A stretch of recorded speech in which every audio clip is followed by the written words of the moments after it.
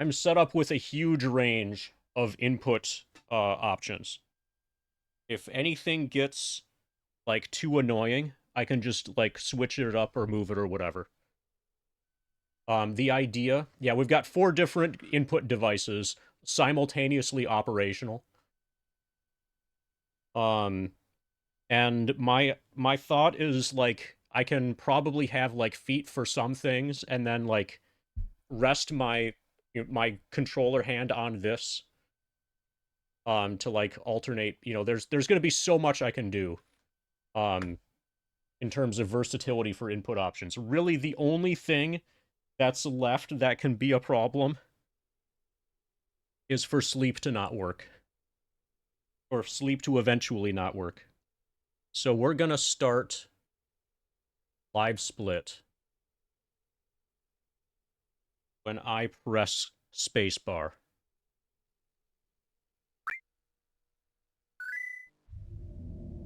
Okay, so if nothing crashes because of sleep not working, then we're off.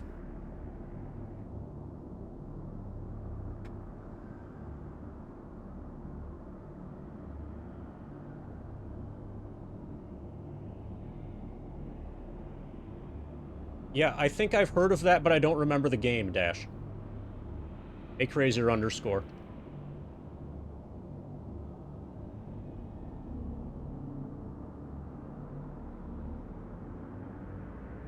Oh, and once we get up and running, the first game is Dragon Warrior.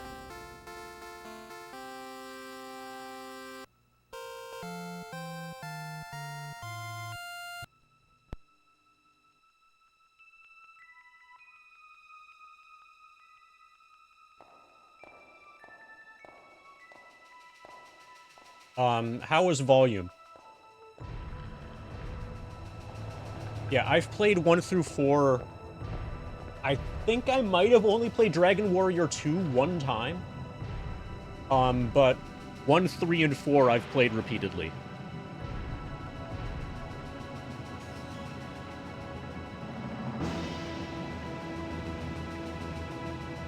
I've always just been going through the start thing and then selecting the thing. It's Chip. Are you in my Discord?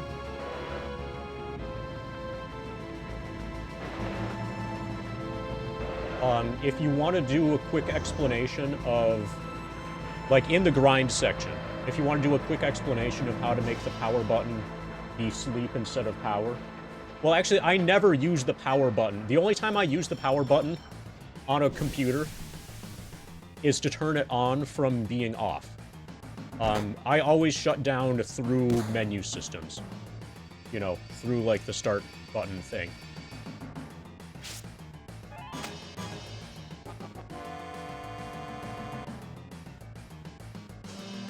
Okay.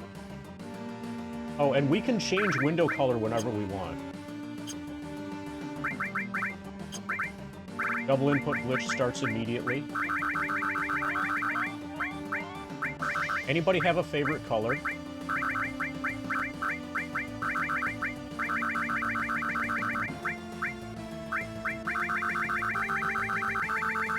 Okay, we've got green, red, and purple.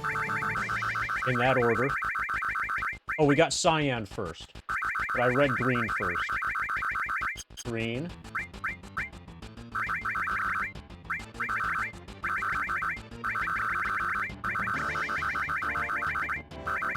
Okay, so my joy to key whatever setup is not going well. For direction, for...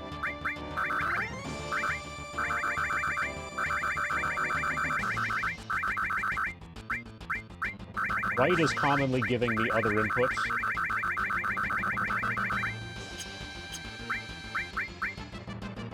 Purple.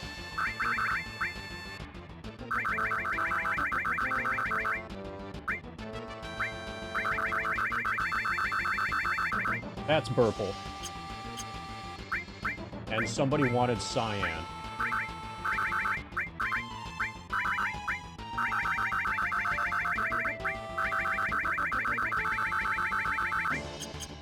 Perfect.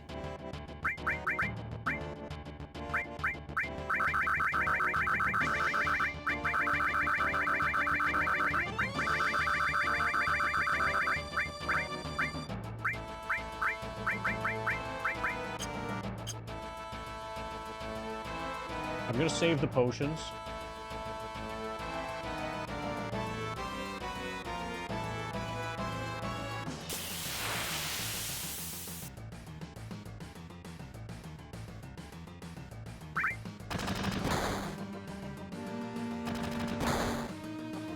So this is the main way that we do battles. Only we can do this with our feet and stuff. We need to make it to the second screen of the game, and then we can go back to the first screen to turn on Inks. There are no Inks right now.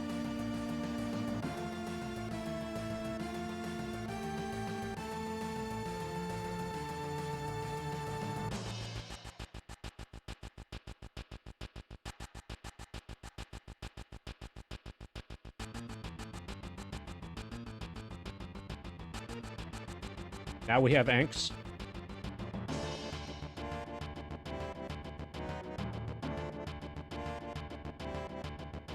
Okay. It's a long time until the first Ink.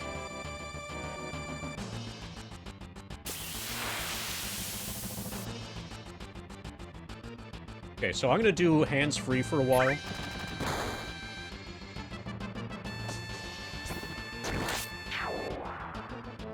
So the main issue now is that the... Oh, actually, I can just play off of OBS.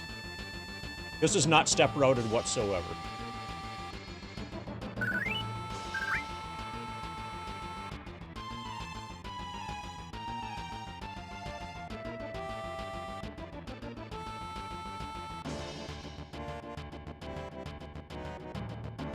Okay, so for whatever reason, I'm getting right inputs that shouldn't be happening. At least I think I am. Oh, I know what's happening. It's my foot touching the right key.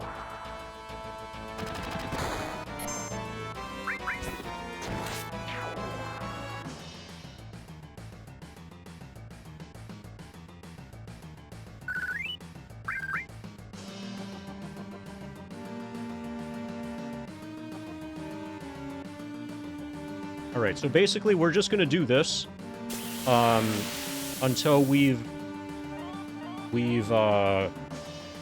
gotten at least Glimhazard. And probably until we have, like, at least 1,000 hit points.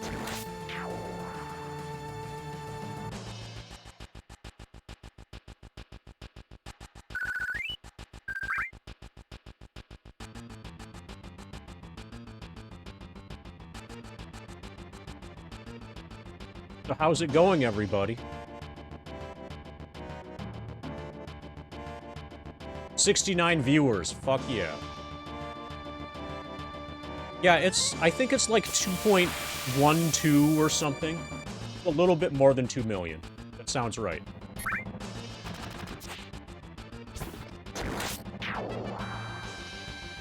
So this is going to take about 3 times as long as doing the grind at the save point. The reasons for the difference are the encounter rate is a lot lower here. This is official. Or this has the potential to be official if nothing goes wrong. Ian Dedge.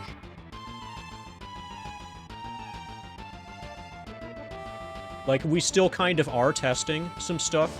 Some stuff could fail. And if it does, then we'll reevaluate and then start again. But if stuff doesn't fail, then this is real. Yeah, not having Barret slows it down. The big things are... Barret's actually kind of minor compared to the other issues. The main issues are the encounter rate is a lot lower, so you have to move a lot more in between inks. And the battle rewards are way lower. The battle rewards are super low. So my understanding, RJ, is that the first 2 screens of the game are identical. And there's no way, even if there were a significant advantage to screen 2 over screen 1, there's no way I would do that. Because of the, like, within an hour you're gonna hit the trigger by accident. There's no way you're not gonna hit the trigger immediately.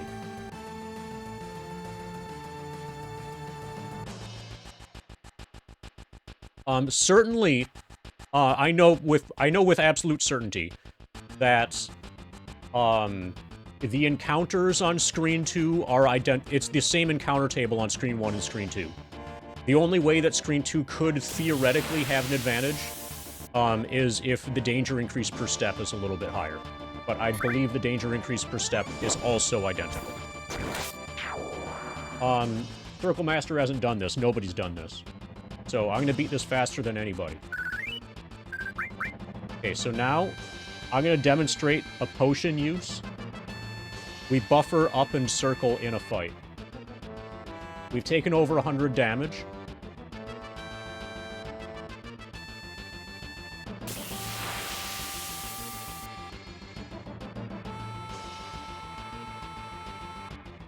Yeah, the screen after the next screen 3. Okay, did that work? Probably that didn't work.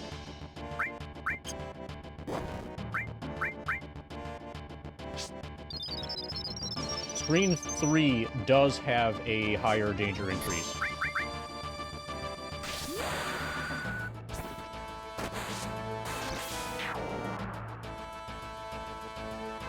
So several people have done the grind to level 99 on, like, inside the reactor.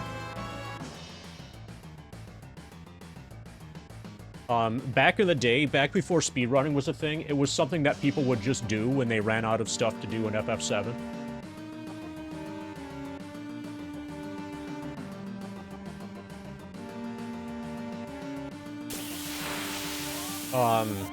Everybody knows about, like, the Circle Master thing just because there's a popular, YouTube video on it. It's not like the Circle Master thing. Oh, this guy, this dog has 42 hit points. 42.0. So whenever we hit him for 41, then we have to attack again.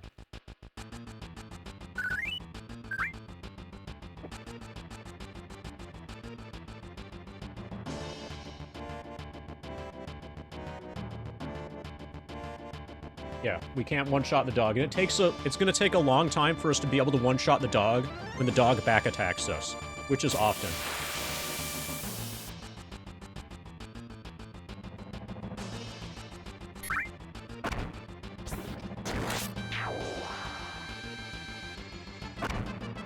So I think I'm mostly gonna be playing off of OBS, because my laptop is, like, way over there.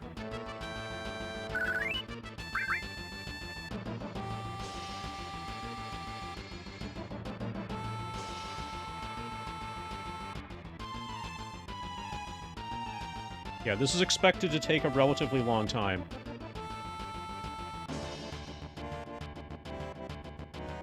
I'm just trying to get my positioning right. Now. I'm currently trying to use,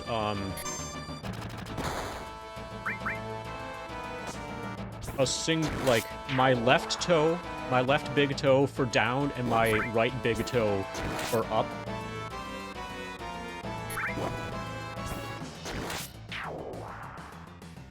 And then move my left toe over to spacebar to do battle inputs.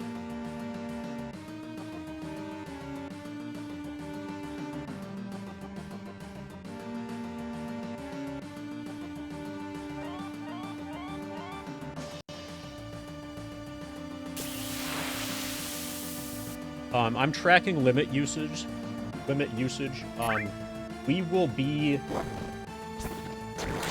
We will learn Blade Beam before we use 8 Bravers.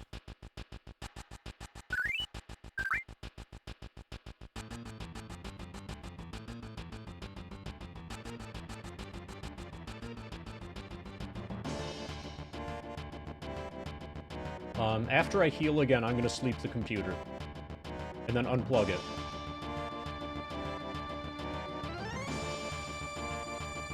Hey, Connor. It looks like your alt account has taken over Twitch.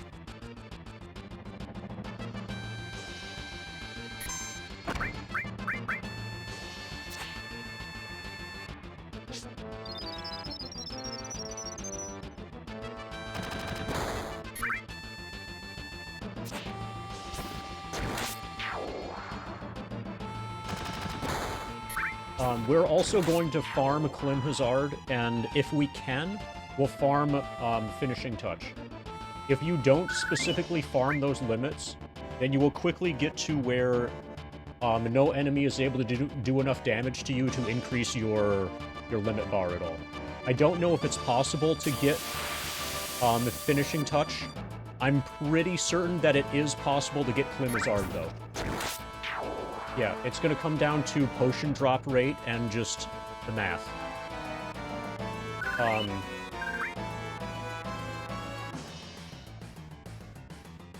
But yeah, that's one of the earlier things to care about, to pay attention to. And something where, like, I want to at least get Klim Hazard before I start playing Dragon Warrior.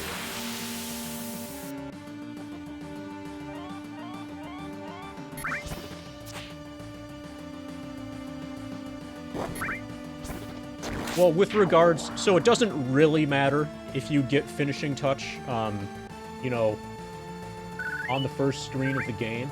It's just, if you're gonna go for it, you have to go for it.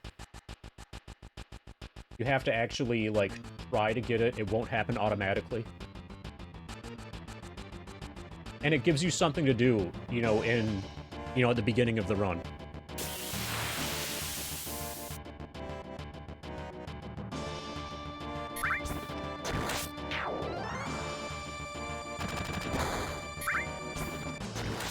Yeah, Dino was speaking on behalf of Final Fantasy VII. And Final Fantasy VII, fuck me. Yeah, it probably can. I'm sure it will find a way. Also, hey, Proggers.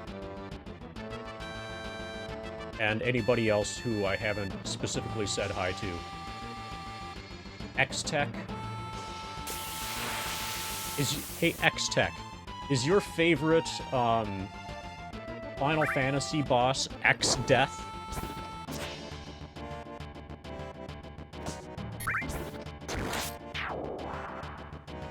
Yeah, the issue, Raijin, is that there's a certain minimum damage threshold that's required in order to make your limit bar increase at all.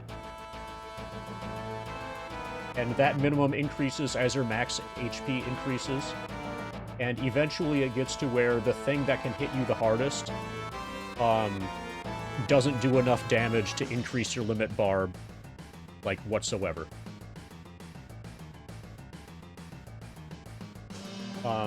In a test file that got to Blade Beam, I was able to grind for Klim Hazard without much difficulty. So I'm not worried about Klim Hazard. But Finishing Touch is probably going to be bad. The dogs do the most damage with that thing, that tentacle that just hit for 10. That's my best way of farming damage.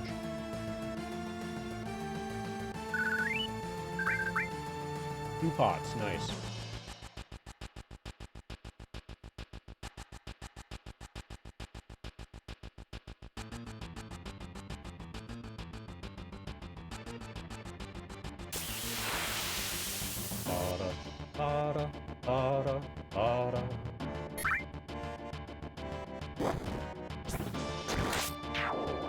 After the next Braver, I'm gonna sleep the computer. Just to see how that goes. Sleep it and unplug it.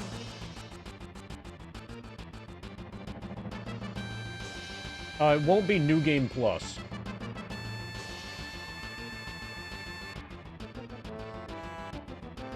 So the issue with the second screen is that if your movement is bad at all, then you'll trigger the cutscene where you name Cloud and Barret.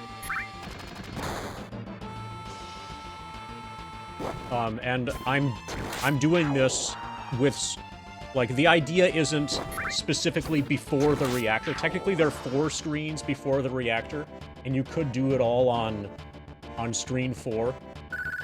But specifically, what I have in mind for this is to have the grind done before the cutscene where you name Cloud and Barret.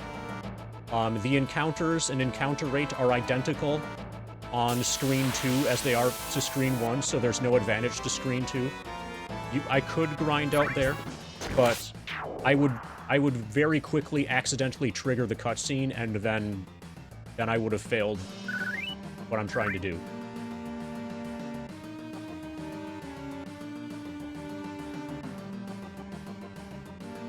It would no longer be ex-soldier to 99. It would still technically be pre-reactor, but it wouldn't be ex-soldier anymore. Cloud would have a name.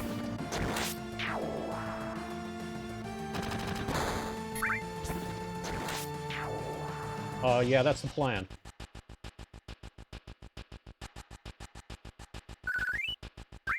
Okay, so I'm gonna try potioning with my feet.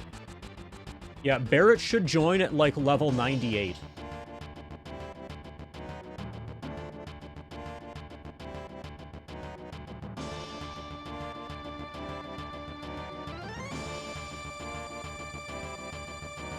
Assuming I don't do naming skip.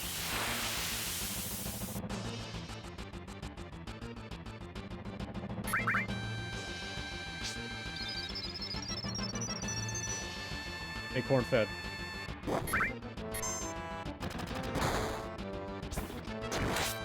Okay, so after this Braver, I'm gonna sleep the computer. This is Braver number 2. I expect it to take more than 1,200 hours. Somewhere between 12 and 1,400 hours, depending on how efficiently I am, how efficiently things go. But based on initial calculations, at least 1,200 hours. It's about 3 times, it's about a third the speed as doing it inside the reactor. Because the encounters take longer to get, you have to do more movement between encounters.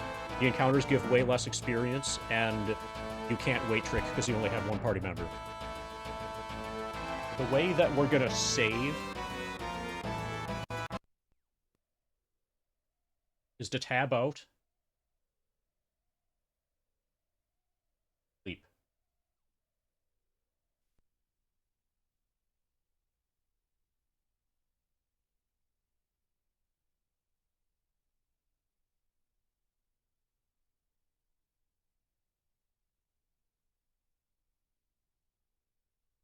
And I'm gonna unplug it, too.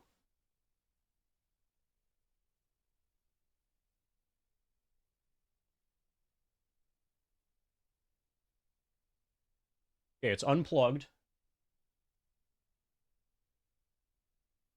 It's the power cable for the laptop.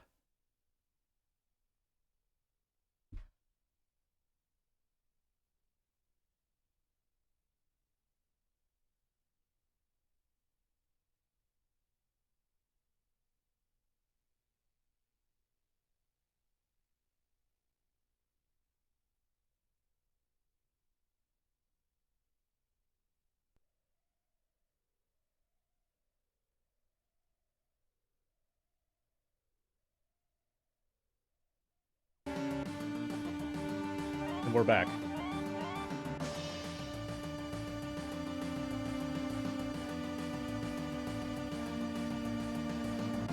Okay, my controller's not working.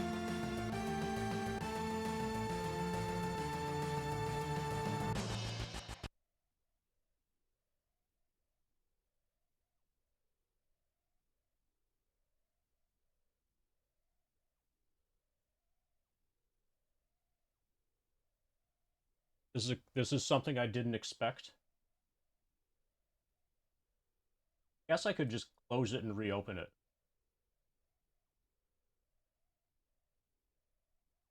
Close and reopen Joy to Key.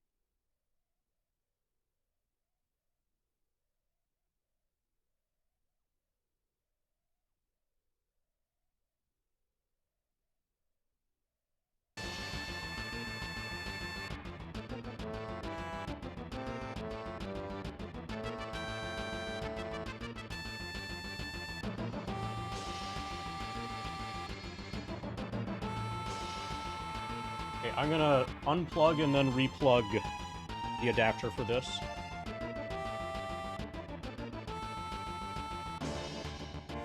No. Okay.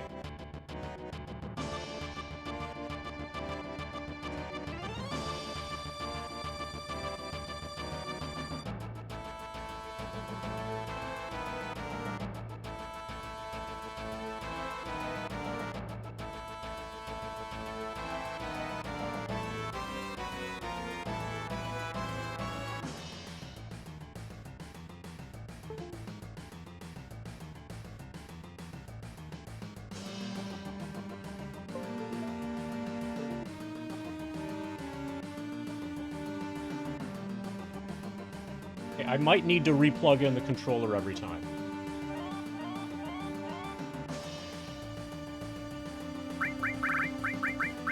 So each time that I do a cycle, I'll, aside from, like, each time I do a cycle at the end of a stream, I'll mark down the live split time and experience and level and stuff like that. So basically what I just did there is what happens overnight.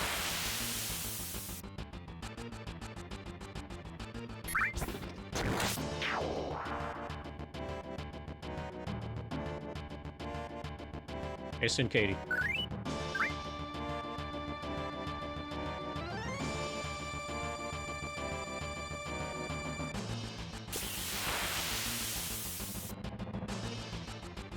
So if I don't feel like playing with my feet, I can use this. I've got everything available.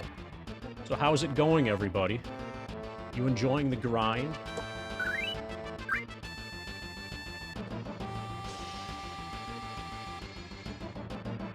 Hey, Feck.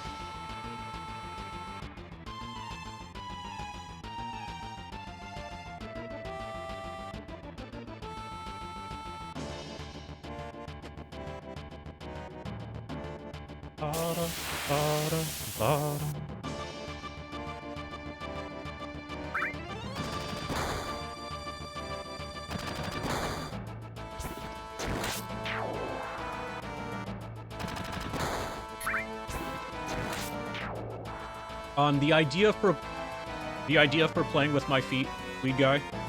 So if you use the command !grind, and you'll see what my plans are for the grind. So probably the first stream is going to be just Final Fantasy VII, or most of the first stream is going to be just Final Fantasy VII. By playing with my feet, by being able to play with my feet, that frees up my hands for other things.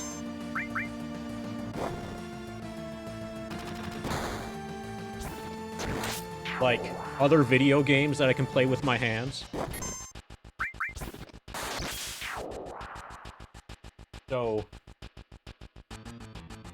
if we make it this far today,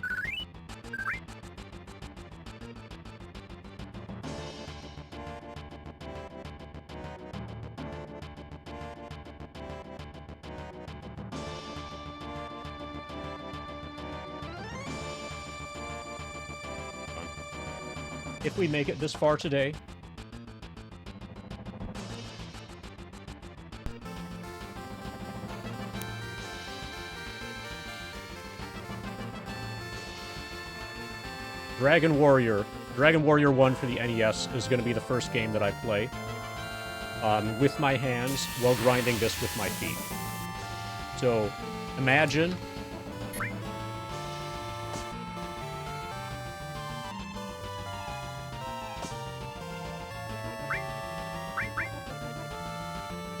I'm playing this and, like, having a good time and everything. Yeah. For now, what I care about is making sure that the setup works, making sure that everything is functional.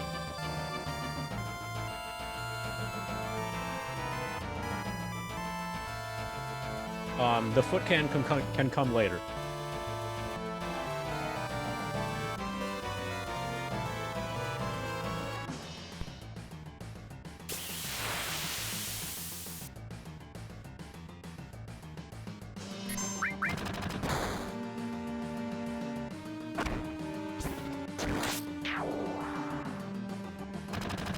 But if you look at if you use the grind command and follow that, like, link thing, you'll see a pretty large,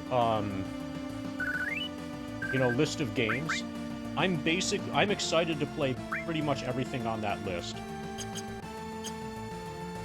But there's a lot of stuff that I haven't done lately, because I, have been saving it for the grind. And now it's time. Like, Persona 5 is going to be cool. Pretty much anything that's completely turn-based is going to be easy to do during the grind. I'm starting with Dragon Warrior 1 through 4 and Shining Force 1, 2, and CD. Just because I know those games are going to be good for...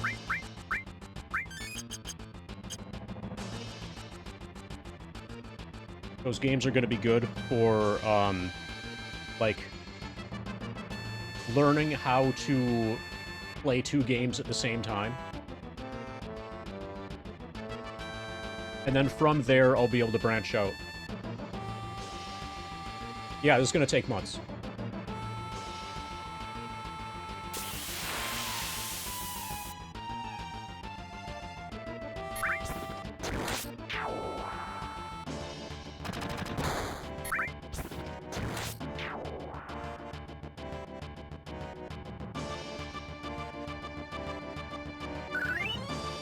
Yeah, timers for the grind. We're gonna find out how, like, what the limit is for live split. Live split eventually has gotta, like, max out, right? Does live split start counting in days once you get above 24 hours, or does it go to, like, 36 hours? Or, you know, does it does the hours number just keep getting bigger and bigger and bigger? We're gonna find out in about 23 and a half hours.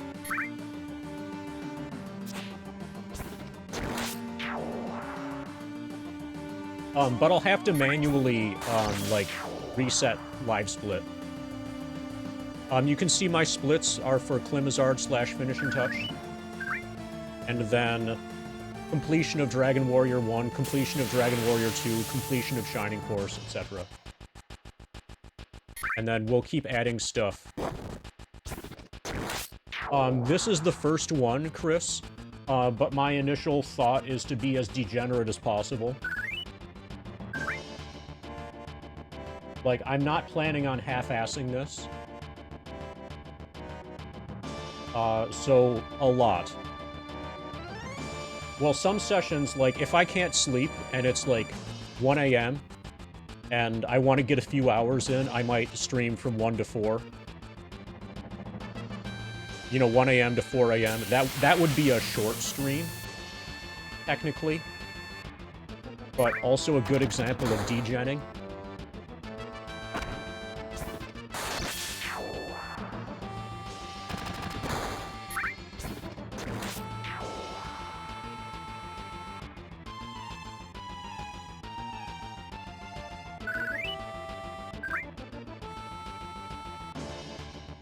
Yeah. So if you look at that list, we can probably play most or all of the games on that list within the confines of this grind. We can't use the save point in the reactor because you have to go into the reactor to do that. We are staying outside. We're staying on the first screen of the game, and we're tabbing when we need to stop. We tab out of the game, like this. And then we put the computer into sleep.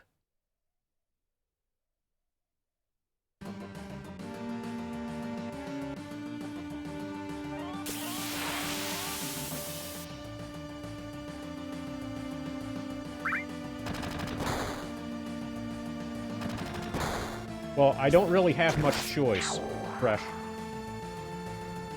It is a clean installation of Windows 10 that is air-gapped. So there is no internet connectivity for it whatsoever. So this is being run on a laptop that has an onboard battery. And I'm going to be getting an uninterruptible power supply for it. So it kind of has its own UPS built in because it is a laptop, you know, because it has a battery. If you're playing Final Fantasy VII on a laptop and then the power goes out, you're still playing Final Fantasy VII on a laptop until the battery runs out, you know. And I'm gonna get an uninterruptible power supply for it as well.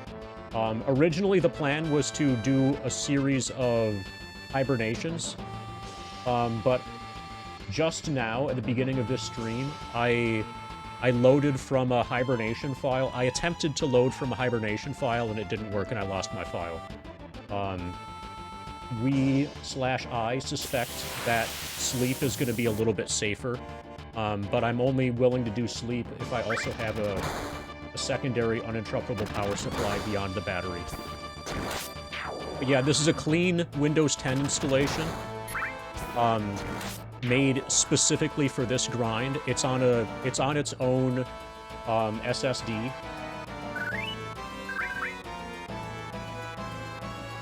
This computer dual boots Windows 10 and Windows 11.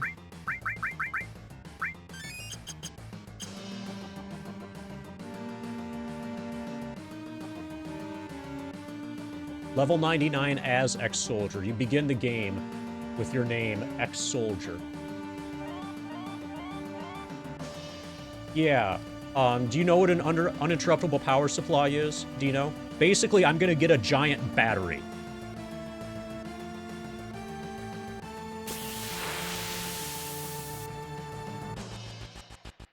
Estimates on time, 12 to 1400 hours. Hey, Zook. Oh, Zook, you're the Raspberry Pi guy, right? Am I remembering correctly? Because the Raspberry Pi is going to get used during the grind. Yeah. So for various emulation stuff, when I want to play an old game that I don't have the cartridge for, the Raspberry Pi is going to get some more use. Like for Shining Force CD and things like that. Oh, yeah. Yeah, we can buy 3 of them for 300 gil. You know.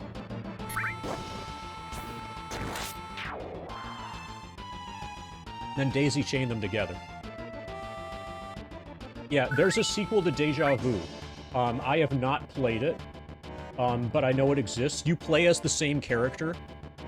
You play as Ace Harding, and you're aware, you know that you're a private, investigator. I think it's called, like, Lost in Las Vegas or something. The only time that potions are going to become a issue is going to be when I'm specifically limit grinding.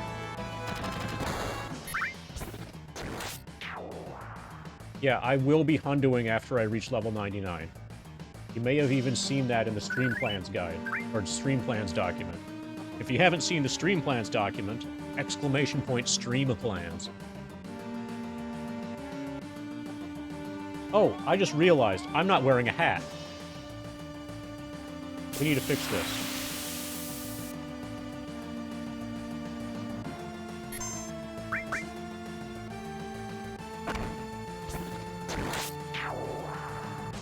Yeah, I've played Deja Vu 1. I liked it. How will I play other things in between? Will I play other things? I'm gonna play other things during, is the plan. So I have things set up so that I can perform the grind using a keyboard that is on the floor. So, as you can see, Cloud is running around and he's even, like, wiggling and shit.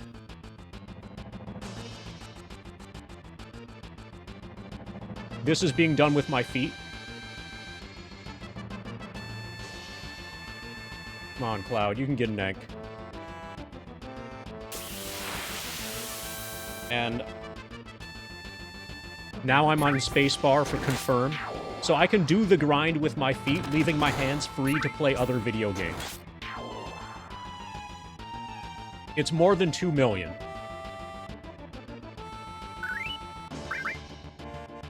A lot.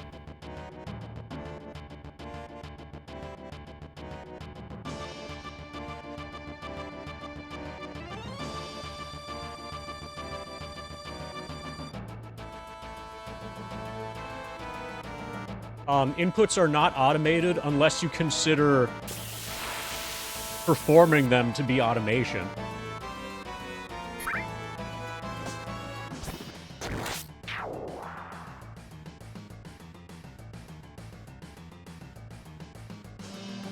Well, it's probably too late, Dash, and I wouldn't... I want this to be as done natively as possible. And by that, I mean, like, any sort of, like, new tech or any sort of, hey, we made this, is introducing new variables and new points of failure. I already feel... one way to put it. I already feel pretty uncomfortable, about the fact that I'm using a USB extension cable for the keyboard that's on the floor right now. And if a USB extension cable makes me a little bit uncomfortable, then a completely new device engineered just for this is gonna make me way uncomfortable. And you don't really need, like, the shape of a keyboard is actually fine. The specific keyboards that I'm using are such that I can, like, slide my foot around on them without my toes getting, like, caught in between the keys or anything.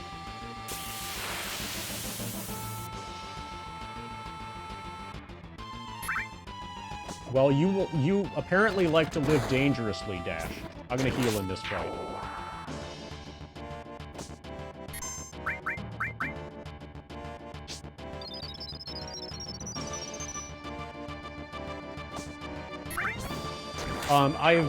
I've obviously tested using a DDR pad, and it's a lot slower.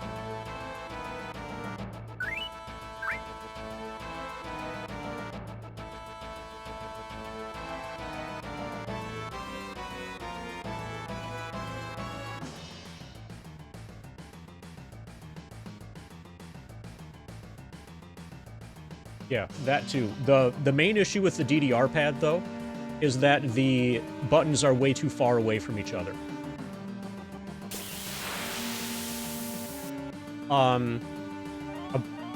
About 12 to 1400 hours infested, depending on efficiency.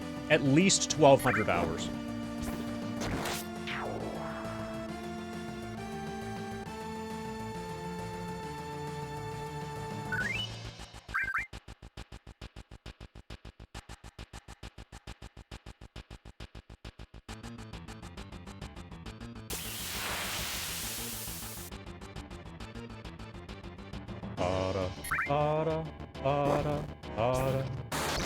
Nice. We one-shot it.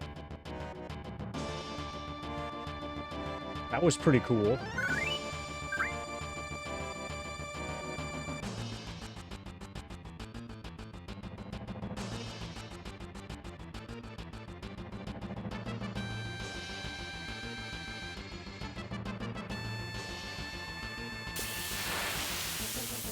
I don't think that's my first crit. But that's the first crit against something that matters. Like, that enemy, it's possible... Well, I think by now I'm probably strong enough that I always kill it. Yeah, we can do that, Cornfed. But if I do that, I'm gonna use the controller. Because it's a little bit awkward to do with your feet. Yeah, we can go back here.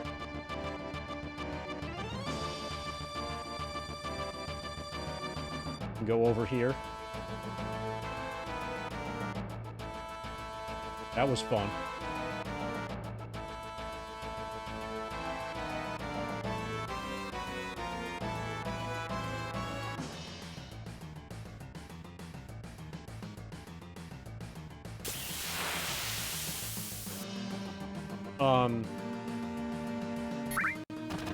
No, Infested, I have an idea. So you know how Shining Force is coming up? If you or anyone else is interested. So in Shining Force, you can... There's a code to be able to name your party members. And, like, the first big incentive, whatever, donation thingy, is gonna be, 1,337 bits, or $13.37, or whatever. Or basically equivalent. To name a Shining Force character. If you wanted to contribute a little bit earlier.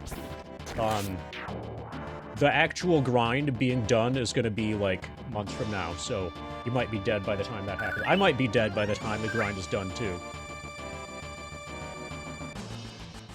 Yeah, we gain potions as drops significantly faster than we need to use them. Both of the enemy types, both the soldiers and the dogs, can drop.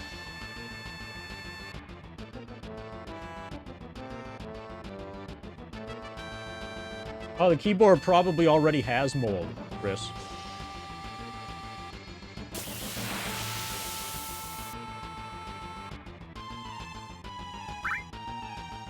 I have not taken the potions off of the guard. I'm saving them for later.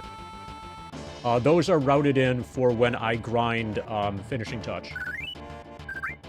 So later, right now, we're hoping to build up a big supply of potions. Because we're going to need to farm damage to get finishing touch later. And that's when we're going to drain our potion supply back down.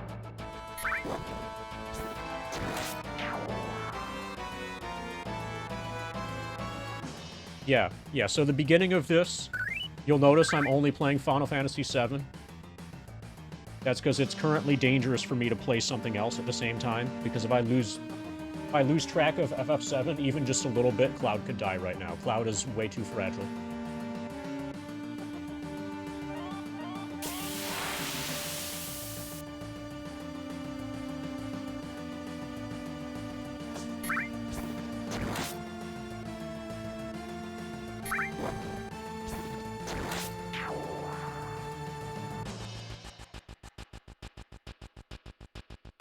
Yeah, I want to get limits as soon as possible, because that's the easiest time to get them.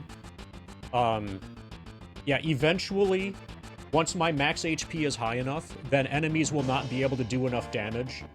Will not be able to do enough damage to increase my limit bar whatsoever. Right after getting Blade Beam, it's possible to farm Klim Hazard, but I'm less certain about getting Finishing Touch. Finishing Touch might be completely impossible. Oh yeah, there's a FF14 expansion. It's been out for a few weeks, I think. Huggy was playing it. Average, I think it's like 12 experience. It's really minuscule. We can look at this one. This is a 2-enemy ink. Okay, 36. I think this might be the best battle right here for 36 experience.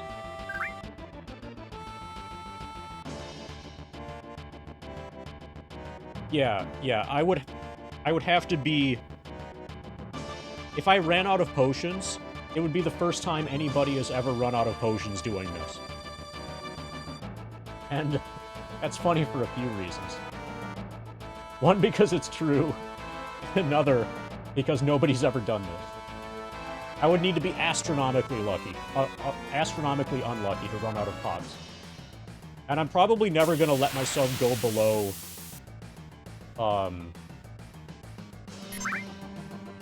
let myself go below, like, 10.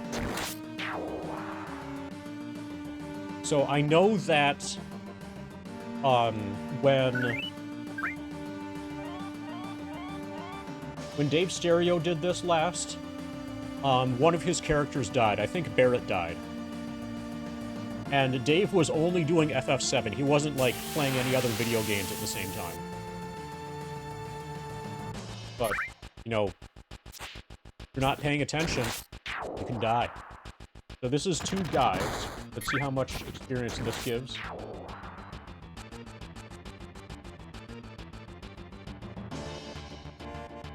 $32.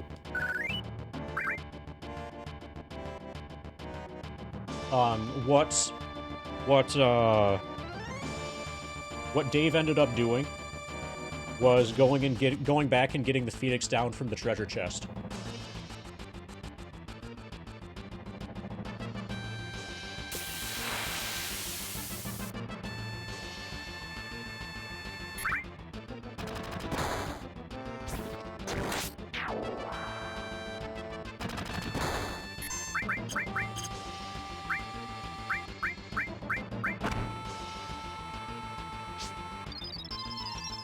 No, I want to save my MP for, like, 1 or 2 casts of Ice or Bolt. Like, Bolt 2, Bolt 3, whatever. I specifically want to save my MP to be able to, like, cast Bolt 3 on Guard Scorpion for fun.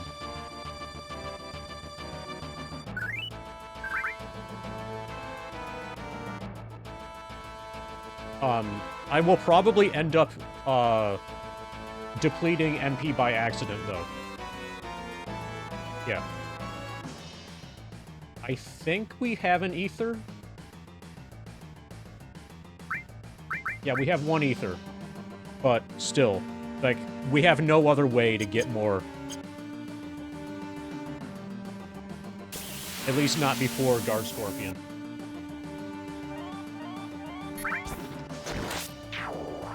Hey, Nickel.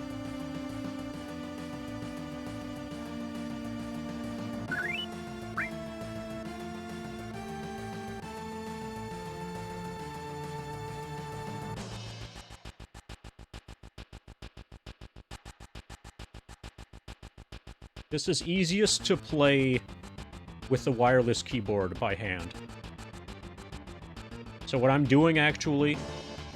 So, you know how on PC, you can do simultaneous D-pad inputs effectively? So, up overwrites down. So I'm having down held down the whole time, and then just adding and releasing up.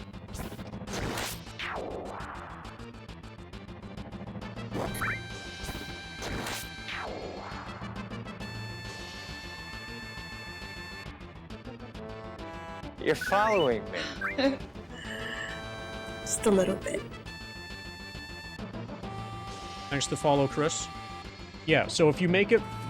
Yeah, you only get mono drives. Mono drives start showing up on the fourth screen of the game, if I recall correctly. The screen that has the bridge, that you do, like, the menu skip thing, that's where they first arrive. They're near the save point as well, but I don't have access to them without doing the cutscene to name Cloud and Barret. So I really just have that one ether.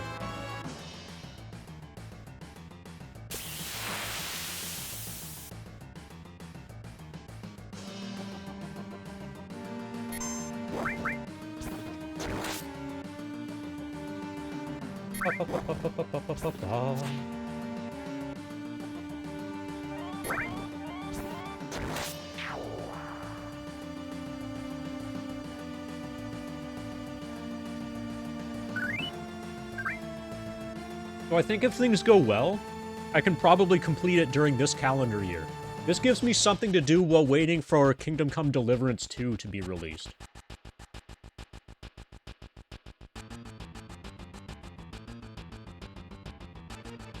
You know how Kingdom Come Deliverance 2 was announced?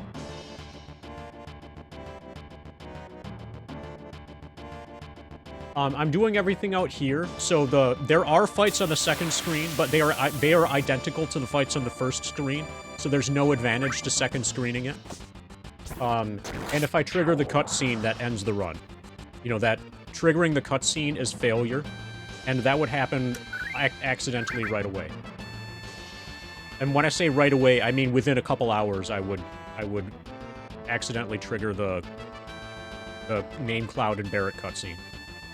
So the way to stay safe is to do all your movement out here. Also, this way, so Barret hasn't even met us yet. Barret has yet to meet Cloud. Like, Tifa put in a good word. Yeah, also, the fact that it's the first screen makes it special. This is the very first opportunity. Like, it's not possible to one-up this in any way. Like, this is maximum insanity. I don't have to worry about somebody who is insane as me, plus a little bit more showing up later. So, Barret has yet to meet Cloud. Tifa put in a good word for, like, her friend. Like, hey, he's ex-soldier or some shit. He could help us. And Barret right now is, like, skeptical as to whether or not we're going to be able to contribute to the mission. And when we show up, he's paying only 1,500 gil for a level 99 character to go in there and one-shot Guard Scorpion for him.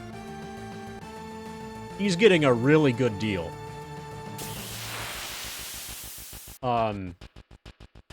That whole, like, we promised Tifa that we would rescue her when she needed help. Yeah, we are keeping that promise.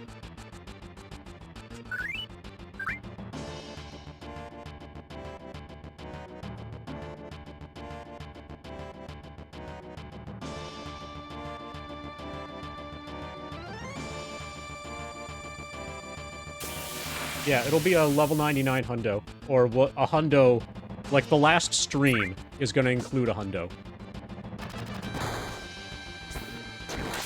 Ex-soldier is just a very diligent security guard. And he's very territorial, too. At some point, somebody should calculate how many dogs and humans Cloud ends up killing by the time that he meets up with Barrett.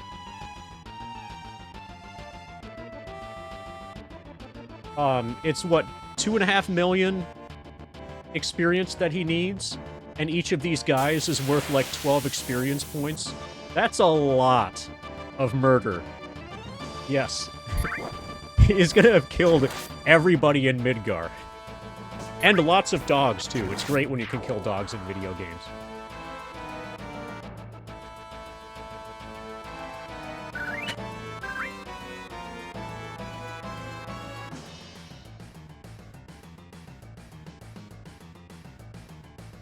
Yeah, the idea, though, Otaku, pretty much the idea is to have a controller on input.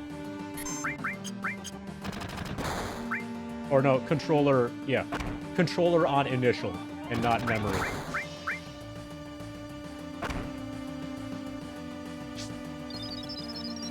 $16 experience for soldiers, 20 for dogs.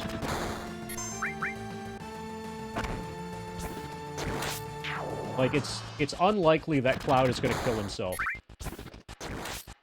Now that I say that, he's definitely gonna kill himself. About 2.4 million, that sounds about right. 200,000 battles.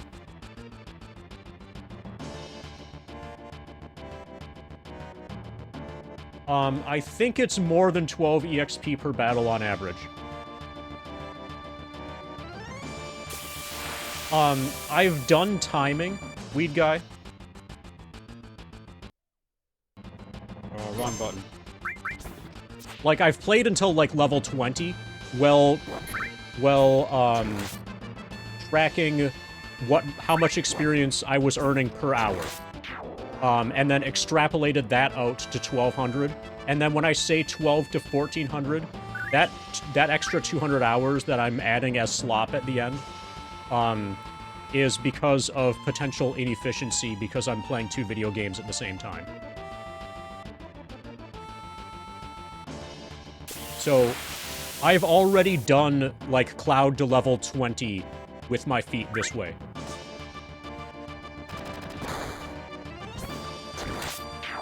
And then extrapolated from that actual data, rather than extrapolating from, like, numbers back of the envelope like you're doing.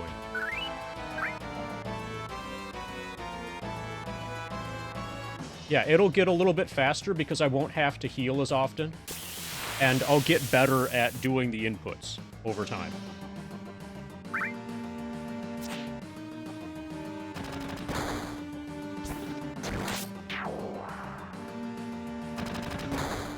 Yeah, and less misses and stuff, too. Everything will get better over time.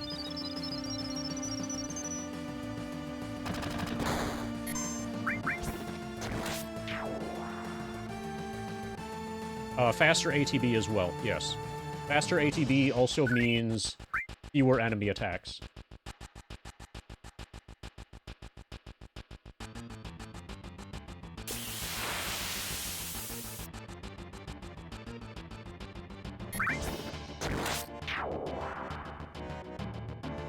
So I stand by my 12 to 1,400 hour estimate. Okay, there's Blade Beam. I'm gonna grind one more Braver, and then we're switching to Blade Beam.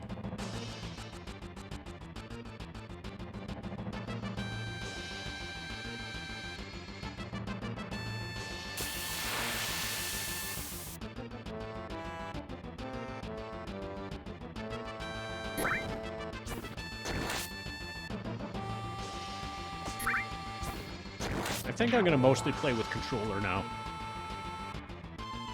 I think the actual practicing to play with my feet... The actual practicing to play with my feet, will happen during Dragon Warrior 1, I think.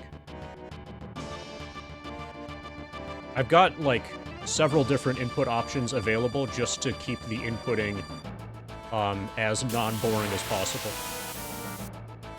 So 1 hour in and we have Blade Beam already.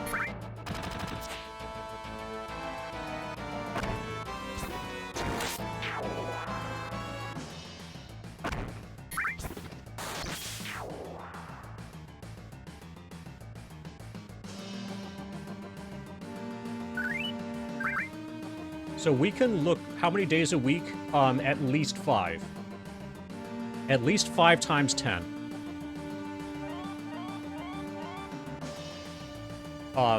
Like as a absolute minimum. Probably well beyond that, though.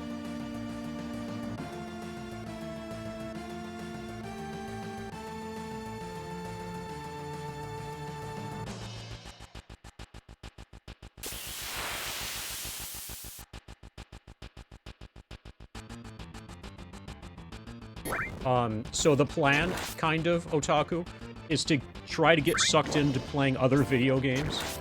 And then as I play those, I'll be adding grind time to this. So, like, let's say I get addicted to Persona 5, then all of my Persona 5 time is just gonna be extra grind time. You know? And then... But when I'm done with Persona 5, I'll have added, 200 hours to the grind.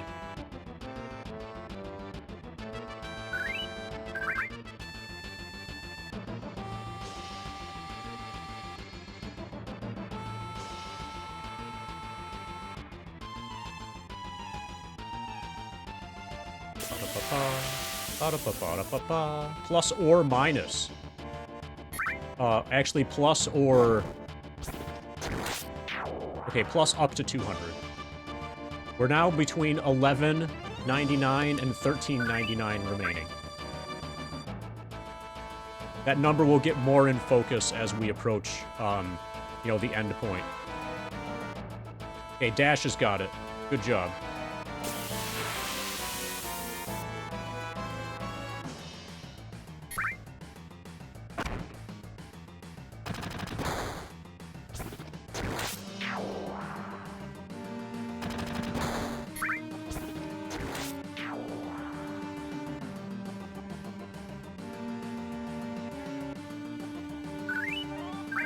What level are we? 11?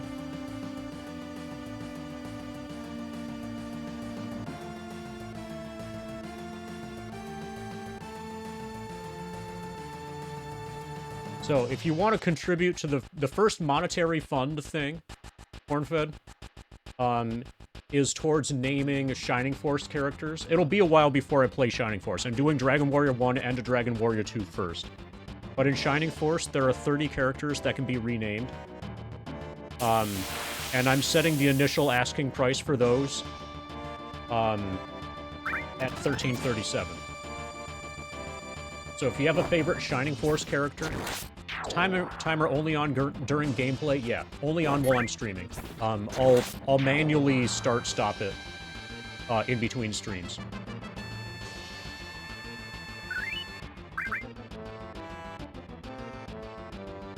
Did I figure out the issue? We're just gonna do sleep, and I'm gonna get an uninterruptible power supply. I did one sleep cycle earlier on this stream, and if it ends up failing, if sleep is gonna fail, it's gonna fail like this week. It's gonna fail early. But the plan is to keep it slept, and get a UPS tomorrow.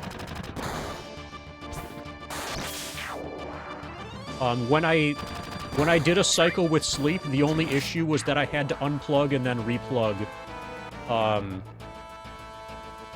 the PXX controller adapter in order to get the game in order to get the computer to recognize it. but everything else worked fine.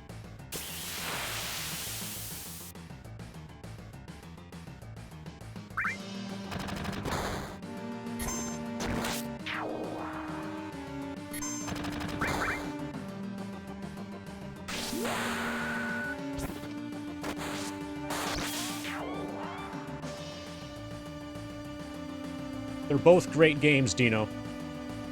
They're both great games. We're gonna do both of them.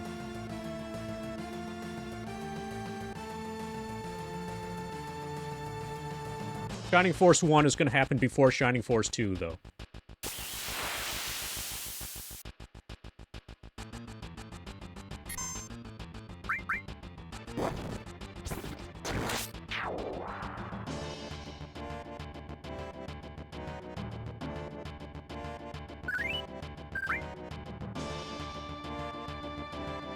Or, okay, 100,000 channel points also gets you a Shining Force name.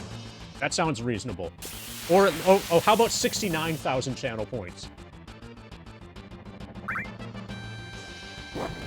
By the end of the game, I'm expecting to be hitting them for about 3,000 to 4,000 per hit.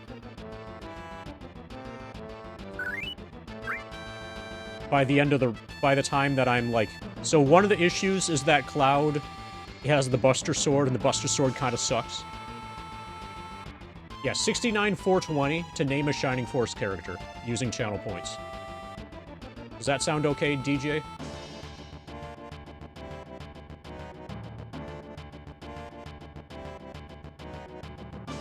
Okay, I'll have to set that up for the next stream.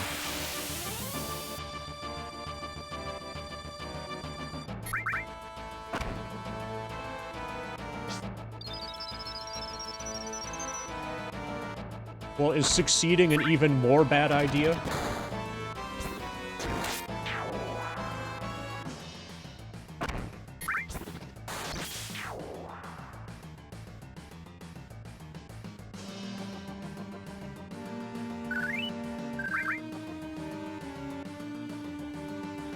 Okay, to be fair, the only reason it became iconic is because Final Fantasy VII is awesome. So blame Final Fantasy VII for that. Does anybody remember back when the... Oh shit, we did a Braver, right? Yeah. We must have recently had a Braver that I didn't mark down. We have to be at 4 Bravers now. So I need to start farming.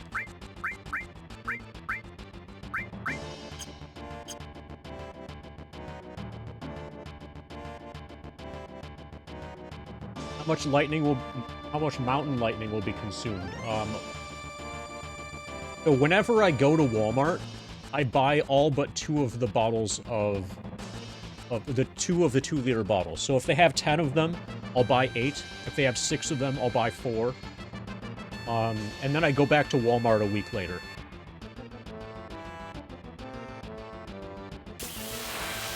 That's basically how I have that worked out.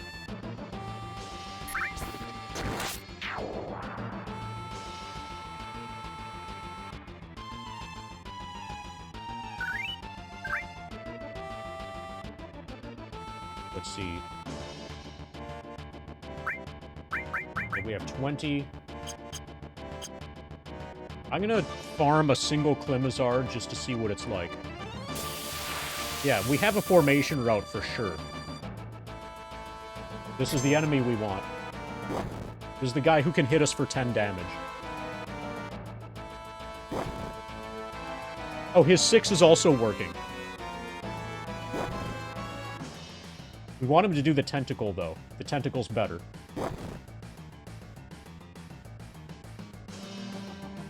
Yeah, it's just like the frogs in Final Fantasy IX. Ideally, you want to leave a boy bottle and a girl bottle.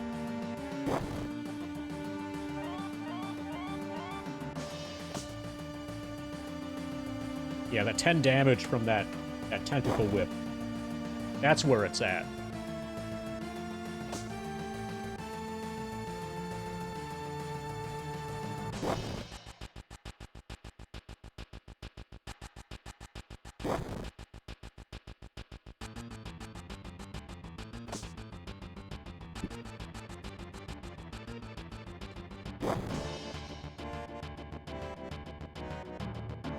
Actually, this could be a shower break.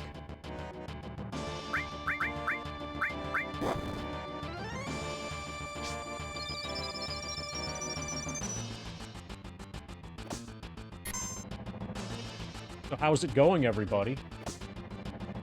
Are you enjoying the tentacle whips?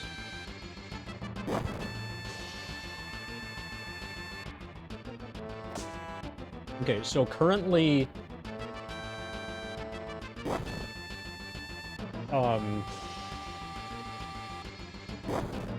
a potion is a little bit more than 25% of a limit bar, currently. We need 7 blade beams. This is, I think, getting Klimazard is going to be relatively easy. But this tentacle thing is going to be our only chance to get damage for finishing touch. I would be surprised if we can get finishing touch. Oh, hits Chip. Same here. Could be great background filler for when I work too.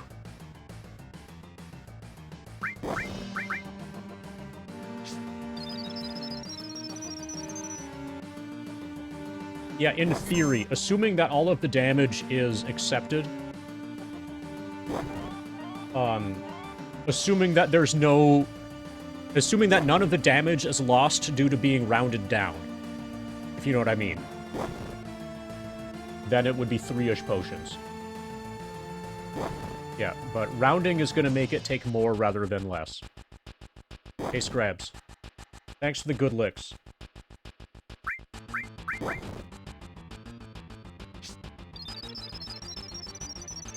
This dog is probably thinking he's going to win the fight by now, you know?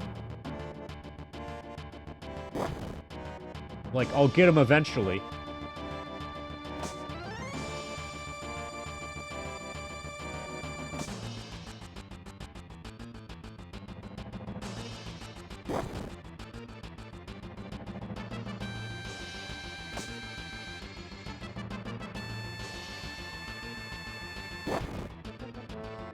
Ba ba ba ba ba ba.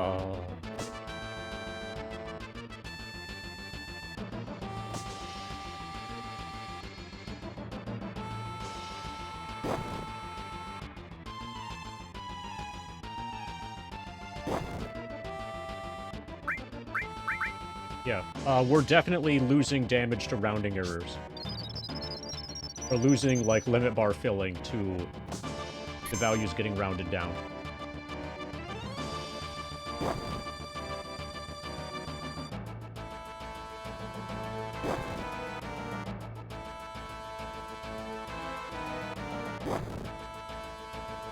Ba ba ba ba ba ba ba ba ba ba ba.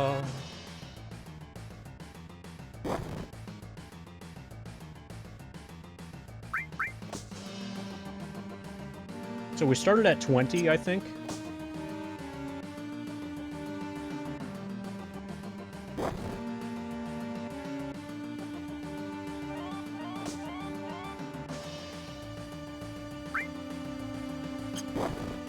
Looking like it'll be about 5 potions per Klimhazard. And we need 7 Klimhazards.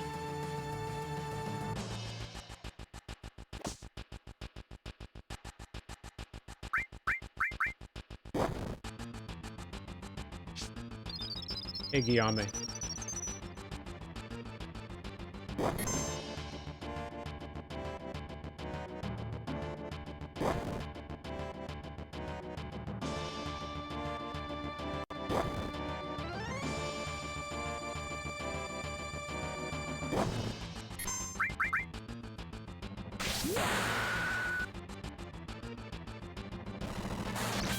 We got him!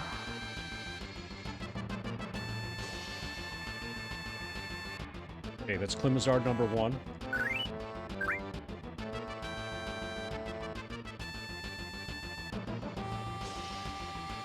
The next dog, I'm gonna do that again.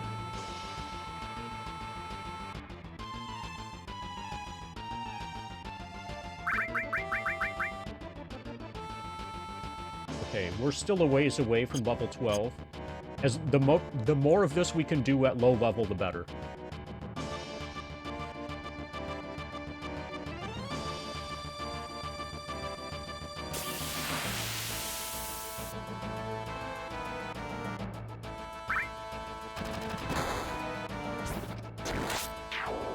Ba, ba,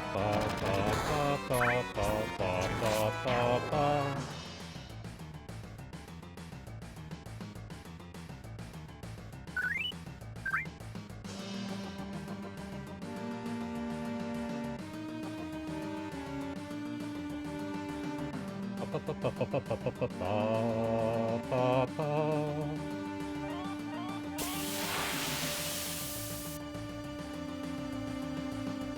Yes, it includes hats. That's right. Okay, we can farm off this guy.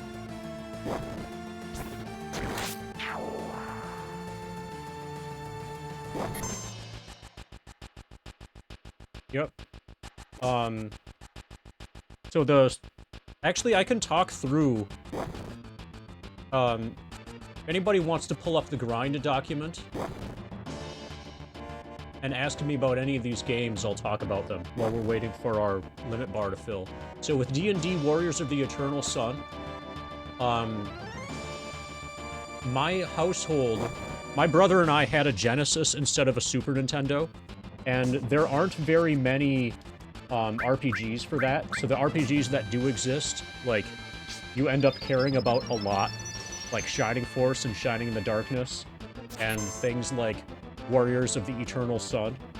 My brother had this. My brother had Warriors of the Eternal Sun, and played through it and said it was good and stuff. I watched him play some of it, but I never played it.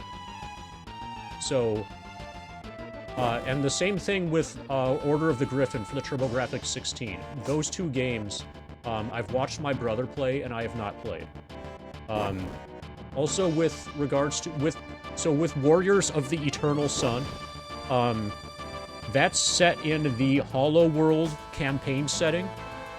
And back in the day, I was a dungeon master, and the main campaign with, like, me and my friends ended up becoming a Hollow World campaign before, like, we eventually stopped playing video games. Or not play, before we eventually stopped playing D&D, before, like, everything fizzled out eventually. But, like, what was a totally homebrew campaign eventually became a Hollow World campaign, so I know, like, the idea is that the world is effectively on the inside of a Dyson sphere with the sun in the middle. So, like, the sun never sets because the world revolves around it. Yeah, Meshki's dead. Well, he's probably burnt to a crisp because he's like an elf, and the sun never sets because he's in the Hollow World. So I know about the Hollow World campaign setting, because of that. And so it'll be cool, to play a video game that's set in that campaign setting. And then with Order of the Griffin, I think is just set in a completely generic campaign setting. Both of those are Dungeons and Dragons. Neither of those is an advanced Dungeons and Dragons setting. Like, remember back when every elf was a fighter mage, and every dwarf was a fighter, and every halfling was a fighter? Those were the days. There was no... If you wanted to not be a fighter or a fighter mage, then you needed to be a human. And there was no multi-classing or anything. There was no, like, wizard specialization. It was awesome. So I like that system.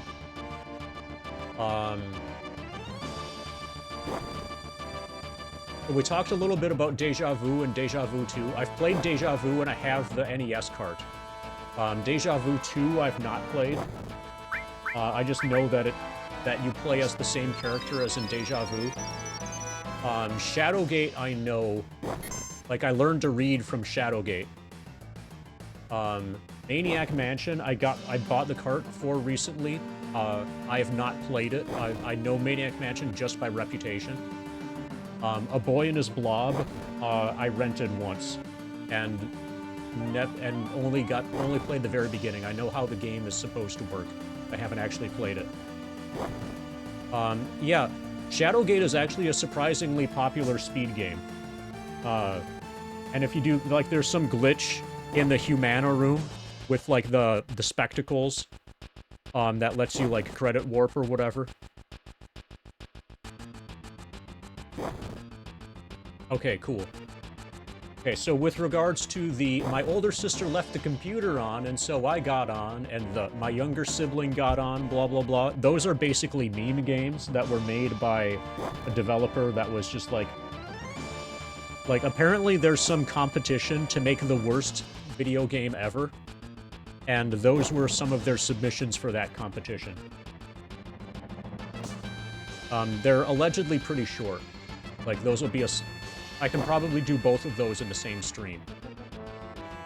They're not on Steam, because they're not, like, you know, well-known enough to be on Steam. M. Gherkin, alerted me to them. Okay, Blade Beam. This is number 2.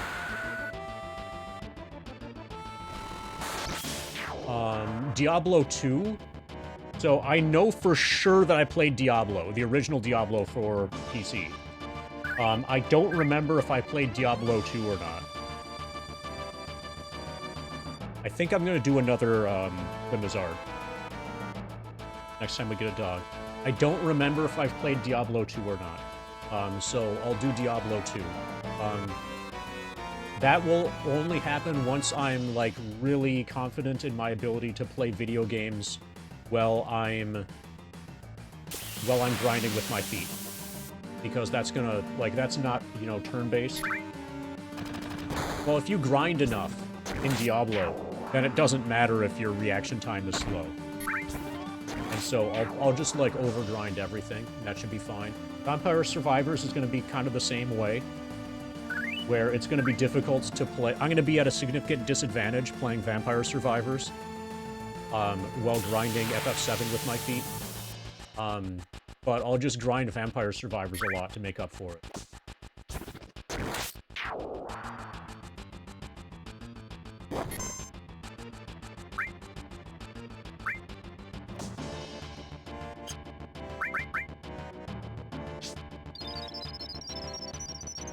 Yeah, I think I probably have not played Diablo 2. I know for sure I played Diablo 1. Night Trap. Okay, A Boy and His Blob is listed on here twice. Once is below Night Trap, another is below Maniac Mansion, whatever.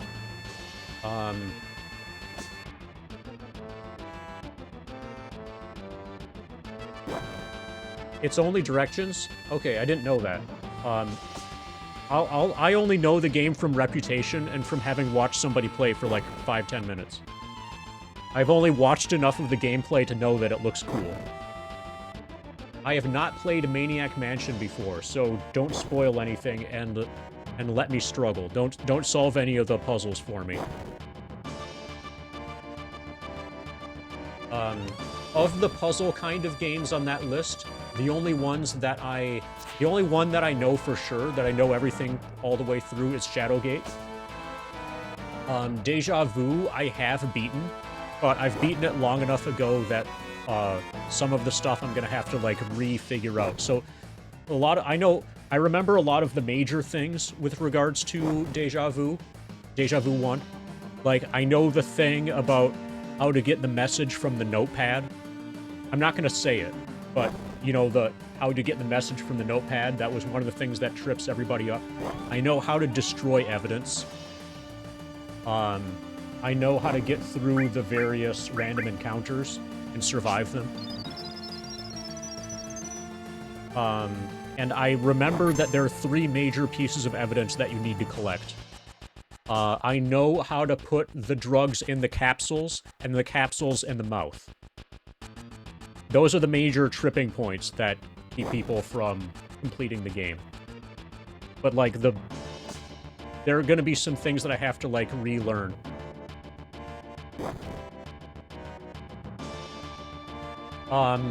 Not yet. Actually, at the beginning of the game, you don't know who you are. You could be Alec Baldwin, for all you know.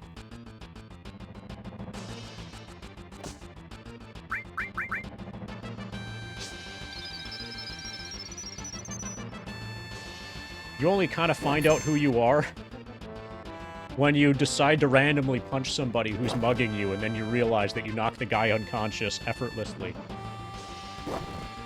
Like, oh, hey, maybe I'm good at punching people.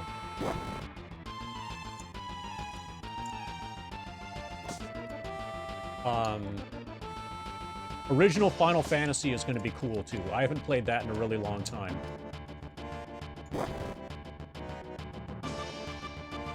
Power Wash Simulator is going to be good, too. Power Wash Simulator should probably be on the top list.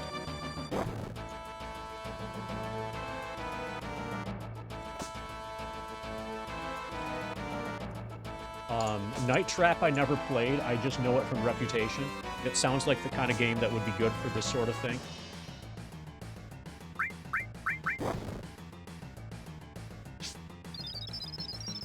Yeah, we're gonna at least get Clem Hazard before we start playing Dragon Warrior.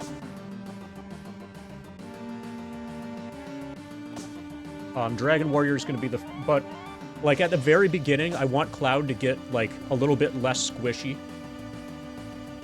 Right now, I'm farming Clem Hazard. Once Cloud's limit bar is full, then I can do Blade Beam number 3. If you're going to farm limits, other than Bravers, you need to do them manually, like, purposefully at the beginning while your max HP is still relatively low. While your max HP is low enough that the enemies can do enough damage to increase your limit bar.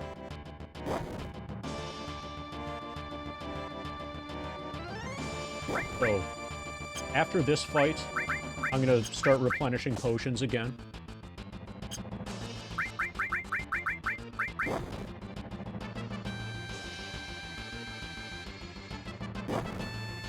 Oh, is anybody playing any video games on Twitch? Oh, Connor's playing. Oh, Zeal's on, too. I've got 100 viewers, and Zeal is streaming. Okay, I probably am not going to have 100 viewers anymore, now that I alerted you guys. That was a mistake. Oh, and Mutsky, too. Yeah, you guys should also be watching Mutsky.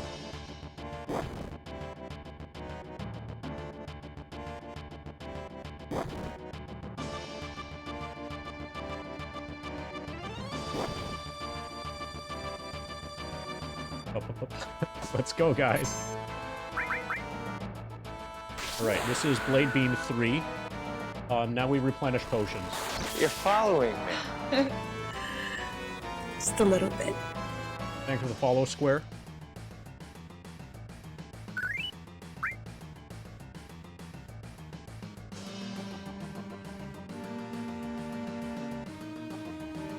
Like MD is going anyway.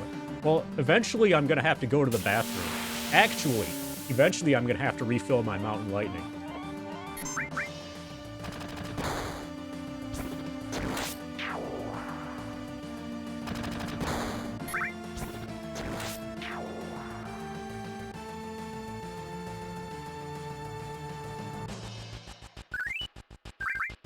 Nice pot. Basically, we need all of the pot.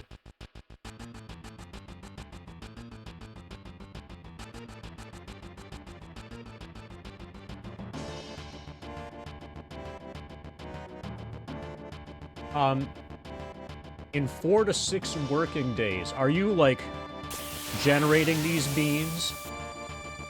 I don't remember giving you a P.O. box. Maybe I did, and I just don't remember. If that's the case, please let me know, so I can get the beans before they start rotting.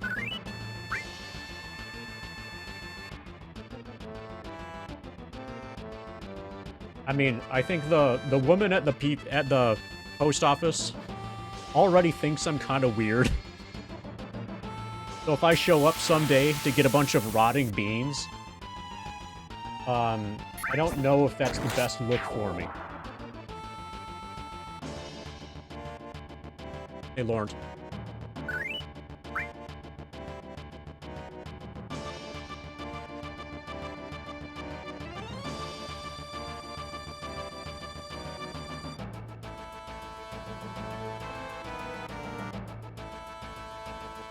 Pa, pa, pa.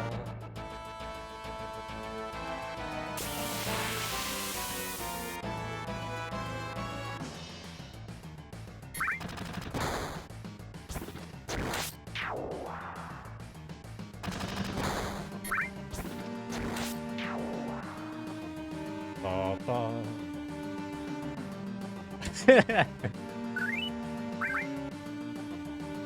Have I mailed you anything yet, Scrocious? Because I put a lot of weird names on packages.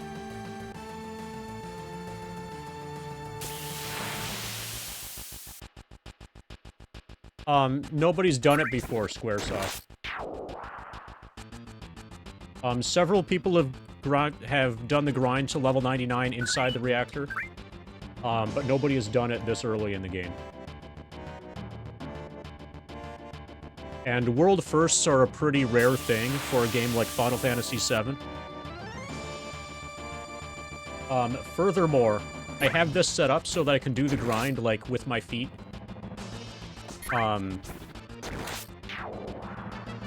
like, I can progress the grind with a minimal amount of attention paid to the game.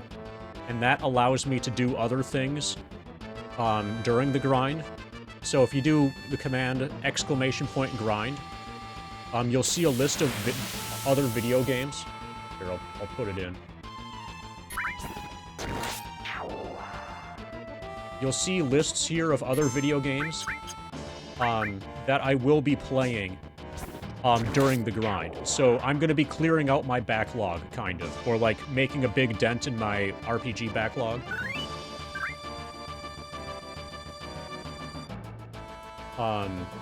Like, I've been putting off playing Persona 5 so that I can do it during the level 99 grind. I've been wanting to play Dragon Warrior 1 through 4, Shining Force 1 through CD, etc., for a while. We just started this, so I'm just doing FF7 now. Mostly to get Cloud so he's not very squishy, so that I don't have to worry about him just, like, dying. But once I'm able to pay less attention, and I'm specifically also farming Climazard. I'll try spinning. That's a good trick. This is great content for your YouTube channel. It may even crash the site due to all the site traffic. So, MacGyver, I know what you're doing here, and I agree that all of this is going to have to go on YouTube. And what's awesome about this, the way that this is arranged, if I put the entire grind on YouTube, I don't have to do any editing whatsoever. Because, like, literally every second of this is required for proof/verification, whatever purposes. All I need to do is upload the files with no editing whatsoever. So, this literally will be the start. Oh, and also, from that list for, like, !grind, you know, the list of video games, those are going to become Let's Plays, you know, effectively. And thank you for the 100 bits, and I need to get you a spin.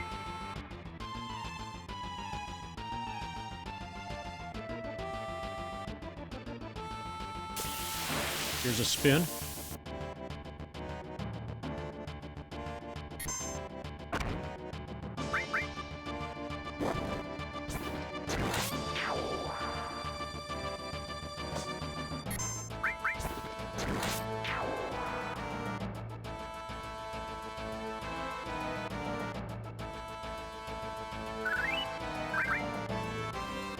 That was a really good spin.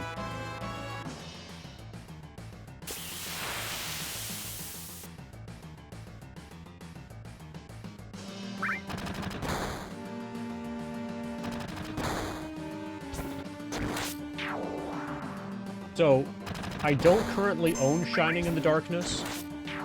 It would probably be on the list if I had the cartridge. There's plenty of time and space and whatever to be able to add more games to the list, though.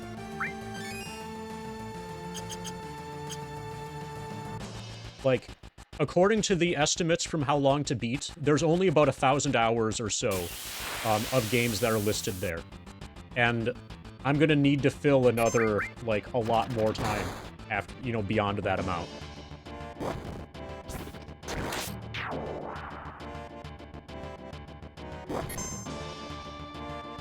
I can emulate it. I almost certainly have it, I almost certainly have the ROM for it, Scrocious. But, like, if a game is good enough, then I kinda like to prefer the hardware. Yeah, I hope I don't die too, Toast. Like, Shining Force 1 and 2 I have the cartridges for.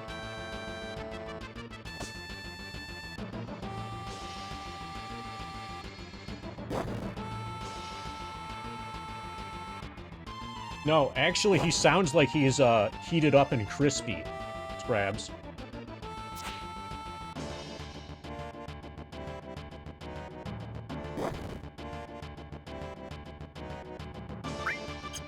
Oh, you're talking about hardware that contains software.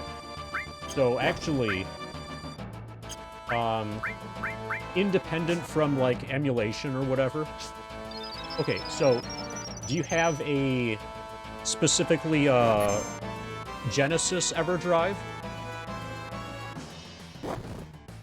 I kind of would be interested in an NES EverDrive. I have yet to find one. I haven't really gone looking for one. But if I were to get actually serious about Ninja Gaiden speedrunning, then I need an NES EverDrive. Because, like, currently I'm doing a practice on, like, on an emulator, and then trying to translate that to the console, and it's not, you know, it's not ideal. Whenever you switch between console and emulator, there's, like, a learning curve. I'm just making everything up as I go, lead guy. I think I need more potions. Yeah, I don't have any intentions in speedrunning any Super Nintendo stuff.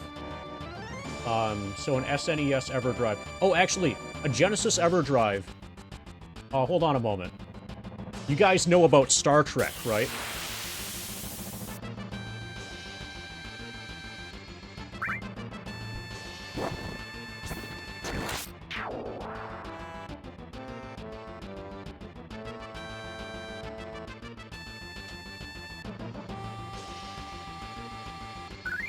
Yeah, Star Trek. So there's this video game for the Sega Genesis called Star Trek: The Next Generation Echoes from the Past.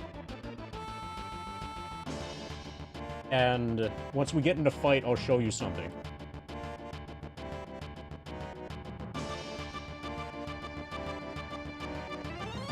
Come on, fight. Yeah, so I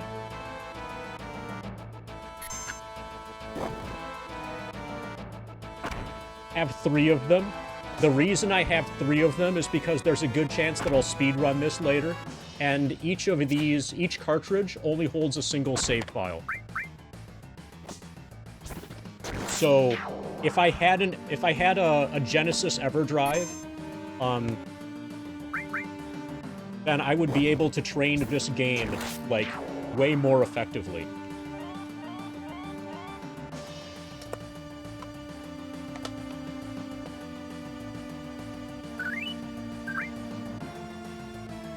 So, I'm the guy who wrote the strategy guide for that game. You can look me up on GameFAQs.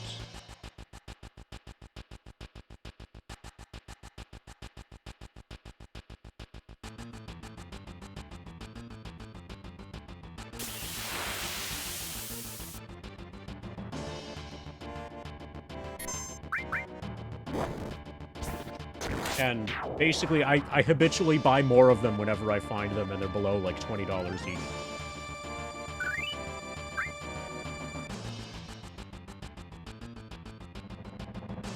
Yeah, Sega only has one good game, and it's Star Trek: The Next Generation Echoes from the Past. The good news is I have 3 of them so far. And when you say Sega, you don't mean the Genesis. You mean the entire, like, of the history. You're including the Master System and the Sega CD and the Saturn, etc., etc.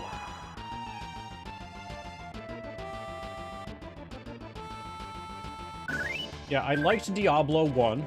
I don't remember if I played Diablo 2 or not. I think I haven't played Diablo 2. I couldn't really get into the Phantasy Star games. The field of view for Phantasy Star is just a bit too small when you're in a dungeon. Yeah, that was me, Scrocious. I'm the guy who made ASCII maps and then told you to print out the guide and then tape the ASCII maps together because it couldn't fit, because the maps wouldn't fit all on the same page. And I actually saw a YouTube video of somebody reviewing Star Trek, and he was holding his printed and taped together ASCII maps that I had made. And when I saw that, I'm like, holy shit, I have contributed to the world.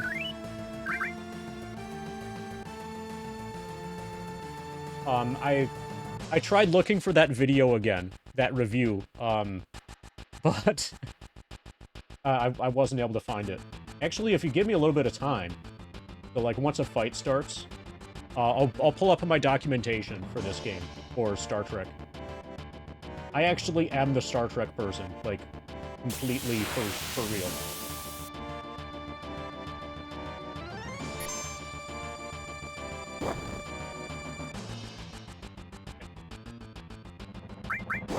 Yeah, here it is. Here's my Star Trek documentation.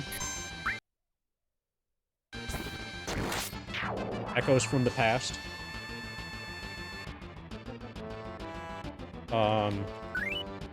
Dude, I need a Star Trek documentation can.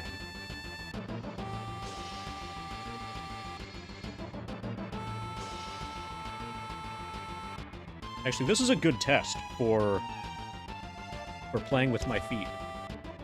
Yeah, that's what this is for.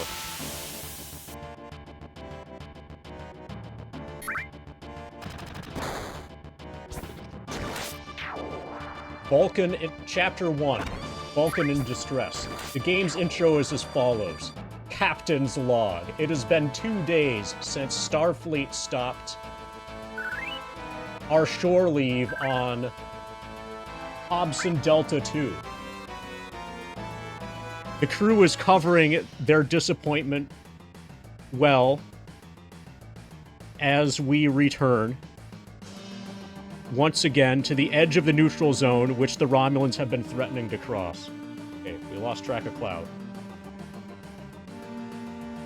Romulan High Command has claimed that a research team disappeared near the neutral zone over a month ago.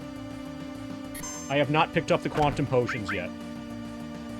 I'm saving them for grinding, other stuff. How long should this take? At least 1.2 thousand.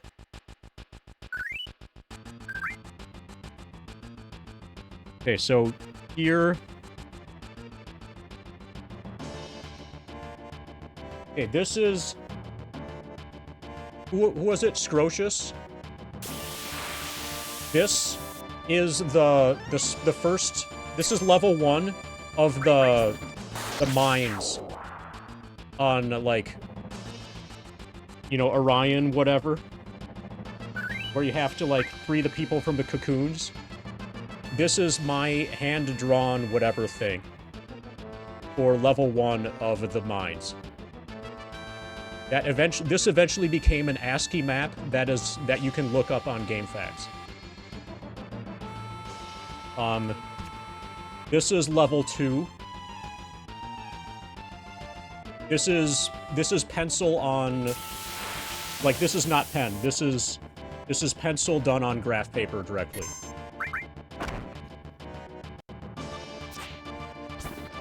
Yeah, so one of the ways that I was mapping this was by running the video feed through a VCR and recording, and then just getting lost. and then playing back the recording like in slow motion and stuff. And then making the map based off of the VHS recording.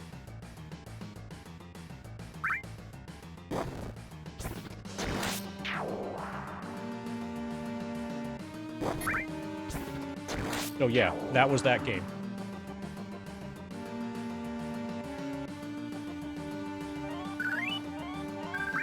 Okay, we might be able to finish getting a limit now. Yeah, we're close to a limit.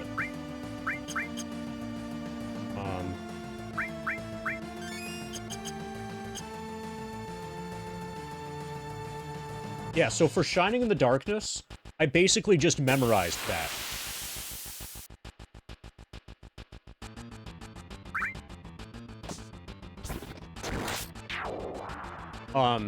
So I just learned the path through the game. I never made a manual map for Shining in the Darkness. I did map everything with regards to Wizardry, though. The original Wizardry series for PC, you know, Wizardry 1 through 5, and 6 through... well, I guess 6 through 8. All of those I mapped manually. How easy will it be? Even easier than when you're at minimum level. Just when you thought Final Fantasy VII couldn't get easier, imagine being level 99 the entire game. After the first screen.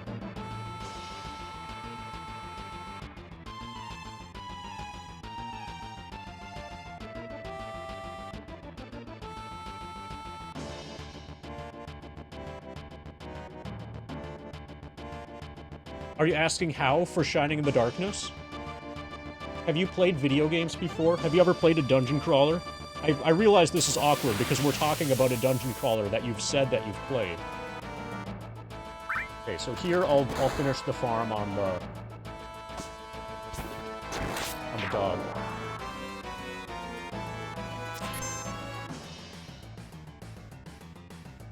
But you can...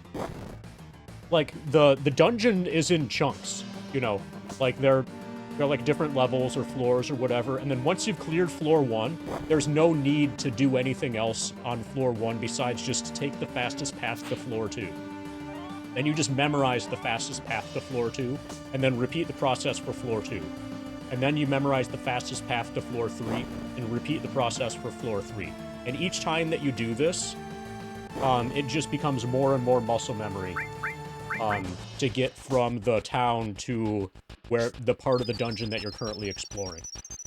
And on that basis, I didn't do any manual mapping for Shining in the Darkness. I think kids these days are spoiled by this new invention, like the auto map feature. So back in the day, we didn't have auto map, and if you didn't have graph paper, or you didn't want to bother to make your own map, then you would just memorize it. And that was a completely viable option.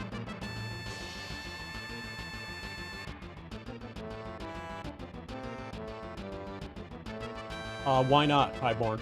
If I wait, then it becomes impossible. If I'm going to get the limits, I have to get the limits relatively early, while my max hit points are relatively low. Otherwise, otherwise the enemies here are not able to do enough damage to increase my limit bar.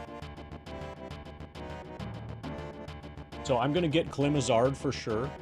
I'm not sure if it's possible for me to get Finishing Touch or not. But it gives us something to do. And I'm not worried about, like, it taking an extra 10 minutes to get to level 99 because I got Glimazard compared to not getting Glimazard. That doesn't bother me.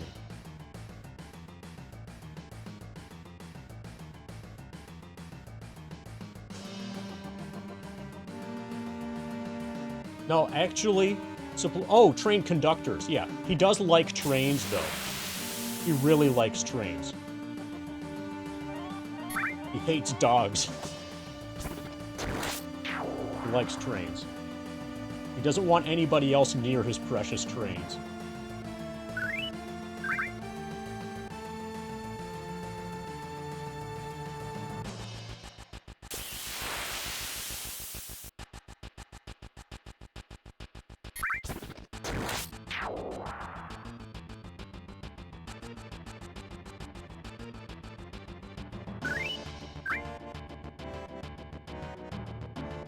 Ba-da, ba-da, ba-da.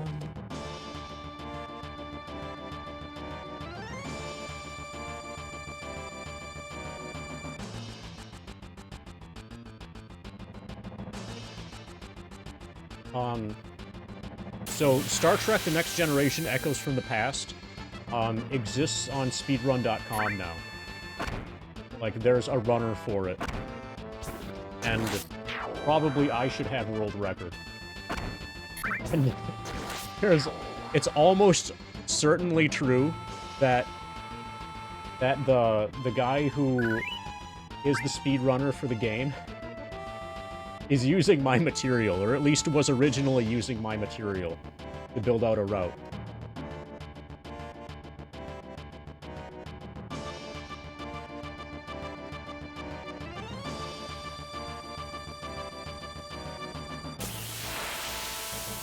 Ba, ba, ba.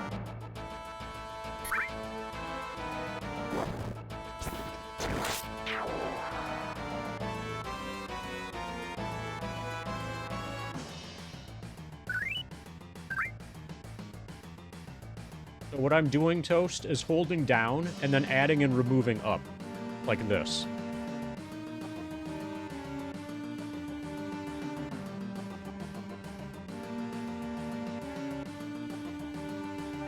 So I have this set up in such a way that I'm only adding and releasing a single button.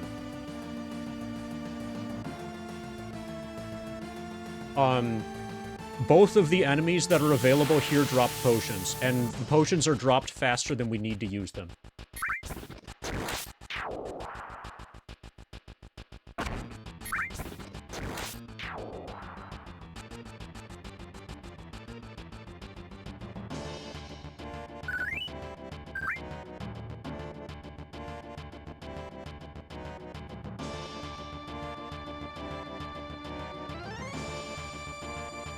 Basically, right now I'm building up more potions, so that I can farm another Clemizard.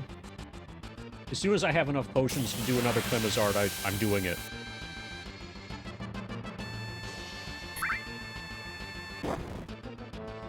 Because the lower level you are, the easier it is to grind limits.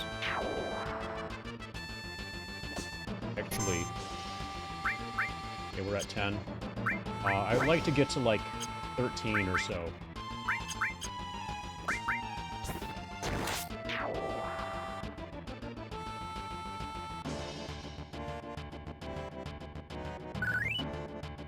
Okay, that's 11.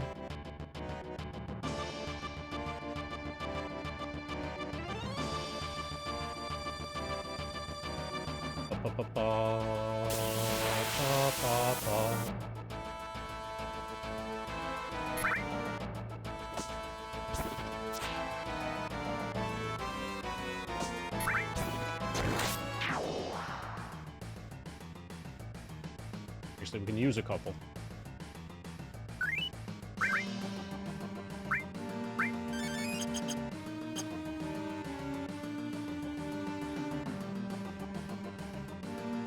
Do I have a favorite fight in this game?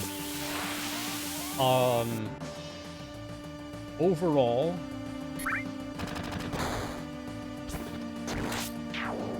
I think the 100 gunner / heli gunner fight, at the end of, like, the 100 gunner fight into heli gunner, as part of the final boss rush, or the boss rush at the end of,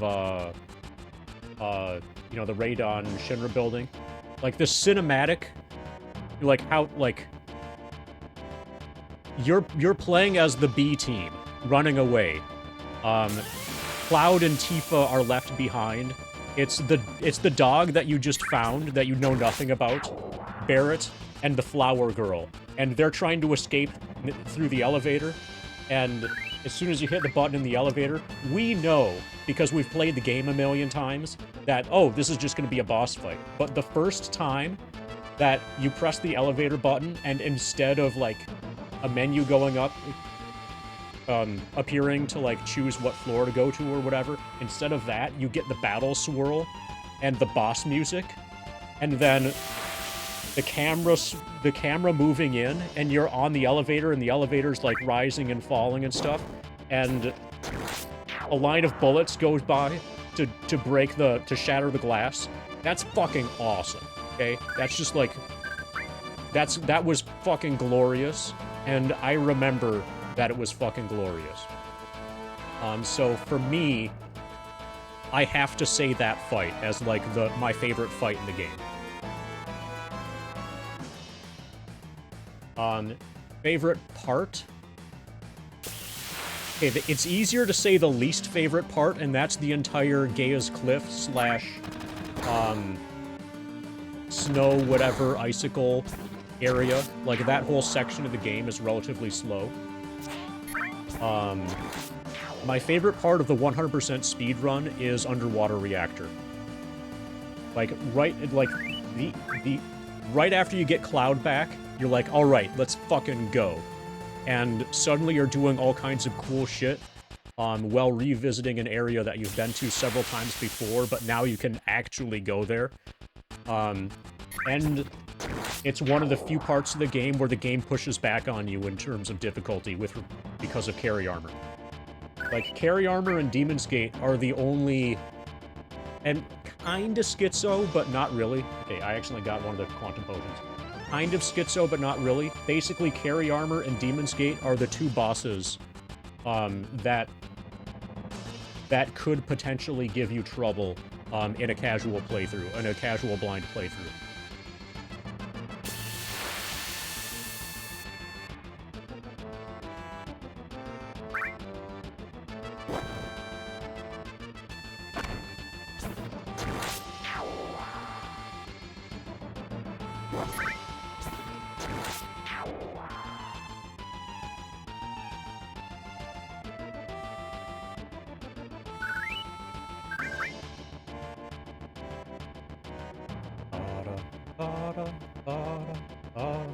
I think Schizo gets better once you appreciate how the elemental stuff works. I'll try spinning. That's a good trick. Thank you for the spin, Squaresoft. Once we get in a fight, I can give you a spin properly.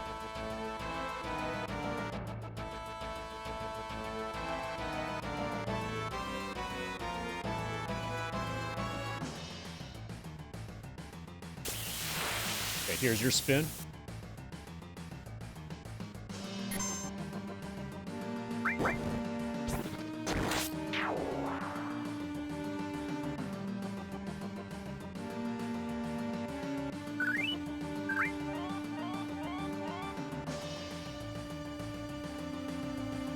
Yeah, Schizo becomes more interesting of a fight when you're familiar and, like, fully understand the elemental system.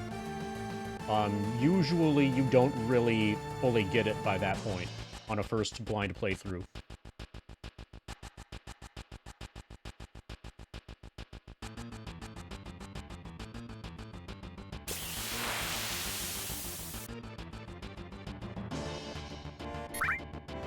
I wonder...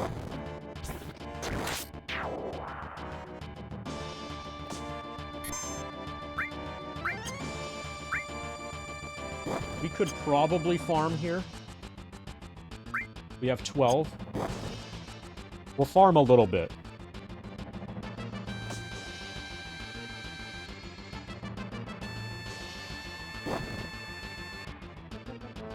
And get more Mountain Lightning.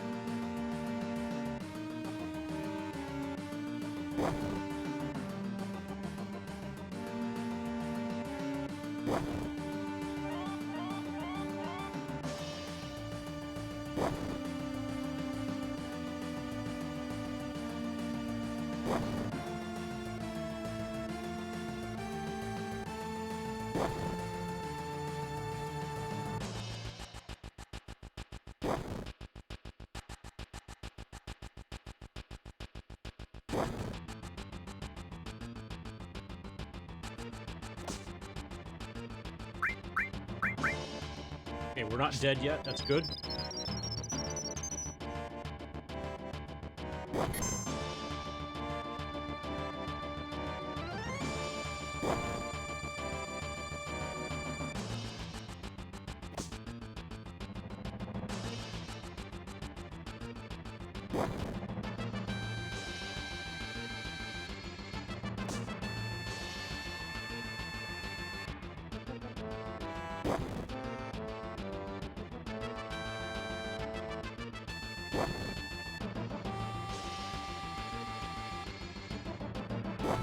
I don't think it's gonna be quite that optimized, Toast.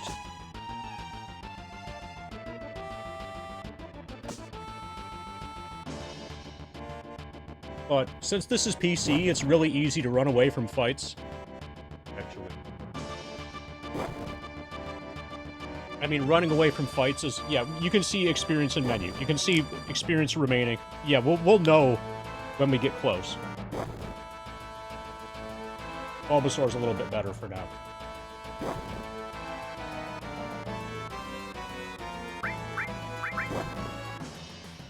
Okay, it looks like we're gonna be able to get this. This Climazard. After this, we only need 2 more Climazards. Or 2 more Blade Beams to get Climazard.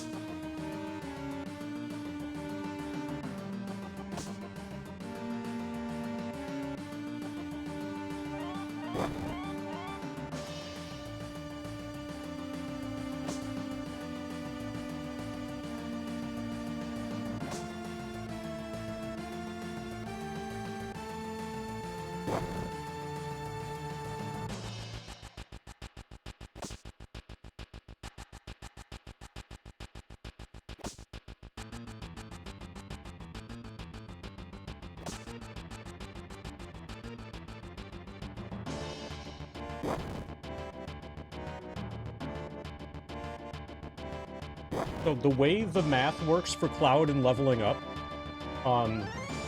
the gap between... I don't remember what specific level it is. But the gap between, like, one of the levels in, like, the mid-80s to the next level in the mid-80 actually requires more experience points for Cloud than level 98 to 99.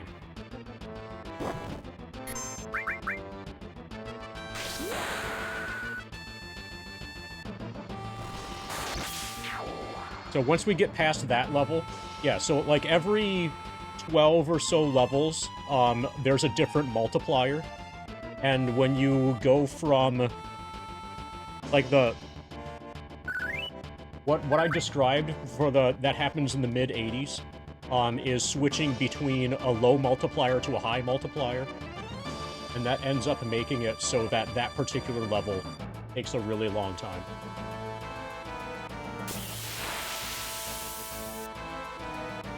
Well, eventually we'll be able to use enemies that do gravity damage.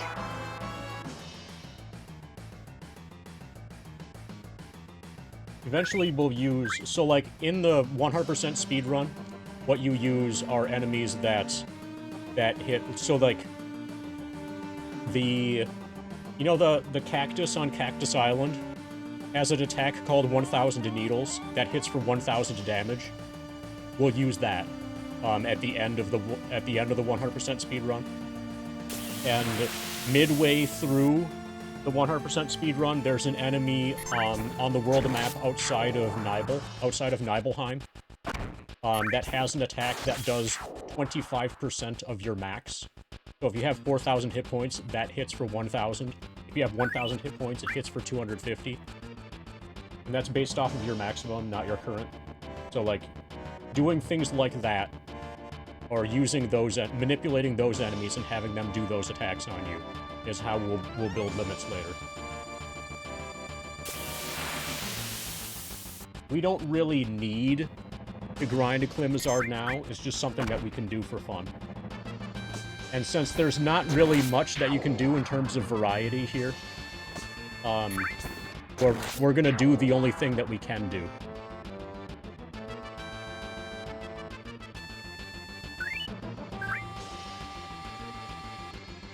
Which is farm limits. Once the limits are no longer possible to be farmed, then the only thing there is to do is run up and down and kill stuff. Finishing touch will not happen naturally. Finishing touch will not happen. Your level gets too high, and you need too much damage.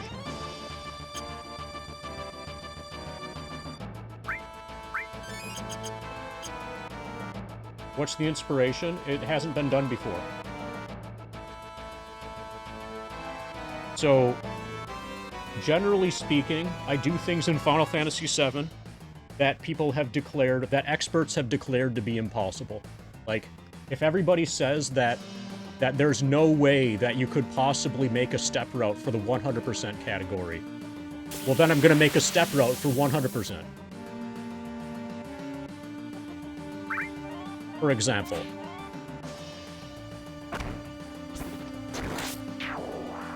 if you can't manipulate Chocobo Racing, then I'm gonna manipulate Chocobo Racing. What the fuck? That's just what I'm gonna do. And this hasn't been done before, which makes it interesting.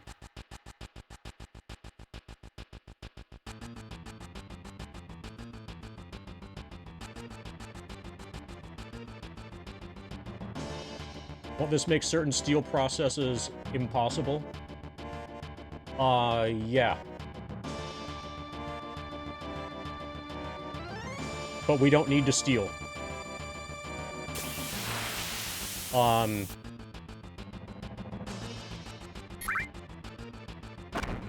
Actually,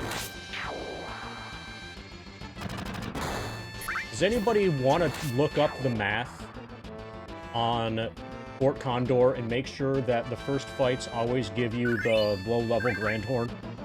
Because we need to fight the low-level Grand Horn. The low-level Commander Grand Horn. For Gold Saucer. In part because there's gonna be no way to get the Define first fight. On arrival, let's say you make it through the Mithril Mine. Let's say you haven't made it to Junon yet, and you go to go to Fort Condor, and they ask, "Hey, can you help us?" And you say yes, and then you lose the mini game, and then you have the boss fight. My concern now, my initial concern, is that boss fight dependent on your current level, or is it dependent on, like, game a moment? Or how far into the game you are. Because if it's based off of current level, then a hundo is going to be impossible. Because the only way that we're going to be able to get the Vajarisk Claw is going to be from that. We will not be able to steal a Vajarisk Claw. We also will not be able to steal the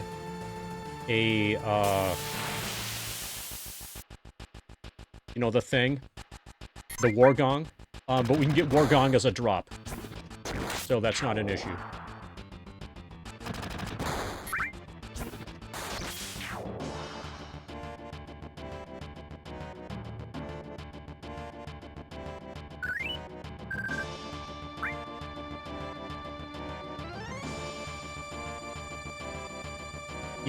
Yeah, for the Vajarisk Claw is like it's either the third or the fourth item on the list. So the items ahead of it need to fail in order for you to get a chance at the Vajarisk Claw. And eventually those become 100%. And I think the same thing is eventually true for the Wargong. For Vajarisk Claw, the cutoff is like level 60-something, I think. And for the Wargong, I think the cutoff is like level 80-something. But the Wargong is fine because we can just farm it as a drop. The Vajra's Claw is the only situation where steal rates become an issue. What happens if you steal an item but you already have 99? You stay at 99.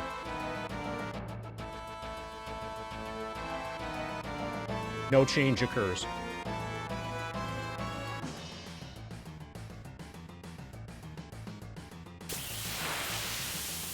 So, in the case of the items before, yeah, you still get it.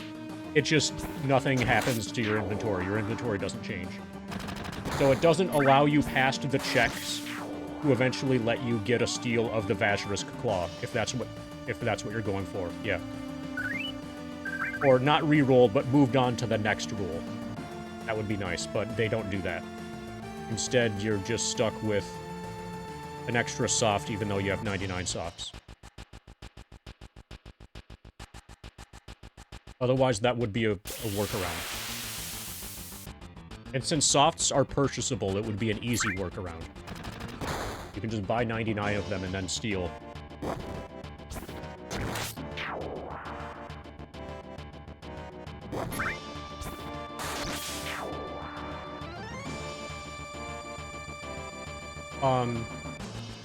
Yeah, she could lower the average, but she won't be able to lower the average by enough.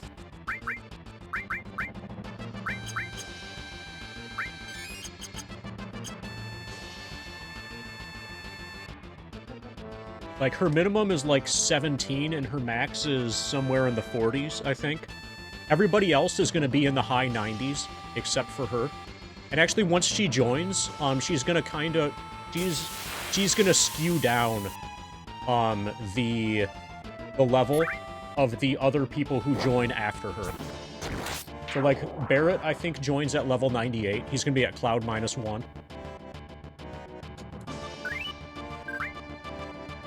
Some of the characters are at party average. Some of them are at party average -1 or -2 or -3. Some of them are party average +1 or +2 or whatever. So everybody's going to be somewhere in the 90s until we get Yuffie. Yuffie has a level range somewhere between like 17 and the mid-40s. So Yuffie is going to be the weakest one. She's going to join at whatever her cap is, obviously. But she'll be the lowest level character by far. And then everybody after her is going to just join at lower level because of her. Because the average, she's going to move down the average level. Yes. Yes, I could. But even doing that, it's still probably not going to make it possible to get the Vajra's Claw steal. Can't skew it down far enough. Yeah.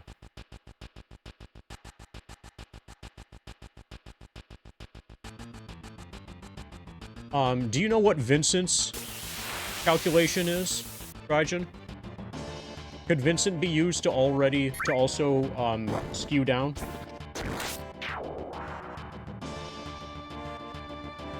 Average +3? Okay, he's like the other people. So he would be a skew. He would skew you up. He's no help.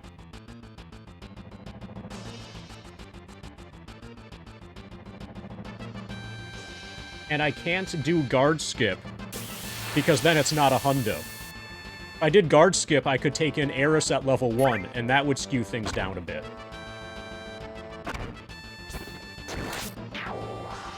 If I did naming skip, that would take in Barrett at level 1. That would skew things down a bit as well. Technically, I could do naming skip. But I can't do guard skip and have it be a hundo.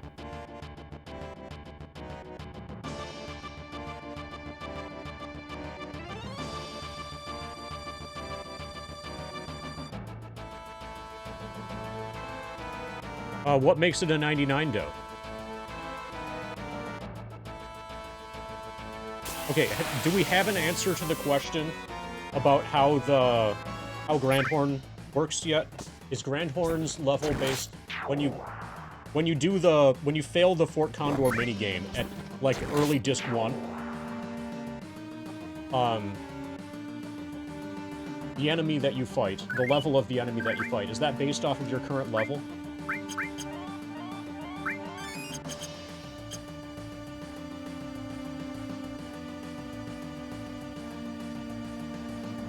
I suspect that it isn't.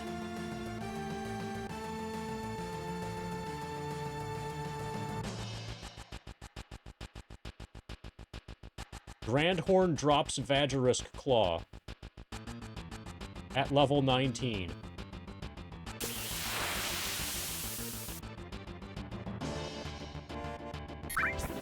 Okay, when the battle level, I assume is the 7, battle level reaches 7, I assume is their way of saying that that you've done 7 different Fort Condor battles. Okay. Yeah, so he does scale then.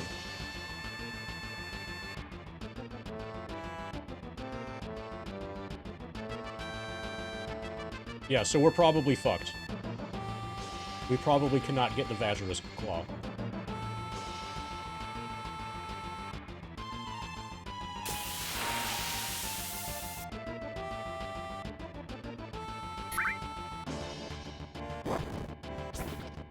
Okay, I got an idea. After Cloud reaches level 99, how about I gain no more levels?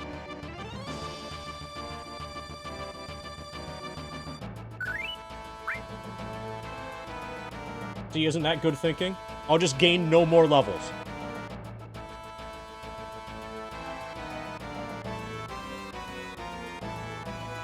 I'll just stop right there. Even if I gain more experience, I just won't gain any more levels.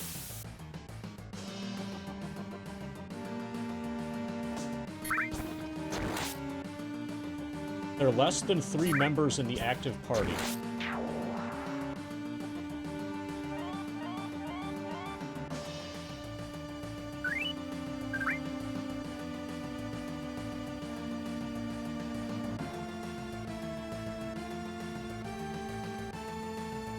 So if I do Calm Skip, and then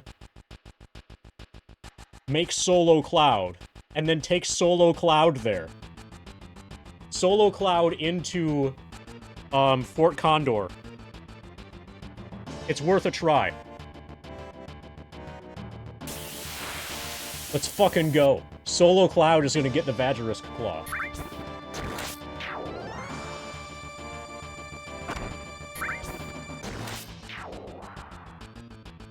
So now we need to Calm Skip in order to hundo.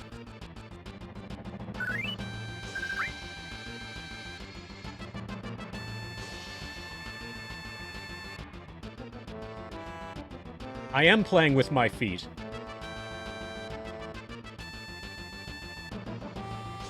Estimated number of hours, 12 to 1400.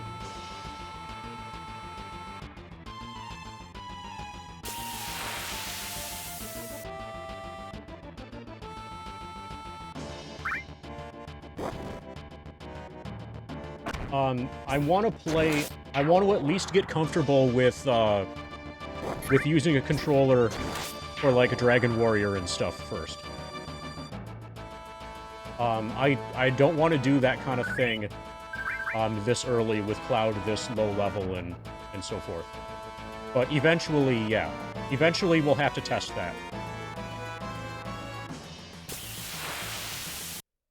Oh, that's the wrong button. That's the Windows key. That's how you know I'm playing with my feet. I found the Windows key. I should probably disable that.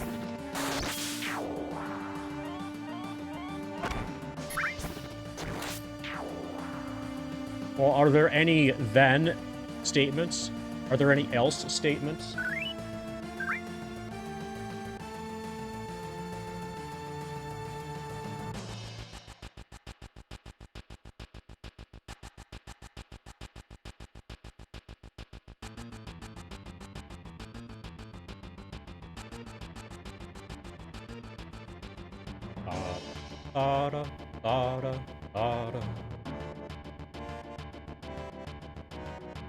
But yeah, at some point later, like deeper into the grind, we'll do some testing to see what happens with Solo Cloud. But I don't just need a Solo Cloud, I need a Solo Cloud that's high level. Actually. Like, ideally a a level 99 solo cloud. To fight Grandhorn.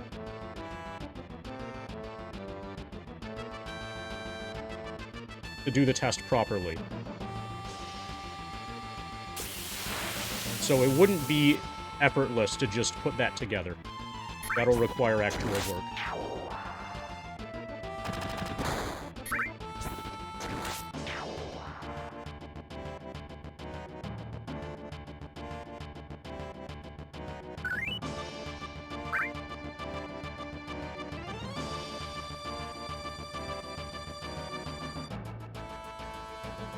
Pa, pa, pa.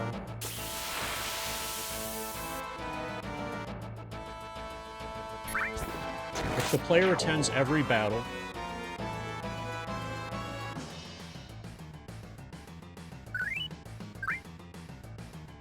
comma, regardless of the player's level, comma, the first 3 Commander Grandhorn levels will be 19, because the first battle is level 1, then we're good. And as soon as we run through the mountain before we go to Junon, we'll kill Grandhorn.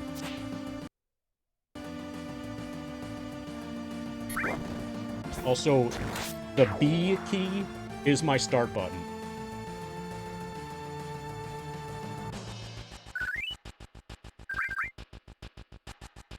Okay, I feel like I might have enough pops. Yeah, we can farm another. Next dog, we're gonna farm another, Blade Beam.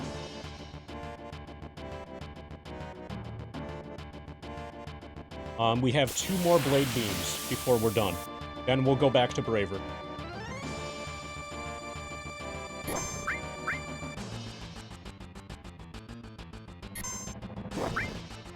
The idea, Mr. Ween, the idea is, so this being played on a laptop, so there's an internal battery and stuff. I'm just putting the laptop into sleep. And tomorrow morning I'm buying an uninterruptible power supply. You can tab out of the game and then put the computer into sleep, and then come back and, you know, turn it back on, and you'll be right where you were.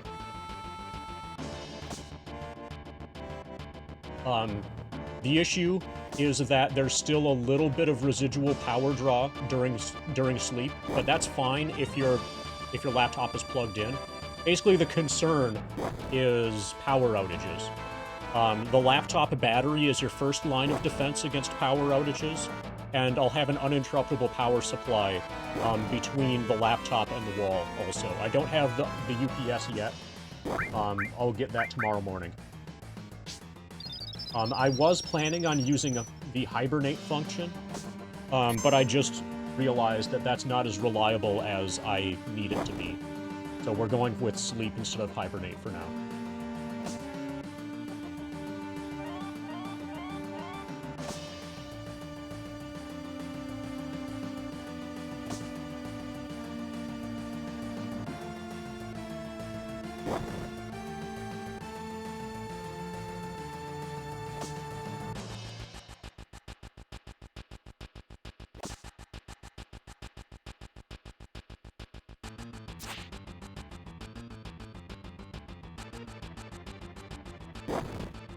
So, I disabled Windows Update, yes. Windows Update is disabled for like several months, and the computer is currently air-gapped. The laptop is in airplane mode. Wi-Fi is disabled. Separately from airplane mode, also Wi-Fi is disabled. And the only way that it can connect to the internet is by plugging an Ethernet cable into it. And there is no Ethernet cable. The way that I have this set up to save by putting the computer into sleep and then taking it out of sleep, that cycle can be done without it needing to connect to the internet. So effectively, the computer is air-gapped, and it will remain air-gapped until the challenge is done. This is being done on a fresh installation of Windows 10 on a specific SSD. I have a physical SSD that I added to the laptop just for a fresh installation of Windows 10 just for this grind. There's no software that's on this that I haven't deliberately put on it. Yeah, there's this dog, and it's doing either 6 damage or 10 damage per turn.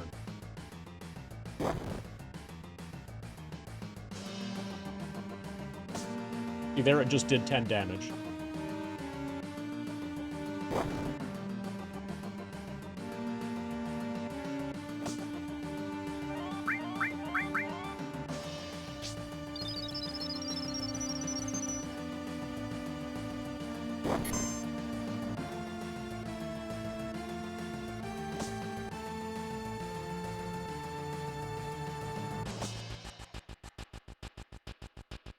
Yeah, we have not just Bulba, but like multiple Highland cows to defend my laptop.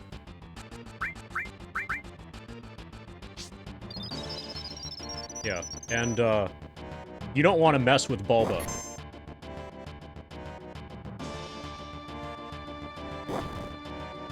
Yes, we've been got him, Sierra.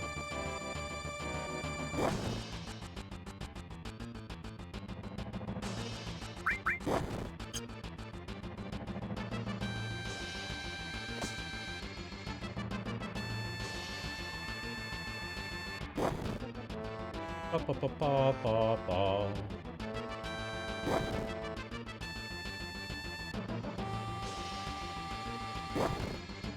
Come on, dog.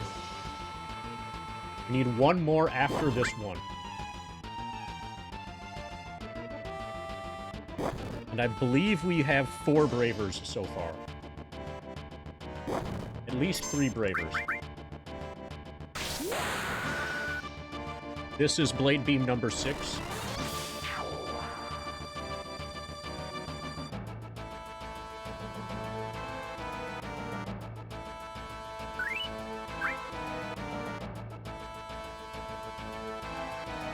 Ba, ba, ba, ba, ba, ba, ba.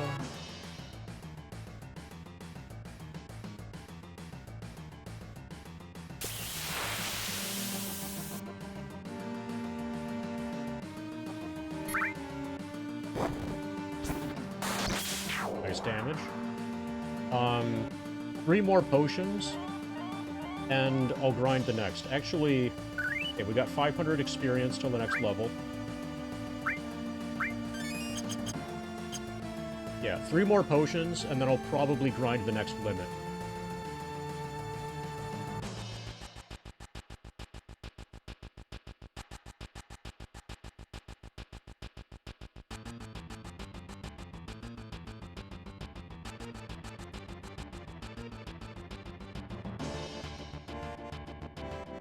When I'm on controller, it's easy to use the shoulder buttons.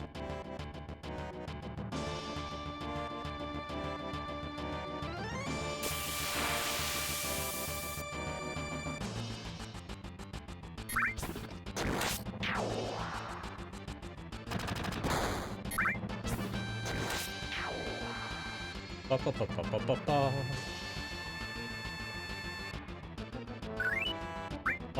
Once we get to where... Okay, so once we have all the Bravers used to get Cross Slash, and once we...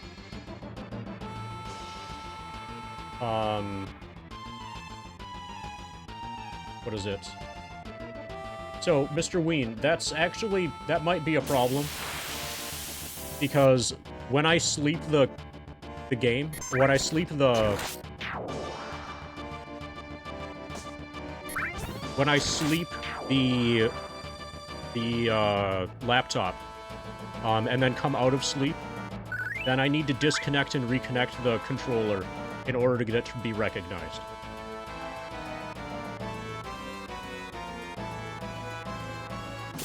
So if that does crash, hopefully it crashes it early. That's with regards to this. I can do it without this. I prefer to have this. Currently I'm using... I have 4 different input devices available at the same time.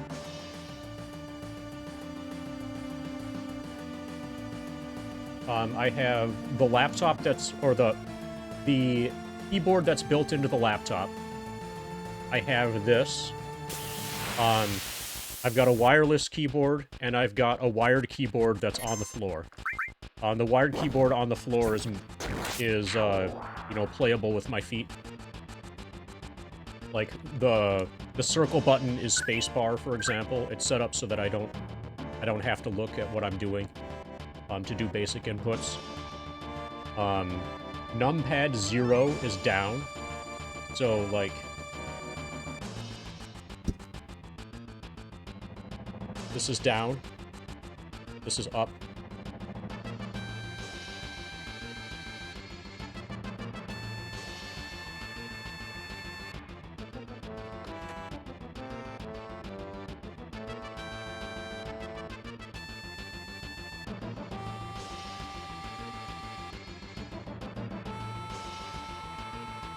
Now, I wonder if there's some other way that I should connect the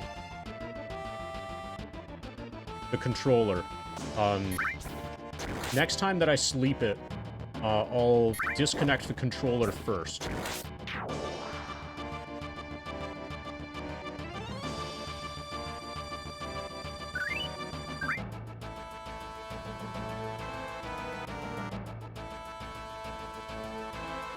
But if it does crash, it should crash this week.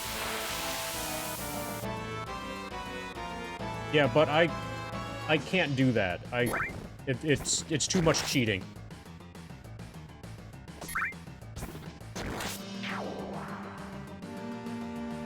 That might be the way to do it.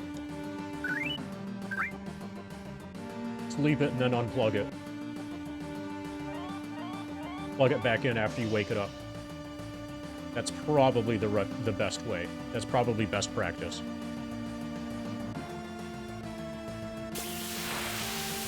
Well, so Drexus, there's no way to not, you know... You have to just try. You can't give up before you try. Then failure's guaranteed. And if the worst case is that I end up playing Persona 5 and, like, a bunch of awesome video games...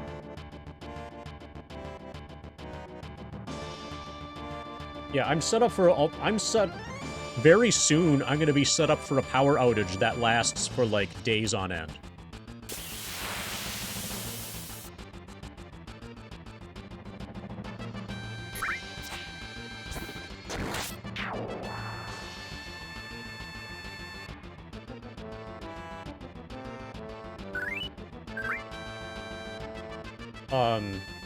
This laptop has 32 gigs of RAM, so hopefully it's a small leak. So I live in a storm-prone zone. A little bit, but the storms that are here, are, they're over pretty quickly. I live in the mountains, so, like, a storm can happen, like, really quick, or, like, out of nowhere, but then it'll be gone out of nowhere, too.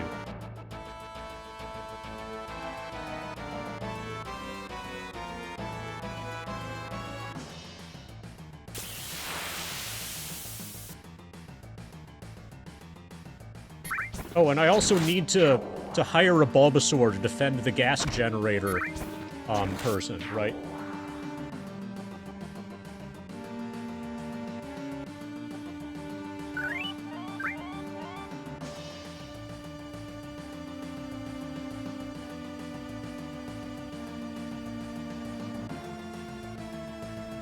It is effectively a new laptop. I did purchase a new laptop just for the grind. I got it, you know, a number of months ago, but it's effectively new. So the battery should hold a charge on this. Like, if any power issues arise, I will have plenty of time to be able to put the computer into sleep, to put the laptop into sleep.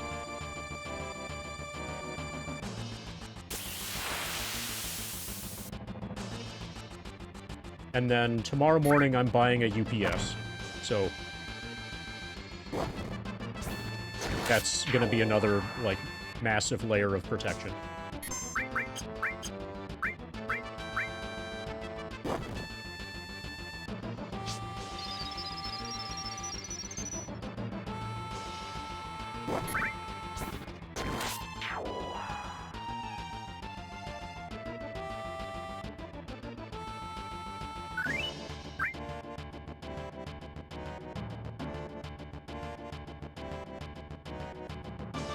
Do I have the stream set up to show this grind?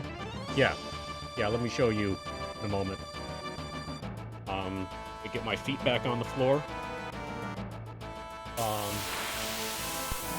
So I just turned on my NES.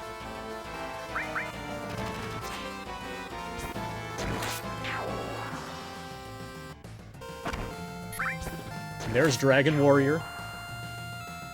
And FF7 is gonna be at least that big the entire time.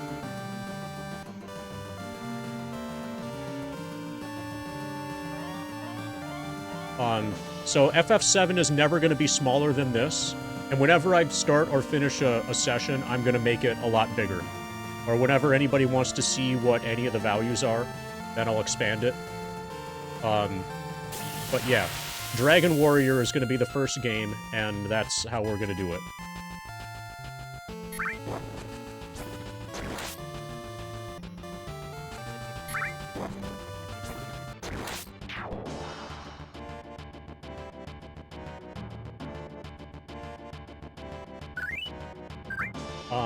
What HP? I want to at least get Meteor Rain and find out if it's going to be possible to grind Finishing Touch. I'm either going to, before I start Dragon Warrior, I want to either grind Finishing Touch or prove that I can't grind Finishing Touch. At what HP? Probably about 600 is where I probably start to be comfortable. Probably by 690, I'll be like, I'll be feeling good.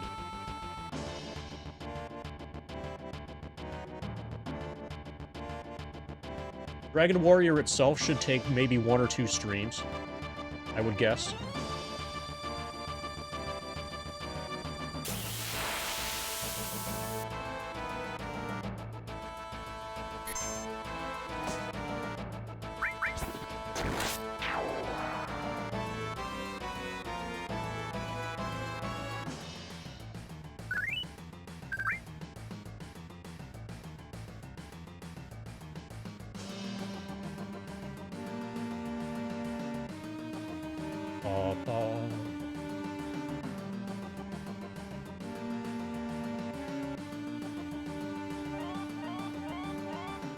So, Hornfed.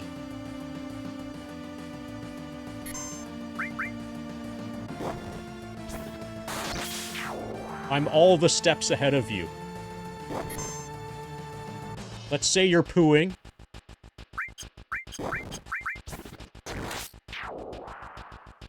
Then you can keep pooing. Now you're still in the bathroom, okay? You gotta clear your battle rewards. There, you did it. Now you run up and down again.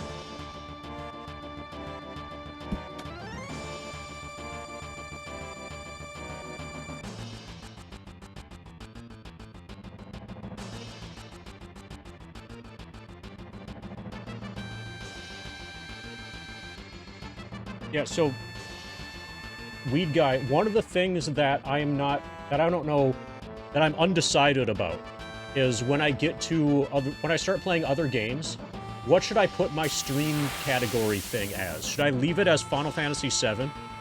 Or should I make it Dragon Warrior? Or, like, for a game that's more popular, like Persona 5, should I put it as Persona 5 or leave it as Final Fantasy? Like, technically it's both. I'm leaning towards displaying the game that I'm playing that isn't FF7. Yeah, both is the most accurate.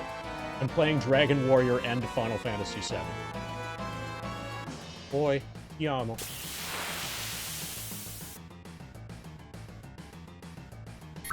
Or I could alternate. Alternate between, like, every other stream I could display as Final Fantasy VII, and every other stream be the non-FF7 game. Oh, yeah, that's right. I could become a retro gamer. Okay, this is our last chance. We're about to level up. This is our last fight. We need a dog in this fight. It's like 7 experience points until the next thing.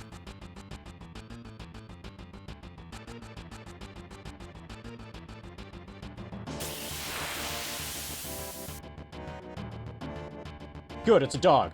Fuck yeah. Okay, I've got a dog in this fight. And he does 6 damage. Okay, so this should be the last Blade Beam use to learn Klimazar.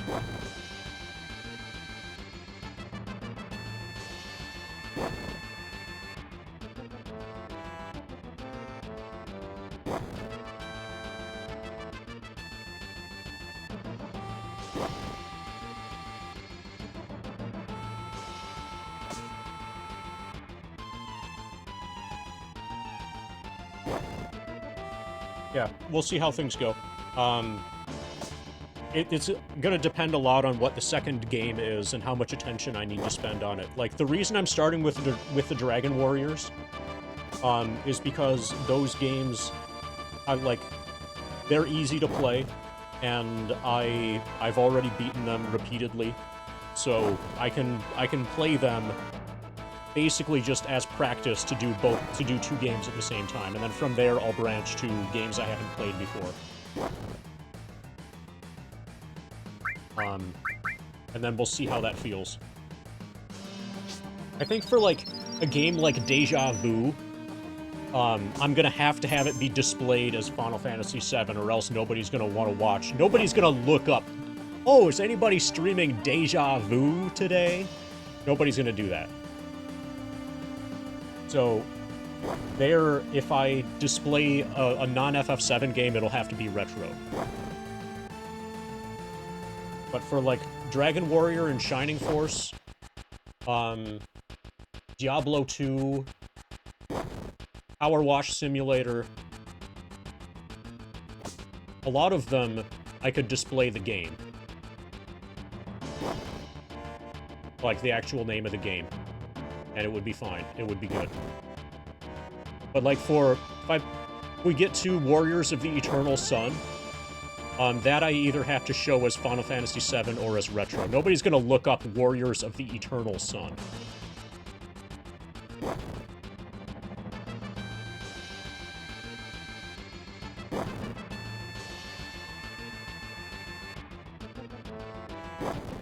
Yeah, a lot of them won't even have categories.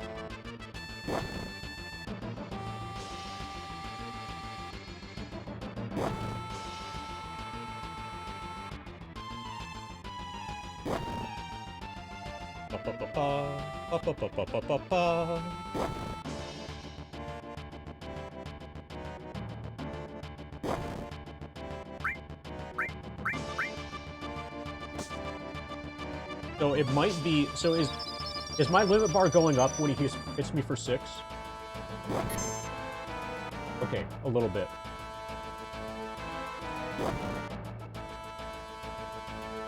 Yeah. I don't think. So that would be smart. If I had a strategy weed guy.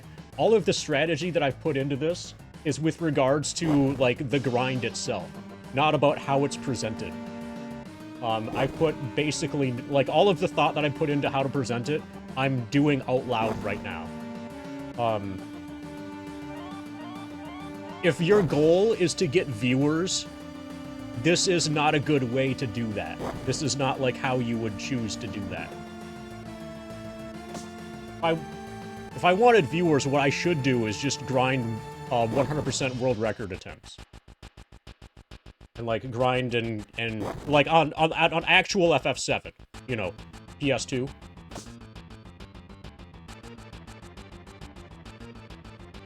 And work towards, like, 1540.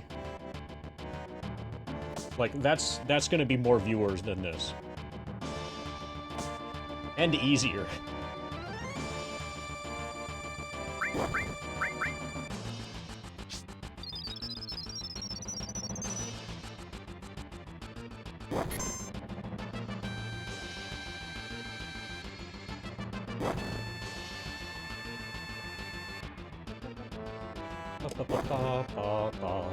But the reason it's being streamed is not really for viewership. The reason it's being streamed is proof that it's being done. You know, proof that I'm not lying when I eventually say that I did it.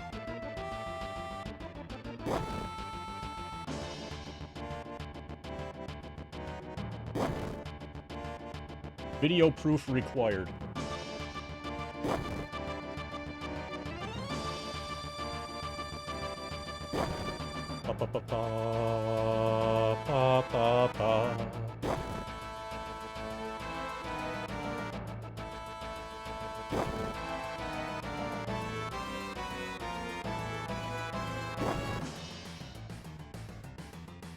Well,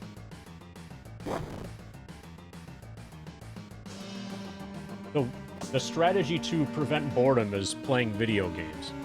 So, like, that list of video games on, you know, exclamation point grind, whatever, link, that's all stuff that I would play alone myself happily anyway.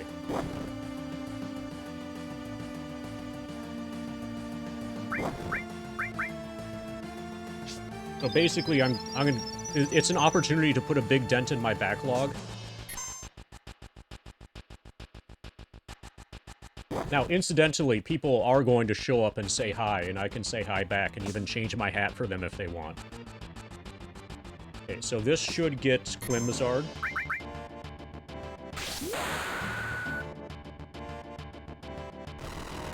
I think if I were only playing FF7 and not doing anything else, then absolutely I would need chat interaction to not go insane.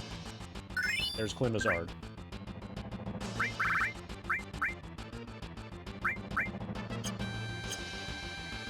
And we just got level 14. 529. That's a college savings plan. Know that? 529 plan.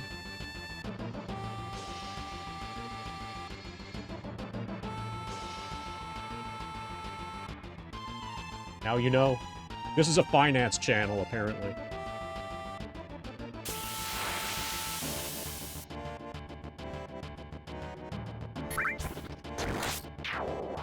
We need to replenish our potions.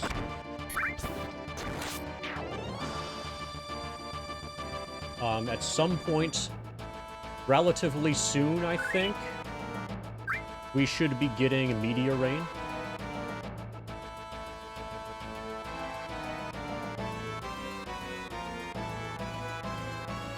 Oh, yeah. Actually, it's going to slow down. Each level is going to take a little bit longer than the previous level, Funk. And because of that, it's actually going to be about 69 more hours.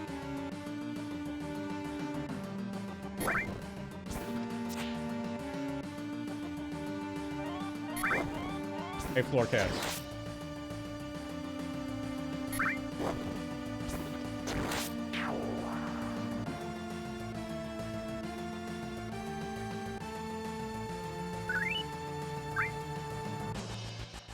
Technically I could also grind on the second screen, but I'm limiting myself to before the you know the cutscene where you, where Barrett shows up and you name Cloud and you name Barrett. I'm doing everything before that, and the second screen of the game has an identical encounter table, and like everything is the same in terms of what we would fight. The advantage to the first screen is that there's no risk of triggering that cutscene here. Whereas if I were to grind on the second screen, first there's no advantage, and I would quickly accidentally trigger the cutscene. But Cloud is going to be level 99 before we find out what his name is. Before Barrett even meets him, he's going to be level 99.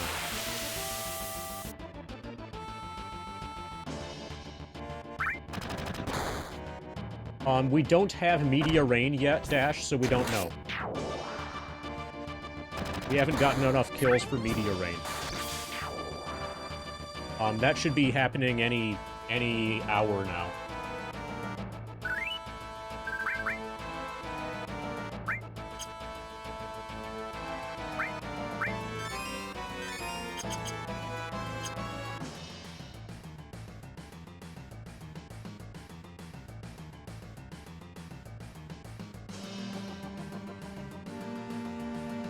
Oh, that's a funny joke.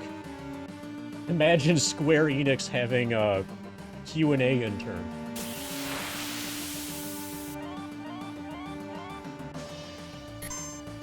So actually, probably I should grind Bravers.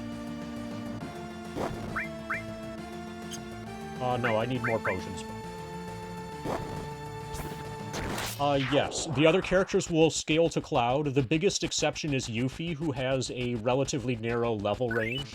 Yuffie will join somewhere in the mid-40s.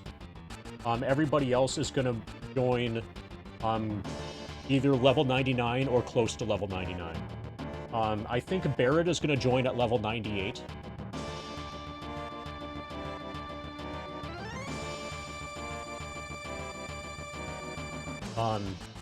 So the characters who are not Yuffie, join at average party level. They join at average party level with a modifier of like anywhere between -3 to like +2. I believe Barret is average -1, so Barret would end up joining at level 98. Yeah, this would be faster on JP 1.0.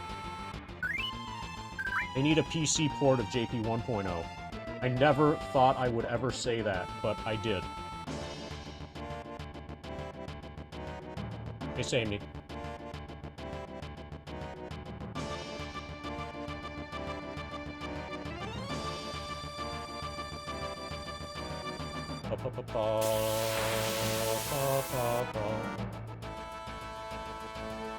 Yeah, you also notice on @_, that I'm only doing up-down movements. At least deliberately, I'm only doing up-down movements. And that's because left-right has the potential to get me onto the second screen. If I'm all the way up at the top of the screen and then I go left, that can cause a problem. So I'm staying down here with deliberate up-down. For as much safety as I can possibly have.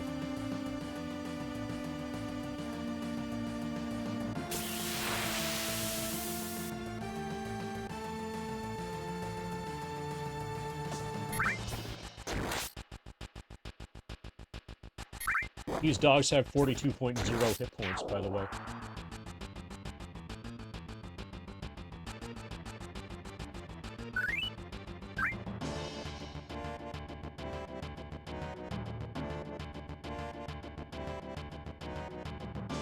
Yeah, so the splits are basically going to be other video games that I play while also doing the grind.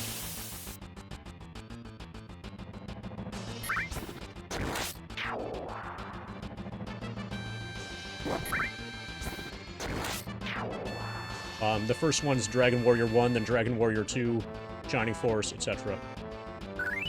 Oh, and if you want to see the full list, !grind.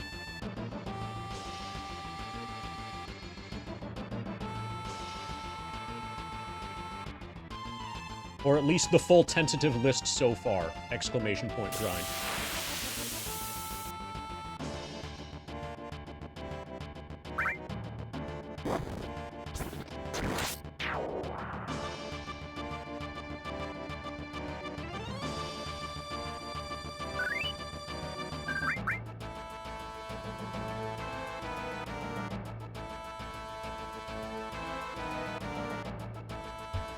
And yes, this is set up so I can play with my feet.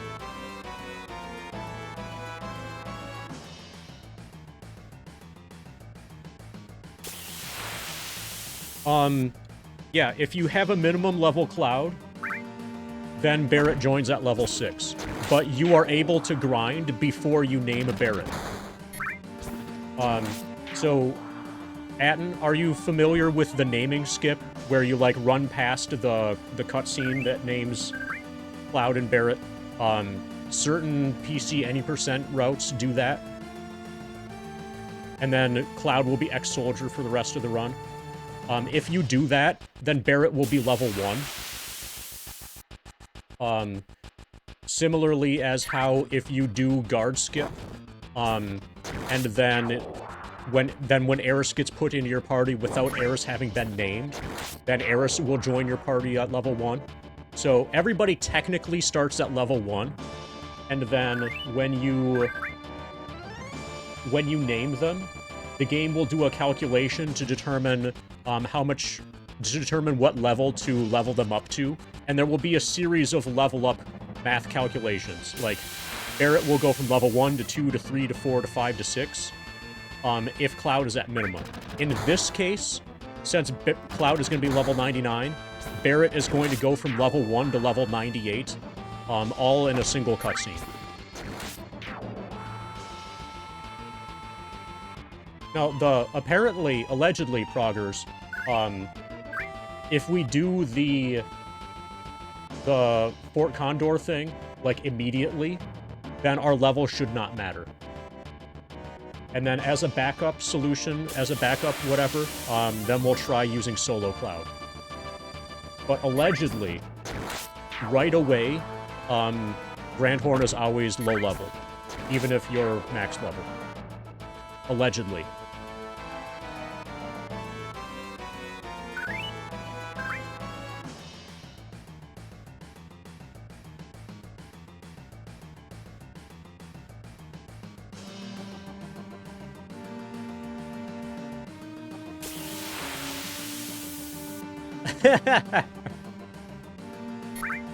Quite possibly. It'll be something like that.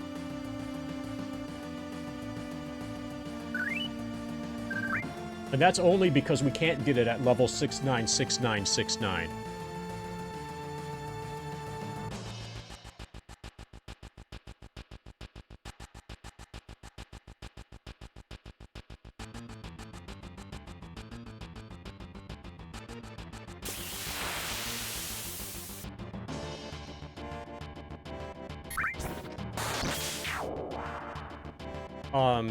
Yeah, I don't know. I don't know if it ends up looping or whatever. I've never stress tested it.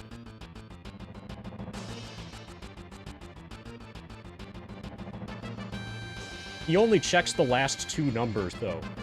So, yeah, if it does loop, it's gonna loop at, like, 65,000.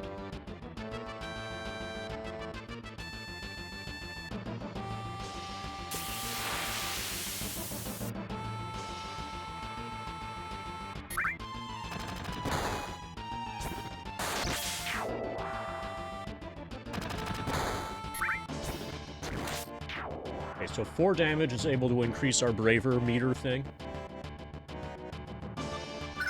Okay, Media Rain is available. I'm gonna grind a Braver. After I do the next Braver, we're gonna see if we can grind Finishing Touch. So let's see what our situation is. Level 14. 900 to next level.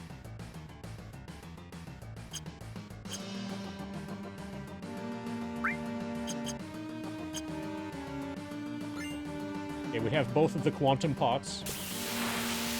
Yes, this will end as a hundo. I'm gonna farm a Braver here.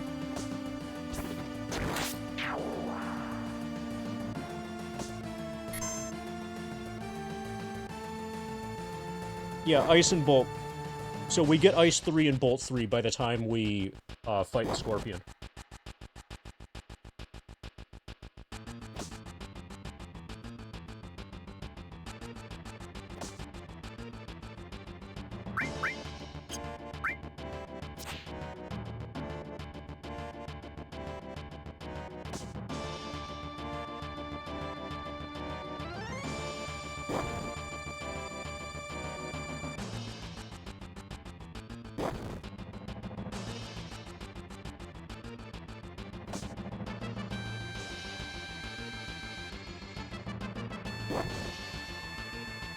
ACFC.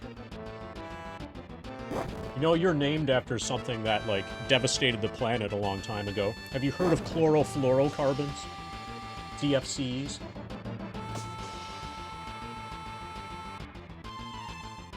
Do you enjoy destroying ozone layers?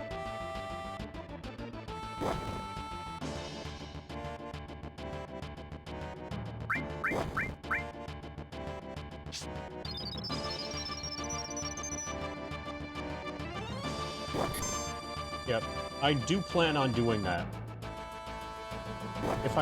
So we have one ether. If I haven't accidentally used it... Oh, actually, we can even farm ethers on the way there.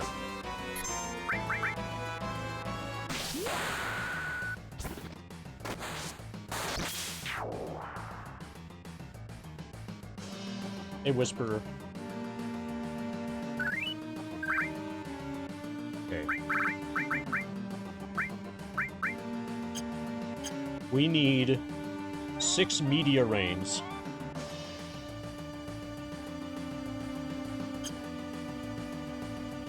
We have 9 pots.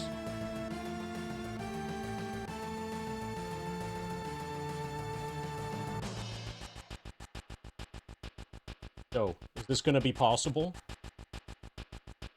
I actually don't know. I think if we had infinite pots, then probably we would be able to farm this no problem. But we don't have infinite pots. And the rate at which we gain pots eventually is going to lock us out from being able to take enough damage to increase the meter.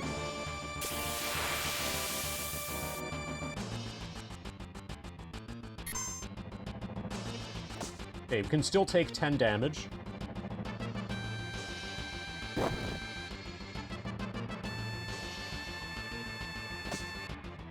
Okay, we can get hurt. The 6s probably do nothing. The 6s are probably totally useless. We probably need the 10s.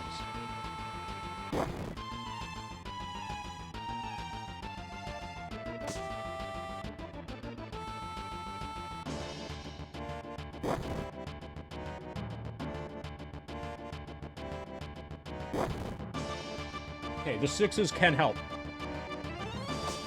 That's good. That's really good.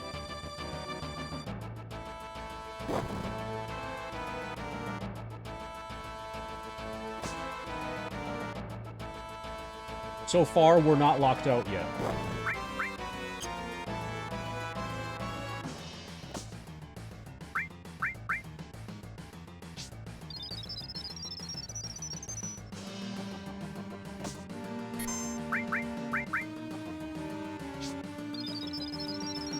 But I'm gonna need a lot more pot.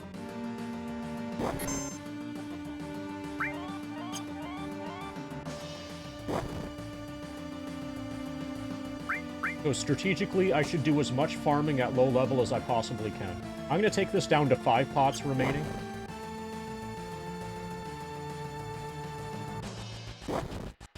I don't feel comfortable below 5 pots.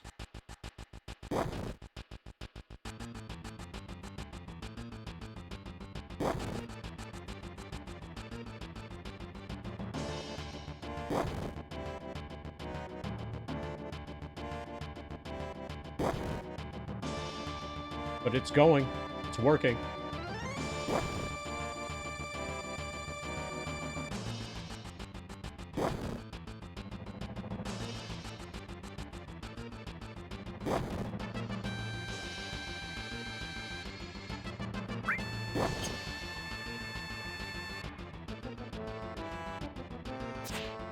Come on. Have you considered critting me? This dog should totally crit me.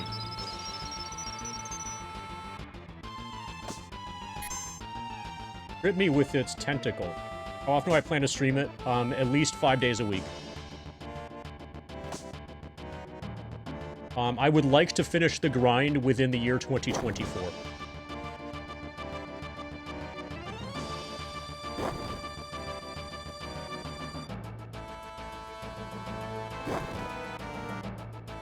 Yeah, I believe they do, Raijin.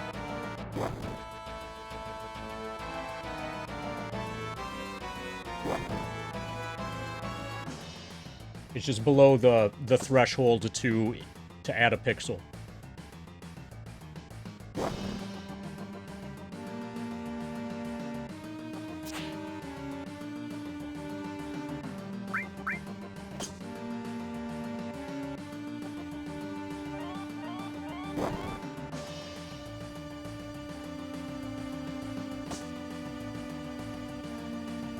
Yeah, 10x.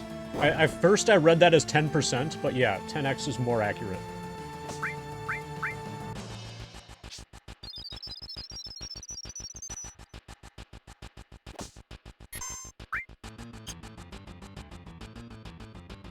Okay, I'm gonna kill it.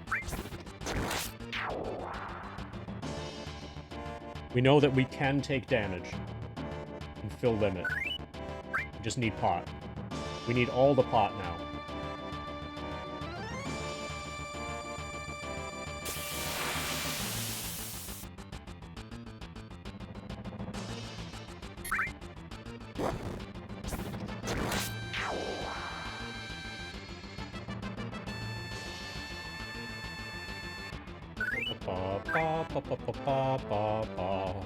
Dude, we're not just taking it, Scrabs, we're buffering it. Hey, JDX.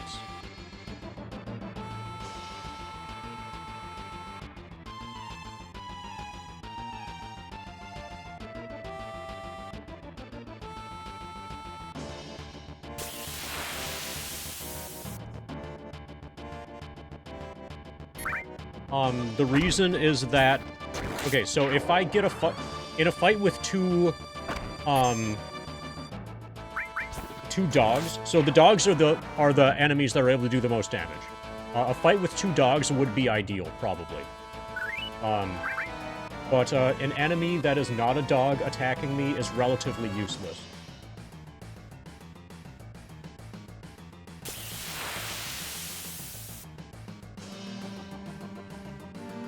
I think there's a two-dog formation.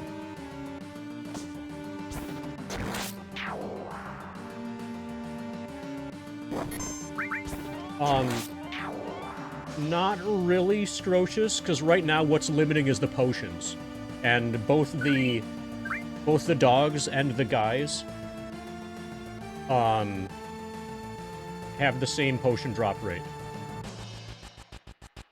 Okay, so if there's no double dog encounter, then single dog is the best tank for grinding limits. And there's no... I believe they have the same potion drop rate. So technically...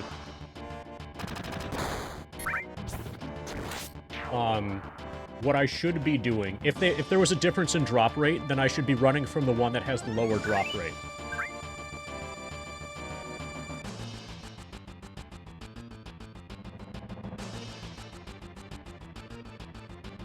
Yeah, they have the same drop rate.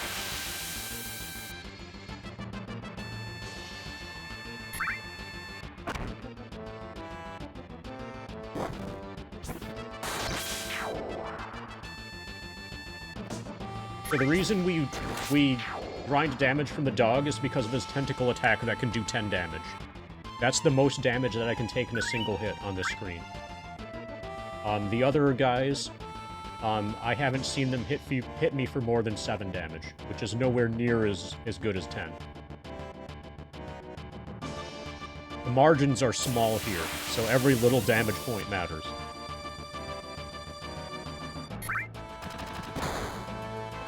And that thing that hits for 4 is completely a waste.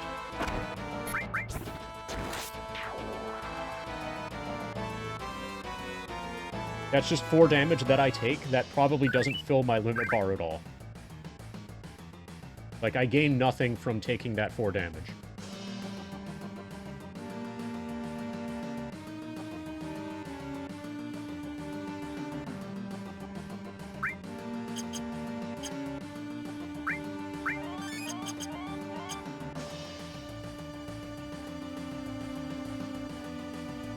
Okay, once I get to, like, 12 potions, then I'll do some more damage farming.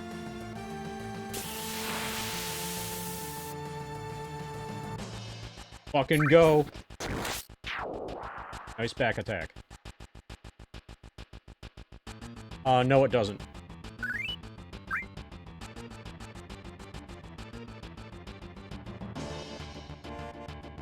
Those are not related. Those factors are not related to each other.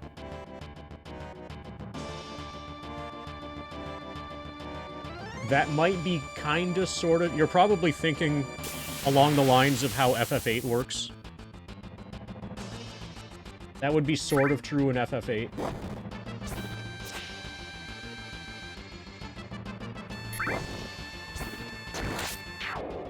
Or doesn't work. Yeah. Yeah, nice catch there, Otaku. That's kind of like how FF8 doesn't work.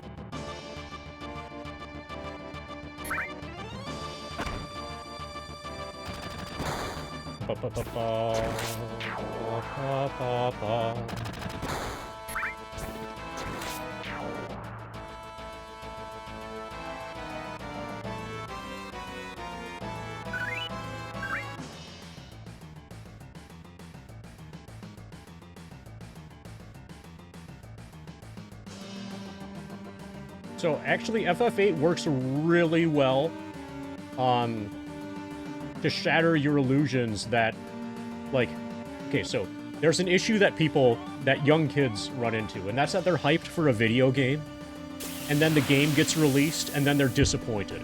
I will never have that happen to me, because I had it happen for Final Fantasy VIII.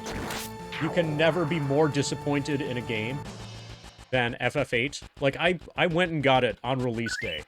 Like, I had my mom drive me to Toys R Us, like I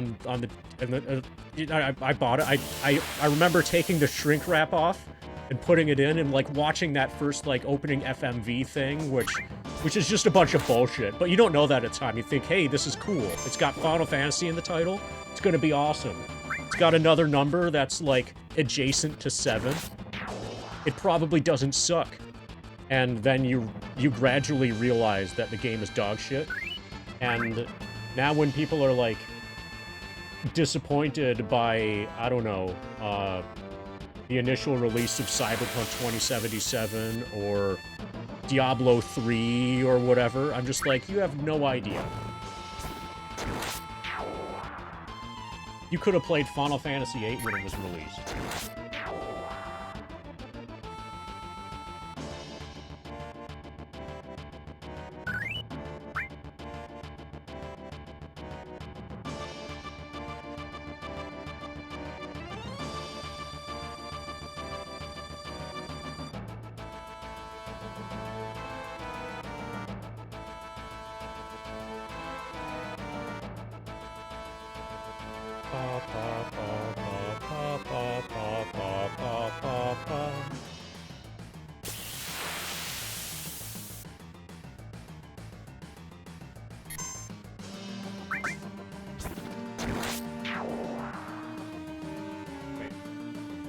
It's gonna be...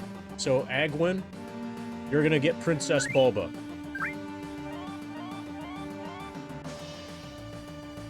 So the challenge is gonna be taking his hoodie off.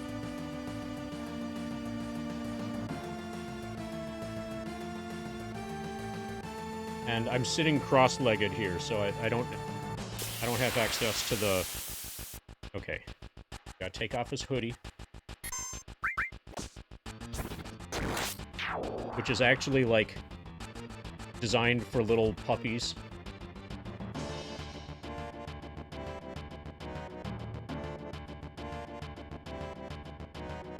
There.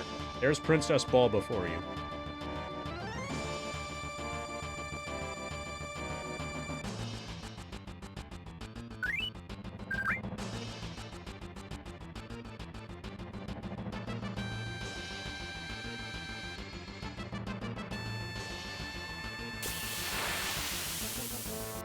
The original PC release of RE4. I seem to remember... So the current Steam release of RE4 has mouse support.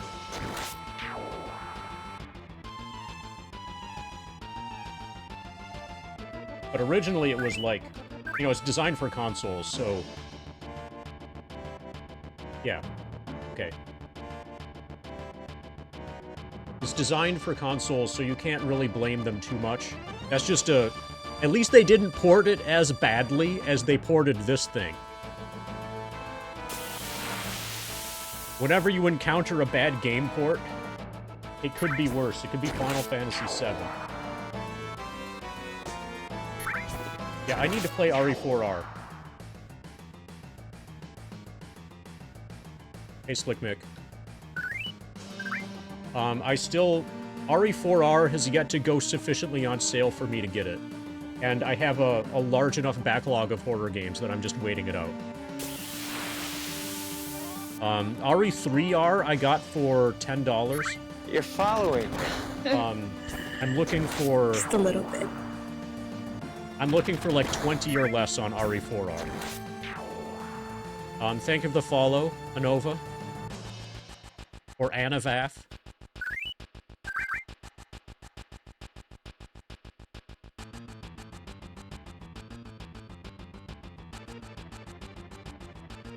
Thanks for the golf, GLHF.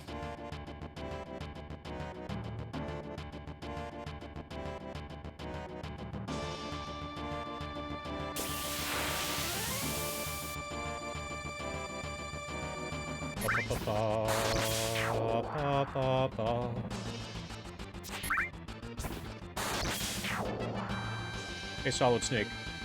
There's actually one other person, who has started. I don't believe he's... I think he's still, like, with Cloud in the single-digit thousands of current HP. Who has started doing something similar to this. And he's playing on, I think, a PS Classic. And he's doing the grinding on the bridge screen.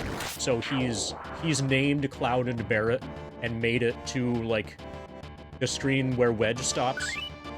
And there, the encounters give way more experience. He's able to fight mono drives. I want to do it on the first screen of the game. But there's somebody who is currently, like, has a process involved, whatever, that is basically fighting mono drives on the bridge screen. His username is the Dome Zone. He streams it sometimes, but I haven't seen him for a while. He was at one point, like, excited and happy because he was, like, the first person to do this, and then people in chat told him about me, that I was planning on doing it, and then he's like, oh. And then I was like, oh, don't worry, it'll probably be a year or more before I get to it. You'll probably finish it before me. And then, now it started, so... his months are numbered. Technically, if he wants, he can still win. Because the place that he's grinding gives experience way faster than where I'm grinding. So if he really devoted his life to finishing, and he's got a head start on me already. He's probably on, like, level 25 or whatever. So if he wanted, he could finish before me, but still, this is better because it's the first screen of the game. This is with Ex-Soldier as, you know, we don't know Cloud's name yet.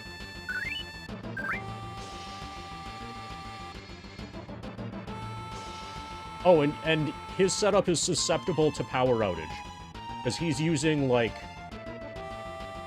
Okay, I don't have a PS Classic, so I don't know how it works exactly, but he's using, like, some sort of system suspend mode thing to effectively save state in between sessions.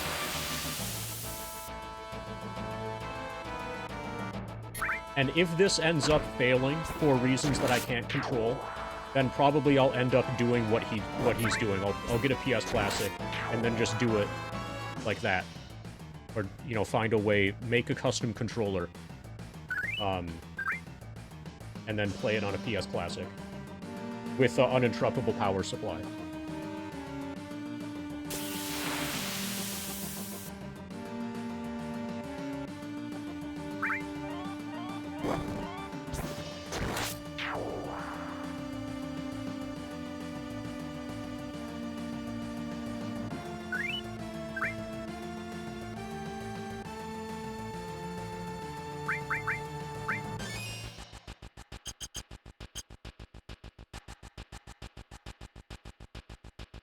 more ultimate grinding, even more ultimate than the other ultimate grinding challenge.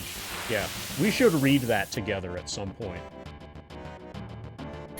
As a community, we should read that thread. That GameFAQs thread is godlike.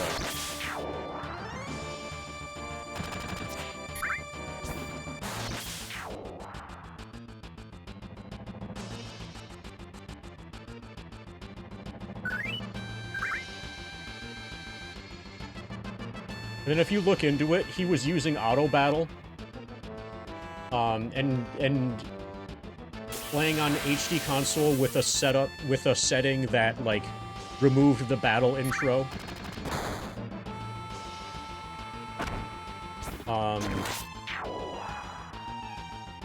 And I think his video proof was just showing whenever the timer would loop. So there was no actual like long form recorded or video evidence of the thing. But even if there were, the fact that it was done with auto battle and with the battle intro remover thingy basically makes it like, okay, so you just ran in a circle for a really long time, if that.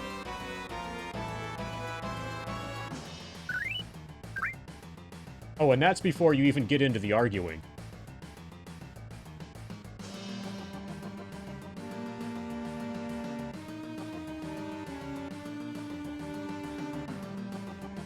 There was a lot of fun arguing associated with that. Okay, once I get to 12, we're at 9 right now. Once I get to 12, then I'm going to start farming some damage.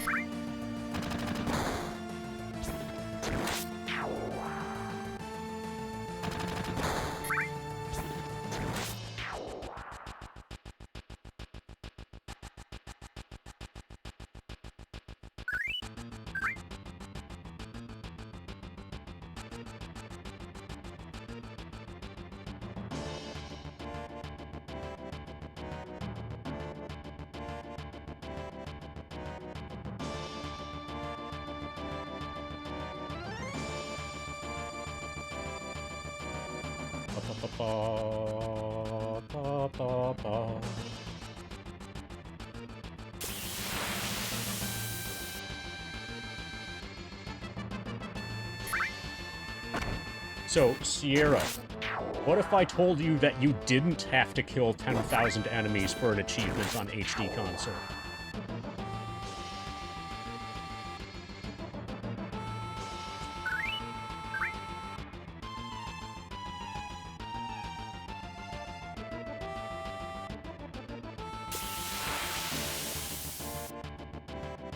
Oh, yeah. So the way to do that is to not get the achievement.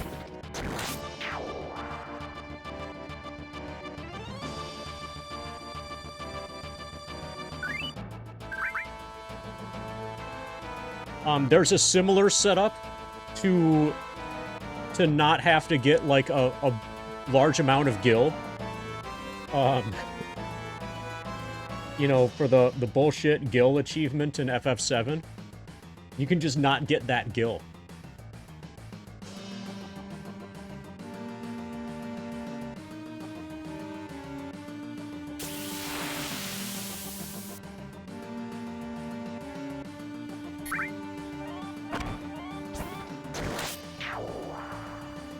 Yeah, there's a gil achievement in FF7, allegedly.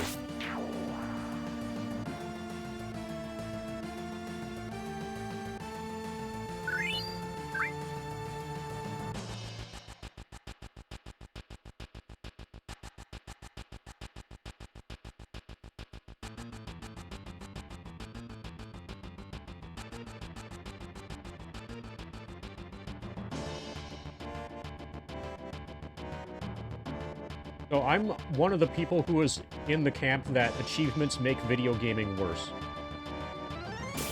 So you have people here like Sierra Bobby BG who are suffering for absolutely no reason whatsoever because of completely arbitrary achievements that have been applied after the fact to a game that was released way, like, over a decade prior to the concept of achievements being a thing in video games at all. So So this guy, Sierra Bobby BG, is suffering through 10,000 battles of Final Fantasy IX. Why? What the fuck? And there are all sorts of people who like get a bunch of gil in Final Fantasy VII for absolutely no reason whatsoever.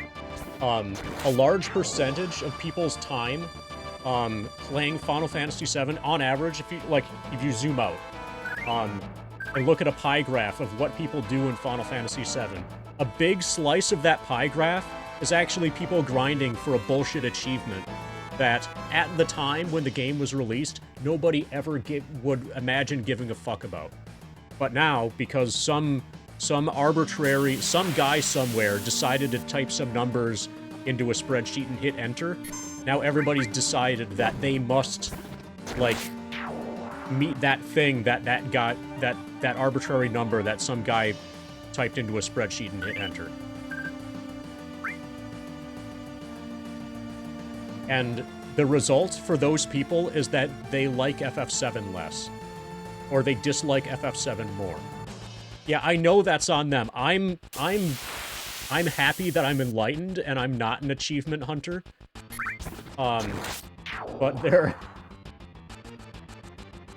unfortunately, there are weak-willed people out there that are susceptible to peer pressure. Peer pressure in the form of, like, whether or not there's a trophy displayed by a video game on HD console or whatever. That end up having what should be a joyful experience turned into a substantially less joyful experience.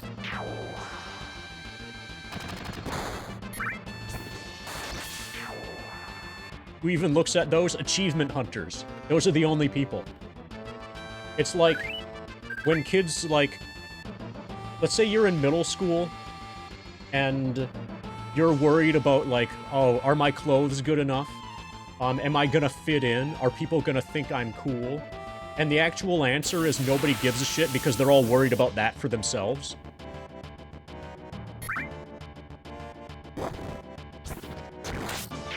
Like, nobody's actually looking at you. They're all wondering about you looking at them.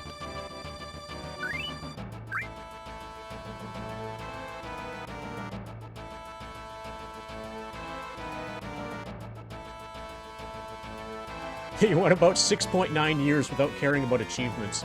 You relapsed this year. Need to get back to Achievements Anonymous. Yes, Achievements Anonymous. So that's the thing about achievements, is that they're not anonymous. If they were anonymous, they wouldn't be a problem. Yeah, some people consider it that. Those people are wrong. Thank God. Also, hey, Kevin. Oh, I saw the movie. You know, what's the movie? I'm thinking of ending things.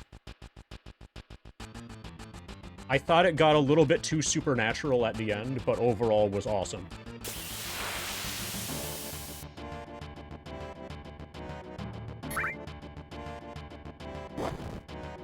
So, saying that this is a problem with mentality and not achievements is kind of like saying that I shouldn't blame casinos if I dislike gambling addiction. Oh, what else they're there for? They're there to prevent refunds. You know how video games normally have, like, an achievement for pressing the start button, an achievement for pressing the circle button, like a bunch of achievements right at the beginning? That's to make it so that when you try to refund the game because it's broken, and because it's just, like, dog shit, they can say, well, you already have all these achievements. Clearly, we can deny your refund request on this basis. So there's that.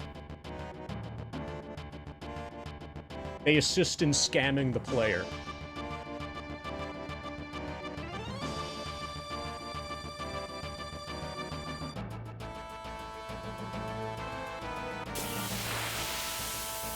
Oh, but nobody cares about challenges that are built into the game. It's all about metagaming.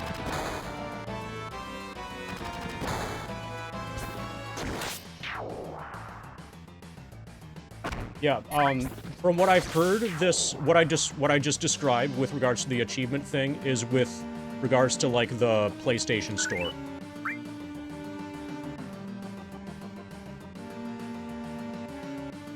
Steam is relatively forgiving. But, like, Steam is not the only storefront.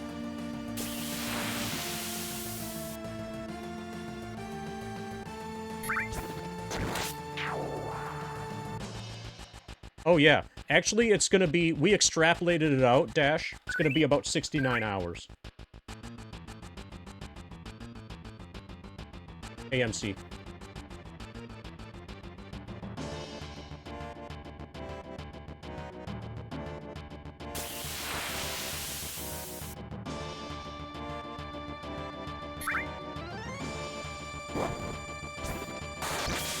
Nice damage.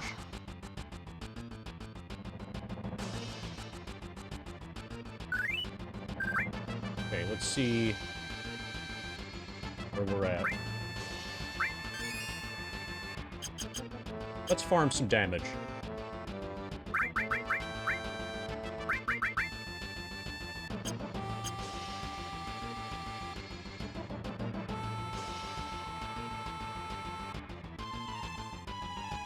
Yeah, Steam is not the only storefront. There are also other places where you can buy Steam keys.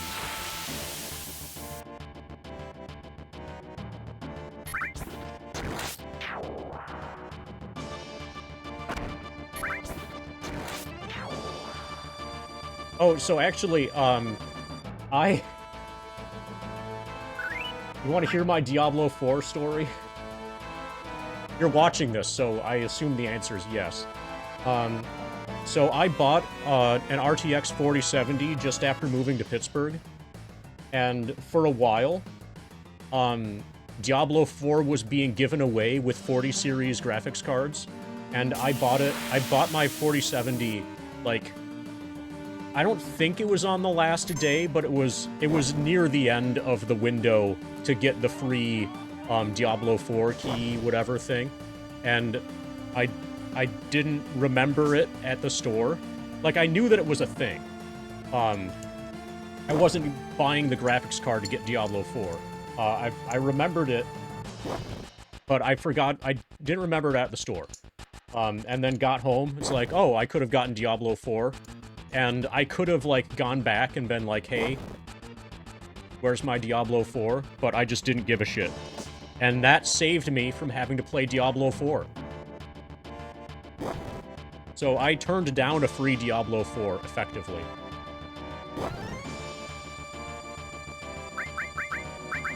It would have been nice if it was like a Steam gift card or something useful instead.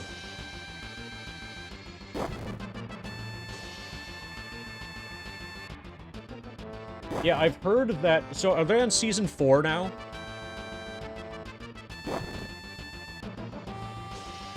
I've heard that they're getting less bad. The seasons are getting progressively less bad. No. Several people did it before Circle Master. We're farming limits. And we kind of need to farm... If we're gonna farm limits, we have to do it early while our max HP is still relatively low. A battle pass. So imagine that you just paid $70 for a video game, okay? Let's say you just did that. So you just paid full price for a full price game. Now, imagine paying like a monthly subscription on top of that, okay? That's a battle pass.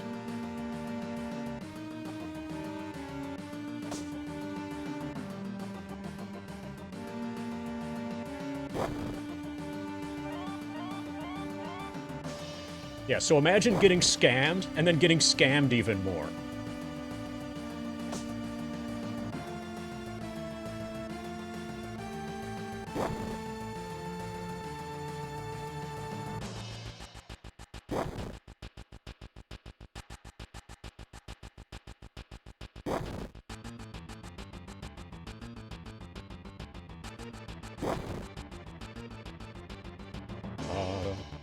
ba-da, ba, ba.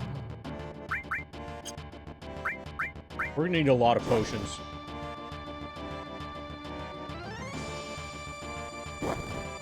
Yeah, so my position on, like, video game, you know, the video game development, whatever landscape, is the same as music. So, you know how a lot of people think that music sucks, and they'll, like, point at, like, whatever's popular and be like, hey, that sucks, therefore music sucks? And they'll be like, remember back when music didn't suck? There's always been good music available to be found. You just have to look for it. There's always been bad music available that's been easy to find. The same thing goes for video games. There are always good games out there. They're just not, like, automatically given to you. Or it's not, like, super ridiculously obvious what they are. Beyonce being really popular doesn't mean that there isn't a really good death metal band out there that you would love if you ever found them.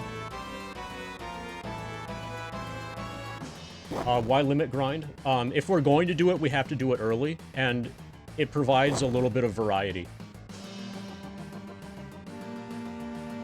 Why is basically just why not. It doesn't give us any real advantage. If we don't specifically grind for finishing touch, then we will eventually get to where we cannot get finishing touch. Yeah, we're gonna save a ton of time. Yeah, we're not gonna have to use Media Rain. As soon as we get Omni-Slash Manual, we're gonna use it on him.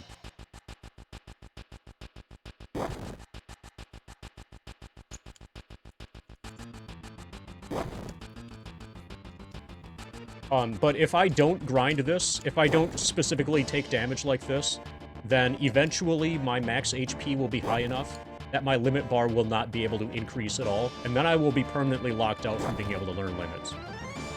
Yeah, after this we'll do a hundo. The hundo is only going to be like 15 more hours, so it's going to make a negligible difference.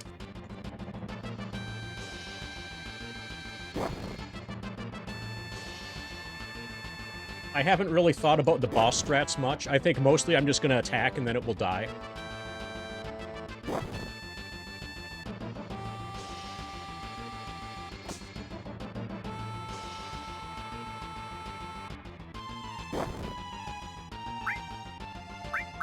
Yeah, I don't know if it's going to be possible. I'm actually... Part of the reason I'm doing this is just because I'm curious. I'm curious if it is possible to get finishing touch on the first screen of the game. I don't know the answer to that.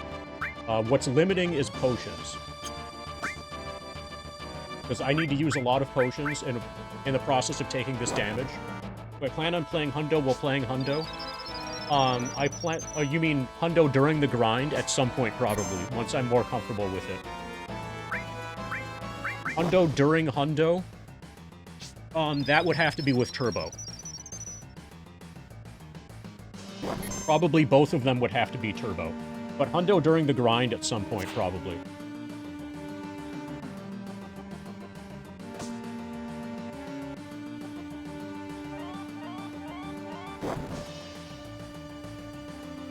Okay, on the first screen of the game, specifically, Sigma, it seems like it's probably mathematically possible, but you need to force it. I know that if I just keep going, then eventually Cloud will outlevel the damage that I'm taking.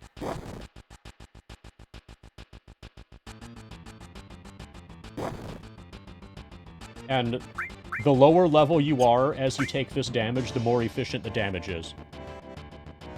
Yeah, eventually, Blue Harvey, the reason to do it early.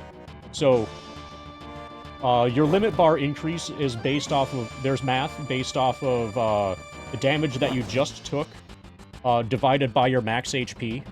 And that number keeps getting smaller and smaller. And eventually it gets small enough that it gets rounded to 0.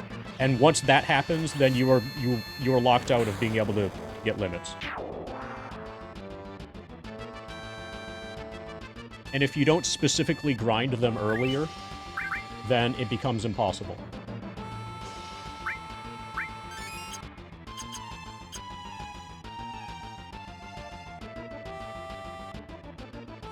So that was my first meteor rain. We need 5 more of those. I'm also not done with Bravers. I've had 5 Bravers so far. We're done with Klimazard. We have Klimazard.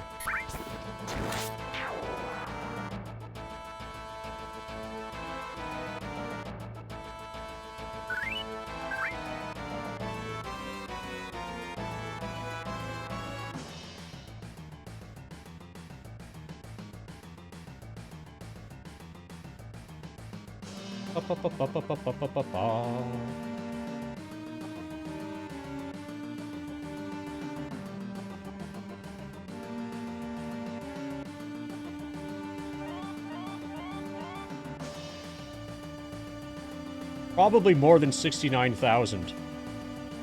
The real question is how many train conductors am I going to murder? How many dogs am I going to murder?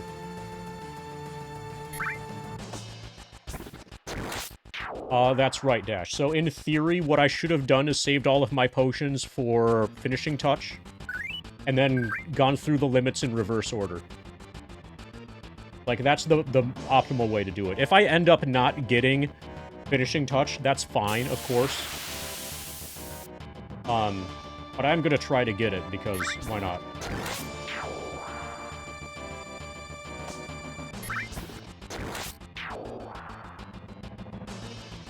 Oh, this is canon. Yeah. So, Tifa hires Cloud. Tifa puts in a good word for Cloud because she knows that Cloud is badass. Like, level 99 badass. This is the timeline where Cloud actually is ex-soldier.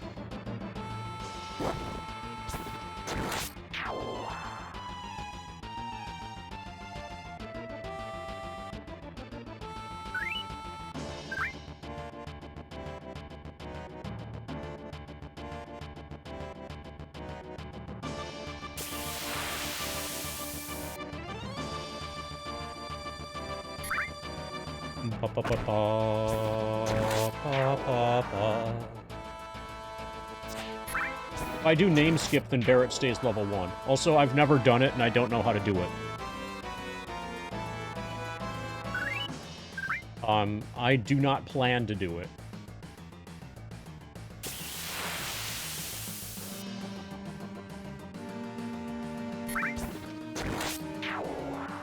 Cloud. Plenty of hours. Someone set us up the bomb. Apparently it's not going to be Cloud.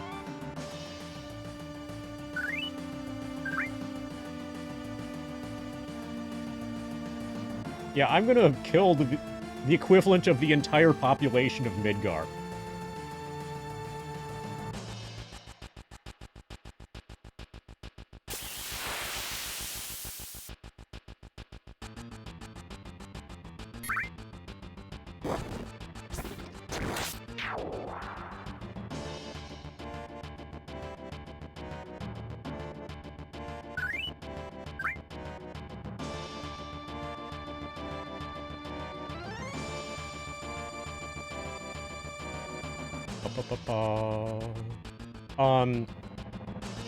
It's 400 plus hours if you go into the reactor and do fights that give way more experience and you do proper weight tricking and the encounter rate's higher and stuff.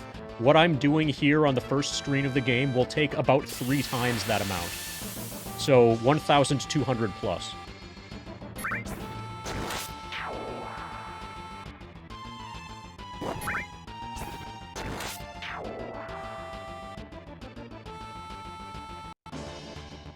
Hey, Schmall. You know what's not going to be Schmall? Cloud's level. Okay, we need more pot.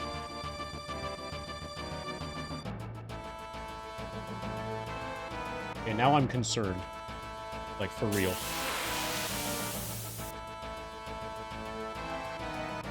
Okay, good. Some back attack. We should get some pot from this back attack. We need to not get really unlucky. Start getting some pot drops. Okay, that's good.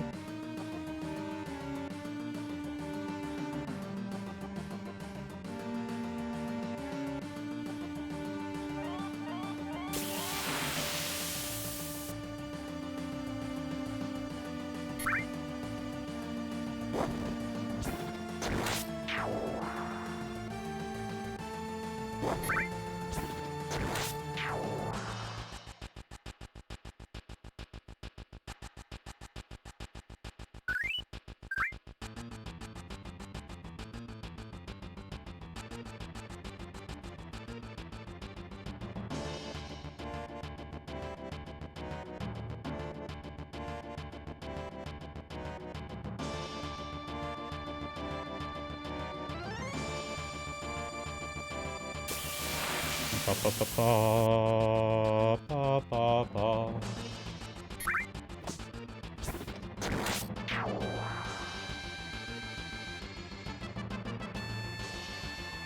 Okay, been streaming for over 4 hours and 20 minutes. Nice.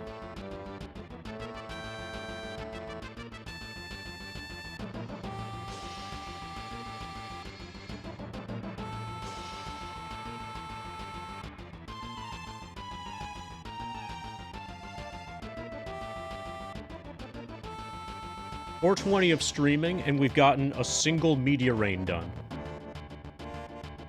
Oh yeah, that might be a problem.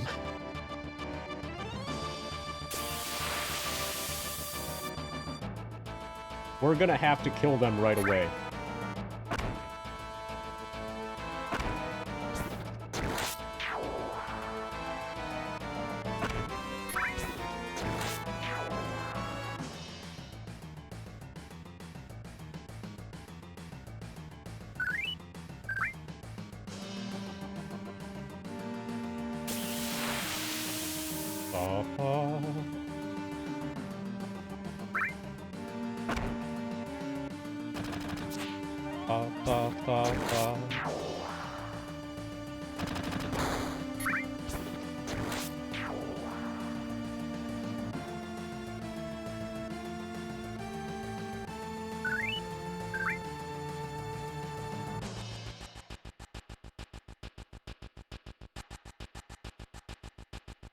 So one of the issues that I was running into yesterday while testing this, while doing hibernates, is that sometimes if I did the hibernate, well, if I tabbed out of the game while on the field like this, and then hibernated and then returned, sometimes the music would have shut off.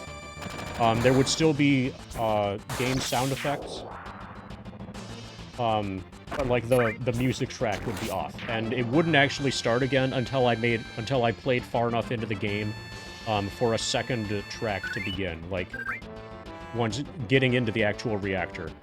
And what I found as the workaround would be to pause the game in battle and then hibernate while the game was paused in battle. None of the times that I did that did we lose music. So when we do actually stop today, I'll sleep the game from a situation like this.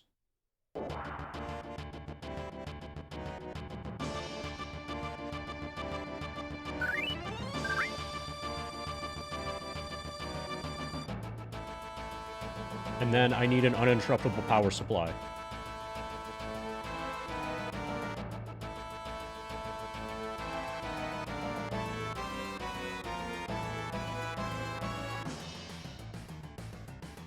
Yeah, on the way to... Yeah, if you grind on the screen with the bridge,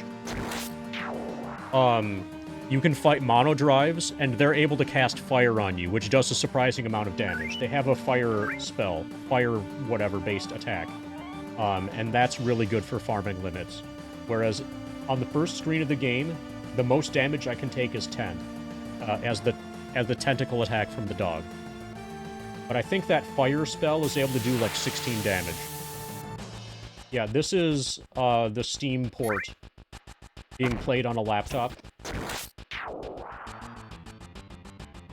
The reason we're playing FF7 PC is so that we have a way to like suspend the game in between sessions. And what I will be doing is putting the game into sleep, or putting the laptop into sleep mode in between sessions.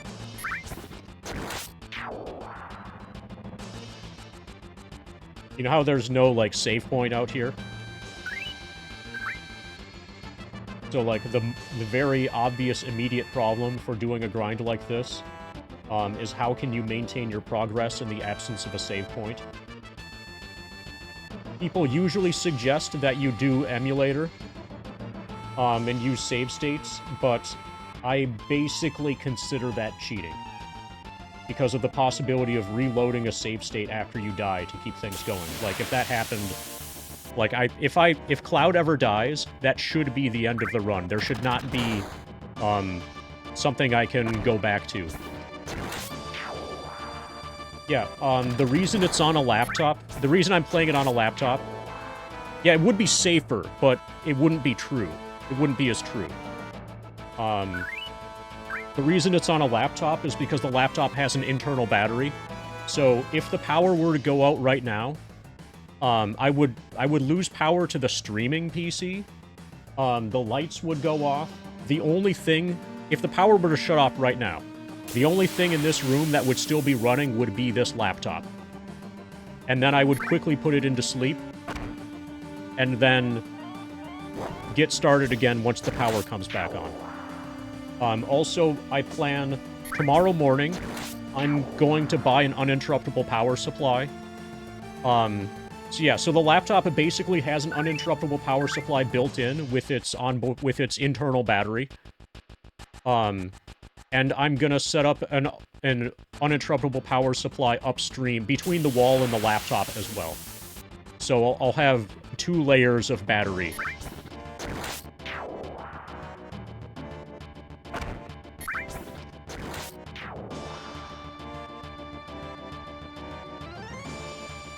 That's basically the plan, a ninja.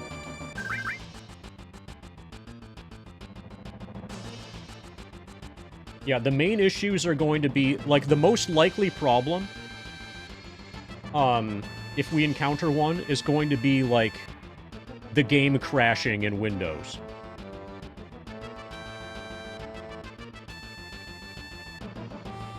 Like, power outages are not going to be anywhere near the top of the list of problems. Especially once I have a UPS. Yeah, we still need 5 more media rains.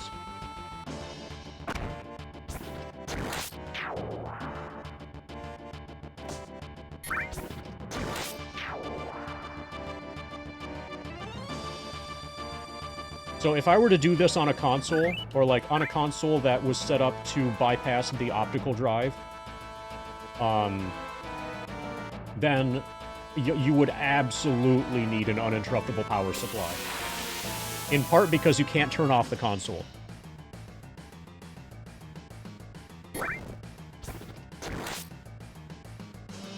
It's going to be really nice once Cloud is strong enough that he can kill these guys, that he can one-shot them after he's back attacked. That's going to be, like, a nice milestone. Okay, what are we at for potions now? 5.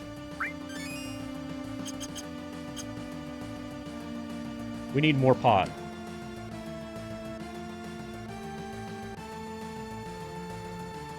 So if it were done on console, Samney, it would either be original PSX.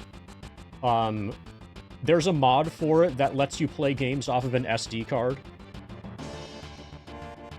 And the original PSX shouldn't overheat.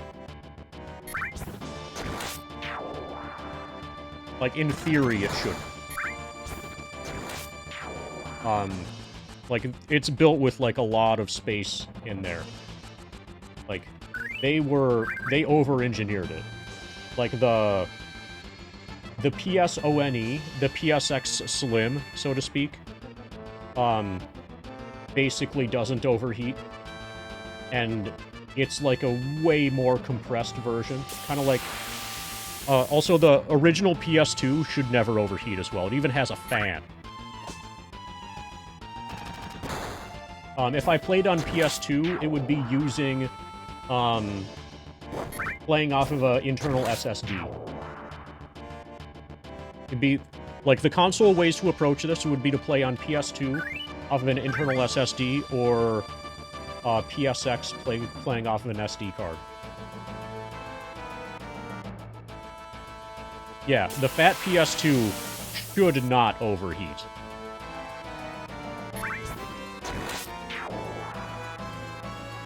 Yeah, a big-ass fan. Like, it has almost a full-size CPU fan in the back. Like, they really over-engineered that. And eventually they realized, hey, we can just put all of this into, like, a little sliver and call it the PS2 Slim. And actually, that works just fine. And that doesn't even overheat.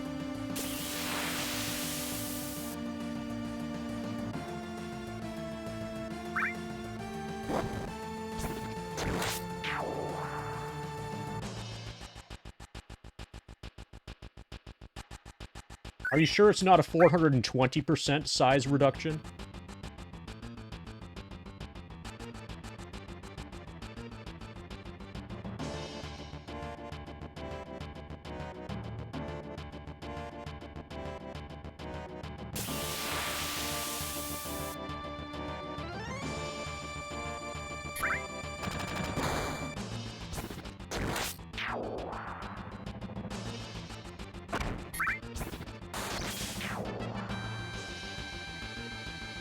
Ba ba ba ba ba ba ba.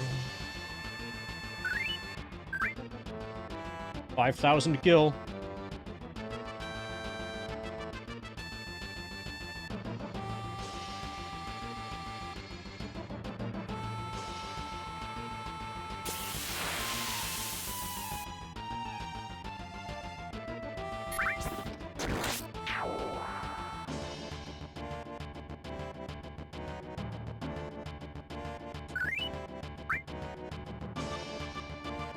One of the things, like, the main concern that I would have on doing a grind like this, on an actual console,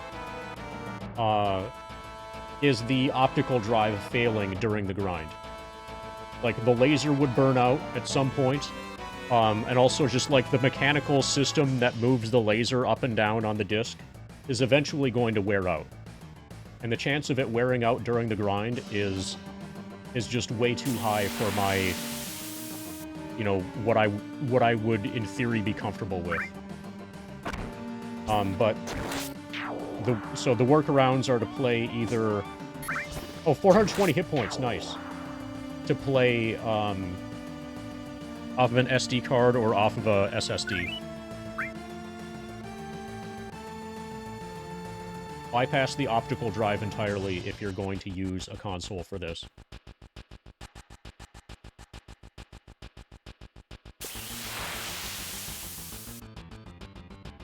420 hit points.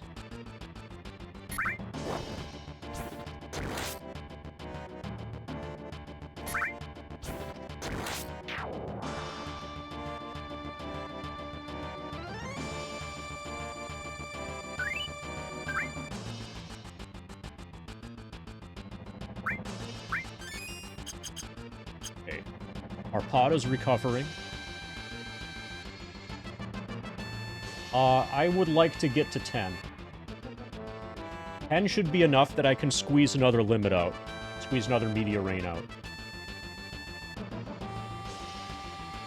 Well, let's see what our... Okay, we're getting close to a level, actually. We're really close to a level. Maybe I should grind some. Maybe I should take some damage. We're at 6. Maybe 2 pots worth in the next fight. In the next dog fight. Which would be now. Also, this is a good bathroom break.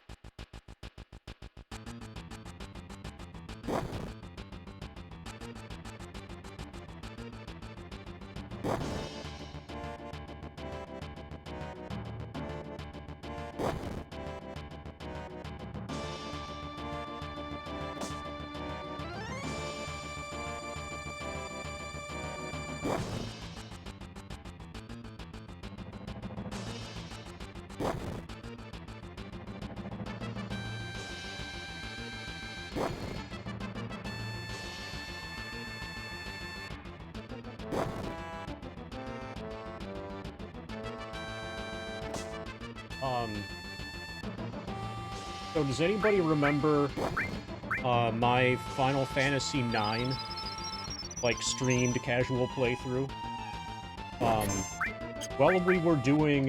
While that run was doing, what is it, Chocobo Hot and Cold, at some point the conversation became, like, the topic, whatever, became, like, Chocobo versions of TV shows. And, like, we were voting on them and shit like that. And, like, one person's like, hey, how about Beaky Blinders?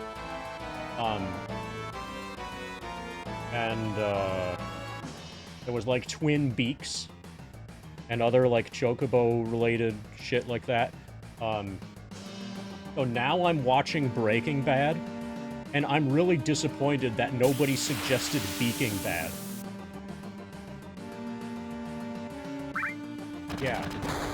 Yeah, exactly.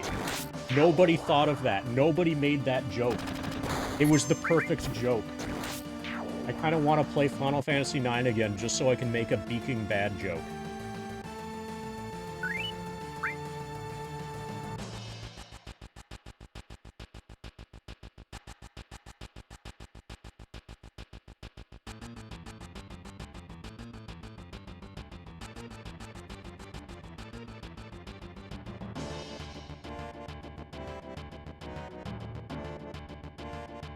Dude, that should unlock an achievement. You know? Making a Beaking Bad joke.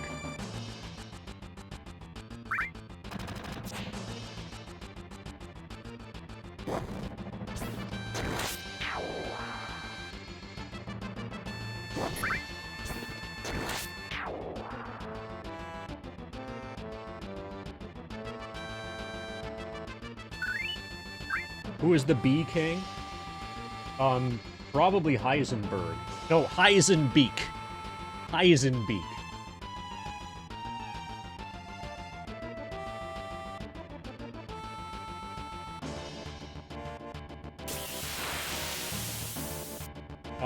I think I have some pretty good FF9s. I think I have at least 4 FF9s. And all of them are in pretty good condition. Like, I don't buy them if they're not good. That's one of the ways that you know that I'm probably gonna speedrun FF9 someday. You know, like, the threshold for, like, are you actually committed to eventually doing a speedrun? Is when you start buying additional copies of that game. Like, if only having 2 or 3 of them is not enough, and you need to get 4 or 5 of them, then you're probably gonna eventually speedrun it. You know how I have, like, 40 or so Final Fantasy VIIs? I have, like, 4 or 5 FF9s.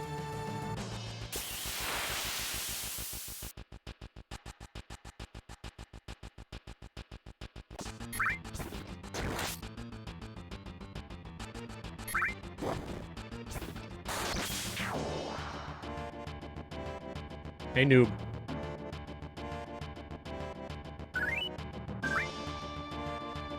It's happening. And you're a little bit early for the 4-hour and 20-minute live split thing.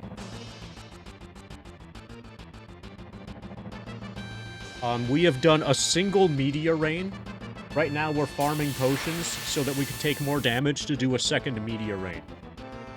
If possible, we would like to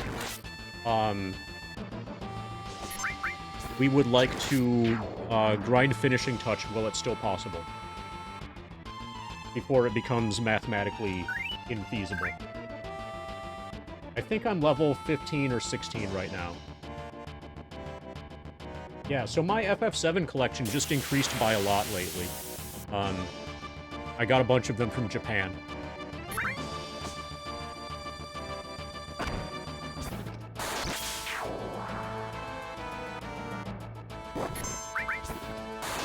These are the new ones. These are almost all Japanese ones.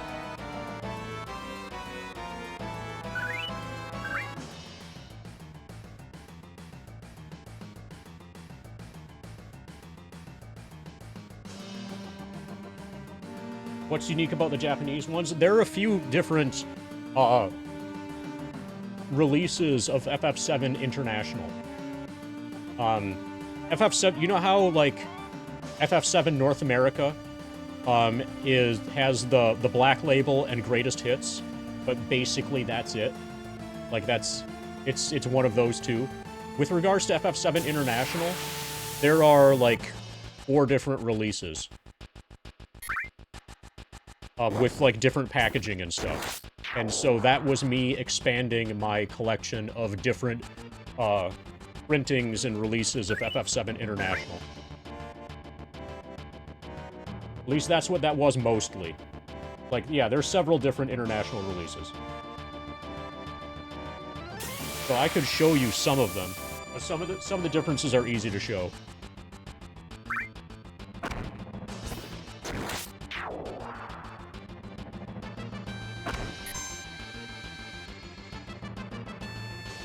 Okay, so the 3 that are easiest to tell apart. So each one of these is a Final Fantasy VII International.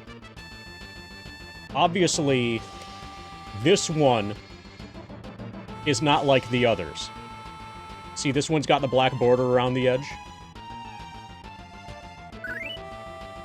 And then with regards to these, they're at a distance they look the same, but look down here and look down here, and you'll see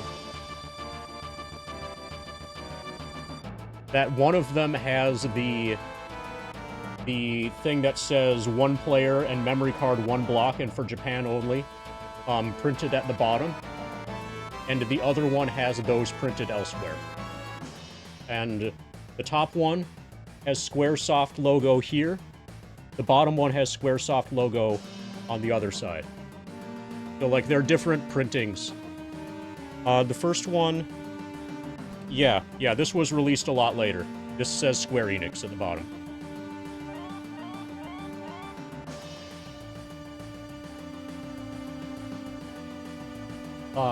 It actually gets... That's, like, what's really easy to show. It gets more complicated than that, actually. So, the Japanese games commonly will have...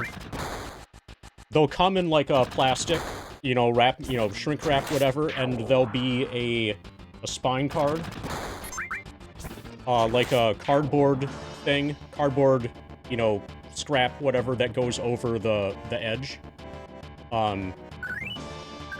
And there are different releases that are otherwise identical, but have different spine cards. And they're really hard to find with the spine card, and basically you need to buy them new sealed in order to have the spine card be included.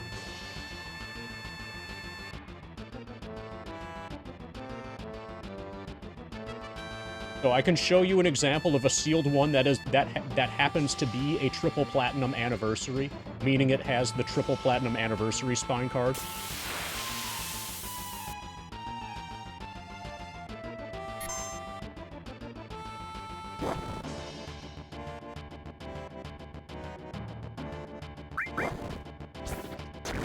Like, this here is a original sealed Final Fantasy VII International. with the triple platinum anniversary spine card. This is probably my most valuable FF7.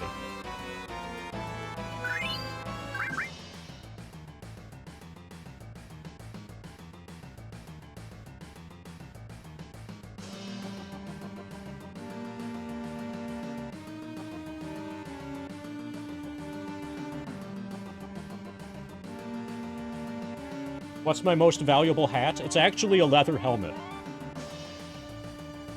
It's a leather helmet from Northeast Brazil.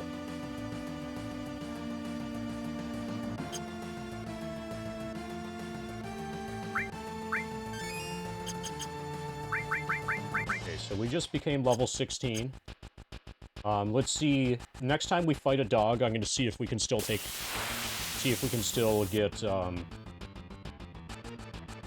decent damage from it. Okay, it hit us for 6.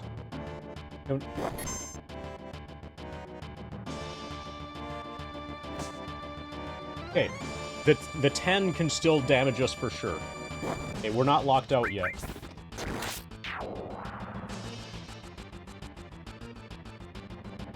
Oh, it actually might take 69 hours, Hobby Man. We did some extrapolating.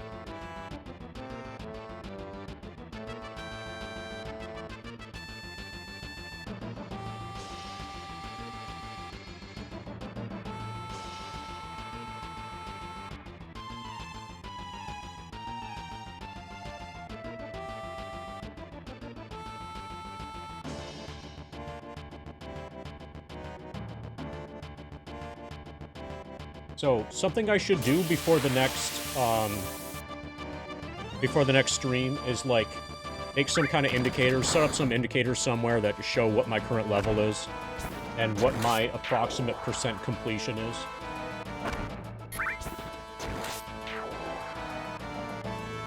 I think Dave had that.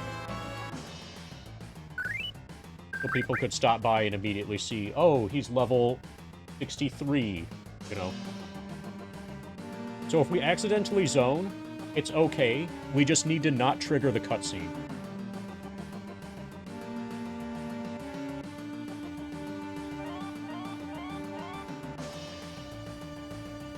We need to not accidentally zone and then move right and then move up.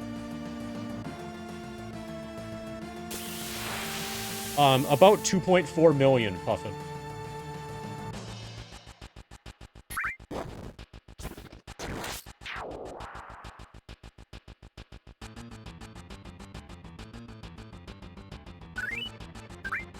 So I just one-shotted him after he back-attacked me.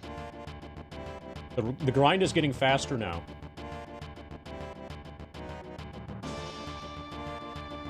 Yeah, 2.4 million and 69.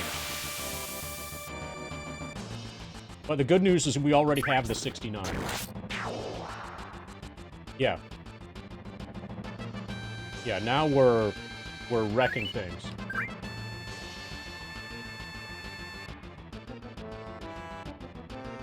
The way the damage calculation works, there are certain, like, thresholds that where if you meet that threshold, then you get a massive jump. And apparently we just met one of those thresholds.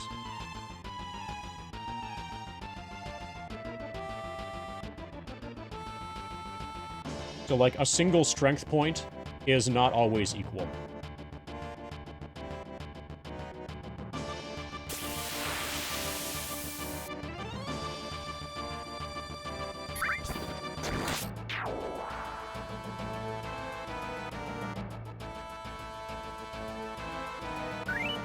I'm just happy that we can one-shot them when they back-attack us now. And that actually will save us time in the long run. Like, serious time.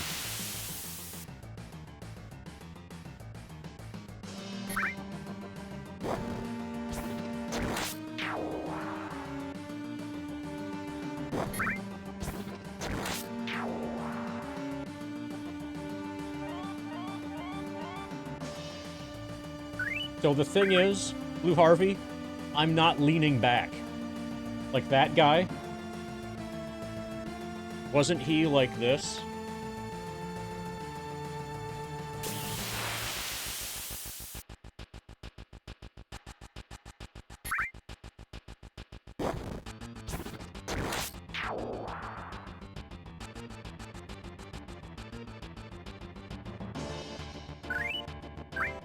I'm only gonna get better and better at that impersonation.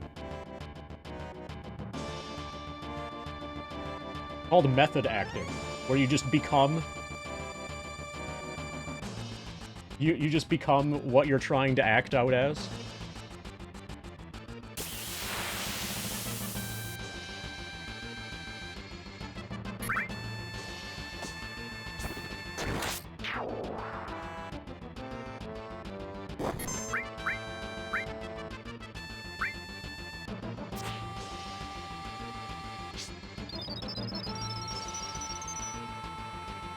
We don't know for sure. We'll do some testing later once we're on our feet in the grind.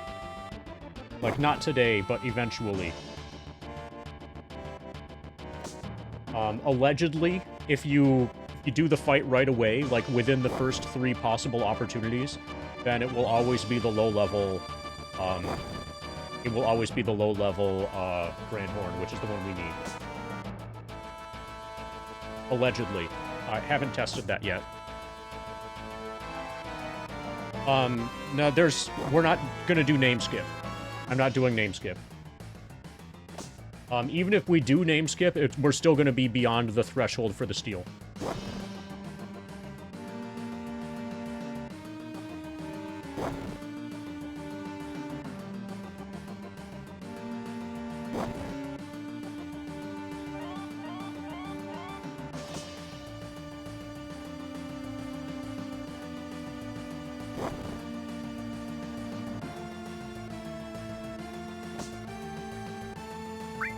So this is slower. This is noticeably slower. But it's still working.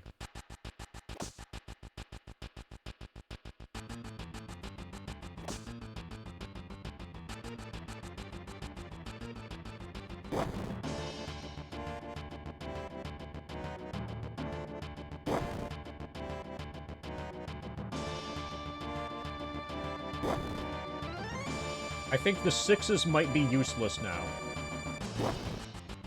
Okay, the 6s still can work. Good. He did like 4 6s in a row, and then we got a pixel. Okay, so this isn't that bad.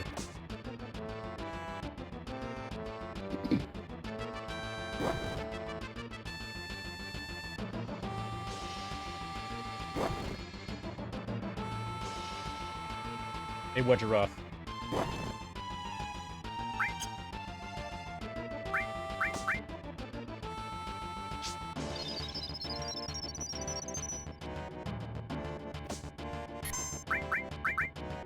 Okay, I'm gonna replenish potions.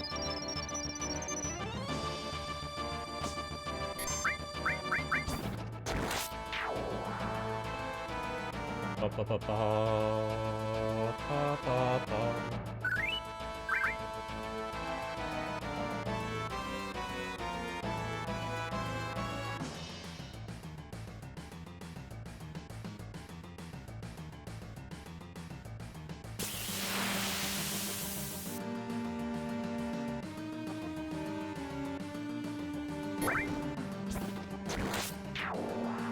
Yeah, our back attack is plenty strong to one-shot him. Or our attack from the back row.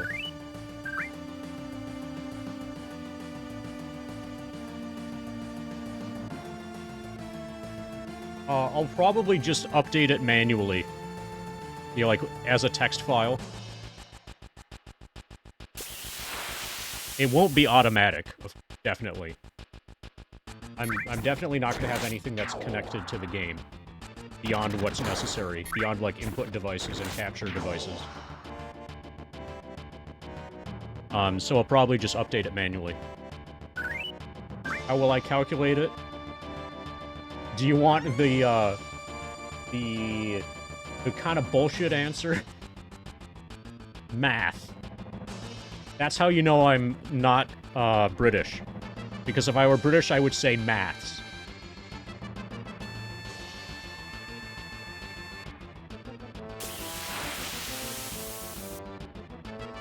So I would calculate it using math, not maths.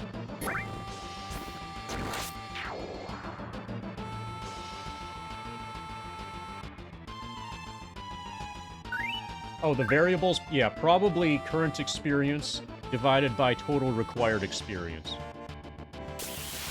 Yeah, if you do per level, then you actually start at 6%. First 6 levels are really fast. Level 7 is pretty fast, too.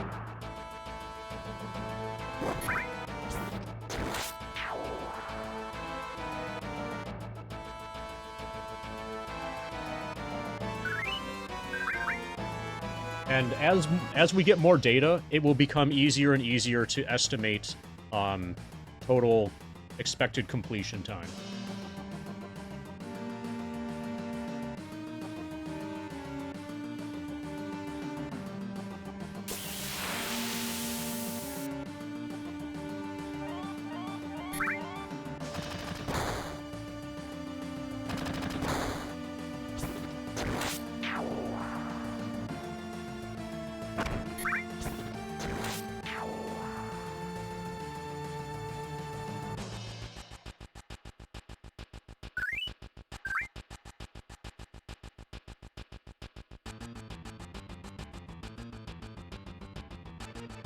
Oh, speaking of Paradise Lost, I still need to get my Deathfest tickets.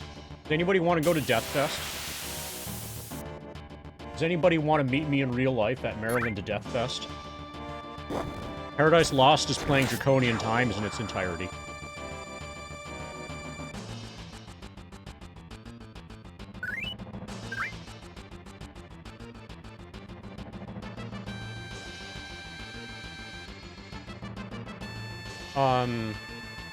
I think it's next summer. It's in Baltimore.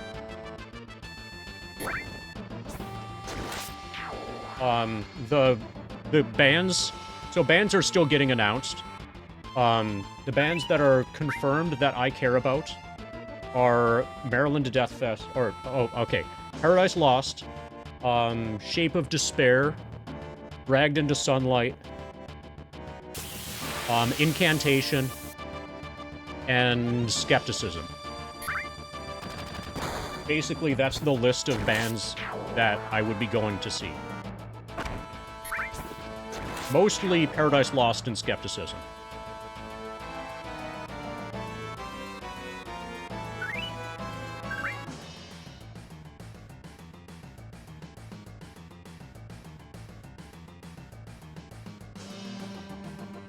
So I'm a little bit surprised that you haven't heard of Incantation.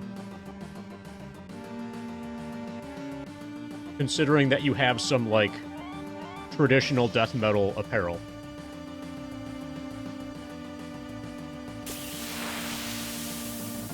Yeah, Incantation is a traditional, like, technical death metal.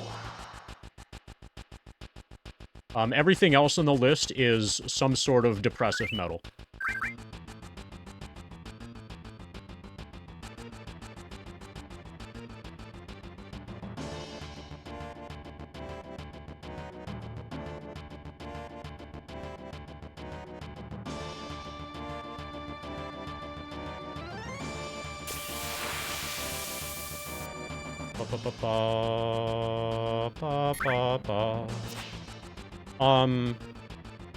Are they new?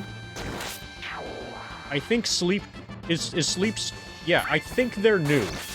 I think, like, the Zoomers are into that. Like, the TikTok era. It's like TikTok era black metal.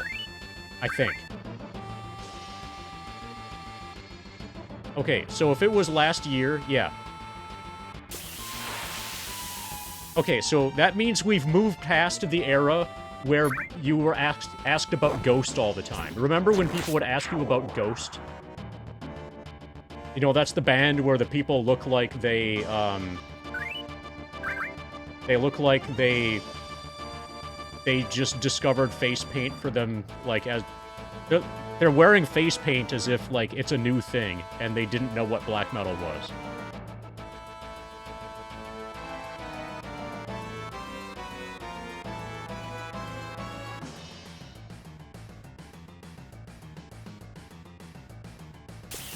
So yeah, I've heard of Sleep Token. I think I listened to the first like 25% of a Sleep Token song on YouTube. So you know John, right? Rosenthal. I'm talking specifically to Kevin. You know, the guy who supplied us with a bunch of drone. At one point he was bitching about them on Facebook and is like, I can't believe the kids are listening to this garbage. What the fuck is this shit? And then, like, linked a Sleep Token song, and I tried it, and was like, holy fuck, this is bad.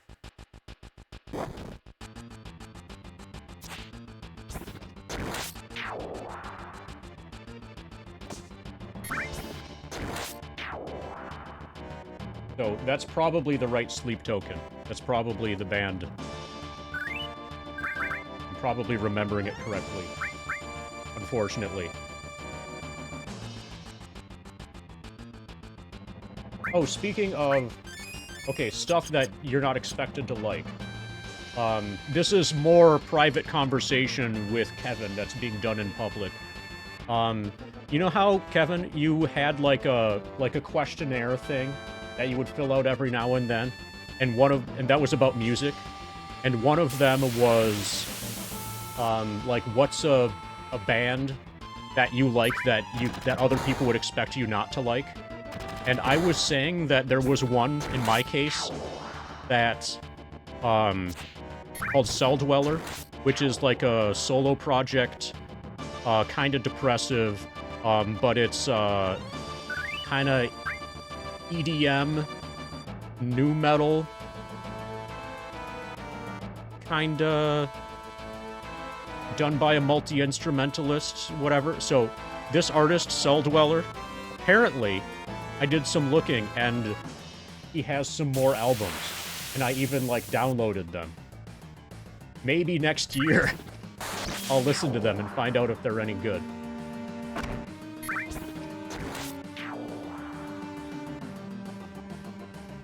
But the torrents are active.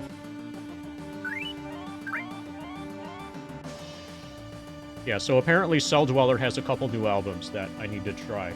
I still need to try The Last Night of Sadness. You know, like the Gen Ghetto album? Champion.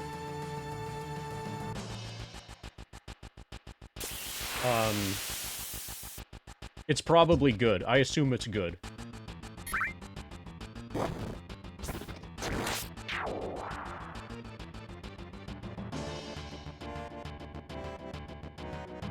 Yeah, metal is probably the most diverse genre of music. If somebody likes metal, that doesn't really mean anything about whether or not they're going to like or dislike any particular band or song or whatever. There's just ridiculous diversity within metal.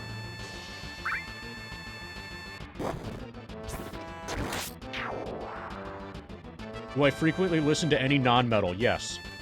I think I mostly listen to non-metal. Listen to sadcore. So the metal that I listen to is predominantly depressed, like really, like suicidally, like you're dying. Like imagine Paradise Was Lost, for example. There is also sad music that isn't metal, and mostly that's what I listen to.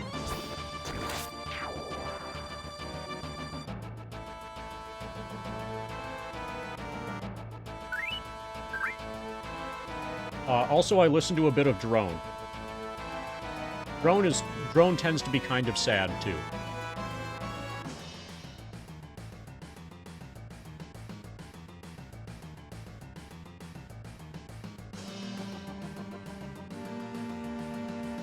'80s and sad metal. You had me at sad metal.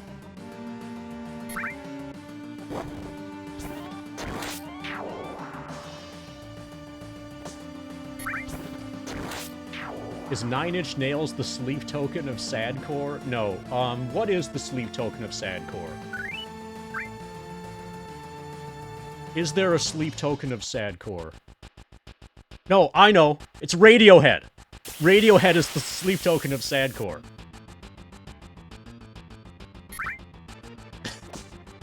You know how there are people who think that Radiohead is sad? Which is funny because it's not. But there are a lot of people who are convinced that it actually is sad.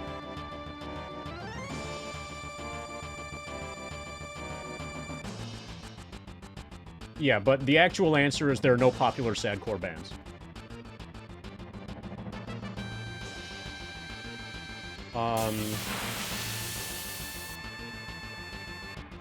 Red House Painters is too good to be popular.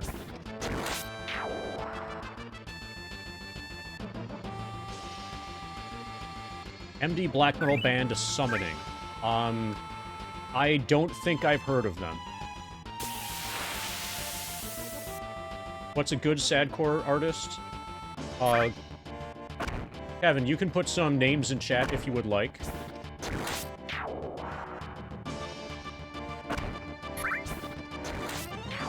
Okay, for a new person, like new to the genre, try this. Try this. How about some Bars In? So there's other stuff that's kind of maybe a little bit that's kind of better. Codeine, yeah, Codeine's really good for a new new listener. Codeine is it's simultaneously very good and very accessible. Start with the album Frigid Stars. That's a perfect first sadcore album. Yeah, start there.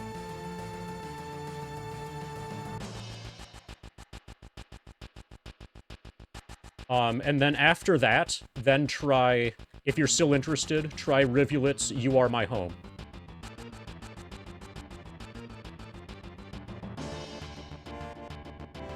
Low, yeah, those three albums, by the time you've listened to them, you've either gotten addicted to sadcore and now you're seeking out everything you can possibly find, or you've killed yourself, or you know that you don't like sadcore. One of those three things is going to happen for sure.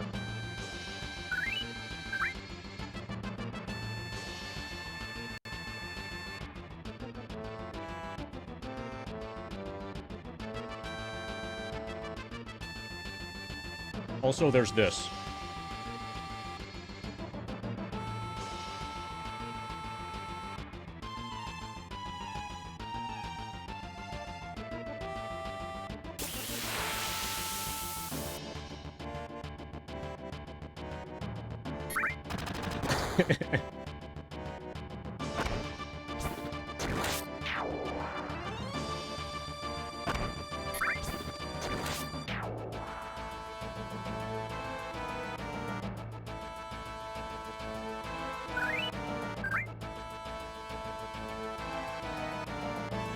Yeah, Nine Inch Nails is just industrial. I wouldn't describe them as being depressive. Like, even slightly.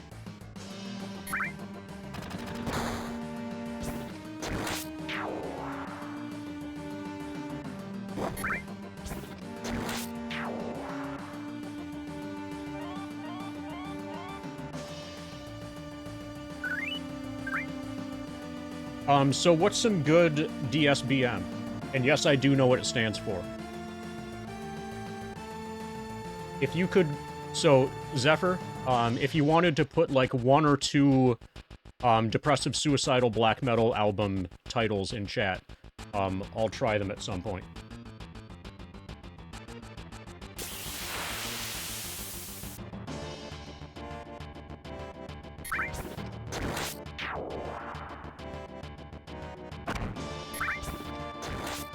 So, Toast, after you listen to some actual sadcore, then you'll know what I mean when I say that Nine Inch Nails isn't really sad. Like, in comparison to the albums that were just listed, you know, if you scroll up a little bit, compared to those, Nine Inch Nails is positively peppy. Like, if you want to get pumped up and happy about life, then you would put on some Nine Inch Nails. if you want to get pumped down and happy about death, then try those instead.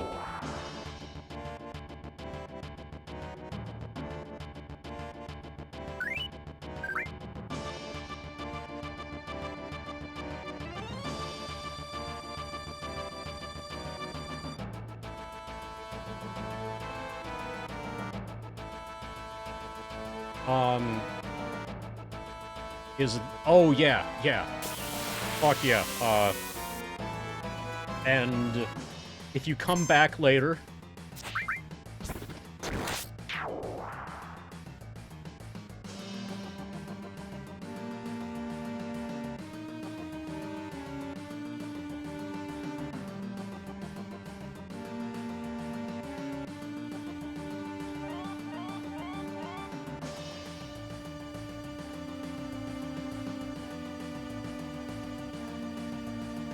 have you heard of this?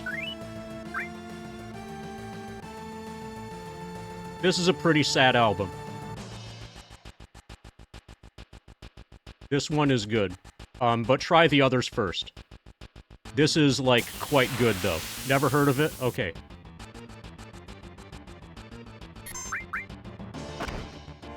I just need to show it so that you guys know that mine is signed.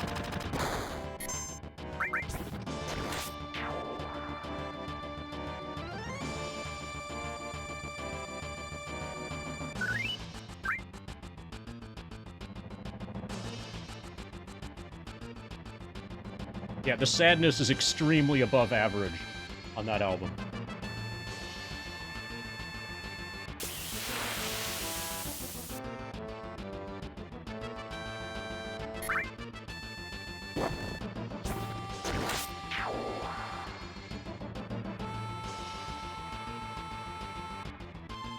He saw Duster, Sandcore Band. Were you the only person there?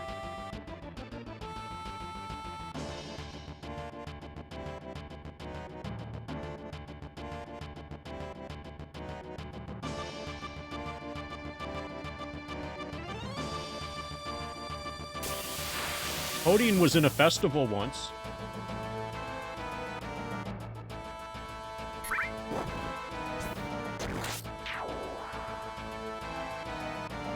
You were in a crammed room with people aged 18 to 25.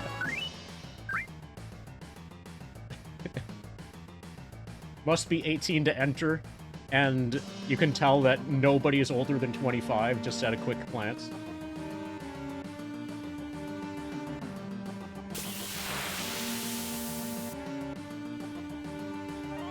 So I've heard of Woods of Desolation.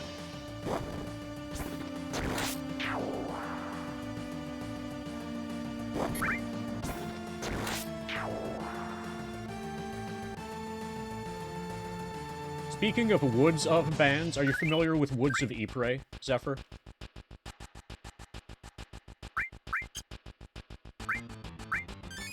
Okay, we're gonna grind some damage.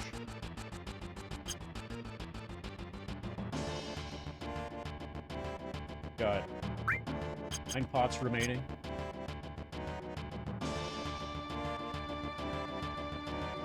Can you put the name of a... So if I were to listen to one Zasther album, what's the name of the album I should try?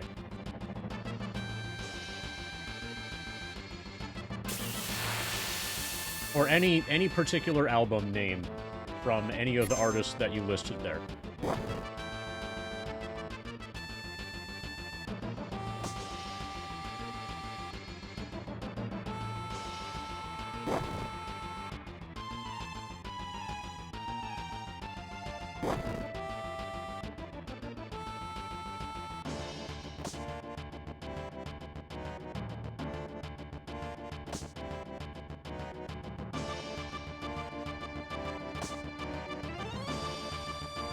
Okay, so this is going to be Media Rain number 2. Yeah, I probably do.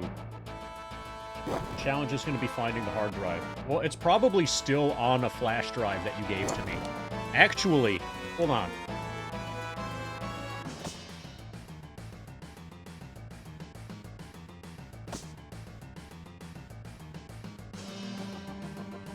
You recognize this?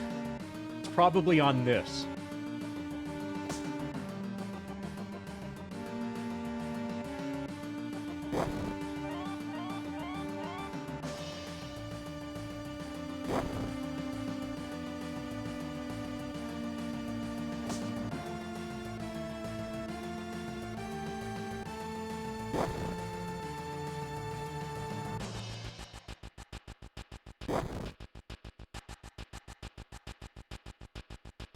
Disaster to violate the obvious. Alright, thank you.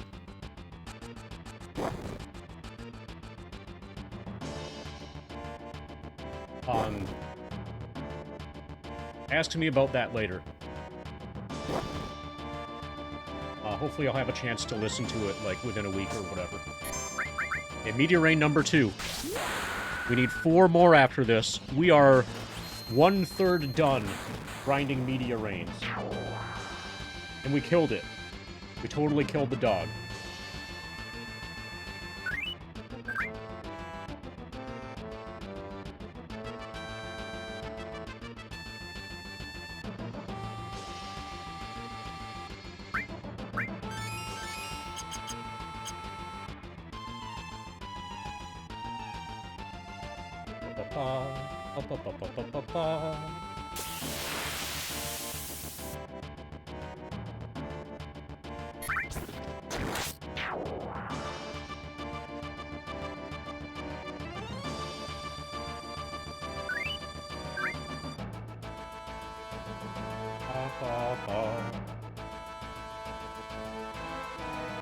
We are level 16.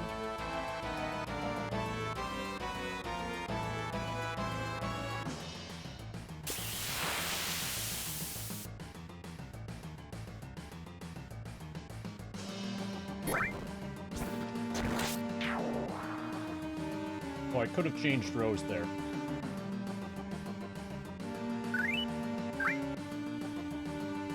Okay, next dog I need to take damage from.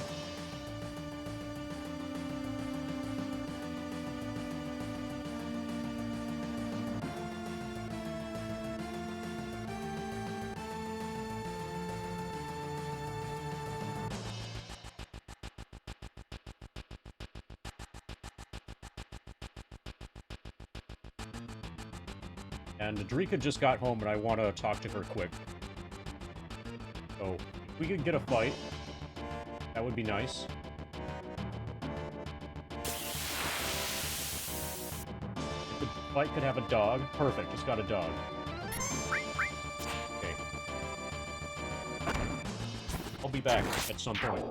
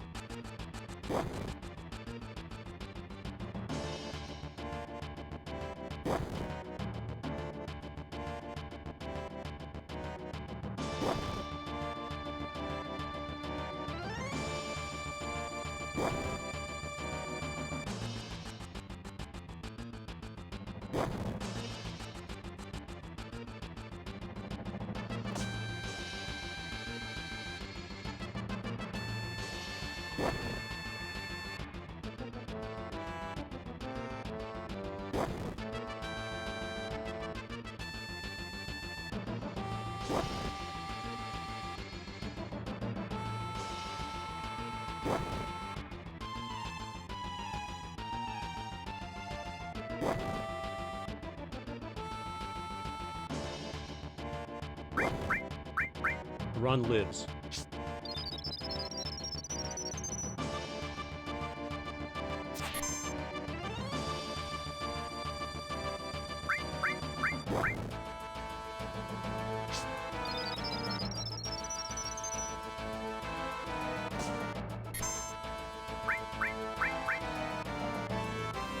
We are not accumulating limit bar very well. I think this is... I think we're not gonna get 4 more.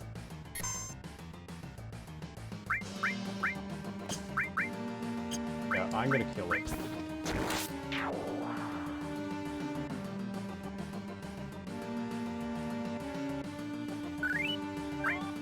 $6,000 gil even. Nice.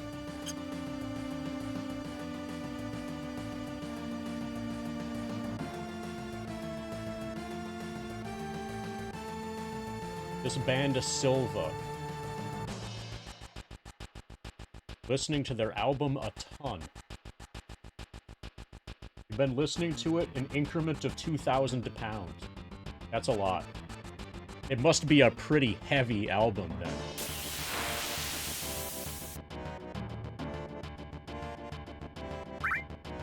Okay, so somebody made a list of bands that sound, yeah. Bolt Thrower, Mayhem Creator, Sodom, Venom, Bathory. Yeah, that's a pretty solid list.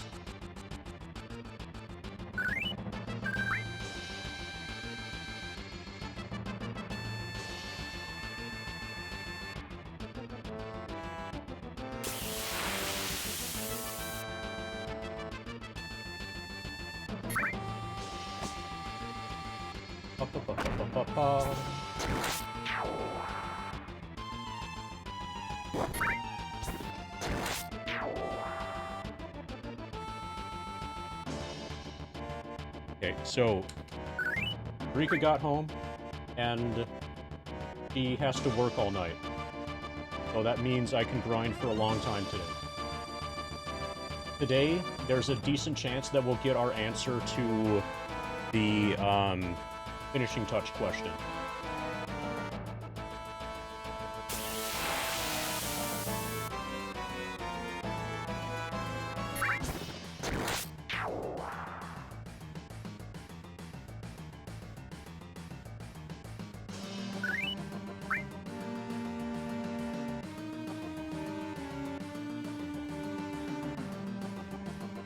A very small bag of pretzels. Coquinho. Thank you for the very small bag of pretzels. Did you bring enough for everybody in chat?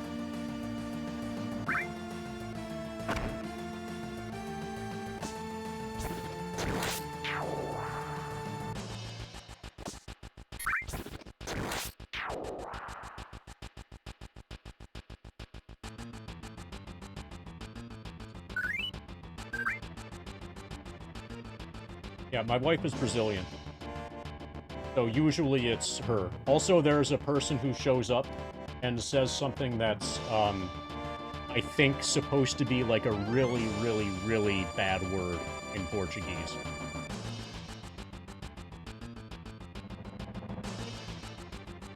Like, whenever I say it, Rika gets unfortunate. She gets, like, you know, you shouldn't, don't do that.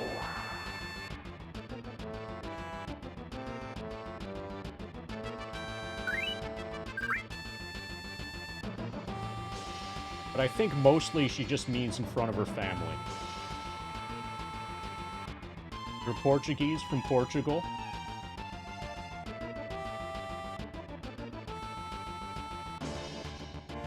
My wife is from Northeast Brazil.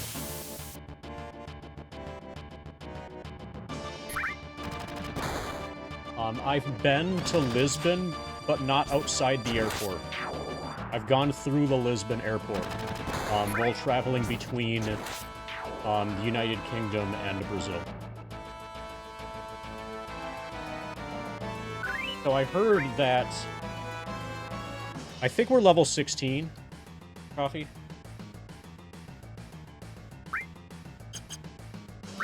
Yeah, we're level 16. We're close to level 17. So I heard that Portugal is starting to have an issue where, like, high-income people from other countries move to Portugal and then do work from home stuff or do like remote work, and then people are like, your real estate market is getting like kind of messed up because of that, because you have like high-income people coming in to buy your real estate, and then the native Portuguese who like actually have ordinary jobs, allegedly from what I've heard, are having more difficulty than usual in getting housing. So, you know how you're the windshield? You've looked at Europe, right? Portugal is the windshield. Basically, you just need, like, something to crash into the continent from the west. And that should solve that problem.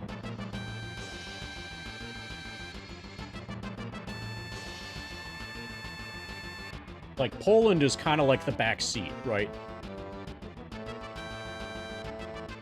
Germany's in the driver's seat. House rents, house prices skyrocketing. So, one thing I know,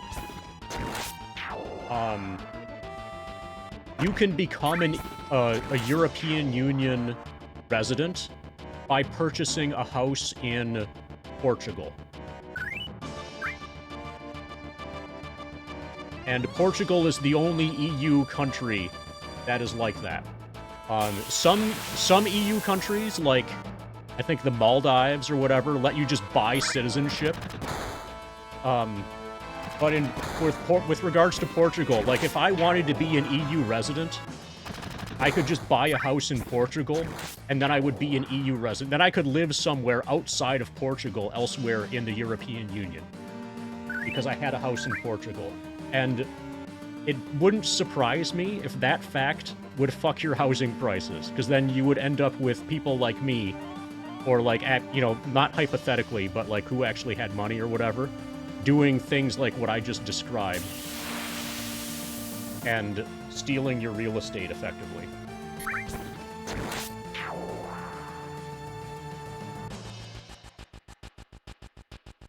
Yeah. Yeah, exactly. So, Portugal might want to close that loophole at some point.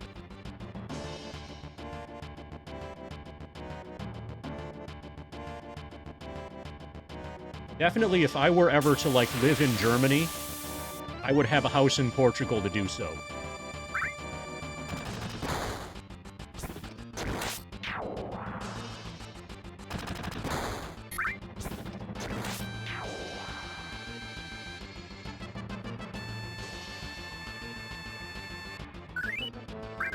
Yeah, so you're competing against not just other Portuguese people, but you're competing against, like, the entire world with a limited amount of housing available.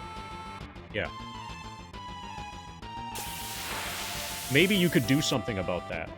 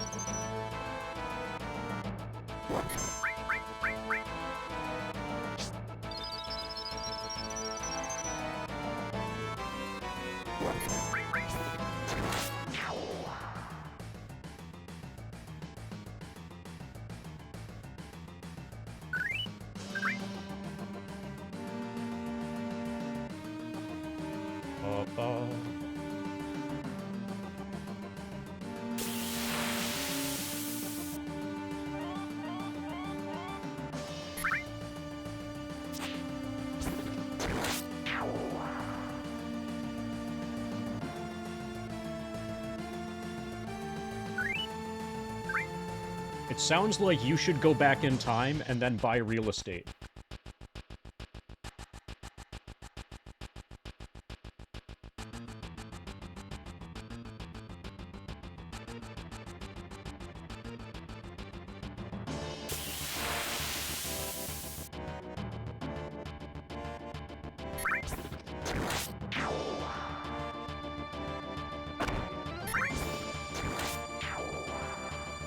So the only good news with regards to, like, real estate speculation, you know, stuff, is that it's actually really dangerous.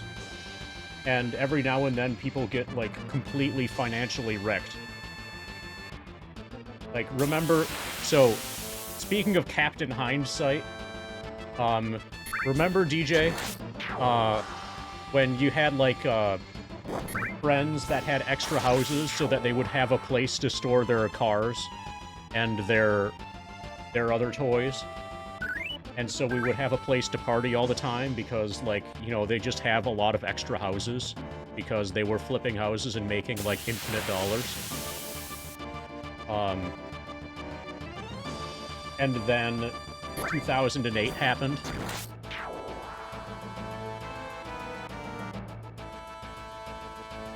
Real estate is surprisingly dangerous.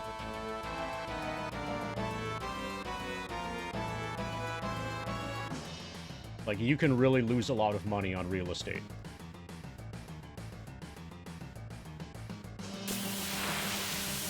People tend to forget that. When they think, oh, well, I should have bought blah, blah, blah. Yeah, that's always very risky.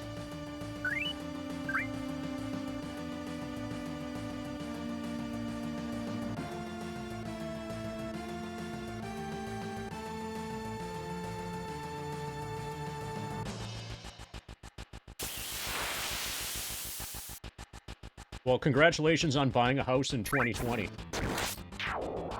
Oh, 2020. That's hindsight, right? Yeah. Morningcraft. That's exactly right. So, you want to go back in time and buy some water reservoirs?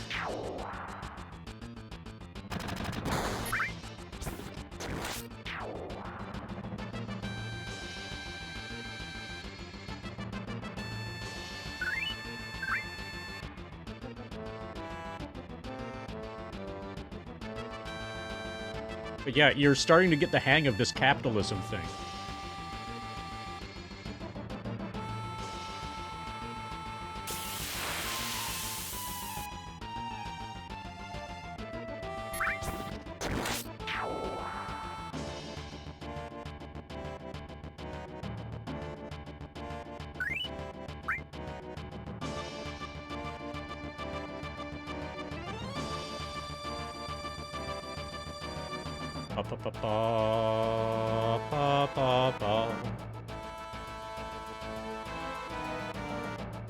Okay, so like in Lisbon, a rent for a studio is like 700 E, I assume. That sounds like it's probably cheaper than London. London is my only real reference point, where I sort of have a feel for the economy over in Europe. London's not technically Europe anymore, though.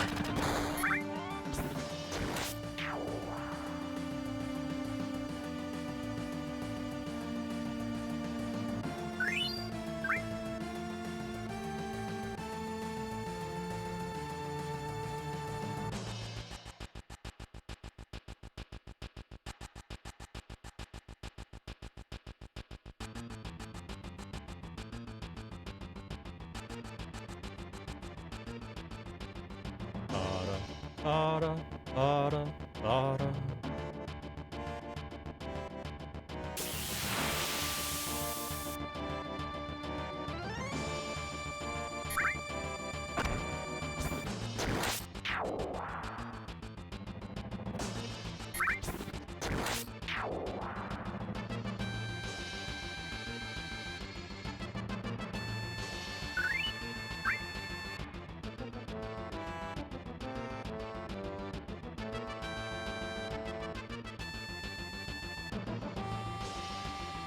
Well, who knows?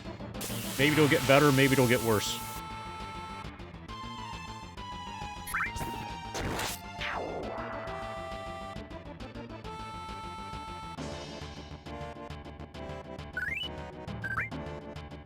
Okay, London is Around 700 to 800 pounds for a studio.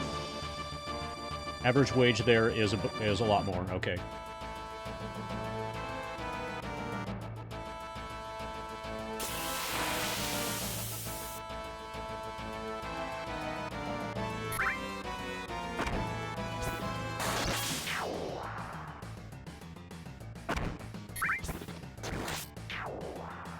Yeah, and then once problems come, then some people are going to get hurt, and hopefully prices will come down some.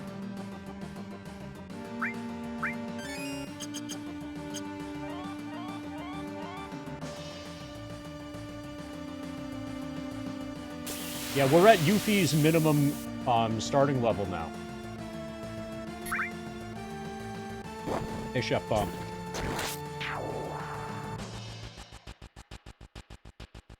I've been using pots because I've been farming damage to try to build a limit bar, to try to get Meteor Rain usage, to try to get Finishing Touch before it becomes mathematically impossible to get Finishing Touch.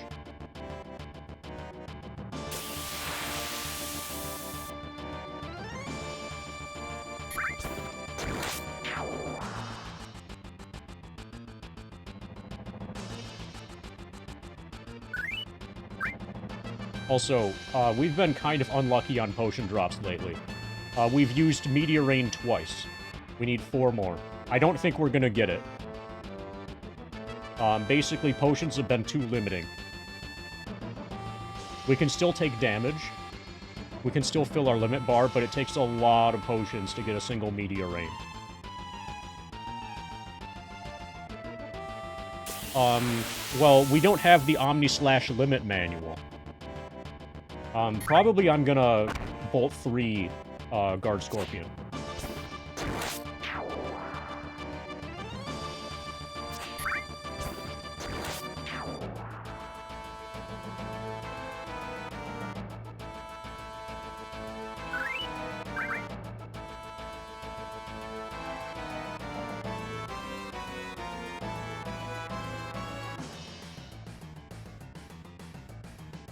But I'm conserving my MP, specifically for Bolt 3 on Guard Scorpion. Estimate for how long this takes, at least 1,000 to 200 hours. Somewhere between 1,200 to 1,400 hours expected.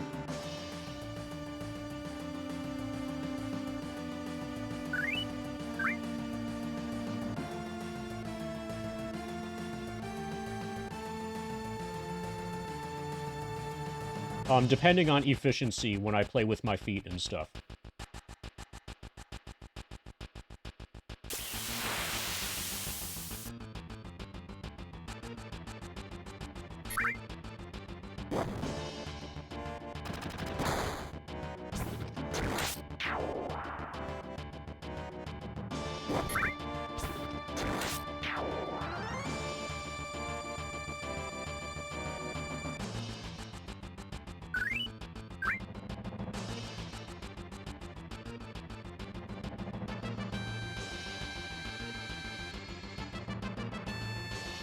So I remember video games being way more expensive when I was younger. Like, Super Nintendo games for $70 sounds about right. Super Street Fighter 2 for the Genesis, I believe my brother and I paid $70 for that. And there... Okay, so your market is flipped on its head compared to the American market then. Like, historically, video games were way more expensive when I was younger than they are now. And it's actually, I'm amazed that it's taken so long for pricing to, like, kind of normalize.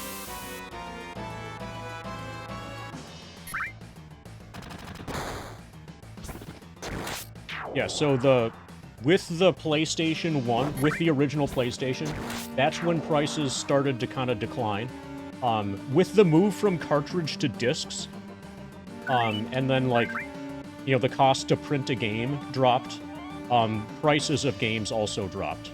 Like, it's way, way, way, way cheaper to print a disc, to burn a disc, than it is to solder chips together into a cartridge.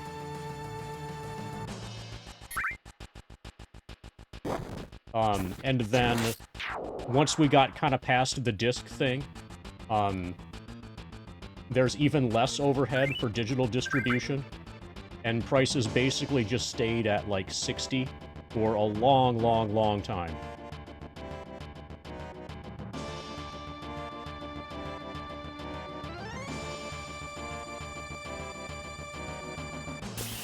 Is level this way really even possible? We're gaining non-zero amounts of experience per fight. Yeah. I believe it is, Zook.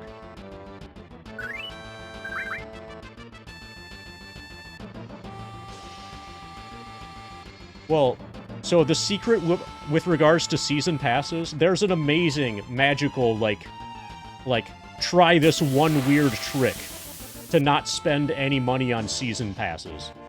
And that's to not buy any season passes. So, I've spent $0 and 0 cents, also £0 and €0, on season passes, using this one weird trick.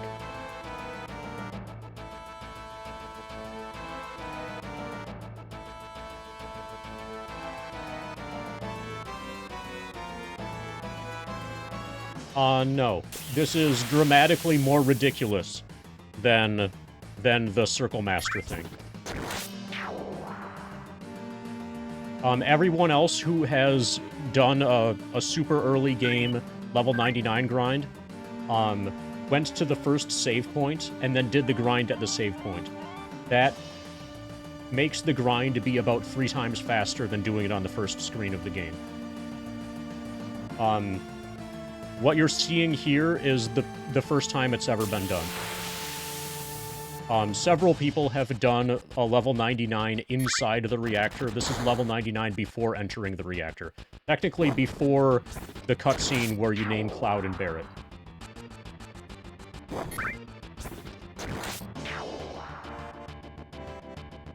And this is going to take about 3 times as long as a standard level 99 grind. So, instead of 400 hours, about 1.2 thousand.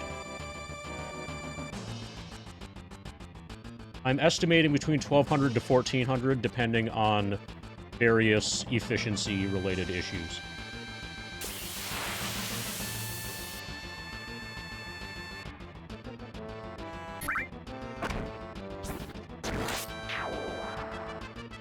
Oh, yeah.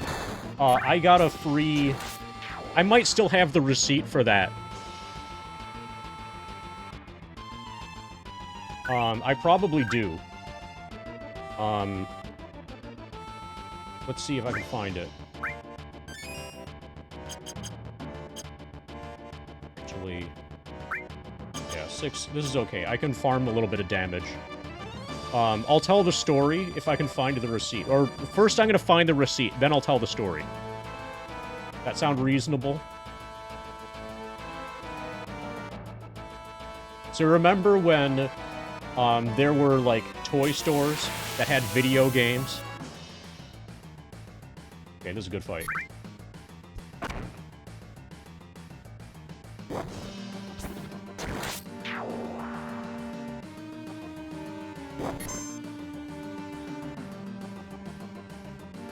Yeah, we got it. Got it. Yeah, so this was from KB Toys. Anybody remember KB Toys? Apparently this was being sold for $24.99, but then it got marked down by hand to $19.99. This is a sealed greatest hits. You know, brand new Final Fantasy VII greatest hits. Eventually, the store started to sell these, or sell they were clearancing out their PlayStation games, and they were doing 2 for 1.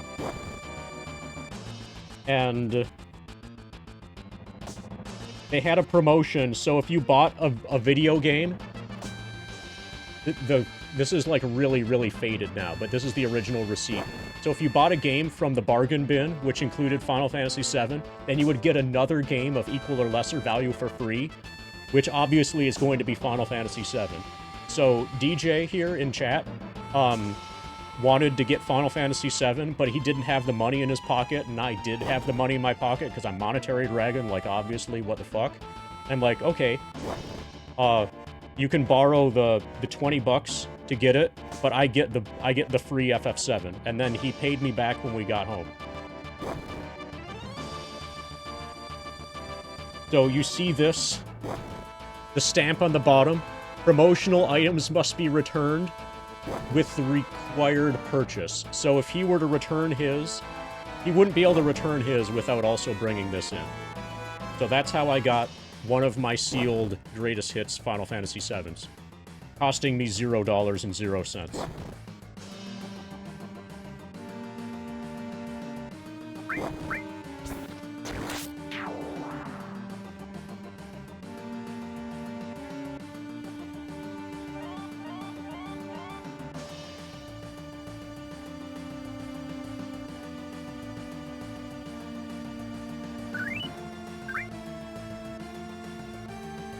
Yeah, that was a really good ROI. I agree. That's why you should always keep, like, at least 30 bucks in your pocket. Because you never know when you're gonna get a free FF7 because of it.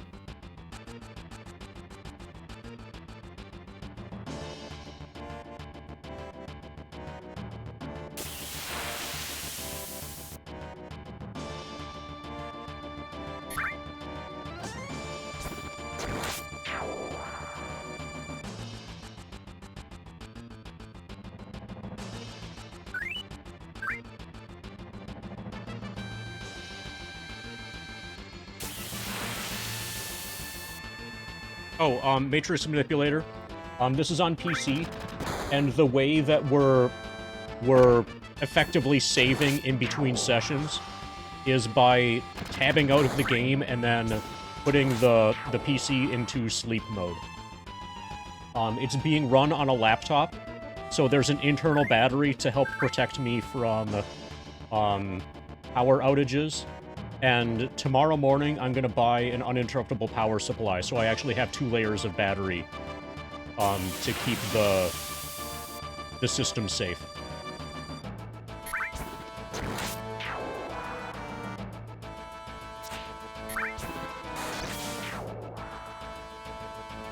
Hey, Weisky.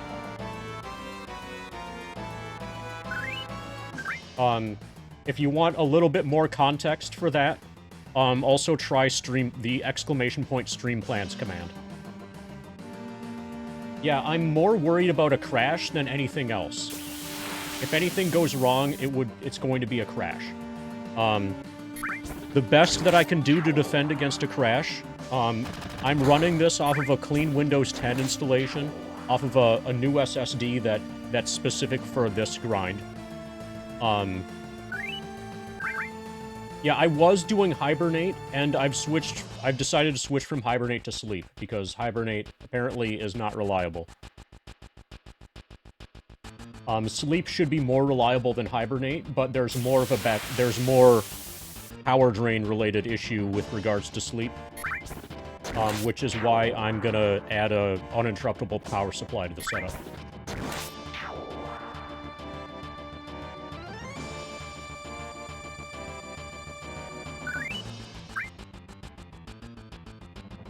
But I have things arranged as well as I can to try to minimize crash risk.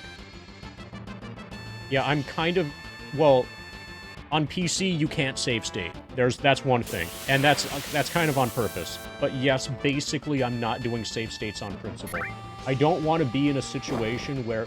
Like, the way that I see this, since we don't have access to a save point here, and we're not supposed to have access to a save point, if Cloud dies, that should be the end of the run. I should not be able to just load a save state and keep things going. You know, like, if Cloud dies, it's over.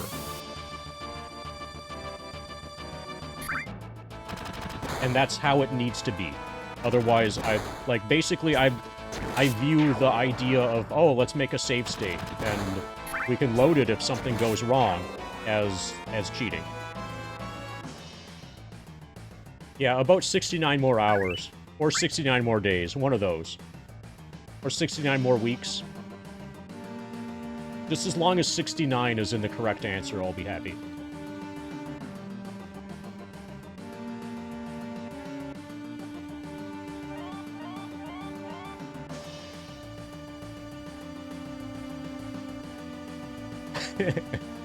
They better be grinding too, or they're about to have some serious inferiority complexes. Well, actually, Barrett is going to join at level 98.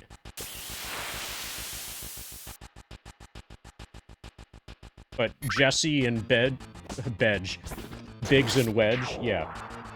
They are going to be more inadequate than usual.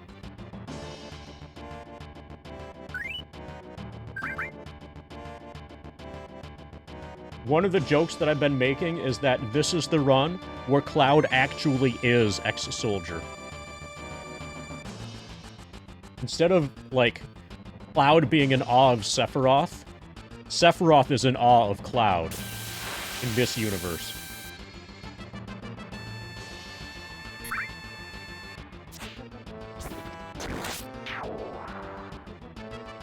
The same thing if I do naming skip. If I did naming skip, I could get Barrett into the party at level 1. I'm not going to do guard skip, though. Because I want to complete this as a 100% speed run after Cloud reaches level 99. And if you do guard skip, then you can't fight, Airbuster.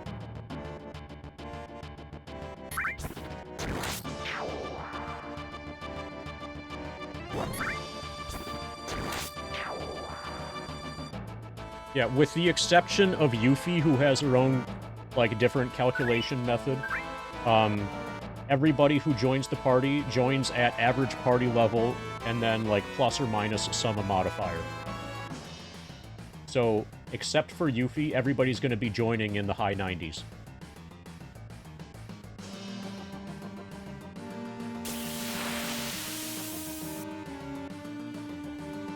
What about Eris Ultimate? I'm not sure about... I don't know exactly how things are going to go for getting the Mithril. I don't know if we're going to, like, do overflow on the battle counter or not. I don't know how that works. If it's not possible to get the Mithril, then that will kill the Hundo, but... The Hundo is just going to be a glory lap, you know, a victory lap after the grind is done. The Hundo is just going to... I'll be able to do that in one stream. It's going to be like 15 hours or 14, because the strats will be faster, because I'll be high level.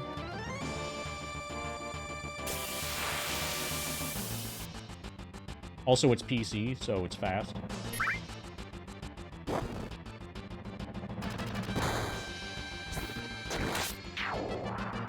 If anything goes wrong on the Hundo, because it's mathematically impossible, for whatever reason, then who cares? Like, that's not... The Hundo at the end is not really the thing.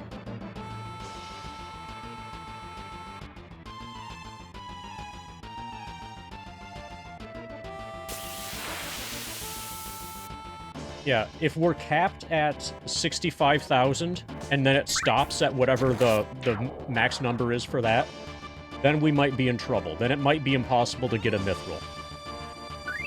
If it overflows and, like, resets, then we're good. Then we're fine.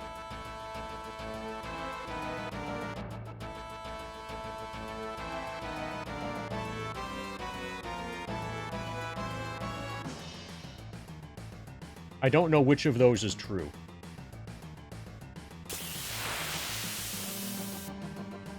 Or if there's an extra byte that's applied so that you can go another multiplier past 65,000, then we're totally good to go.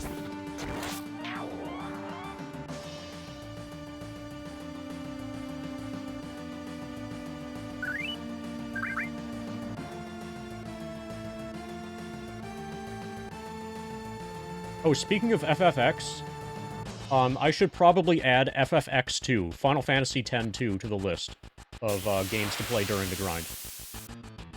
I have the FF10 and FF10-2 combo on Steam. If I'm ever going to play 10-2, it's going to be during the grind. And apparently, from what I've heard, 10-2's battle system is the same as 10's. So it's completely turn-based. So it should be fine.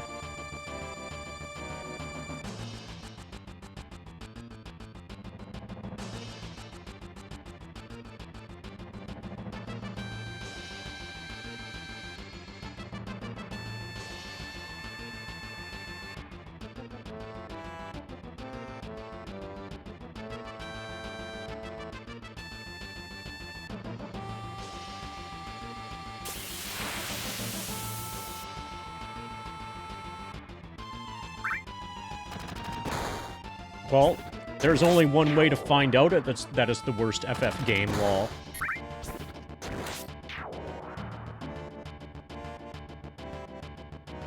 It's active and faster paced? Okay, so you know what I mean when I say that FFX is turn-based. In combat, whenever there's a decision to make in combat, you can take whatever amount of time you want to make that decision, and you never get punished for taking too much time.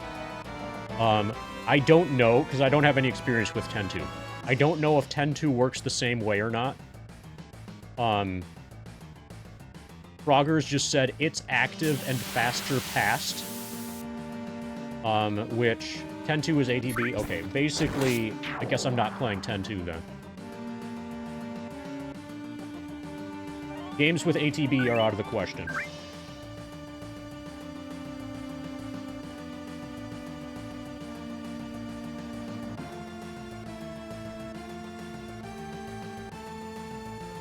ATB or ATB-like systems. Have I played Chained Echoes? I've heard of it. I have not played Chained Echoes. Is that... I don't know if... I know it's an RPG. I don't know if it's indie or if it's like AAA. I don't... I might be confusing it with Octopath Traveler, which I think is a AAA.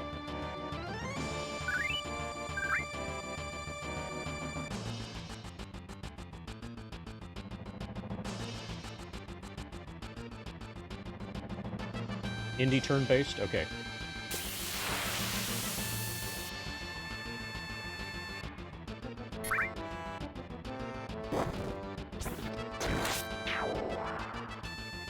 So I'm gonna see what my potions are like now. We might farm some more damage.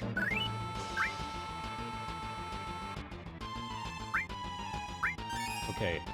Yeah, we can farm some damage. 10 potions. We're halfway to level 18. Find a dog. Hey, Silviano.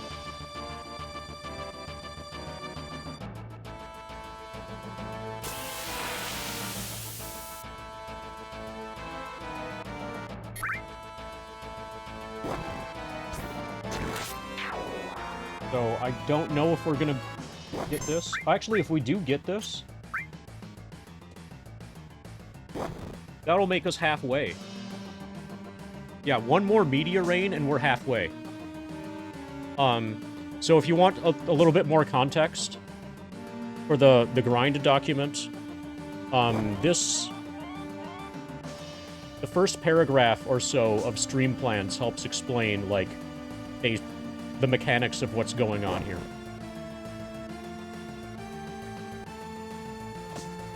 This is a bathroom break, basically. Will Dragon Warrior 1 make an appearance today? I don't know. Maybe. Depends on how... Basically, it depends on how late I go. Actually, MacGyver, it already kind of has, a little bit.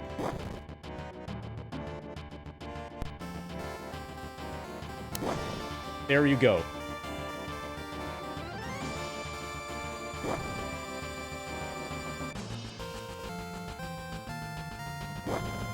Will we actually play it today? I don't know, but I'm set up for it. Actually, I'm gonna keep this on while I go to the bathroom.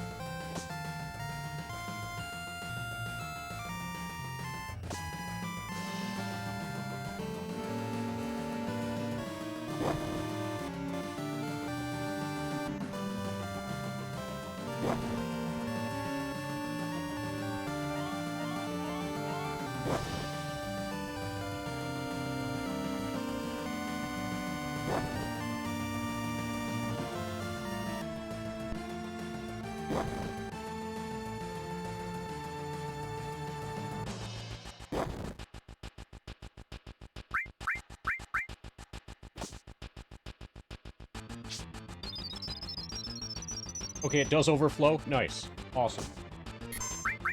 So, that means we're safe on Mithril. So the main thing that we're worried about for being able to mathematically complete the hundo after the grind is getting a low-level Commander Grandhorn fight.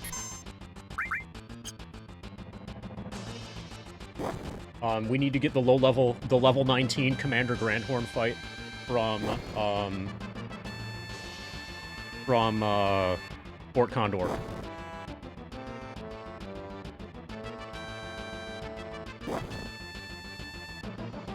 So this is set up, Silvano, so I can do the grind. I have 4 different input methods that I can use. I do have a controller. I've got a wireless keyboard on the desk, and I've got a keyboard on the floor that I can run with my feet. Yes, I've beaten Dragon Warrior 1 through 8. I've not beaten Monsters. And then 11. So, like, the first 8 of them I've beaten. So I'm a longtime veteran of the Dragon Warrior games. The Super Nintendo, the Super Famicom ones, I played fan translations of on emulator.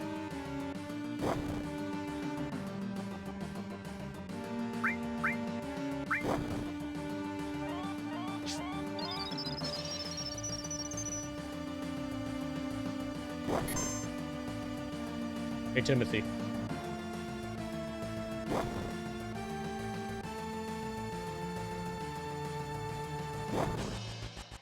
Yep, the grind has finally begun. Right now, we're farming damage, because we're trying to learn, Finishing Touch. Well, our max HP is still low enough for it to be possible for us to fill our limit bar with damage by taking damage from this enemy, which is the most damaging enemy available. We've used Meteor Rain twice. To get Finishing Touch, we need to use it 4 more times. We're about to use it for the 3rd time now. This is like the exciting thing at the beginning of the run. I think we're like level 17 right now.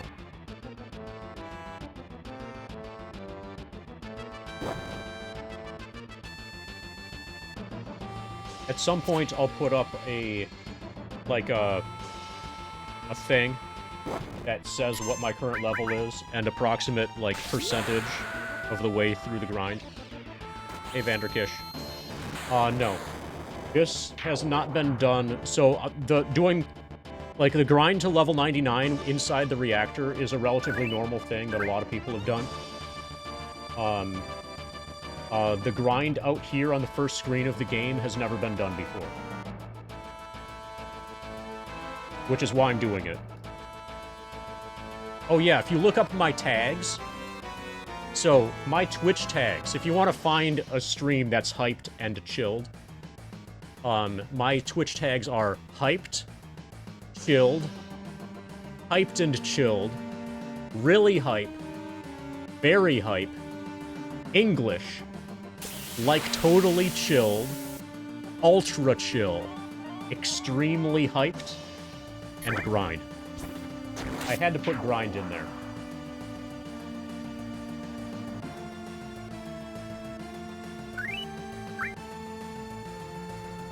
Unfortunately, there aren't enough characters when you make your own Twitch tag to have the Twitch tag simultaneously hyped and chilled. Hey, TRJ.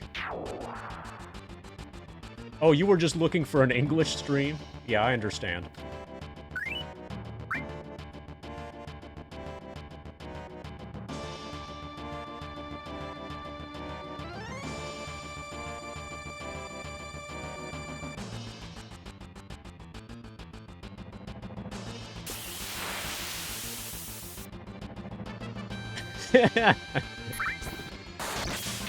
Yeah, super short term is like the very near future, kind of including now, maybe. Oh, and lifting weights. Yeah, lifting lots of weights. And beating up Rocky Balboa, right? You learned guard skip? Nice.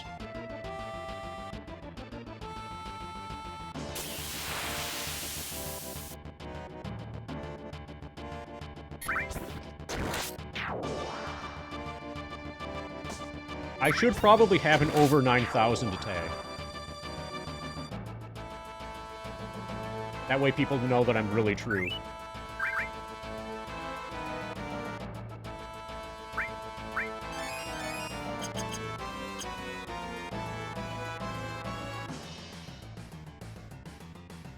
Yeah, hopefully Guard Scorpion is being stored with some desiccant.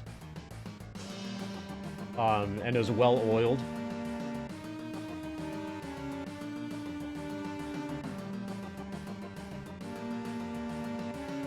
This train is going to rust. These bodies are going to rot.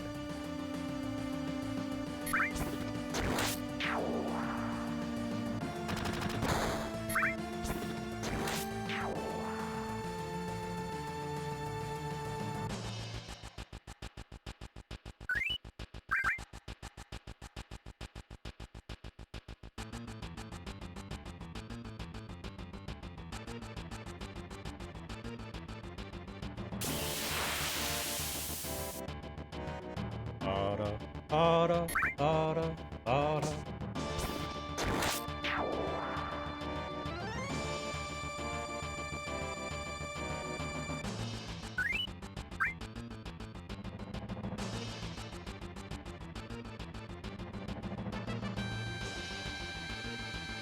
Ba ba ba ba ba ba ba.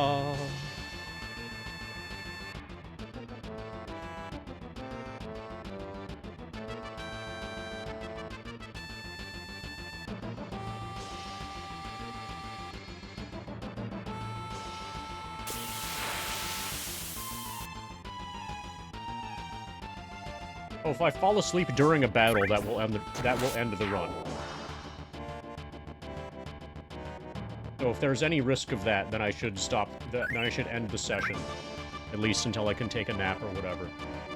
My main concern now, since I'm basically cleared to keep this going as late as I want, my main concern now is that I need to go to bed on some sort of schedule so that I can go to Costco tomorrow while Costco is awake. While Costco is open, I guess. I need to be awake when Costco is open so I can get an uninterruptible power supply before the stream. Also, I need to top up my Mountain Lightning reserves. Will I celebrate level 69? I was thinking of doing a Brundo for level 69. Starting level 69 with a Brundo. The local Costco, I think, is not 24 hours.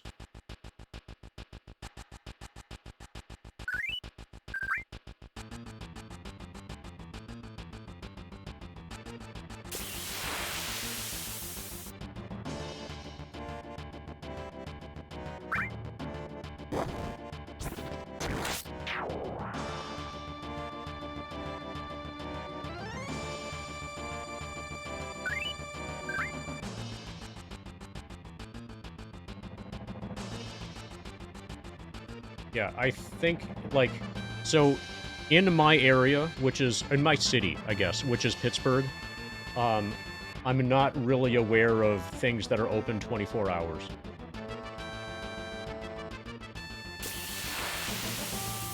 Yeah, it's probably fine without, but I'm unwilling to take the risk.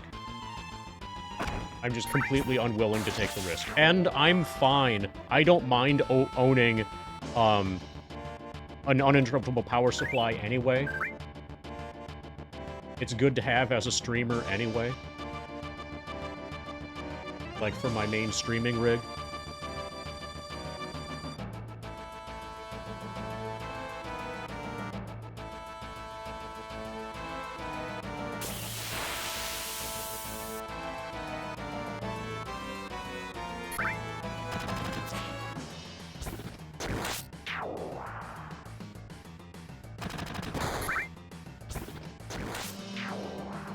So Hibernate apparently is not reliable.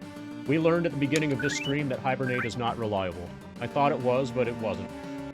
So we're trying Sleep instead. And if Sleep doesn't work, then we might have to just leave it on. If Sleep fails, it should fail within a week. And I'll probably only lose like 40 or 50 hours of progress. And then I'll probably just have to leave it on with a really big uninterruptible power supply.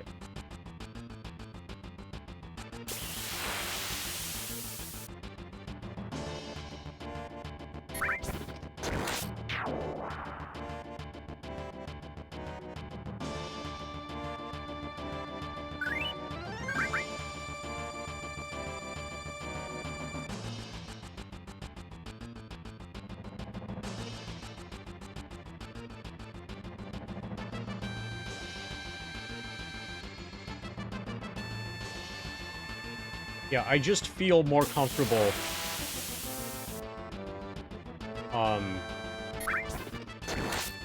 Like, I don't feel comfortable leaving it on all the time unless, like, we prove that it's required to do so. I didn't know that, but I'm not surprised by that. Mr. Ween. Did Windows 98 have the same issue?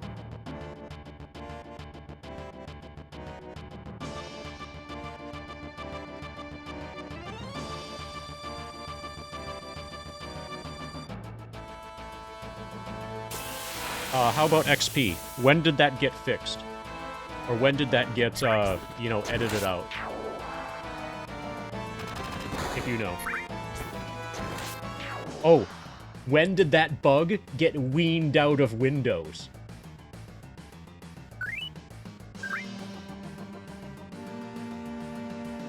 Oh, later. That narrows it down. It happened later. Okay.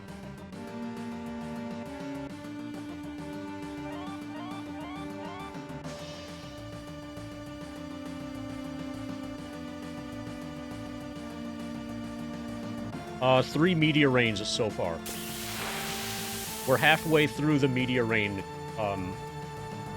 assortment.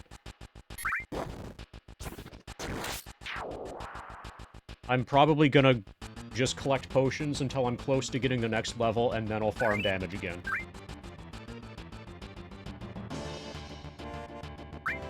So we're at 7 pots, level 17, and we're getting close to level 18. So once we get to where, like, I'm within a few fights, then I'm gonna farm damage. Get as much damage as I can in level 17 before going to 18.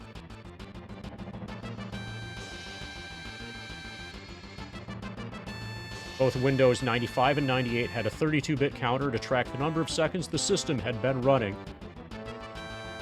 The counter would overflow and reset to 0. This would often cause system crashes, blue screens, and other instability.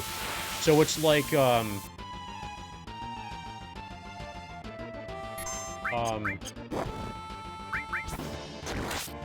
like Windows 95 had the Y2K bug built in.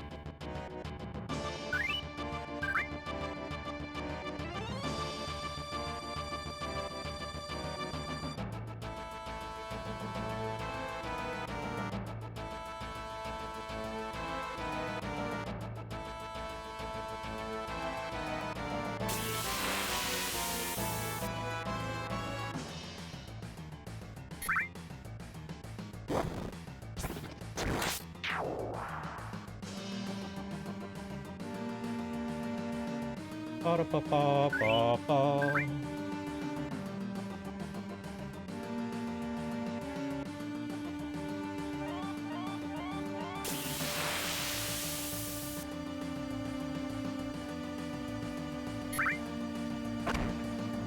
Microsoft, I get the feeling, Mr. Ween, that you are taking advantage of the copy-paste function of some operating system somewhere.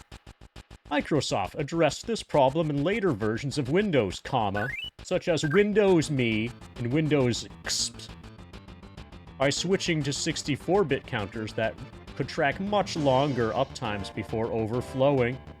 What's much longer? Like 100 days?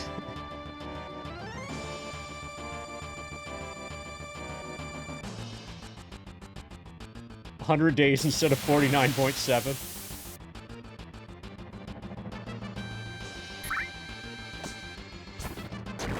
This helped resolve the crashes and stability issues caused by the 49.7-day limit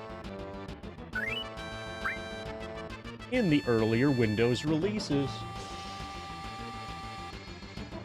Okay, so it's nice to know that that bug does not exist in Windows XP. I do have a Windows XP gaming machine. Got a Pentium 4, it's fucking awesome.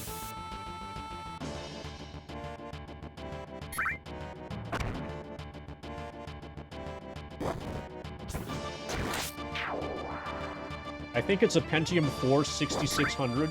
It's a single core processor, but it has hyper-threading.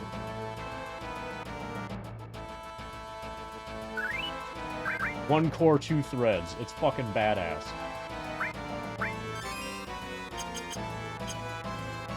Countdown. Okay.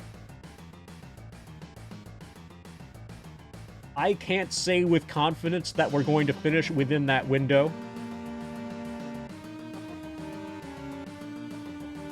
But we'll try.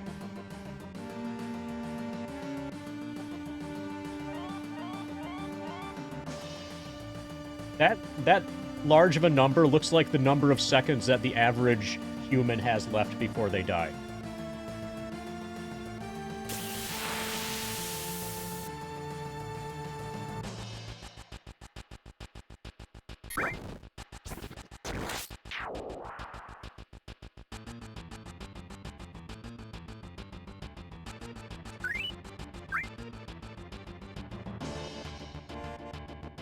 Years, not days? Okay, then we're safe then. Okay, fine. You multiply that by 365 and we should be okay.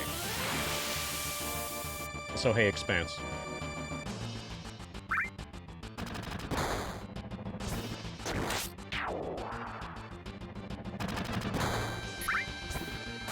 Really? I'm just trying to finish this before Kingdom Come Deliverance 2 is released.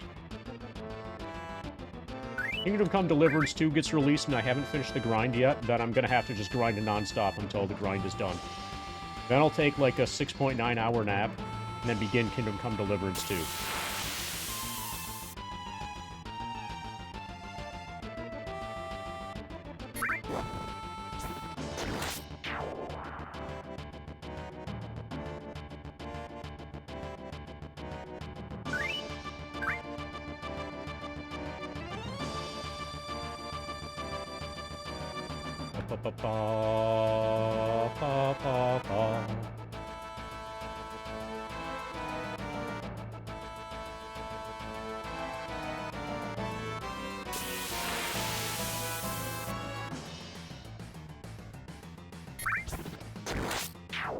I need to pay attention to my level.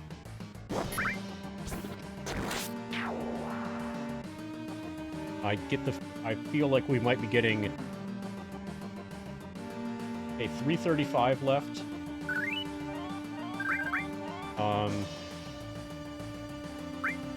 9 pots. I'm gonna farm a little damage. Hey, Dub Huds. We are almost level 18.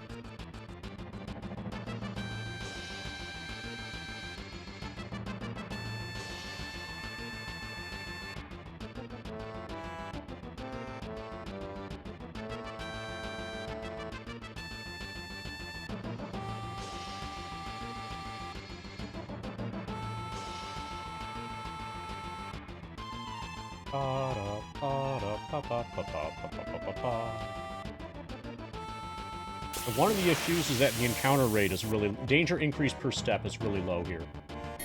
Okay, so this is the fight we want.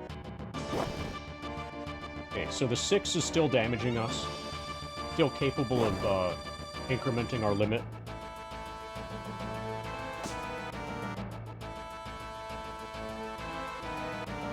I'm gonna put my hospice away.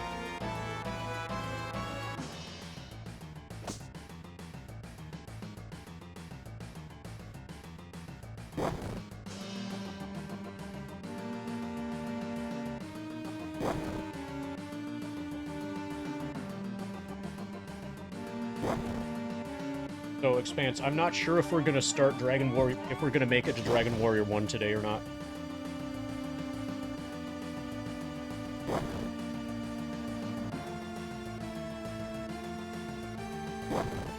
Basically, I want to get Cloud so that he's not, like, really squishy. So that when I do play other games, I'm able to not have it be as severely necessary to keep an eye on FF7.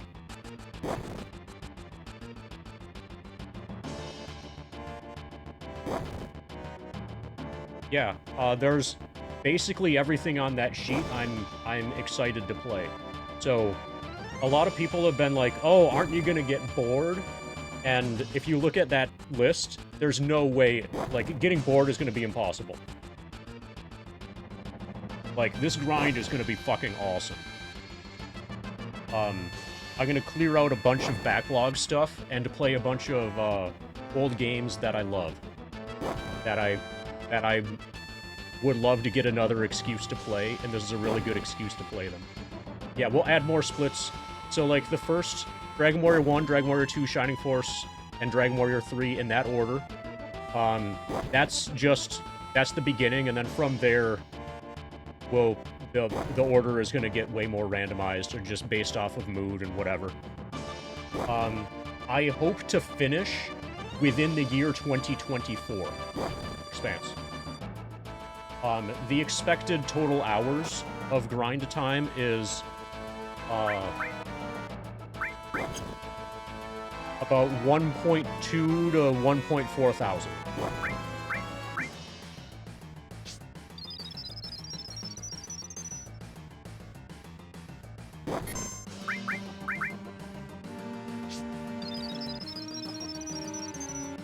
This is being done on a laptop. And the way to effectively save is to put the computer into sleep mode.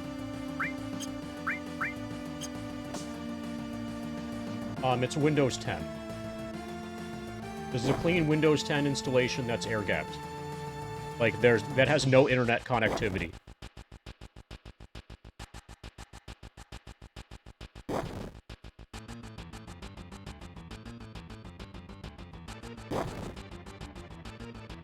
Aren't you worried about crashing? Crashing, Expanse, is the only thing I'm worried about. So I've done everything I can to mitigate crash risk, and there isn't anything else I can do.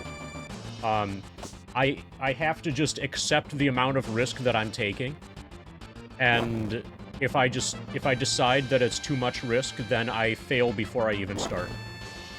Then I would fail before I even start, before I even try, and I'm not willing to preemptively fail.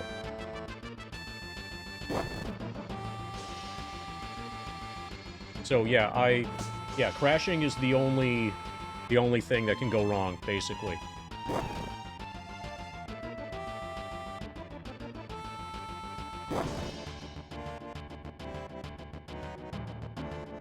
Hopefully I don't crash.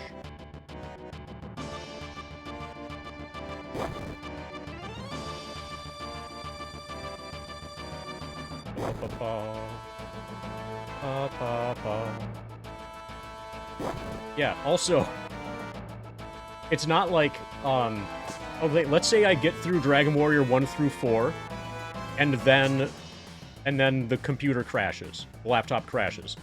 The good news is that I just played Dragon Warrior 1 through 4.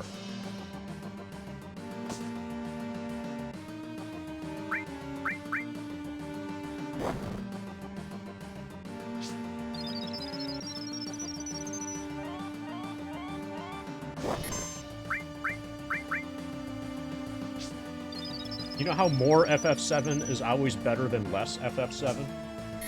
Important to keep that fact in perspective when starting something like this. So, one workaround for that, Infested, is to actually, like, use this as my capture device by pointing it at the laptop.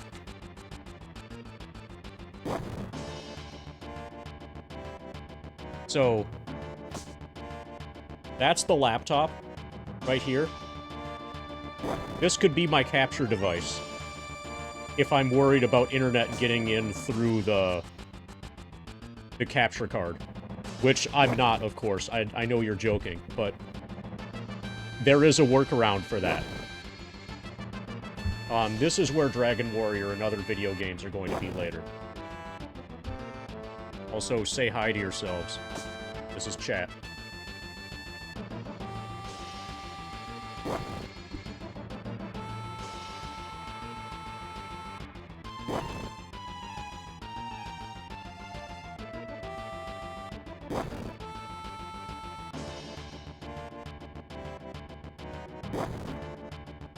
Okay, we're about halfway.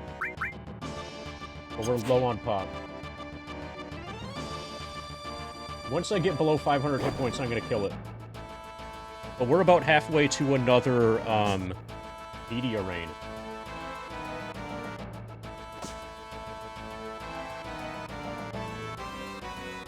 Hopefully, we want to gain as few max HP. We want our max HP to go up as little as possible in this next level up.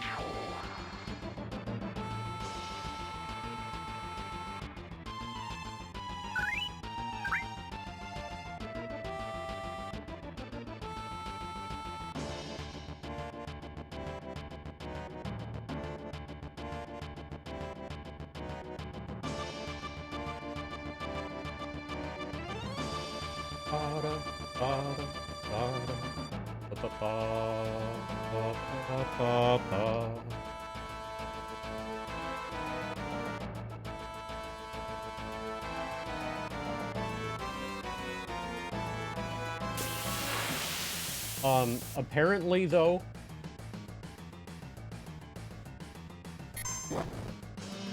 it doesn't get back attack damage. Like, I'm in the front row. So, if I were in the back, I think you're in back row mindset. This is the equivalent of going into an ordinary fight with me in the back row. So he's doing half damage.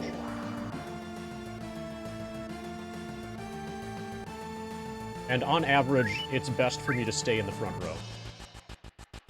Because on average, that's where I take the most.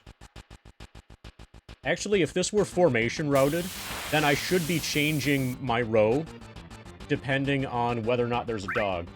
To minimize the amount of, like, wasted damage I would take from non-dog enemies. How are the limits going? We've used Media Rain 3 times out of the 6 necessary. And we're about halfway full towards media rain number 4.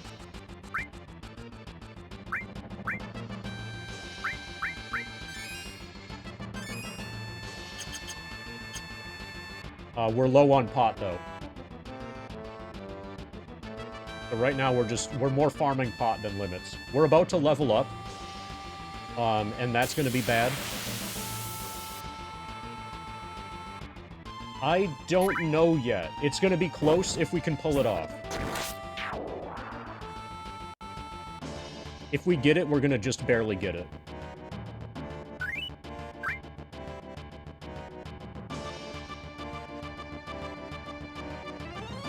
But we're almost level 18. We're hoping to get a low HP increase on this next level.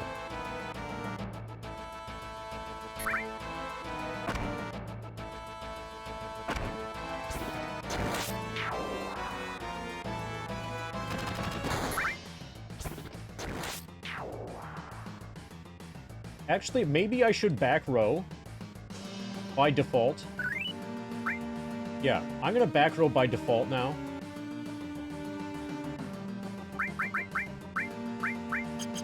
And then go into the front row only when I want damage.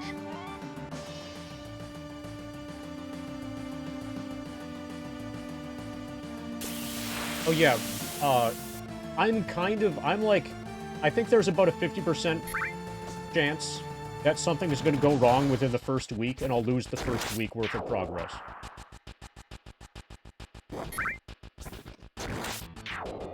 Like, I expect that to happen. What level are we so far? We're almost level 18. We're about to turn 18 in 51 experience points. Like, 2 more fights to level 18.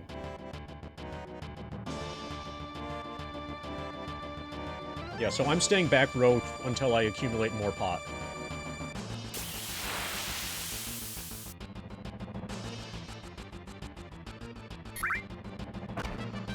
Basically, whether or not we can get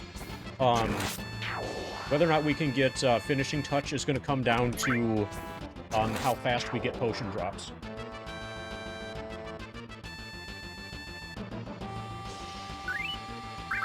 There's a pot. That's nice.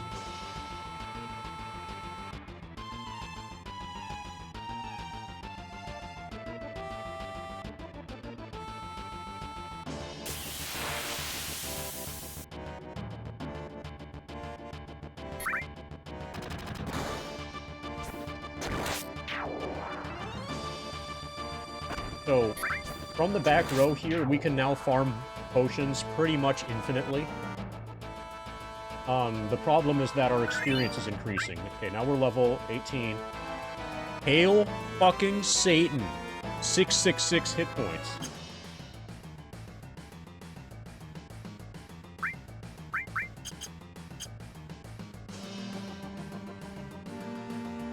We need more pot.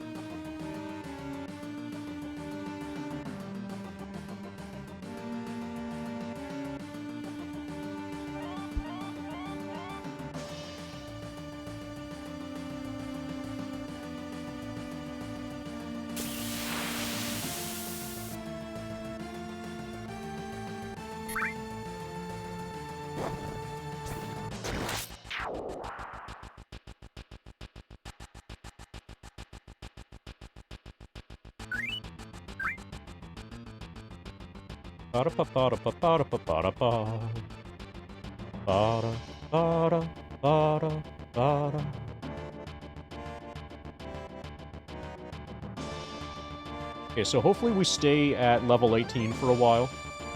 I need to get more pot before I can test damage against the dogs again. Before I feel comfortable letting dogs accumulate damage.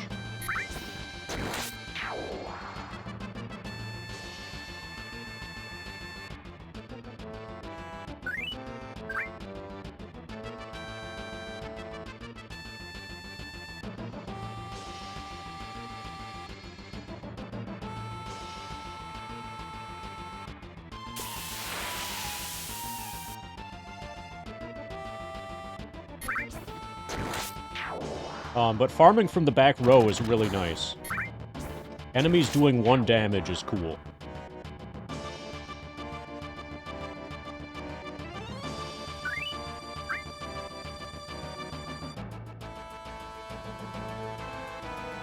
Ba, ba, ba, ba, ba, ba, ba. Ba, ba, ba, ba, ba, ba, ba, ba.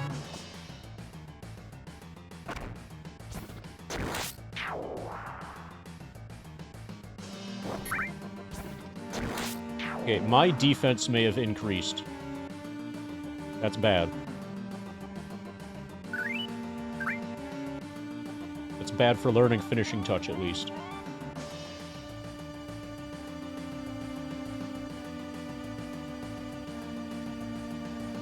I just moved into the back row, B-Guy. I'm doing half normal damage. I'm in the back row because I don't want to accumulate as much damage, as I normally would. Because I'm low on potions, and I'm trying to accumulate potions. I want to take as little damage as possible while accumulating potions. I now have a foot cam, by the way.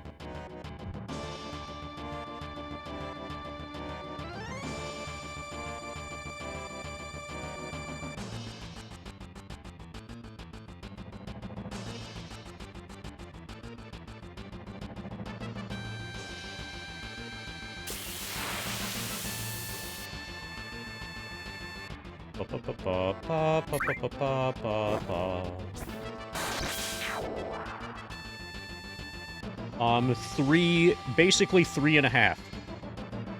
We've done 3 and our limit bar is half full. I have not started, testing taking damage, after my most recent level up. I can't really do that because I'm critically low on potions right now. Which is why I am in the back row.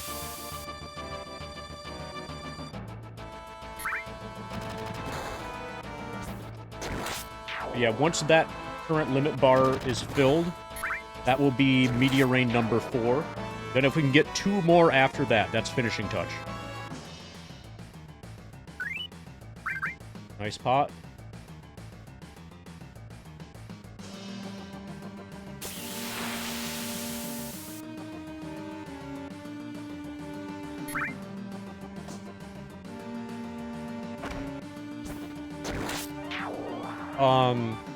Lately, my potion RNG has been relatively bad, yeah.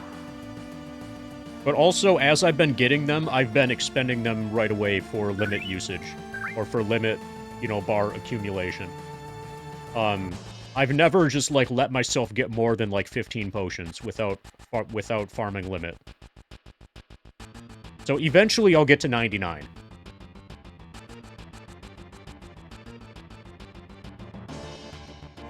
It's just, as soon as I get them, I use them for limit, currently.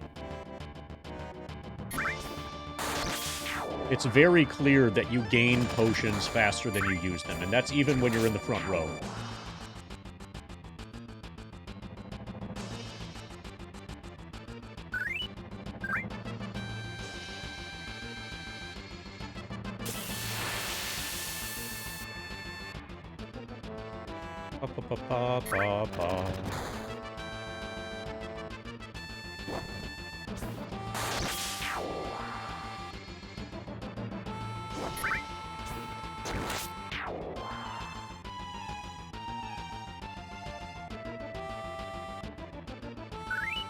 I'll try spinning. That's a good trick. Sweet baby Jesus, this is exciting. GLMT. Hey, Time Clop. Thank you for gracing the beginning of the grind with your presence. I know, it's probably more exciting to check out the end of the grind, but we appreciate you stopping by the beginning. Thanks for the 20 months of spinning and clopping around the timeline. Oh, yeah, you missed. Yeah, you put in the wrong year. Everything else was correct, but apparently you put in 2024 and not 2025.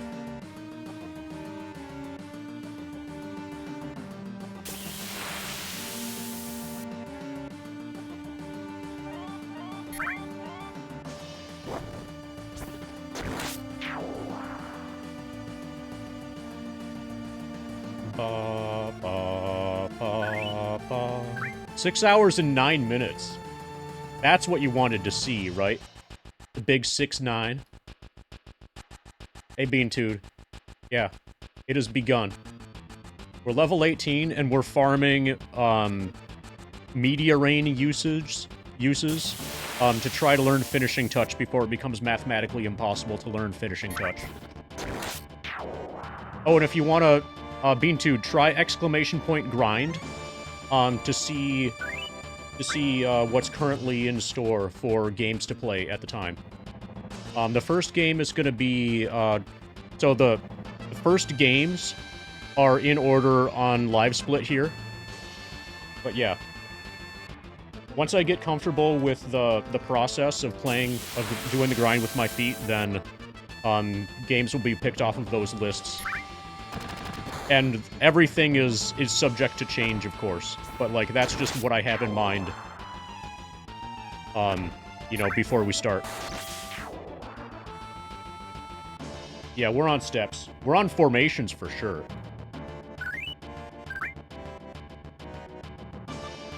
So currently, my feet are up. Those are over here. But I do have a keyboard on the floor.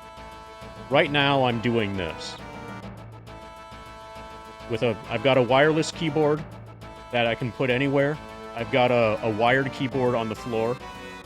Also, this works. When foot cam? That's a good question for you, Time Clop. Basically, I need to find a lamp. I need to put a lamp down there.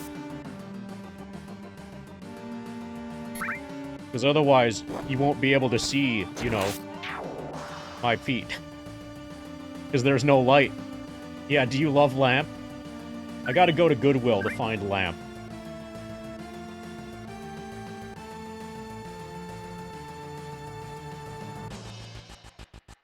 Yeah, so the idea is, it's not, so people generally had the thought, oh, you're gonna get bored, isn't it crazy? Why are you doing something so stupid? But really, I just want to play all of the games on that list of video games.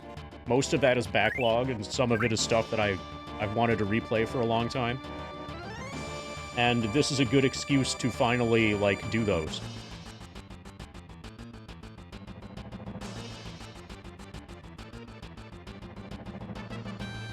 Okay, so if I sit up and put my feet closer to the center of the earth, then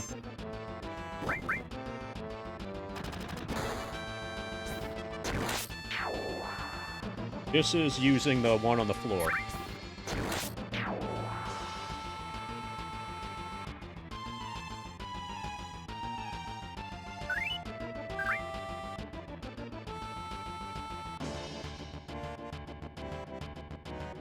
This is proof of principle for, like, being able to play other video games at the same time. Yeah, I played FF4. I wasn't a big fan.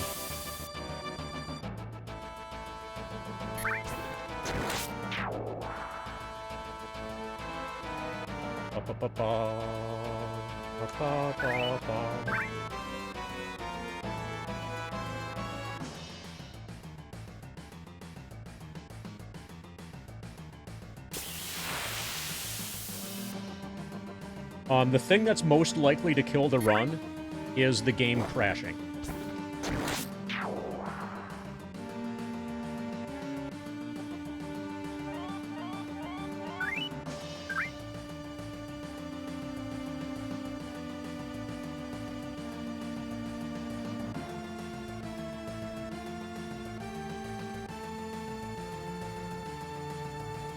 Yeah, at some point I'll innovate that. We're level 18 now. For the first stream, the level keeps changing so fast. That's the sort of thing I'll have to update manually, like whenever I level up. But the idea, the plan later, is to have a level counter and an approximate percentage complete. The percentage complete thing I'll probably update once per stream, and the level counter, like, whenever I level up. But at the beginning of this, we're leveling up, like, every half hour. So, you know, level keeps changing. But yeah, that'll be a thing later. And then people are also asking for a foot cam.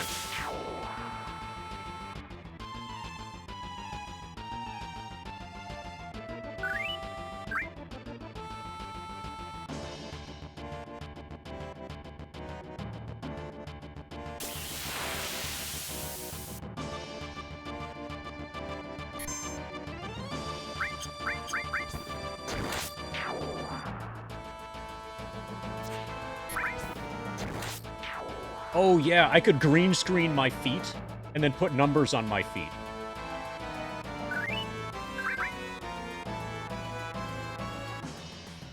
Yeah, hail Satan health.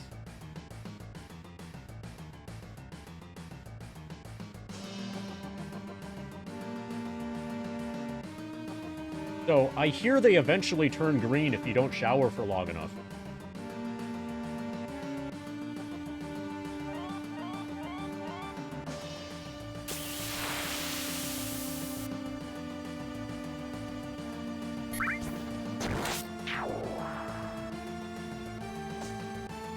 So, a little bit more seriously, I was thinking of having a turn on foot cam and a turn off foot cam redeem. For real money in both directions. So, if we could get a competition between somebody who wants the foot cam to be off and somebody who wants the foot cam to be on, then I could profit tremendously.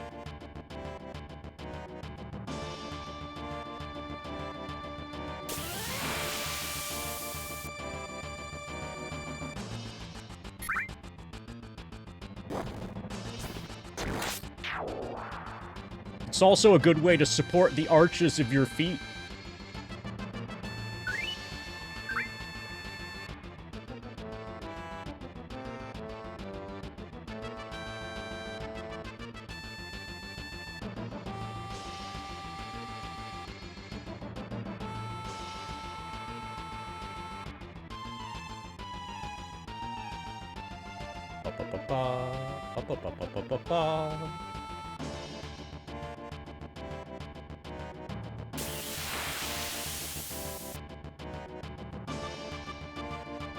Yeah, this is a task for sure.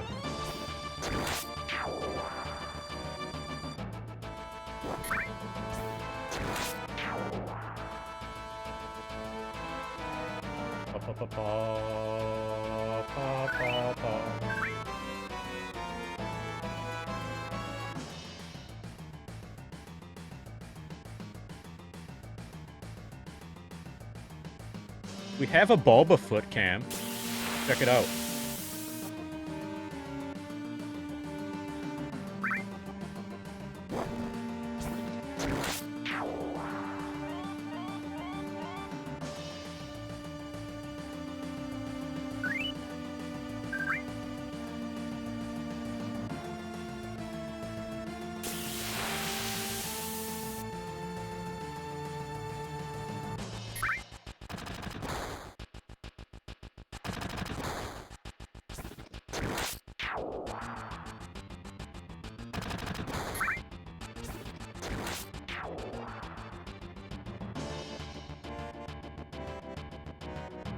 Let's see what we're at for pot and stuff.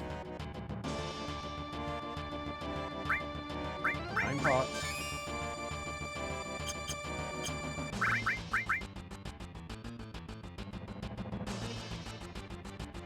When we get to where we have 500 experience left, before next level, that's when we'll farm some damage.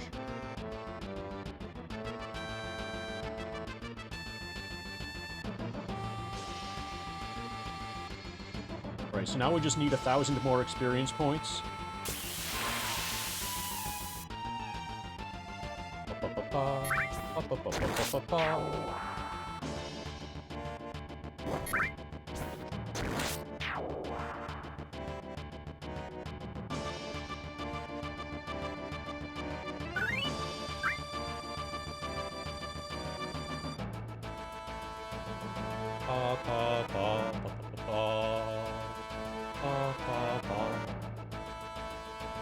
I suppose I could also keep track So, Morningcraft have a run going?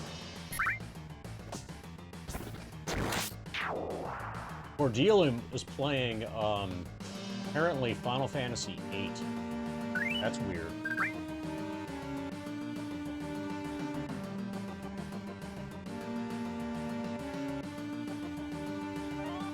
Okay.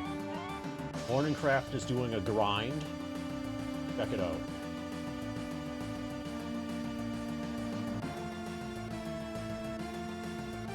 Okay, he's almost 6.9 seconds behind his splits.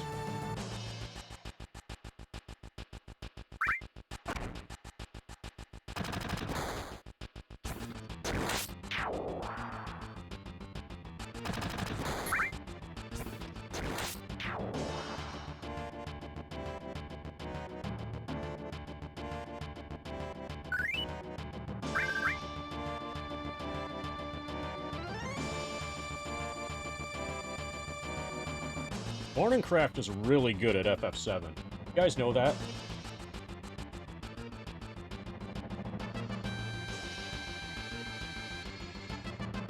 His menuing is crazy.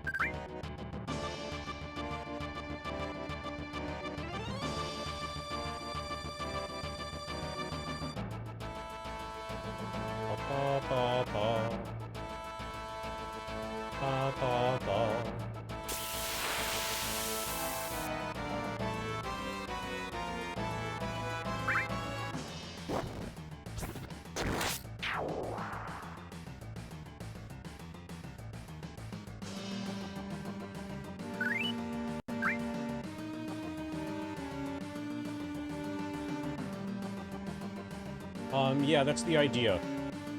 There appears to be popular demand for it. So a lot of the time, though, proggers, I'm not using my feet.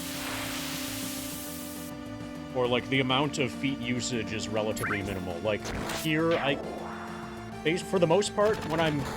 Whoa, okay. A lot of the problem is that right now I'm only playing one game, so there's no really real need to use my feet.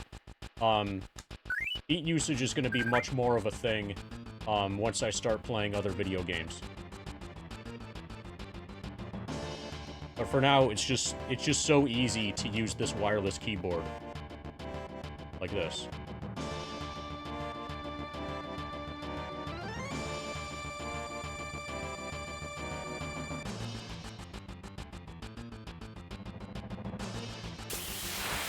I'm probably not going to do the hundo with my feet.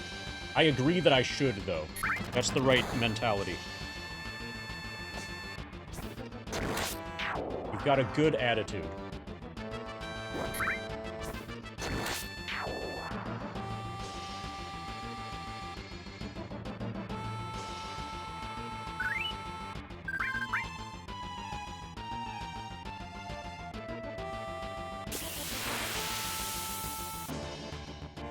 Okay, let's see what our potions and stuff are like now. Actually, all I really care about... Okay, next level is... Okay, I still want about 1,000 more experience. When we get to, like, 300 left, that's a good time to start farming damage.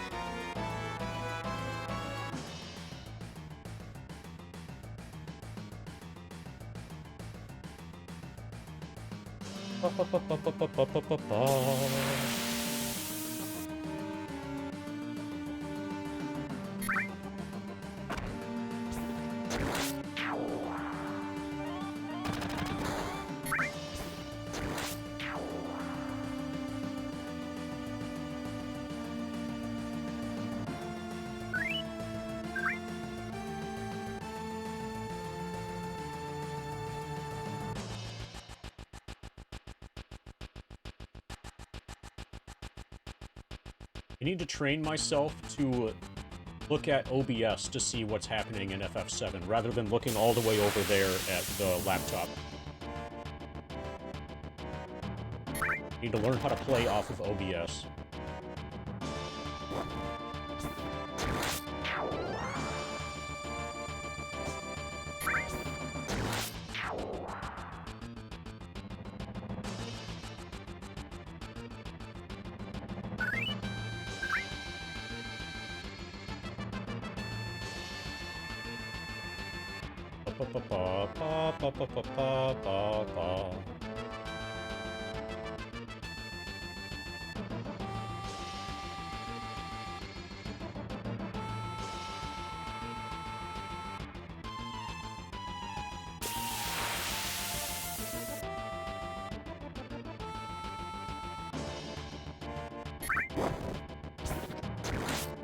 Okay. Morningcraft just got a nice raid from Zeal. Time for Elevator Minute.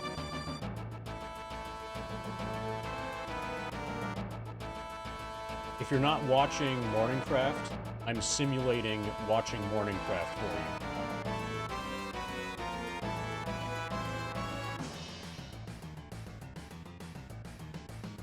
While trying to practice playing off of OBS, instead of looking at the laptop screen.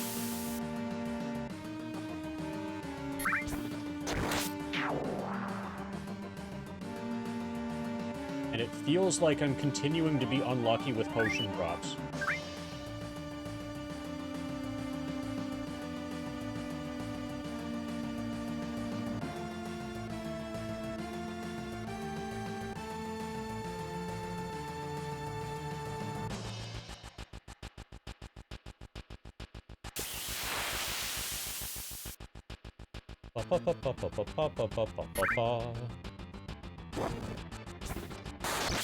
Nice damage.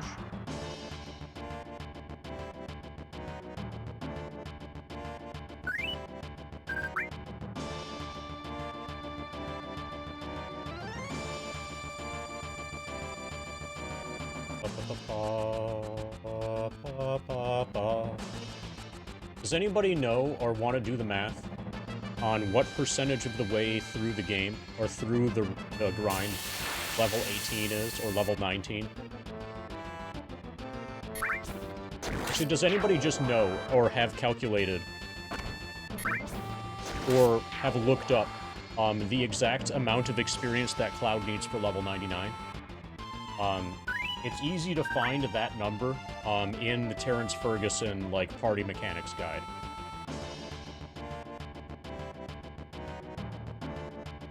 Like, you don't have to do any math, he just says this is the number that various different characters need for level 99.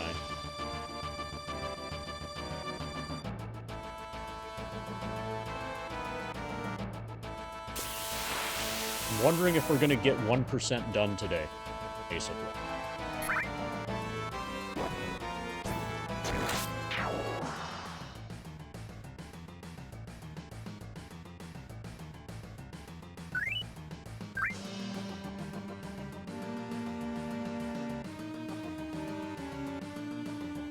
We've done 3 media reigns.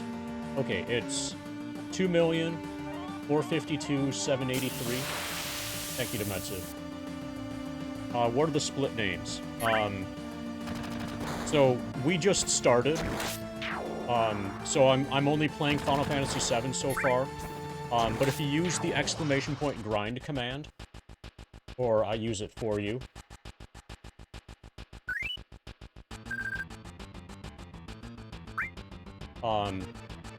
you'll get a list of video games that I intend to play during the grind. And the first ones are Dragon Warrior 1, Dragon Warrior 2, Shining Force 3, in that order. And then we'll add to that. We'll see how it goes and add to that. Based off of that list that you see there.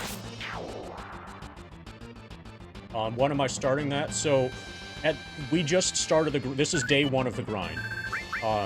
So I'm trying to get Cloud to where he's not really squishy anymore, so I don't have to have my full attention on FF7 and can play another game, and like Cloud's not gonna have any risk of accidentally dying, that sort of thing. And also at the beginning of a run, before Cloud's level gets too high, it's still possible to farm limits, and I'm trying to farm... I have farmed Klim Hazard, and I'm trying to farm Finishing Touch.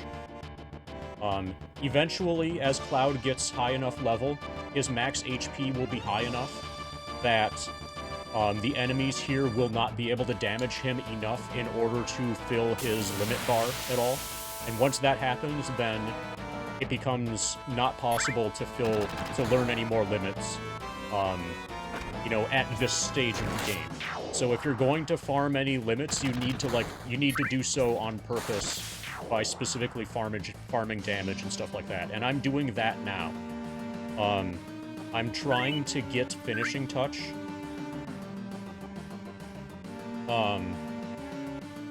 If I can get it, that would be nice. If I don't, it's no big deal, but it gives me something to do at the beginning of the run.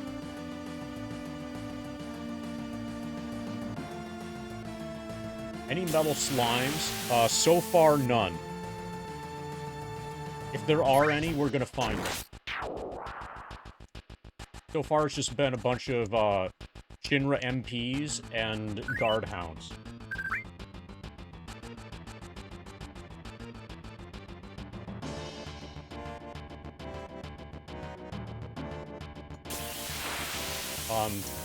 So depending on... So once I have a solid answer, once I either have a Finishing Touch learned, or I know for sure that I can no longer... that it's not possible to learn Finishing Touch, that's probably when... like, I may or may not... I'm like 50-50 on starting Dragon Warrior 1 in this stream, or if I'll instead start it tomorrow. I'm ready, though.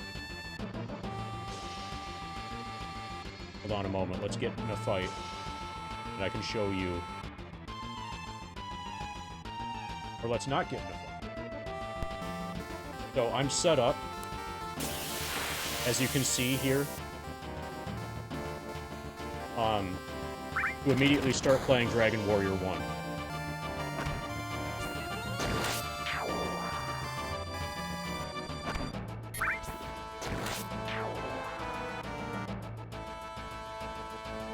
If we don't start that in this stream, then I'll start the Dragon Warrior 1 playthrough at the beginning of tomorrow's stream. And then eventually, when I'm playing stuff that takes up this space, then...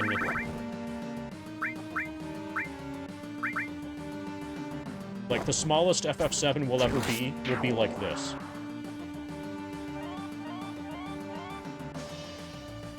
Okay, we're 0.5%.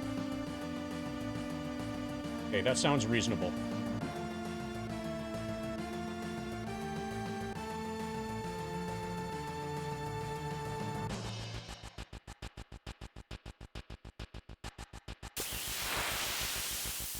Almost 0.6%.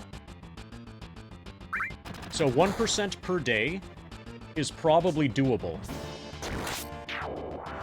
The beginning of this has been relatively inefficient because I've been doing some limit farming stuff, and I'll get better. I'll get faster as I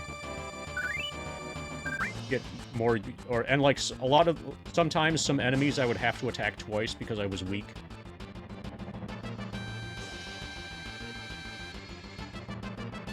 But definitely most of 1% per day is feasible. So it actually looks like, basically, more or less, 1 hour on live split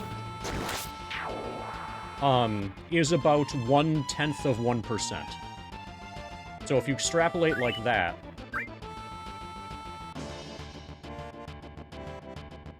then that's like 1,000 hours. Hey, Shell Plaster. Yeah, the step route, the formation route is just to get the fights.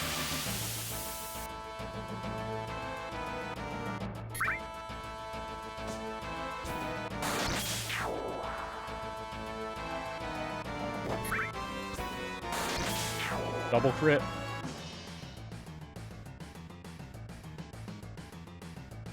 Okay, we have 800 left. When we get to like 300 remaining, the next level, that's when I'm going to farm damage. See, we'll see at that point how many potions I have, and see if I can get another meteor rain.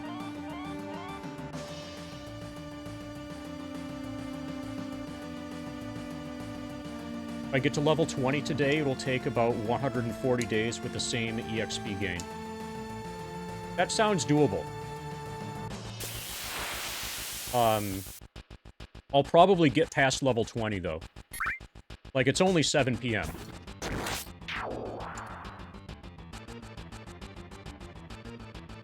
I have a chart somewhere also. That I'll look up at some point. And the chart has, like, the percentage completion for each of the levels. Eventually, it's going to get to where a single stream is going to be, like, 1/3 of one level. Or, like, half of one level. Assuming, like, 10-hour streams.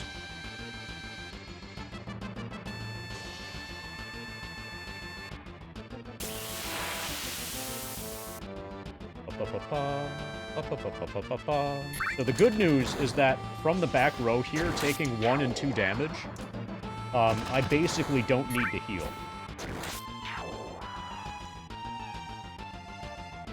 So Cloud is kind of effectively invincible now. 10-hour streams would be about 20k EXP per stream, and then how many total streams then? 140? Or half that?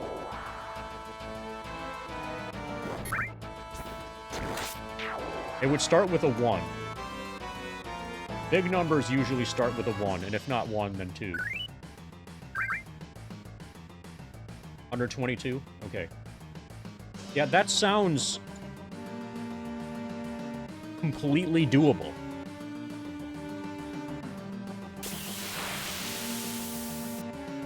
Yeah, so that times 10, and we're at 1,220.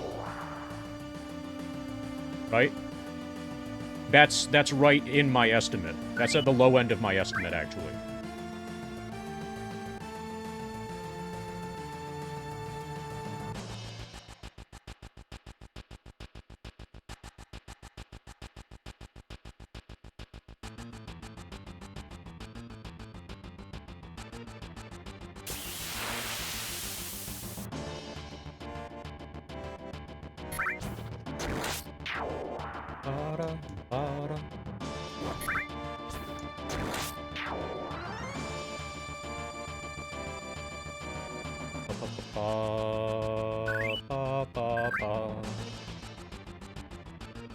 Yeah. Limit farming, and at the beginning, there were enemies that I would need to attack twice. The rate at which I would miss enemies starts out the lowest and eventually becomes negligible. So Cloud was missing. He's not really missing enemies anymore. When I get back attacked, I still one-shot the enemy, instead of having to attack it, like, multiple times. Eventually, so right when I start playing other video games, the efficiency is going to fall right away until I get used to it, and then it will, like, reach into equilibrium.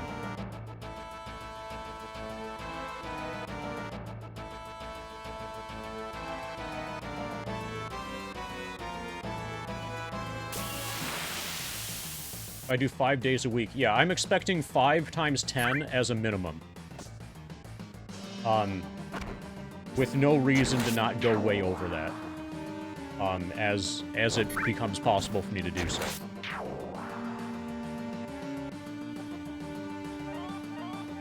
Yeah, I'm aware that this year is going to be a stretch.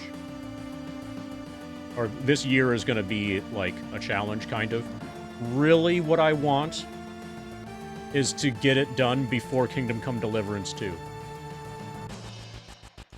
Well, really what I want is for it to be done before Windows 10 end of life. because the streaming computer is a Windows 10 computer. I don't want to change operating systems on that during the grind if I don't have to.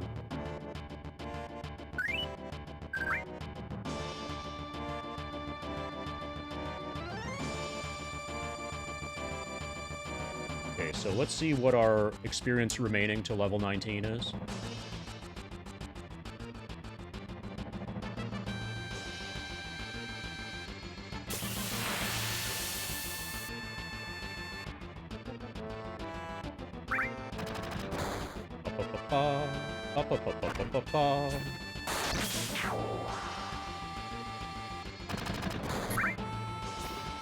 So the way that I ended up doing the math is with maximum efficiency, it should be about 1.2 thousand.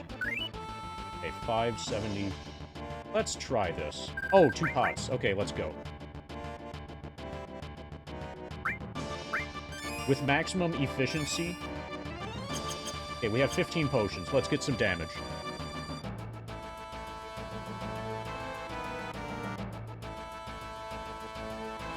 Oh yeah, I had a movement mistake, Hobbyman Mike, so the run's dead.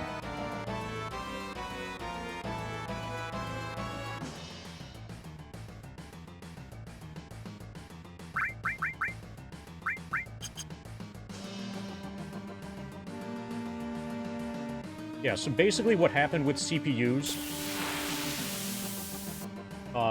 core counts increased, clock speed went up a little bit, and then now, like, computers, like, CPUs are so good that there isn't really stuff to do with them that stresses them. Like, yeah, a more modern CPU is better, but there isn't anything that a normal human would do with these CPUs that would make a difference anyway.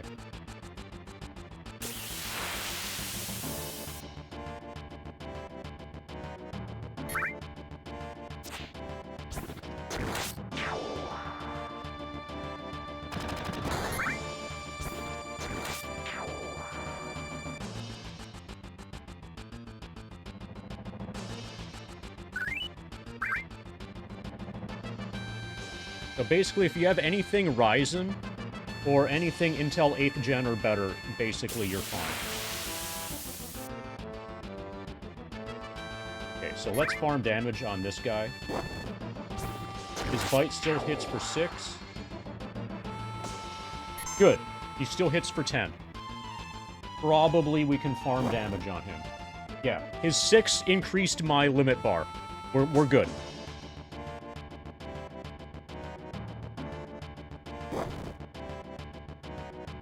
Yeah, but for, like, ordinary humans like you and me, the AI craze doesn't really, you know, matter for us, other than it affects component pricing.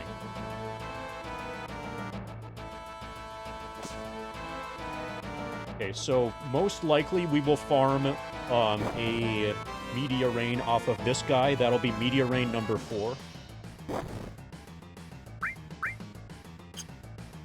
Got a lot of pot. And I'm gonna go to the bathroom.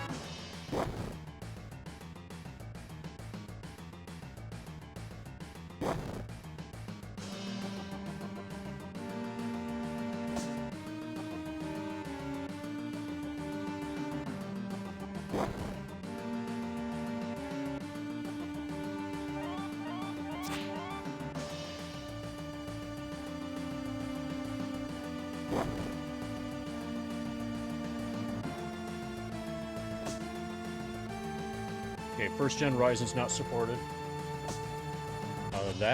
That's dumb.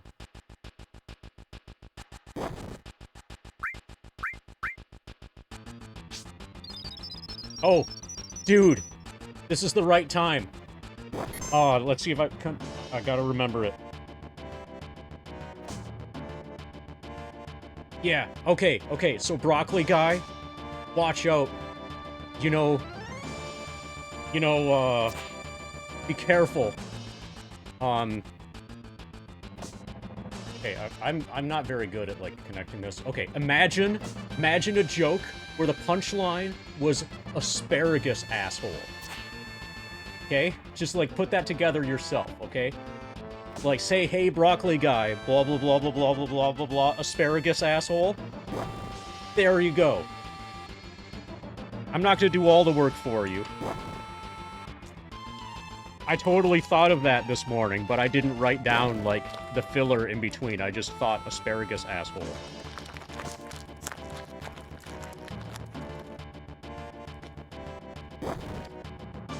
Drika did give me pretzels.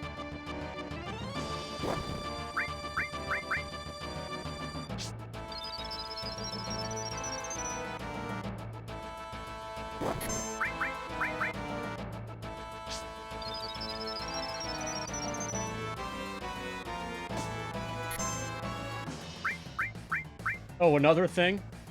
So the 10 tickle attack is still doing a 10 damage, which is good for us.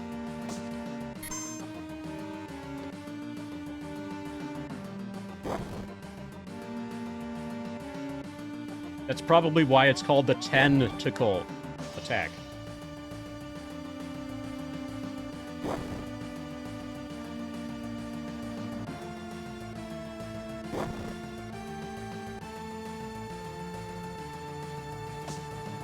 See, there you go. 10 tickle, 10 damage.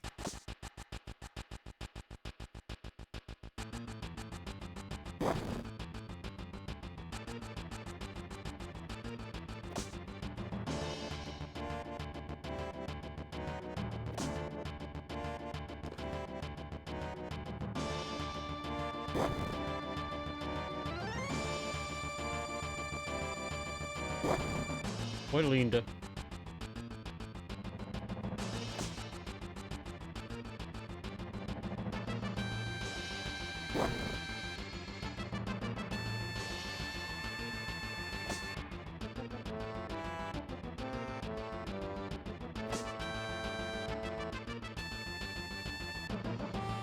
Oh, yeah.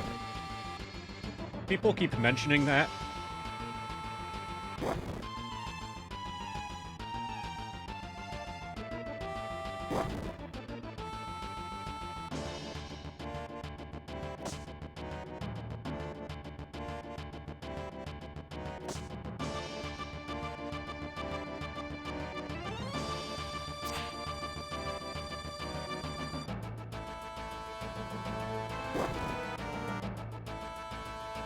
So the issue is that I'm not using a mouse. That's what's missing. Also, I have a better hat than he had. He didn't have one at all, I don't think.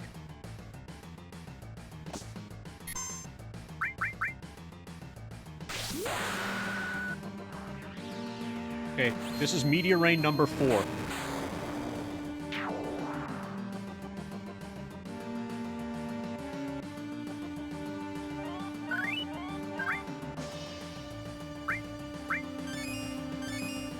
Okay, let's get some more damage.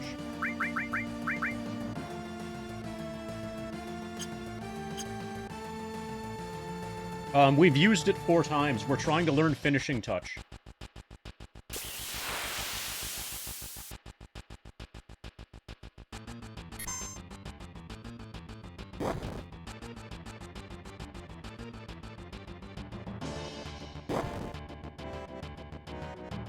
Oh. Yeah. Fraser Carl, that's just like an actual MMO. You know how, like, people always say that in all the MMOs, the game begins when you reach max level? So that might have been what you're referring to, but I get it. It makes sense. Yeah, so basically this is the MMO version of FF7, where before you can do anything, you need to grind to max level. Otherwise, nobody will let you in as part of their raiding party.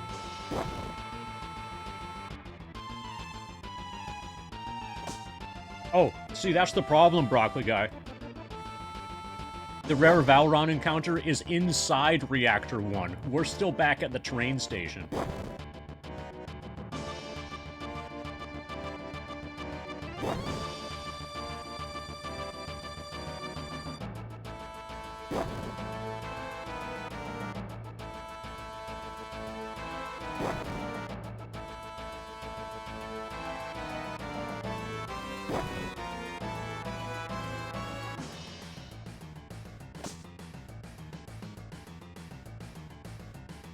Yeah, this will be faster when we're no longer grinding limits.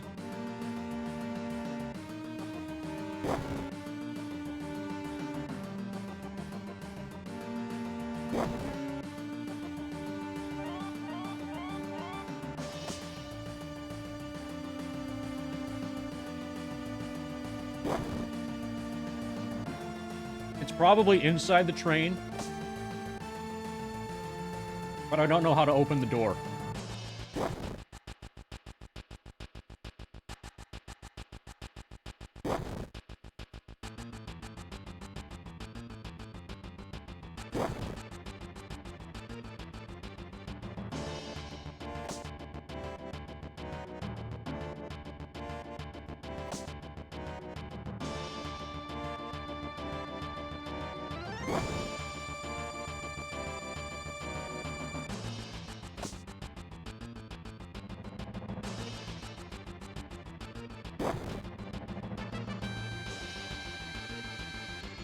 Okay, I thought of another joke, Broccoli Guy.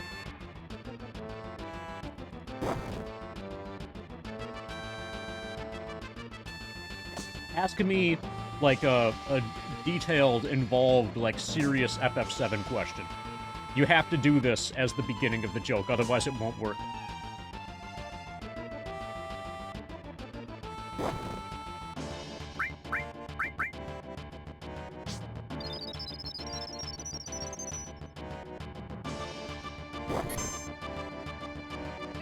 Or somebody else can ask.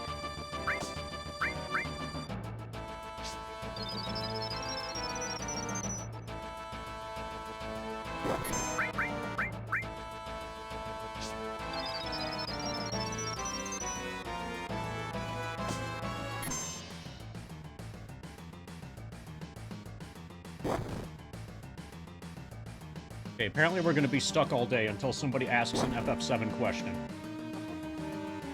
Good thing we've got grinding to do.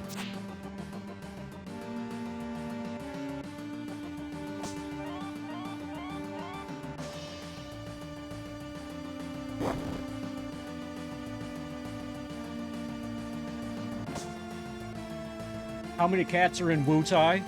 Who do you think I am? Potato Pro?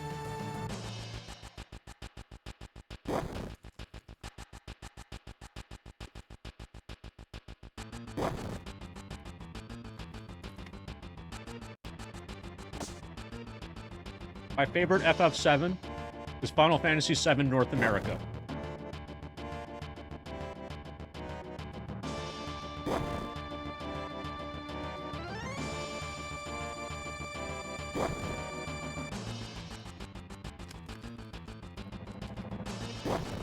Second favorite is original Japanese. JP 1.0.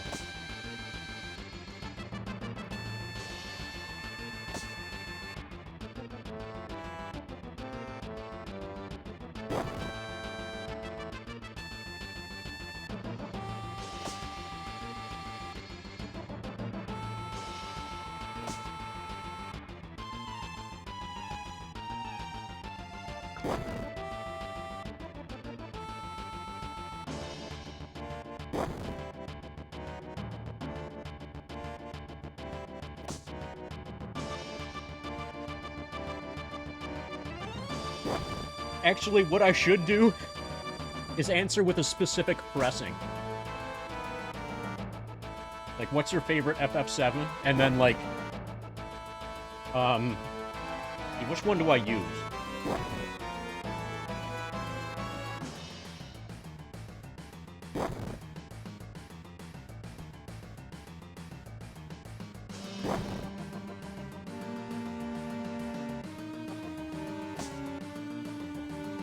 Yeah, I guess I'm an H4 1A11 kind of guy.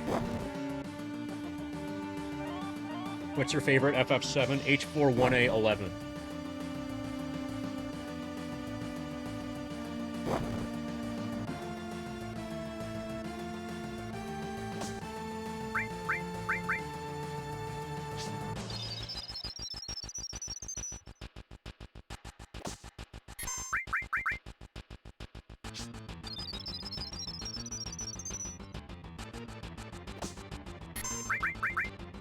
Okay, I want to replenish pot.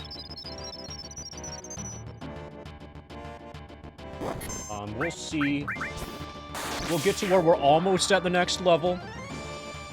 And then farm a little more damage. Okay, we're at 475 to next level. Need to watch that. Hopefully we get a lot of pots soon.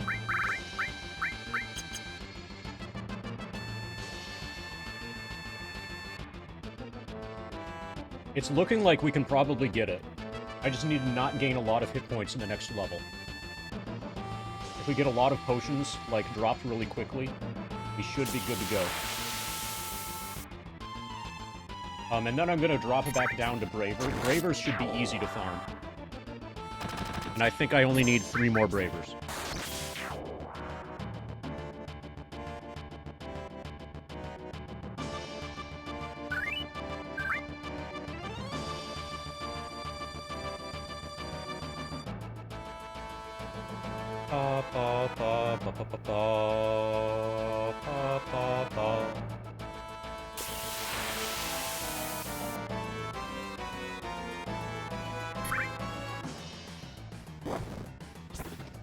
Foot cam activated again.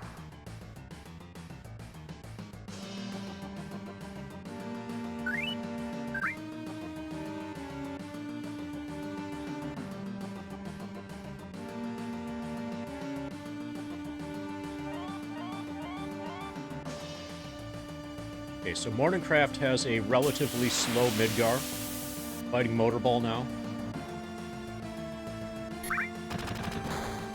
If Calm Skip goes fine, he should be in the green after Calm Skip, though. I don't know what happened to his Calm Skip in his PB, but he always saves a ton of time on Calm Skip now. Or maybe it's because he's doing the new setup. Like a setup that I only see him use. That looks like it's higher risk, but possibly a little bit faster.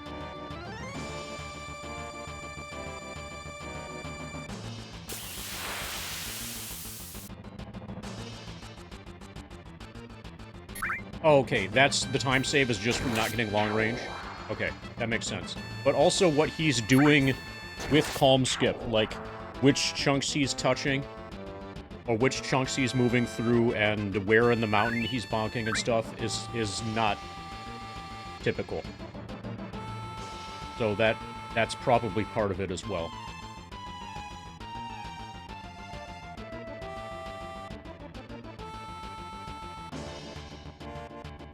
Yeah, do you have a feel for how much faster his setup is? I assume that his setup is faster, Otherwise, he wouldn't be doing it. But if it is faster, do you have a feel for how much faster? Oh, is that it? Is it just to avoid the cutscene, and that's the reason for the alternate? Okay, that would make sense. Yeah. Okay, so the actual calm skip might not be faster, but if it skips the Zalem cutscene, if it avoids the Zalem cutscene trigger, then it would make sense that he's doing that. Okay, I get it now.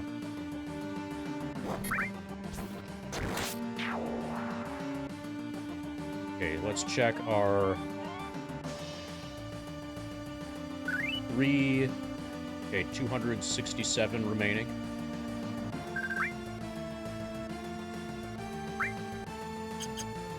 We need more pot.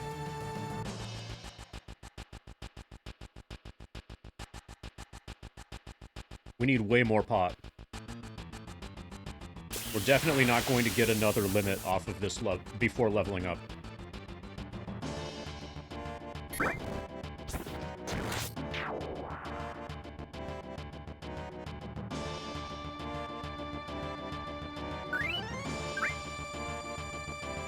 Okay, run's dead. I didn't see what happened. But, yeah, something went wrong.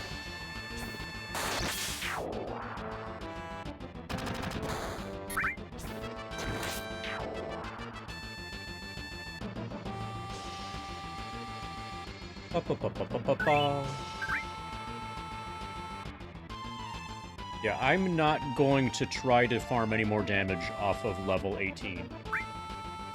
On level 18. We'll get near the end of level 19, and then see how much potions we have, and then try to farm then.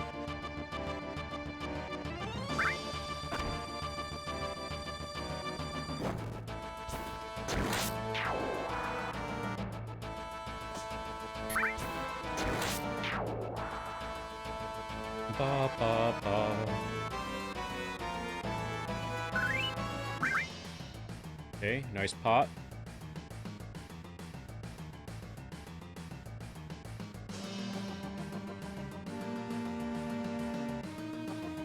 Ba, ba. Ba, ba, ba, ba, ba, ba, ba, ba, ba.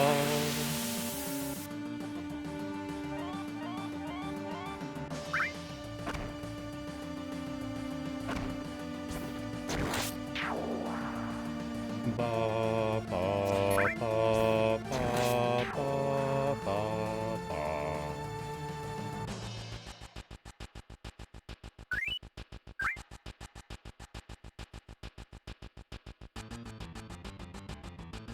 Looks like Cornfed's also streaming. Yeah. Cornfed's also streaming.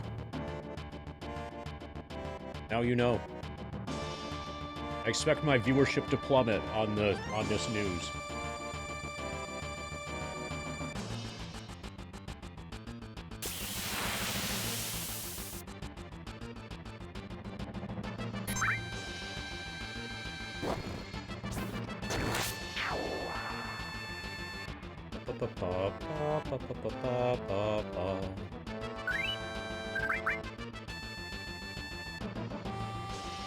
Okay, that sounded like a potion, based on the number of times I had to confirm. Clear the battle rewards menu.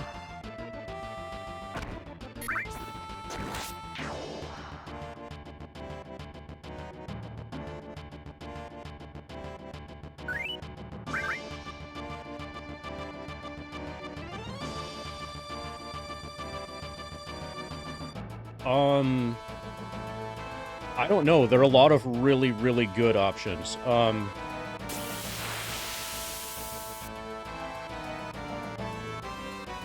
Oh, actually, I'm abusing Fiscal Lizard's account right now. We're actually playing FF7 here using Fiscal Lizard's Steam account.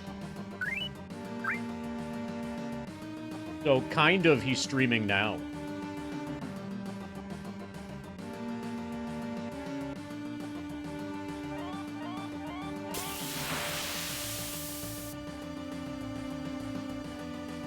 Okay, so narrowing it down to a single game is extremely difficult, DJ. But Colony Ship and Arcanum are both definitely in the top 5. Arcanum is a really old school,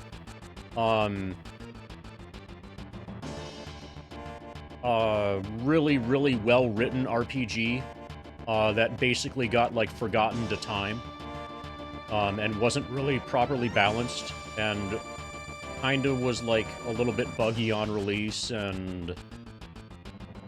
But, like, allegedly it's, like, super ridiculously well-written, and everybody who's ever played it says it's godlike.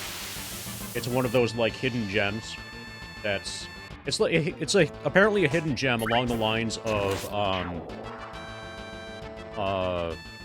Vampire the Masquerade Bloodlines. What era? Early 90s, I think. I think it's by the same people as who made Vampire the Masquerade Bloodlines.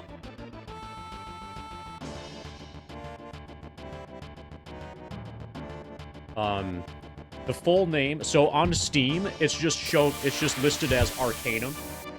The full name of the game is Arcanum of Steamworks and Magic Obscura. So that's one of them.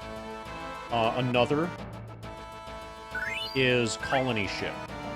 The full name for Colony Ship is Colony Ship, a post-Earth role-playing game.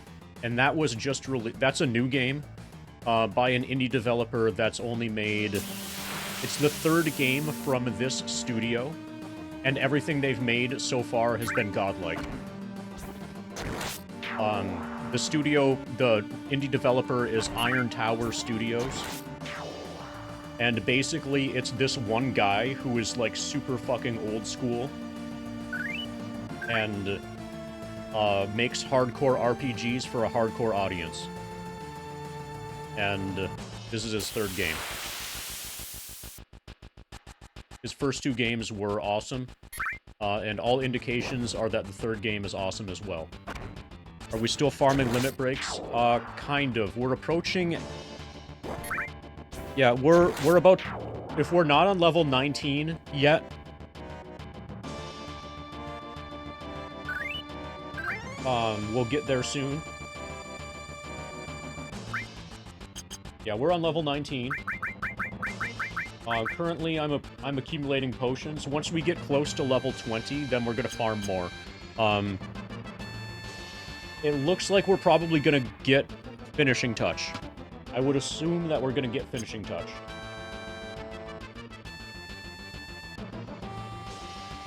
We have about 1.5 limit bars to fill before we have Finishing Touch learned.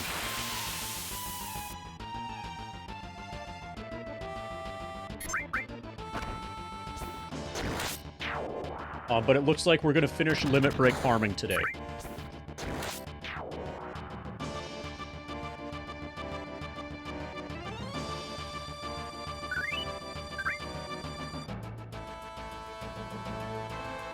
The spawn rates for enemy types, all of that's fixed. We're working our way through a fixed encounter table. We have no practical way of influencing what order or what fights we get here. And the second screen of the game is identical to the first screen of the game in terms of encounter table and danger increase per step.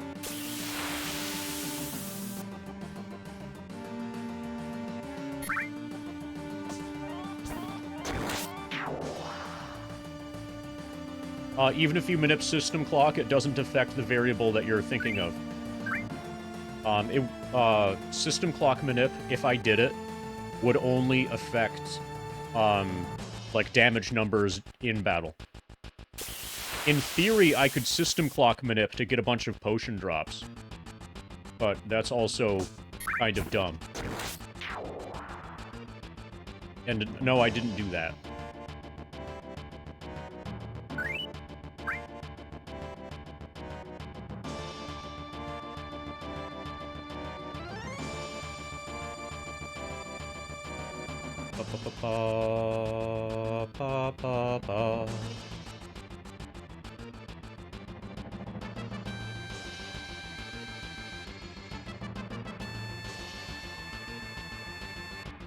I would guess that today we're just gonna get through the limits, and by that point it's probably gonna be around 10 p.m. and then I'll go to bed so that I can wake up around the time that Costco is waking up and get an uninterruptible power supply. And then the beginning of tomorrow's stream, we'll start Dragon Warrior. What screen is the save point? We don't have a save point. We're playing on PC, and in between sessions, I'm gonna tab out and then put the laptop into sleep mode.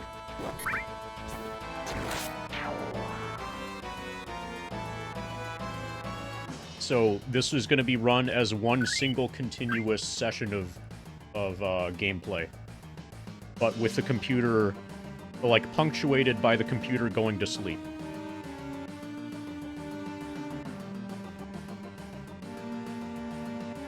The computer is a laptop, so if there's a power outage or whatever, it'll immediately go to its battery, and I'm buying a second external battery for it, basically. Costco sells a bunch of shit, including food. Yeah, they sell appliances, big screen TVs, all, you know, like, any kind of big-ticket item is available at Costco. Tires, batteries for your car.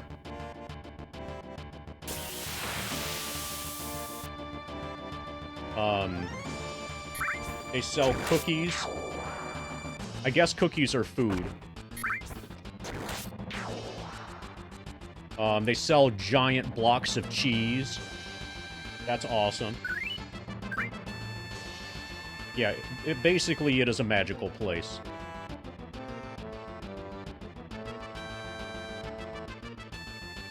But included in the list is uninterruptible power supplies. And the price difference between Costco and everything else is just massive. So, if you have a Costco membership, get everything you can from Costco.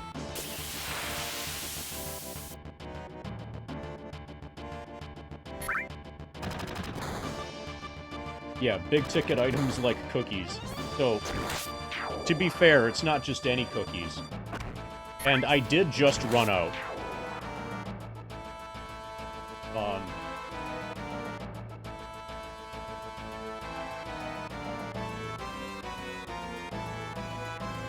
See, this is my most recent Costco cookie container. And you might notice that, there aren't any cookies in it anymore. So we're gonna have to fix this by getting another one that's full of cookies.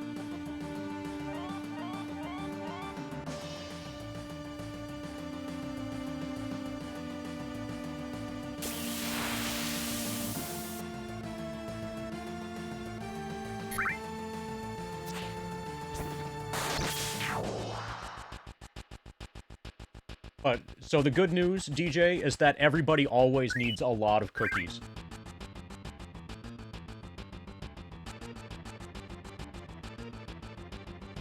Oh yeah, I've thought about getting a Costco air fryer. They look really good.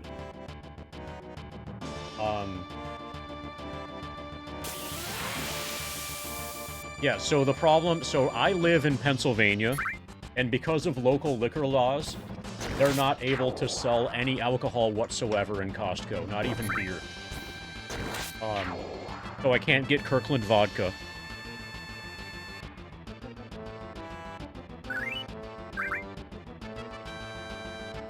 Yeah, massive L. So probably I should just, like, drive to Ohio, to go to Costco, to get Kirkland vodka.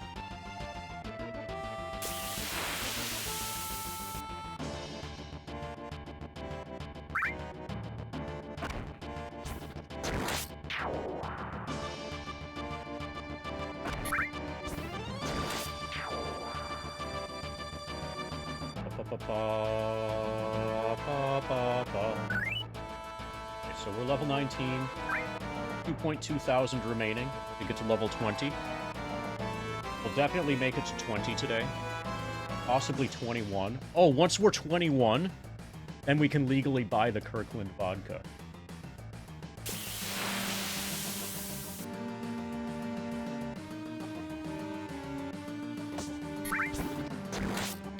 Unless I'm in Pennsylvania, yeah. Oh, so somebody asks, do I have any celebrations, planned celebrations in mind for level 69?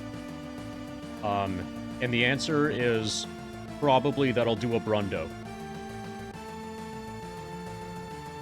You know how it's been, like, a little bit more than a year since the last Brundo?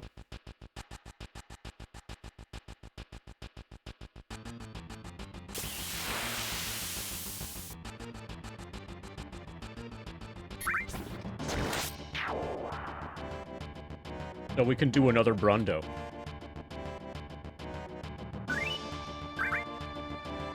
Maybe I could bowl for the entire level 69.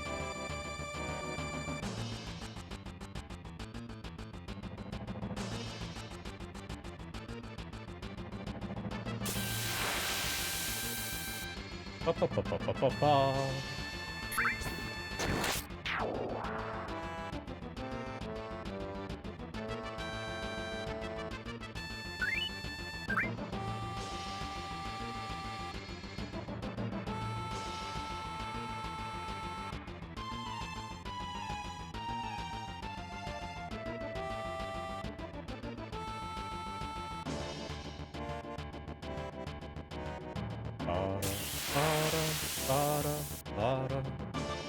I think at the start of each stream, I'm gonna ask people for colors, and those, like, the first 4 answers are going to determine the window colors for that stream. So, if this particular shade of Rainbow Puke is too annoying for you, then what you should do is stock the channel, so as soon as I go live tomorrow, you can put in, you know, a color of your choice. And then hopefully your accomplices choose complementary colors to the one that you picked.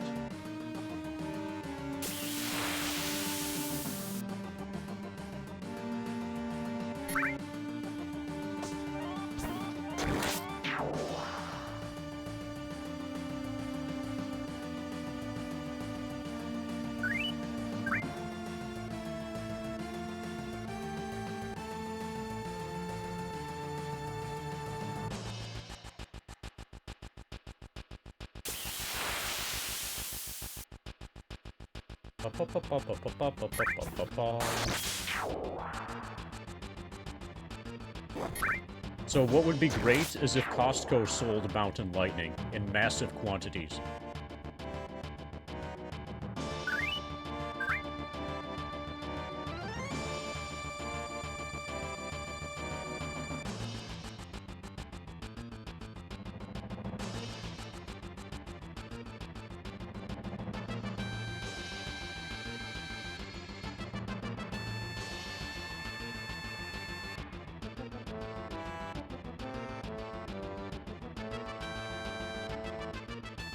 Yeah, you just gotta get here right away.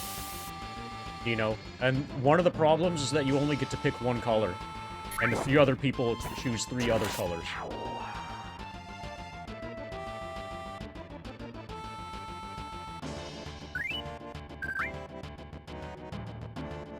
But yeah, if you want to contribute to the next atrocity,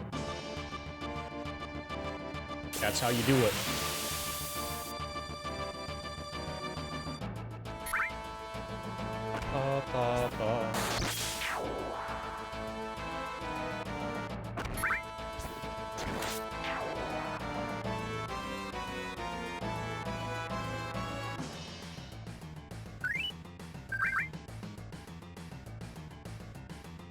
Yeah, at some point, if I get desperate enough, if the foot cam is not making enough money, then I might go there. We'll see how much money the foot cam makes first.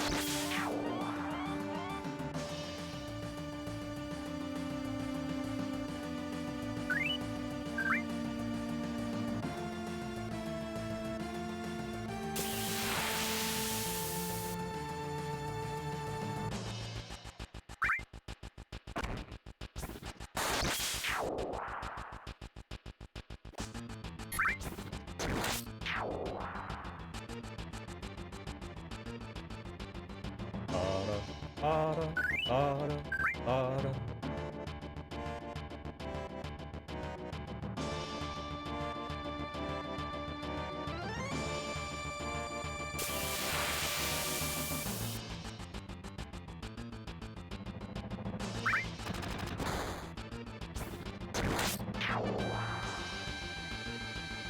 Pa, pa, pa, pa, pa, pa, pa.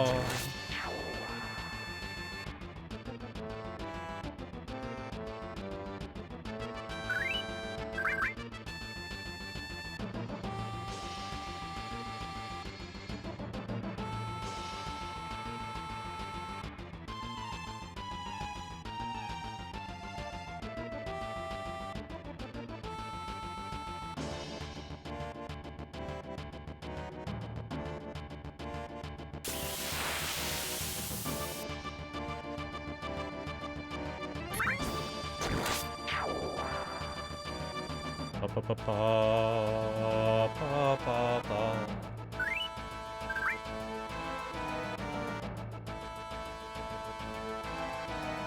Pa, pa, pa, pa, pa, pa, pa. So I'm probably gonna have... So once there's another game going, also, okay, so, like, the priority list for, like, updating things for the stream. Number one thing is to set up something that displays what my current level is and approximate current percentage completion. Next thing after that is a foot cam. And then probably the next thing after that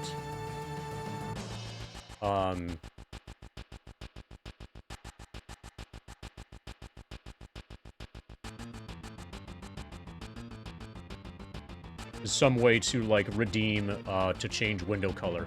Redeem channel points to change window color. Or redeem channel points to turn on and off the foot cam. As well as redeeming money for the foot cam. I am going to try that. We're going to see if any of you are insane enough.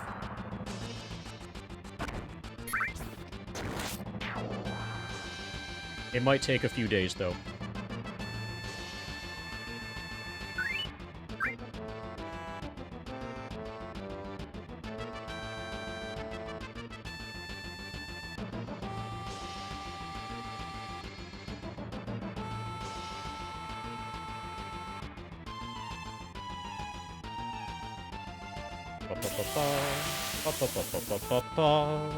Oh, also, if this gets full during the grind, the meter towards FF7 hard type, I could try playing FF7 hard type during the grind, possibly.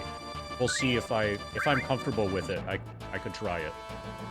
If I end up feeling like I could handle it. I want to get through some other games first.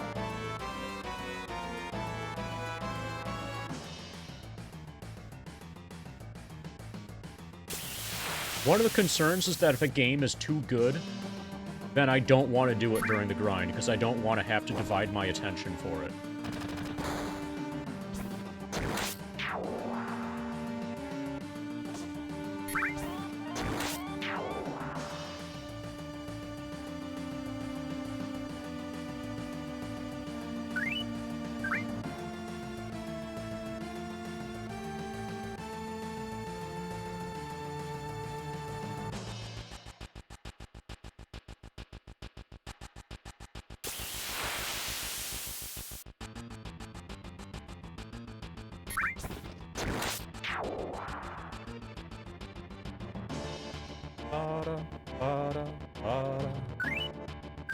So hitting 1,000 hit points, 1,000 max hit points is going to be a nice milestone.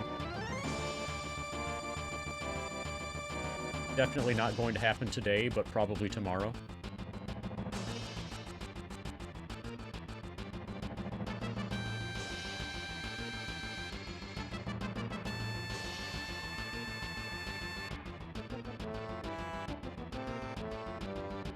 By the end of it, Cloud should have about 9,000 max HP.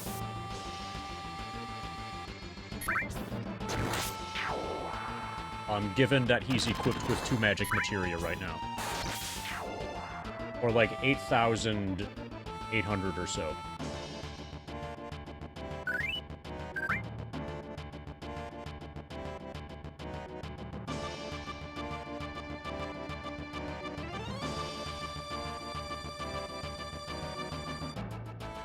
We're not likely. If we ever hit the damage barrier, it's going to be through, like, the use of a limit break. Basically, the issue with regards to damage barrier is that the Buster Sword sucks.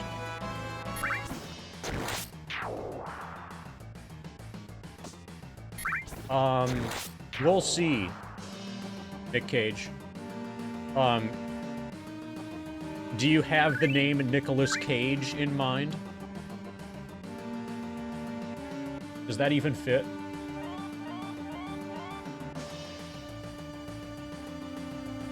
We could do Nicolas Cag. Or Nicholas Ca. Nicholas California.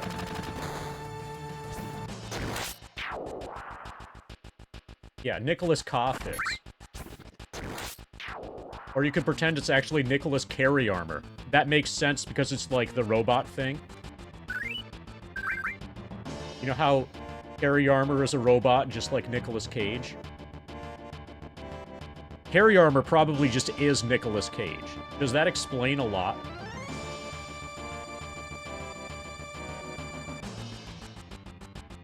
Level 19. Next stream, I'll have, like, a indicator thing that shows current level.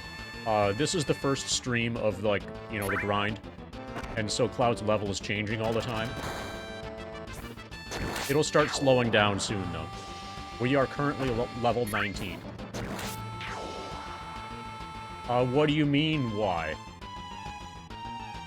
Yeah, pretty sure that's... Oh, okay, never mind. I thought Nicolas Cage just answered your question by saying pretty sure that's the reason.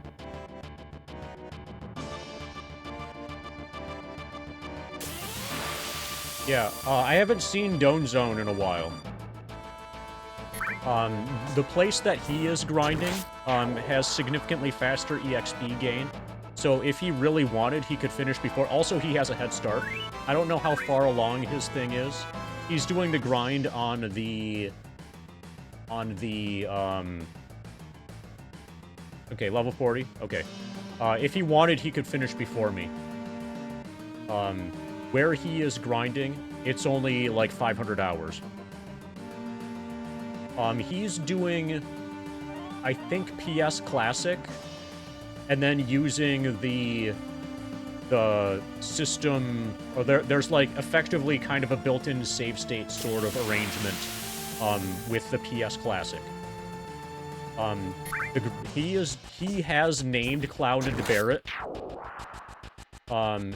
and he is,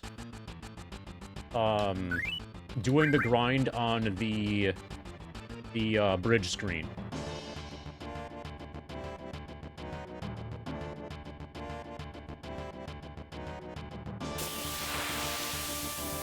Yeah, the wedge bridge. So there he can fight mono drives, and compared to what I'm killing here, mono drives give a ton of experience.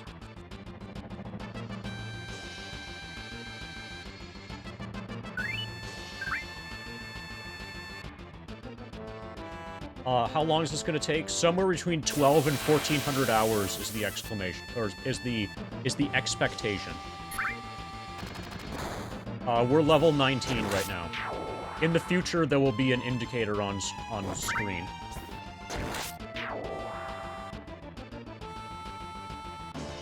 Well, then I'll have to keep updating the command. Like, the answer that the command gives is going to be obsolete, like, right away.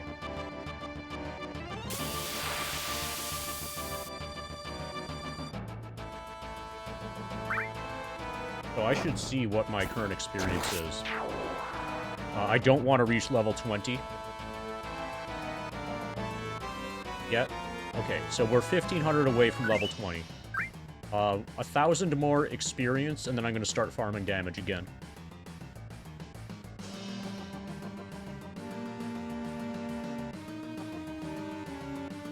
Okay, if I have a Y command, the reply to the Y command is just gonna be, why not?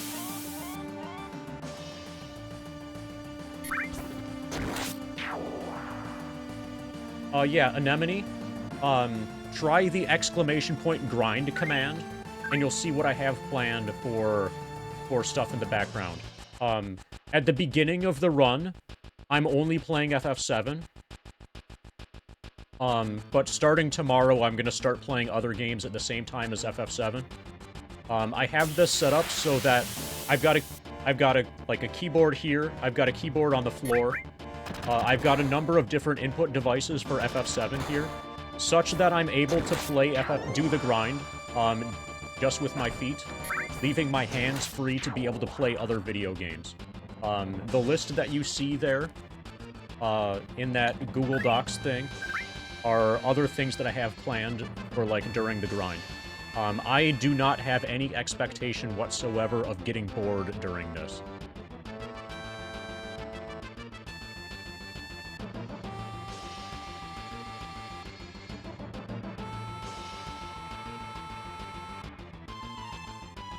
Also, hey Turtle. It has begun. Yeah, I've been planning this for a while. I've been thinking about this for a while. And it's time to do it. Yeah, that's the other reason. Nobody's done this before.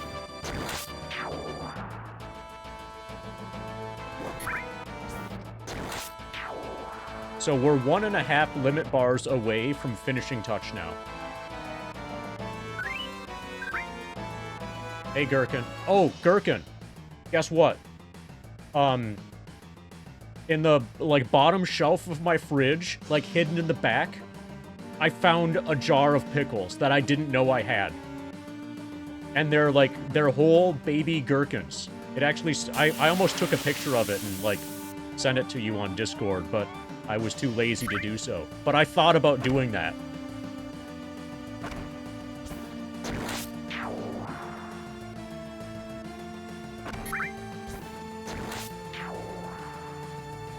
This is on PC. The reason it's on PC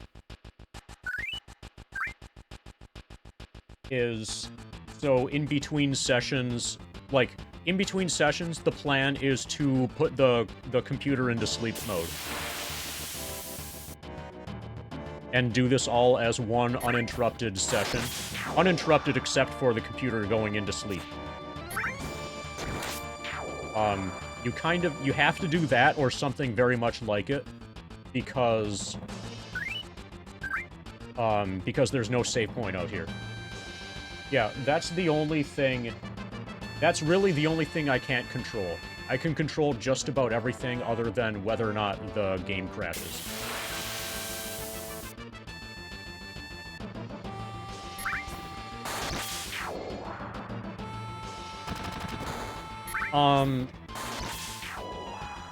Probably. My plans for this have evolved as I've learned more. No, I refuse to use save states, out of principle. If Cloud dies, that needs to be the end of the run, as far as I'm concerned.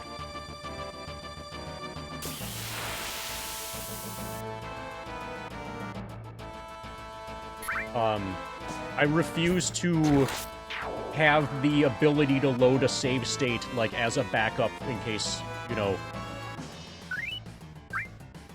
Also, yeah, I don't want to interfere with the game.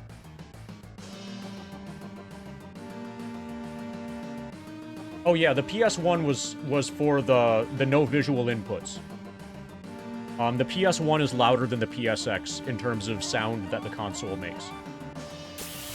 If I were to do this on a console, it would need to be either on a PS2 running off of an SSD, or it would need to be on a PSX running off of an SD card. If I were to do this on a console, I would need to have the optical drive be bypassed. Because the optical drive is probably going to fail during the run otherwise.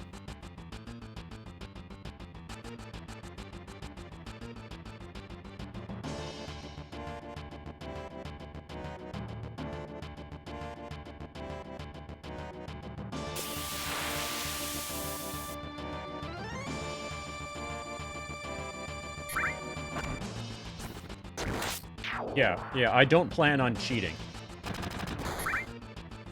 I would rather lose the run than cheat.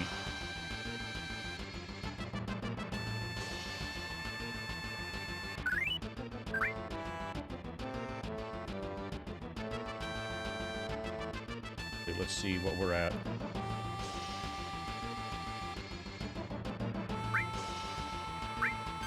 Okay, we have some pot. 14 potions. Let's farm some limit.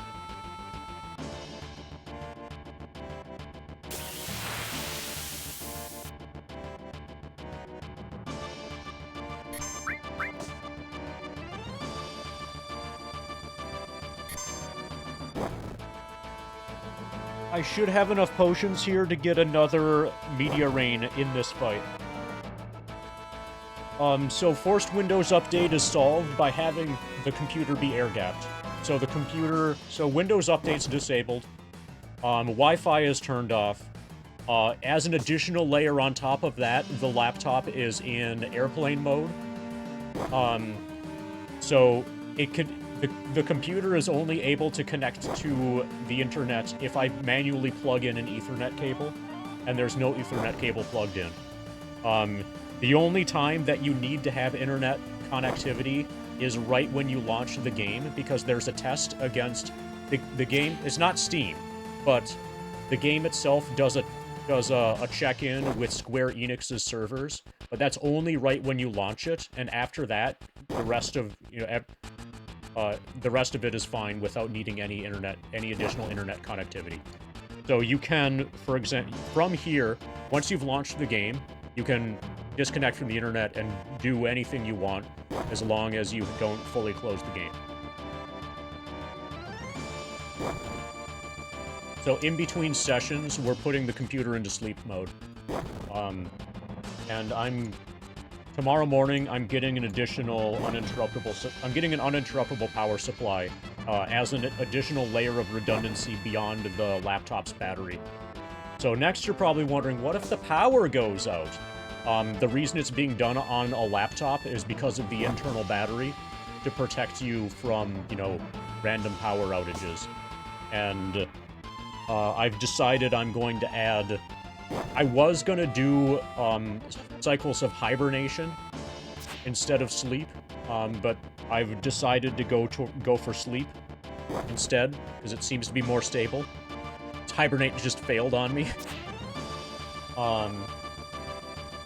And so, if I'm doing sleep, I'm more comfortable with an uninterruptible power supply, so I'm buying one of those tomorrow morning.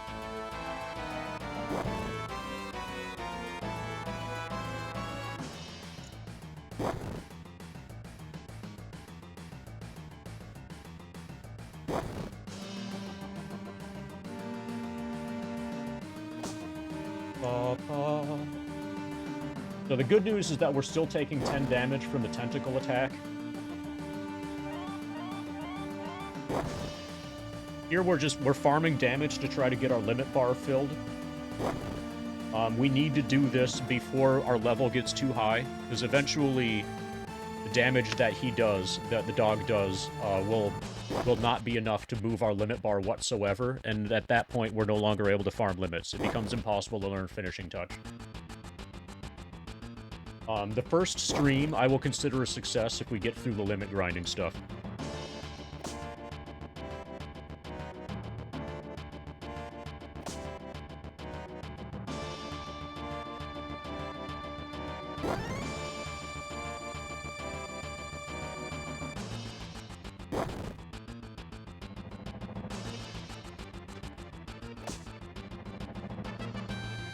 Yeah, that would be really helpful. Actually, Trank would probably be better. If I had a few of both of them, that would be nice. That would be perfect. Doing this whole thing in Fury would actually make the grind way slower, because of the 30% miss rate.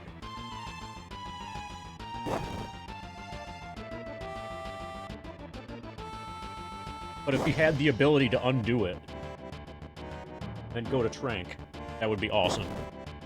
But just being in the back row makes him take either 1 or 2 damage.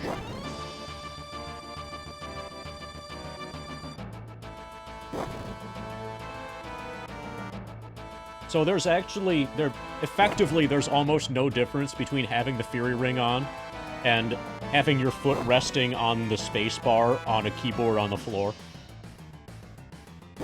You still need to tap the spacebar to get through the battle rewards menu, even with Fury Ring.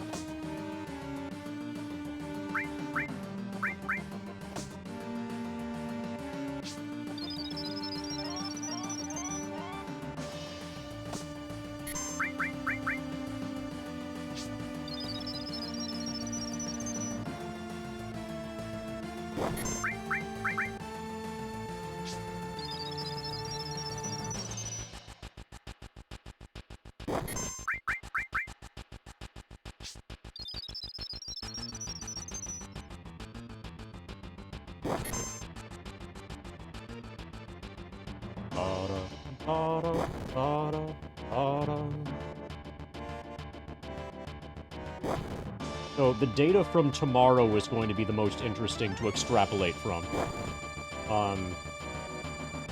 Today's session is relatively slow because of the I'll try spinning. That's a good trick. you know, the limit grinding. That's rather monitor for hoggers. Hey Mog. So Doodly, here's the stream plans command.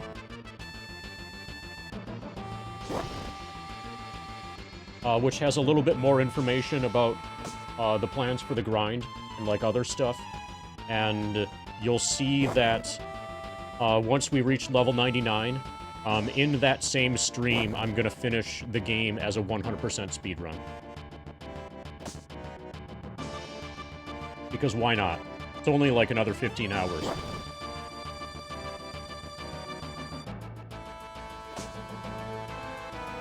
Let's get a spin for Mog's like 4 years. That's a lot of years.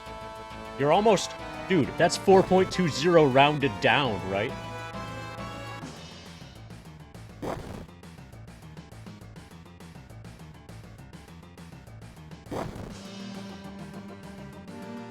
Okay, 4 spins for 4 years.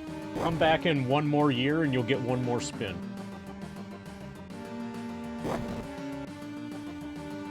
Ba, ba, ba, ba.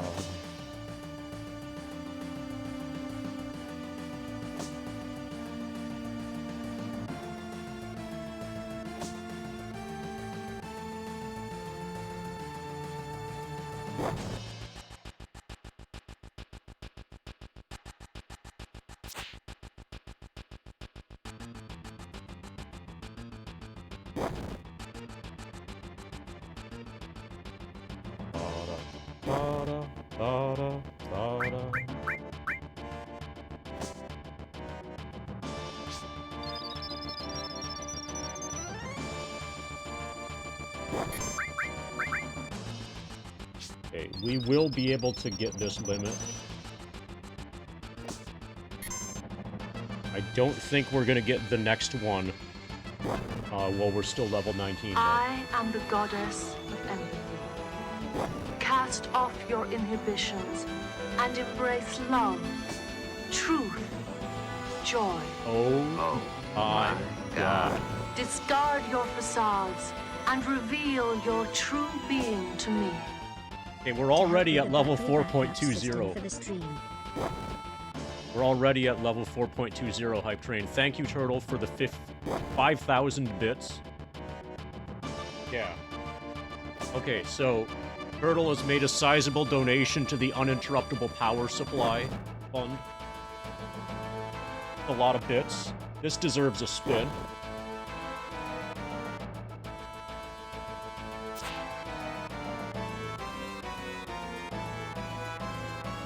Thank you, Turtle. Yeah, fuck, that's a lot of bits. Yeah. Yeah, you should definitely cast off your facades, chat. I'll try spinning. That's a good trick. Thank you for the spin, Gherkin. Thank you for the spin, Bot of Gemini. Dude, this is right in time for another meteor rain. Fuck yeah. I'll try spinning. That's a good trick. Mr. Destructoid, I like trains. You like meteor rains?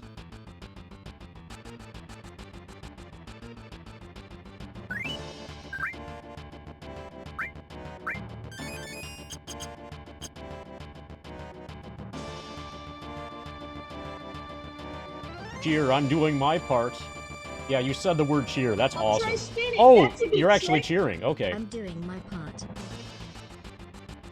Okay, yeah, it works better when you include the bits. Thank you for the 400 bits. Funkin' Coffee. Get you a spin. I can probably afford an uninterruptible power supply now. I'll try spinning. That's a good trick.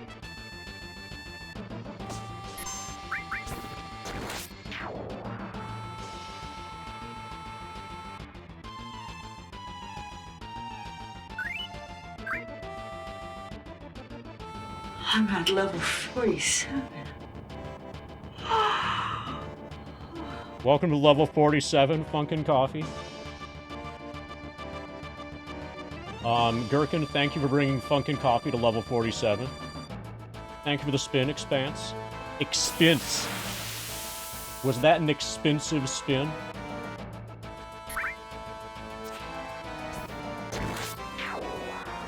Yeah, we just need 80 more levels. Oh, we need to get the hype train. It's a gas mask bomb. God, he was so smart. Thank you, Best Friends Club, for the gas mask bong and the 420 bits.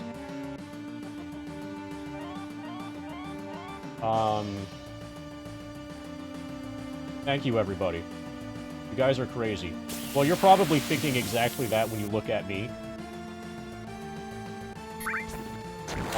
But that sort of behavior allows me to actually just, like, do this without getting in too much trouble. You know, like, around the house. So that's good.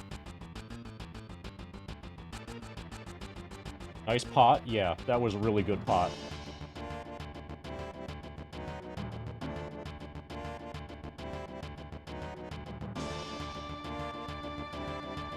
Dina. It's a gas mask bomb. God, he was so smart. Thank you, Mog, for the gas mask bong and the 420 bits.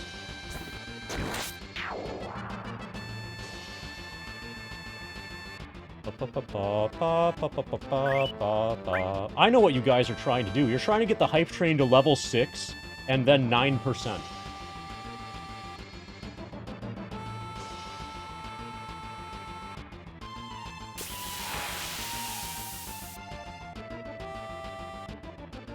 That's what I would do.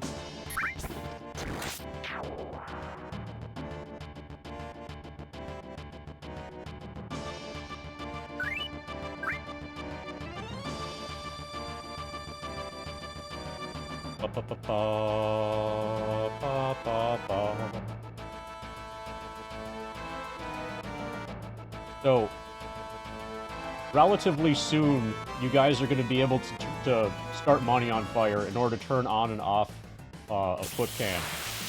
Which is probably going to be even more profitable than me doing absolutely nothing and running up and down and killing enemies.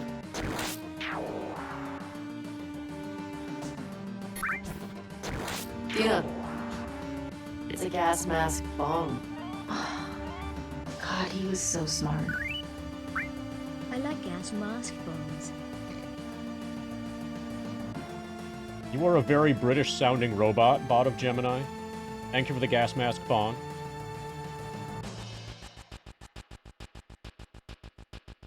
Sound like an alien AI that likes gas mask bongs.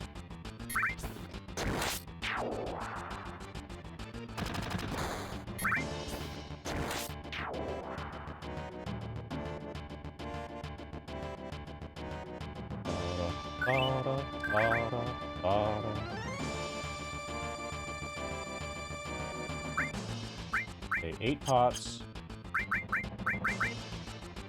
1,000 to the next level. Yeah, we're definitely not going to... Dina.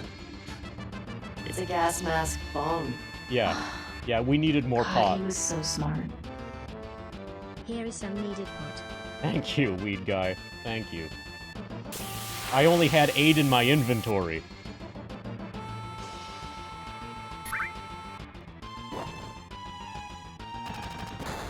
I am the goddess. Alright, get rid of those facades. Cast off your inhibitions and embrace love, truth, joy. Oh my God. Discard your facades and reveal your true being to me. I like the goddess. Yep. Yeah, the facades are discarded. They've been casted off. Thank you, Turtle, for the 1337.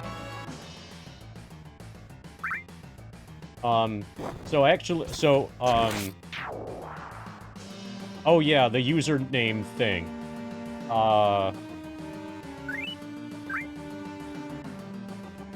What's the... I'll try spinning. That's a good trick. Oh, you're actually doing it. You're actually trying to get level 6 and 9%.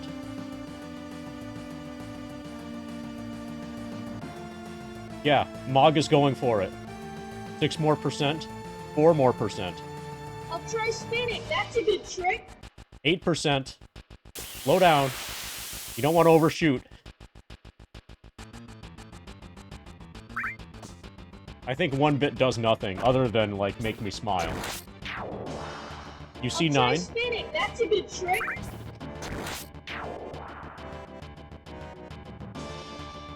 My blind.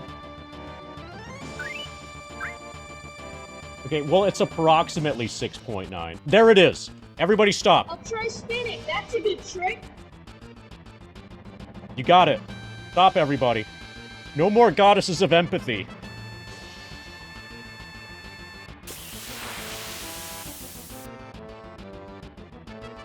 I'll farm all the rest of my weed the old-fashioned way.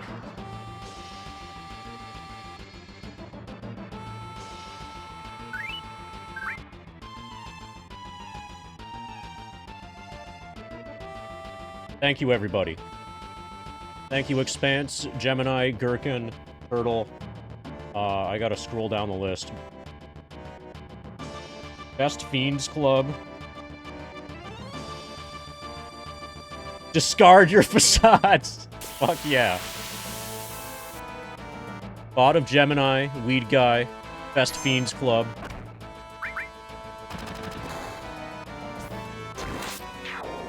Thank you. Oh yeah, and Time Clock resubscribed. Discarding his facades.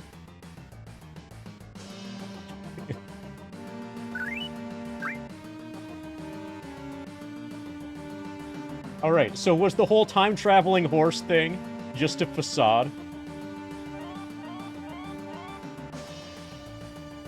No, Otaku, you being here and not contributing was just a facade, because you're truly contributing with your wonderful, welcoming presence, bringing love, truth, joy. Yeah. We all wear masks in our own way. Sometimes the mask happens to be a gas mask bong. It's a gas mask bomb. Like right there, for example. God, he was so smart. Alright, this 6.9 has been ruined, but at least we got a gas mask bong. Thank you, Display Coffee.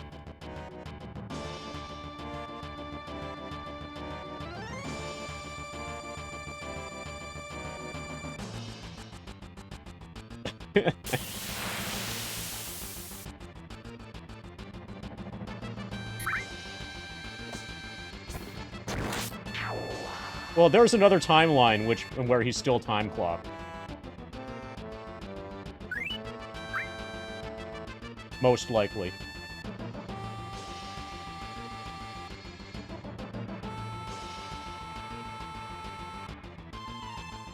Thank you, everybody. Thank you, Display Coffee. Even though you ruined the level 6 and 9%. But you ruined it in a really good way. There are infinite timelines where you can discard your facade.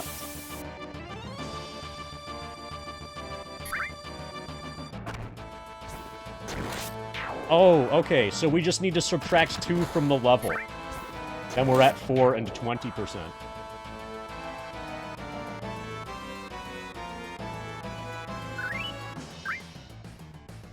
Dina.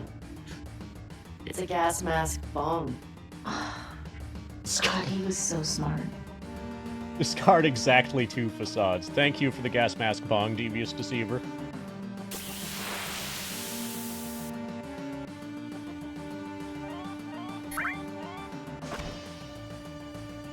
Such strong support. Hype train completed. Level 6, 32%. 5 subs. Yeah, we gotta increase the sub count. And other stuff. 9,473 bits. Oh,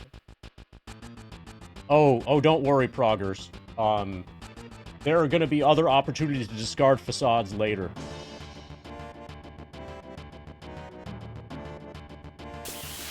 It doesn't sound like you're embracing love, truth, joy right now.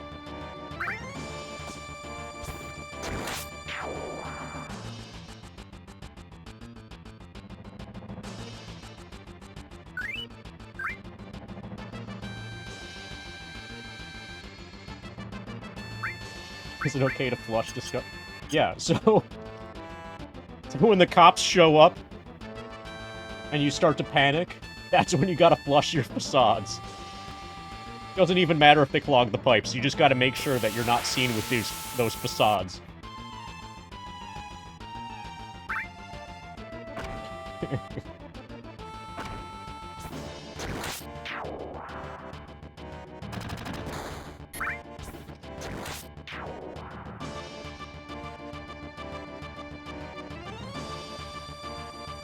Oh, our subscriber level is now 47. That's also pretty cool.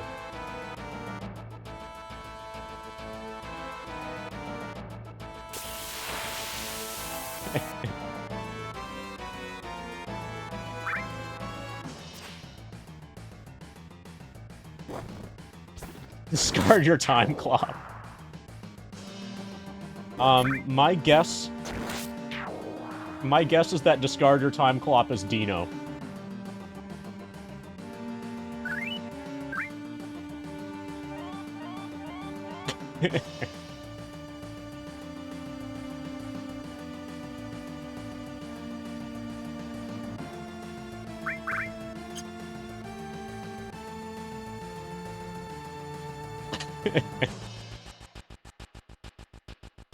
Is FF7 hard type one of the Japanese versions? No, it's an ISO hack. It's an ISO hack that's been burned to disk to be able to be played on a console.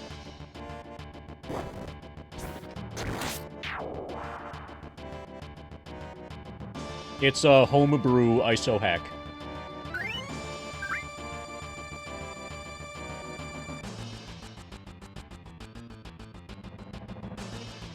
Discard your Dino.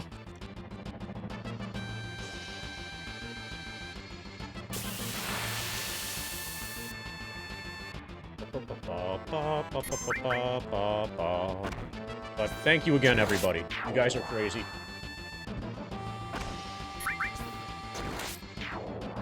And...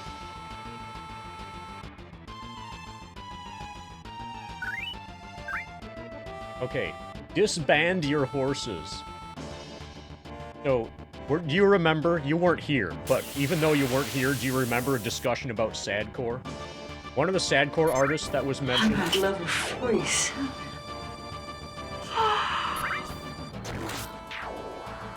is the band Carissa's Weird. And Carissa's Weird eventually disbanded.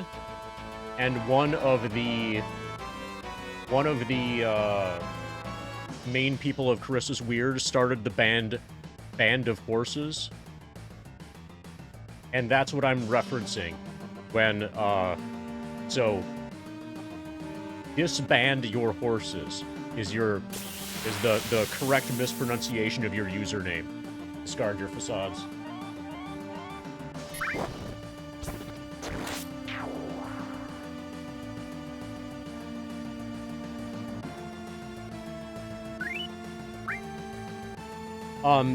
Goodbye horses is not convoluted enough.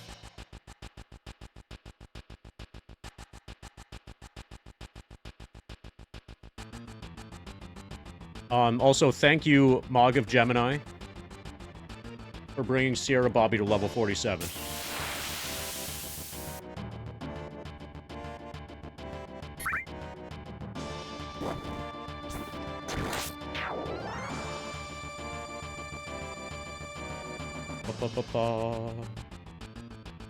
Okay, 550 to next level. Once we get to almost level 20, we'll farm some more damage.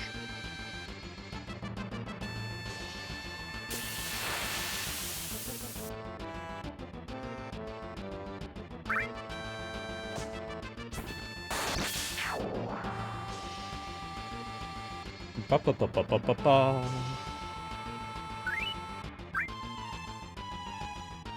Okay, we crossed the 10k gil barrier. We're in the big, what, 5 digits now for gil. Nice. Cloud's a baller. Now Cloud can afford to discard his facades.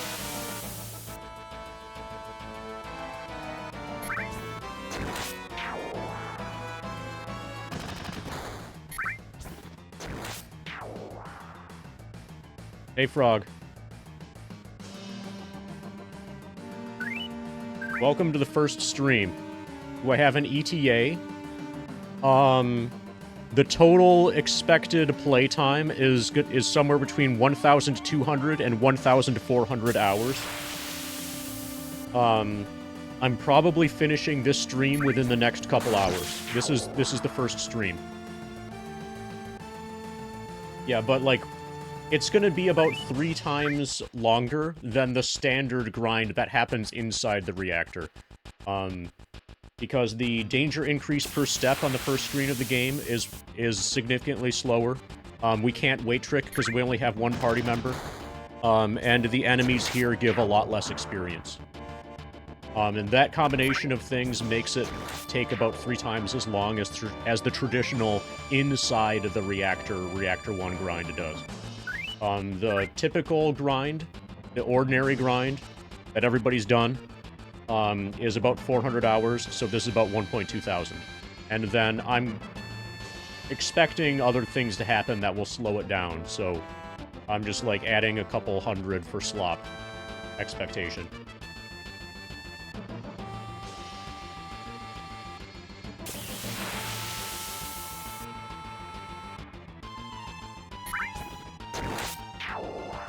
Discard your time clop is a genius. Will I be the first to do this? Yes. Assuming that I'm able to complete it successfully. If anything goes wrong, it's going to be the game crashing. This is being done on PC.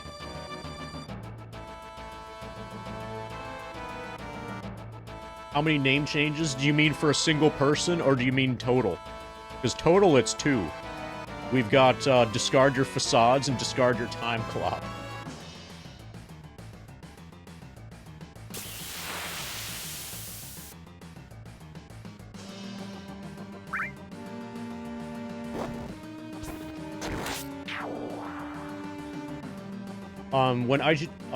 Then you just don't get to see anything. IGT keeps going, but what's displayed stays at, like, 99 and just blinks at, like, 99 and max. Otherwise, basically, effectively max.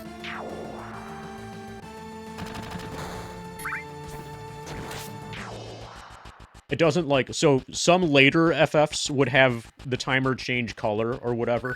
FF7 does not do that. It just basically stops at 99.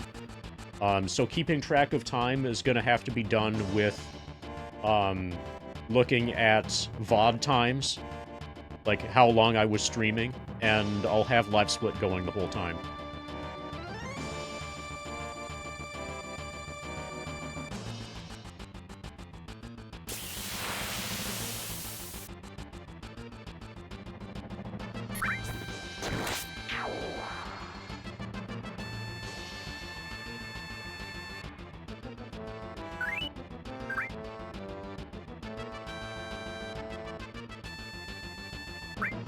Okay, we have 11 potions.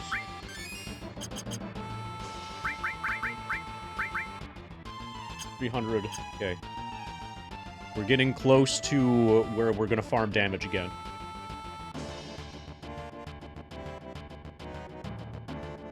I want to farm damage just before I reach level 20.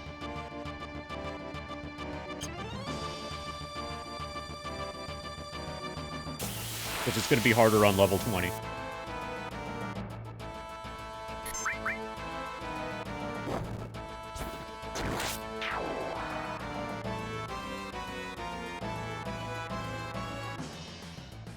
Yeah, I don't know what the max is for live split. Maybe we'll find out.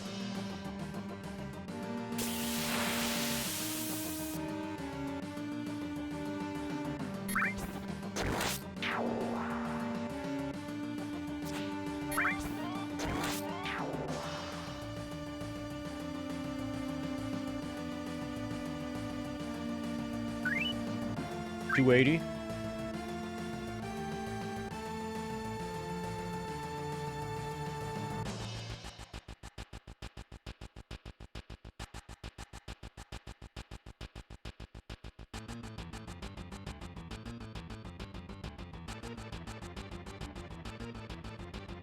Ada, ada, ada, ada.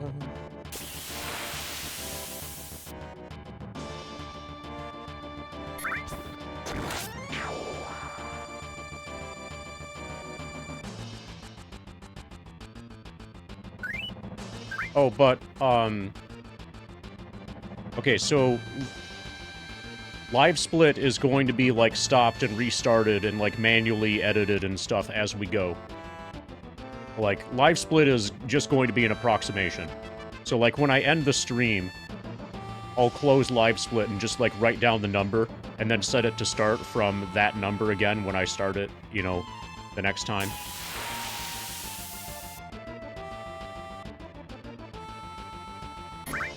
Live Split is definitely not going to be exact. But it'll be interesting to see approximately how many hours I spend on each game.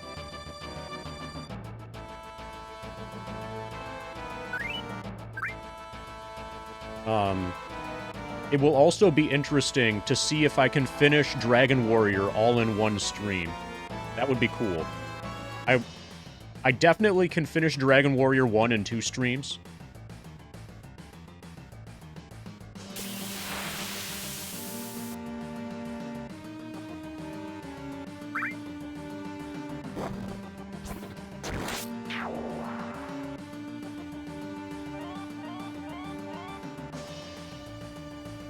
Okay, 210.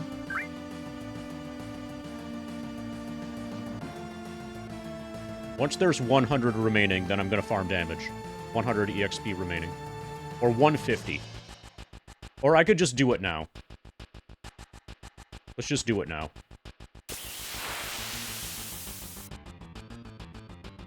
Okay, here's a dog.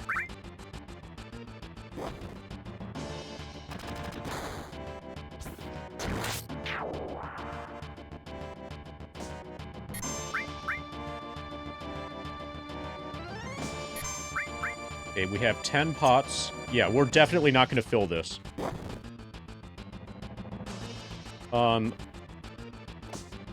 Dragon Warrior 1, it can vary quite a bit depending on if you know what to do. If you know, like, where to get Erdrick's token, then you can just get that right away. Much of that stuff I basically remember. So it should be relatively fast. If I do, like, a 12-hour stream, there's a good chance I'll finish it. Or at least I'll get to, like, the final dungeon. There's no way that Dragon Warrior 1 is going to take more than 2 streams.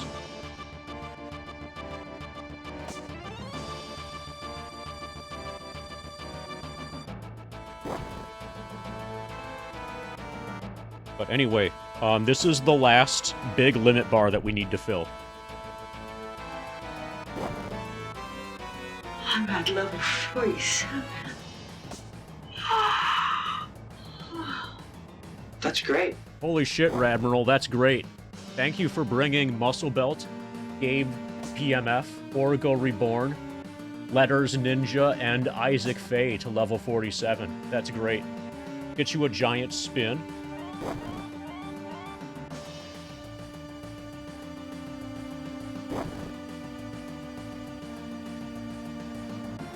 Oh, do any of you people like Shining Force? If you've been one of the people who has, financially contributed to this stream so far, and you know who you are, like Radmiral, Mog, Devious Deceiver, Display Coffee, Expanse, Gherkin, Turtle, etc. Best Friends Club. Cast off your inhibitions and embrace love, truth, joy. Oh my God. Discard your facades and reveal your true being to me. Yeah. Yeah, and discard your facades. If you want to name a Shining Force character, let me know. So once I get to Shining Force, there's like a code that you can put in to rename all of the characters. And if you would like to claim a Shining Force character to change the name of,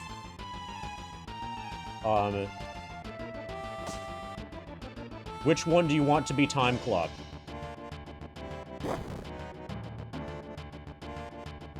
It should be one of the horses. It's got to be one of the horses. So the really good horse, the best horse in the game is Pele.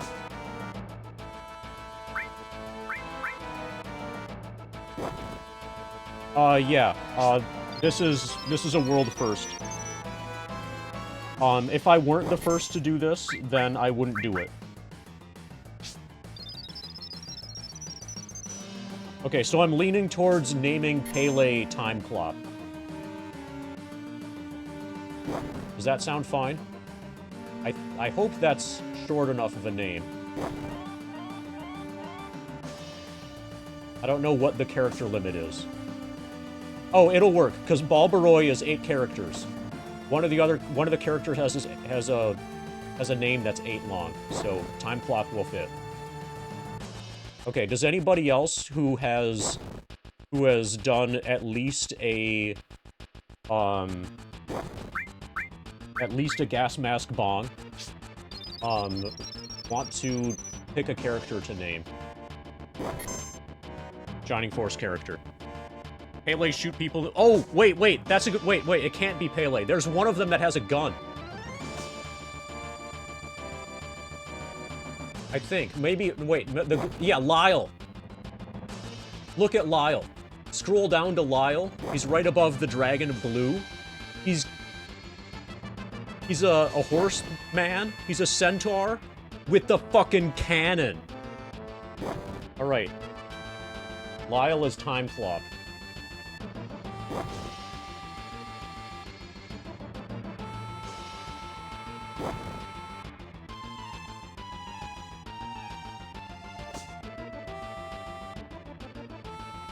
Okay, does anybody else want to name a character that has, you know, done at least a gas mask bong today?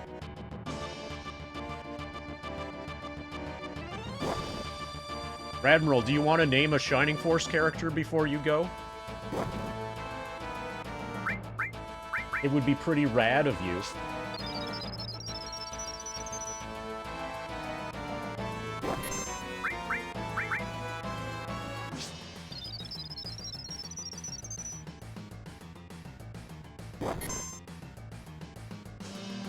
Okay, Shining Force is a video game that's relatively good.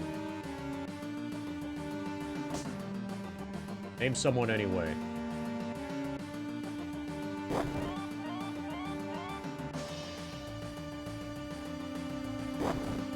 Name one of them Doug. Okay, can it be... Do you see the list, Devious? For Doug, how about Gong?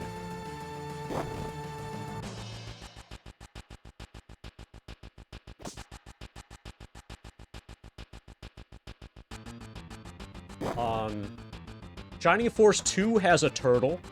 Shining Force 1 does not have a turtle, sadly. The closest we have to a turtle is Gunts. which is kind of like an armadillo. Just tell me. I'm just writing down manually. The link is just so you see what the characters are and what they look like and stuff. If you're not familiar with the game or if you need a refresher. Okay. Gunts will be turtle.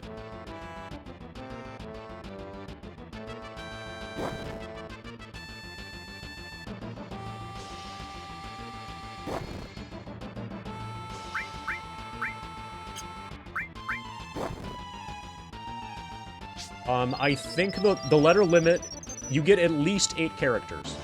You might get 9. You get at least 8.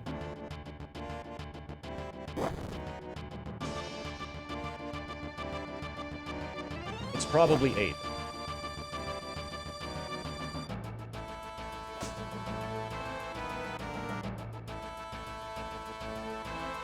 No, IC is 2, 3 if you include the space. Okay, so let's see, who else? Mind of Gemini, do you want... The closest we have to a Moogle is Jogurt. Which is like a little, like, hedgehog with a helmet.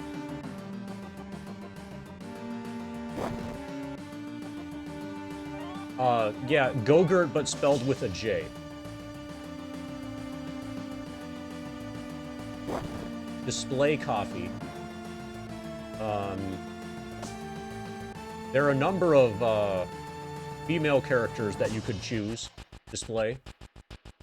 None of them seem to have any coffee in their profile pictures, though. So you'll have to do, Actually, I think of Aleph for you.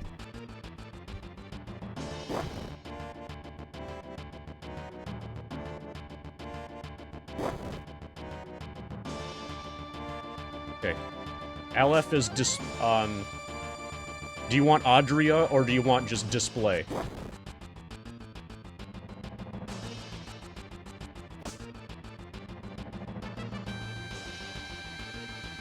Or, you know, choose a name.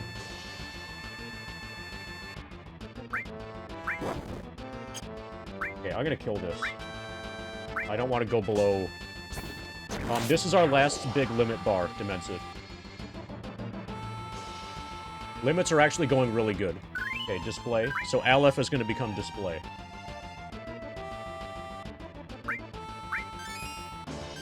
Yeah, this is our last big limit bar. Once this limit is done, so we're about to reach level 20, which concerns me some, but once this limit is done, we have finishing touch. Then I'm going to go back and finish my Bravers. And then once the Bravers are done, I'll probably end the stream. Okay, so for Bricked Up, is there a good character? Do we have a golem? I think Shining Force 2 has a golem. So that would make sense. Shining Force 1 does not have a golem.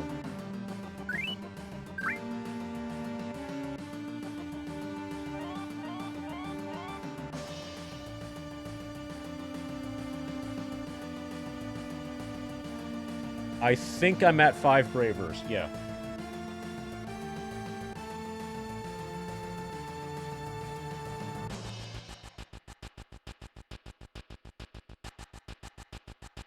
Okay, for Bricked Up, how about Gort? He's one of the fighter characters. That's kind of like a dwarf.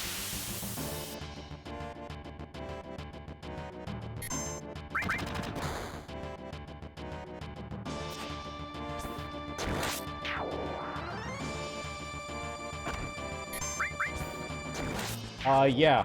Yeah, it turns out that, Cloud is working on his legs and stuff. Yeah, so we've got, like, a fighter dwarf character that we could name Bricked Up.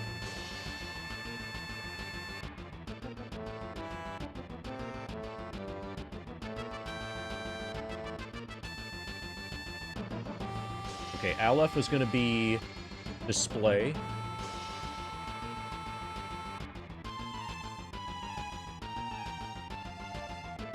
Not skipping leg year. Yeah. We're gonna nail those squats when we get that far.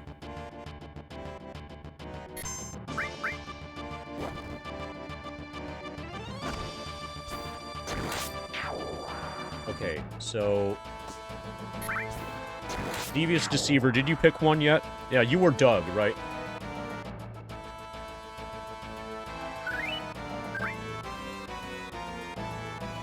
Mog.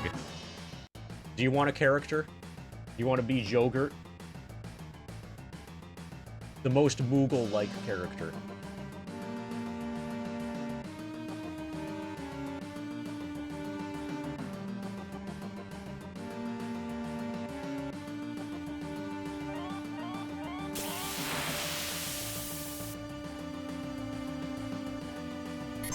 Tina.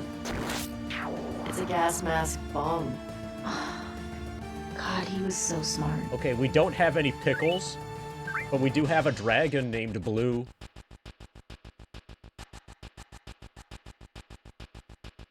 Should the dragon be named Gherkin?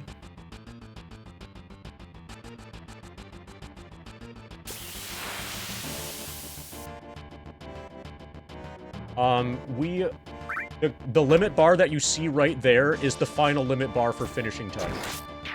We're almost there.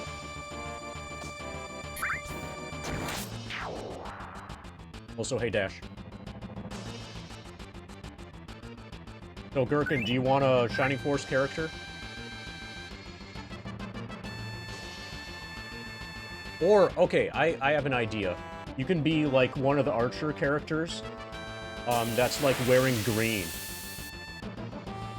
Because he's an Archer. You know? There's, like, stereotypes and stuff. There's gotta be somebody wearing green. Like Hans. See, Hans is wearing green. He's got a green hat and everything. That's the color of Pickles. Okay, we're level 20.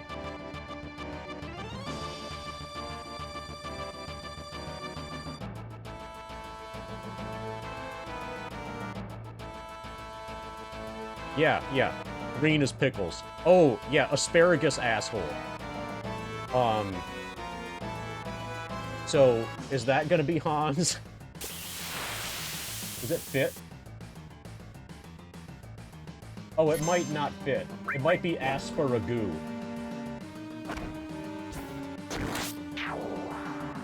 Is Asparagoo okay? Like, if... The limit is probably 8. If the limit is 9, then we can fit the full word asparagus.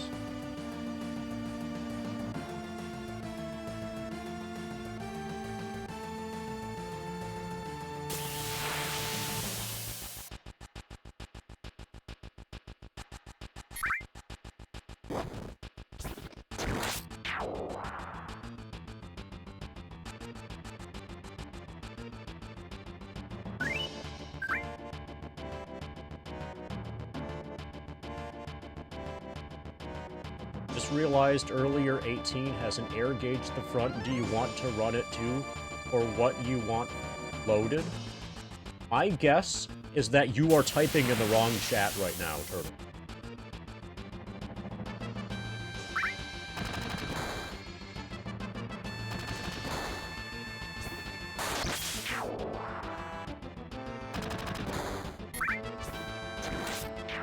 Because that sounds like trucker talk. No problem. Just don't tell those people about the goddess of empathy.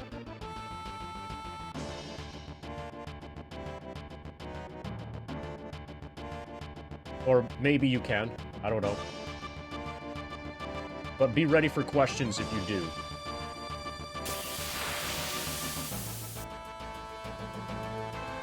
Okay, I'm just gonna put down Mind of Gemini as Joker.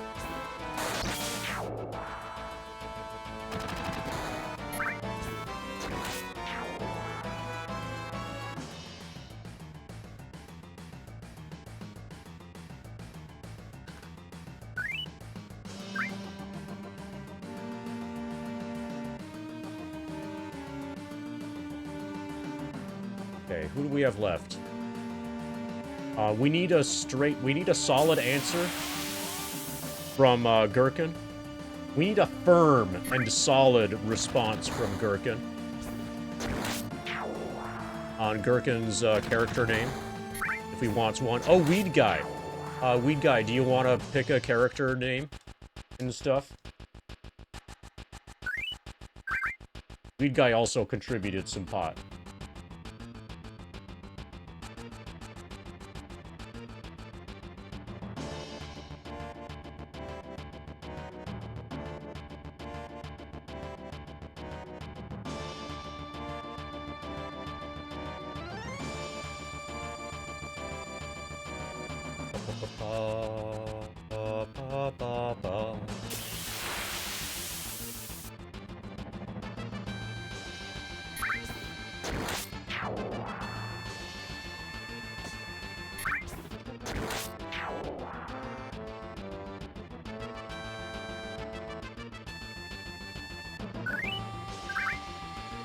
Yeah, we probably are limited to 8 characters, so if you want to figure out...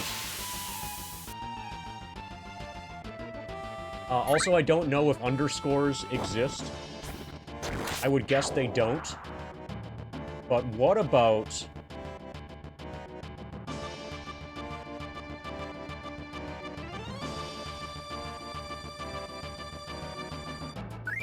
what about being creative and just, like, abbreviating him?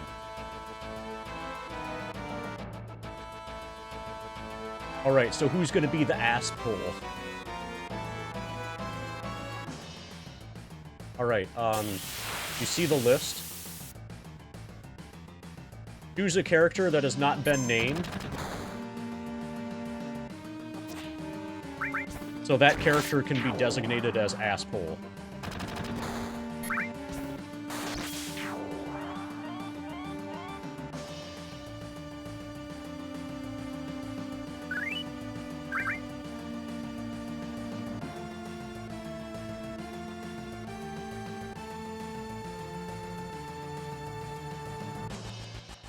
Who looks like an asshole? Exactly.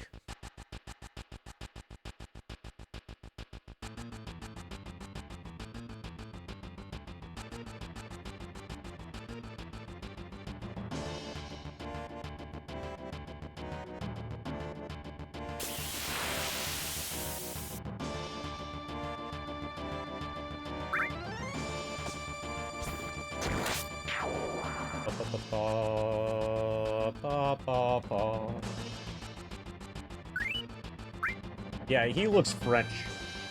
So, yeah, I agree. And Pele has not been named yet. Pele was going to be time clocked, but then we realized that Lyle had a gun.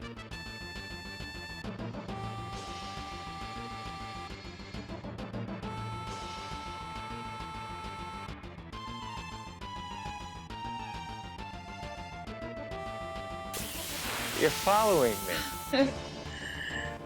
Just a little bit. Thank you for the follow, person who just followed.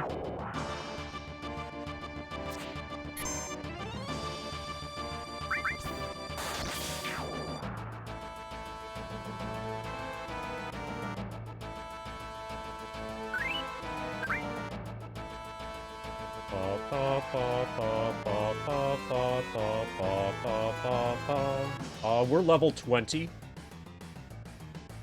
We're still farming limits. Once we're done farming limits, then I think I'm gonna end the stream.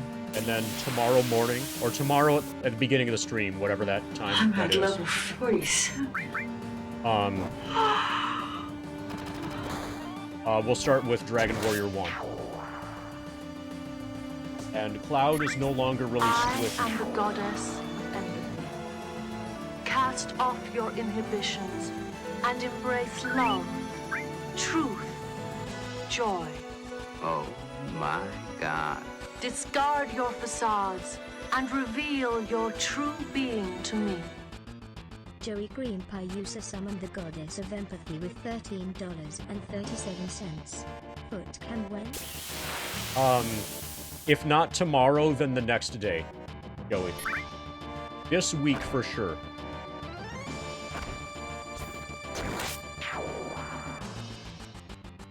I'm already a little bit busy tomorrow morning because I need to get an uninterruptible power supply and do some other, like, errands.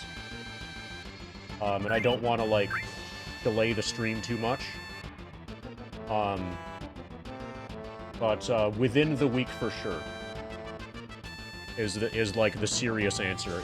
If you are interested in a serious answer. But yeah, we have raised enough money just in this stream to buy the uninterruptible power supply. So, yeah. Oh, and I'm serious about once it exists, about having money to switch it on and off. So if you want to turn it off because you find it too disgusting, then you can spend money or large amounts of channel points. And then if you want to turn it back on because it's not disgusting enough, then you can use money or large amounts of channel points.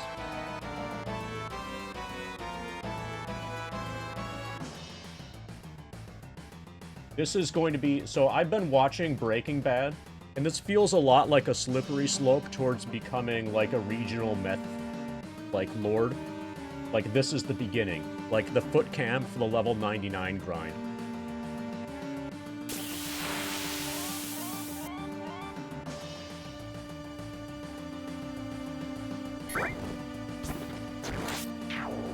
A special pokey.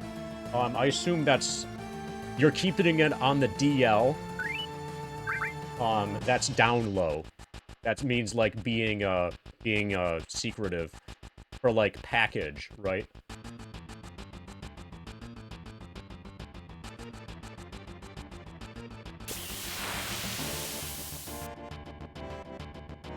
Oh, a Pokemon. Okay. That makes sense. Oh, yeah, that's a different... Yeah, that looks... So, did you escape from wherever... Yeah, something went wrong with your frog, right? Did it, like... It, like, croaked or something. But now, apparently, it's back.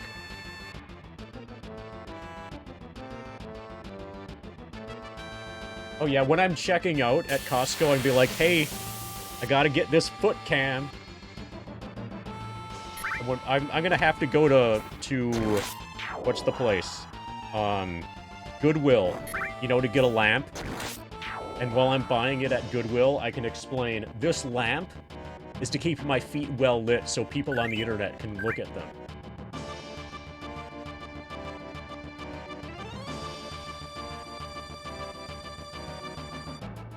It's gonna make me money.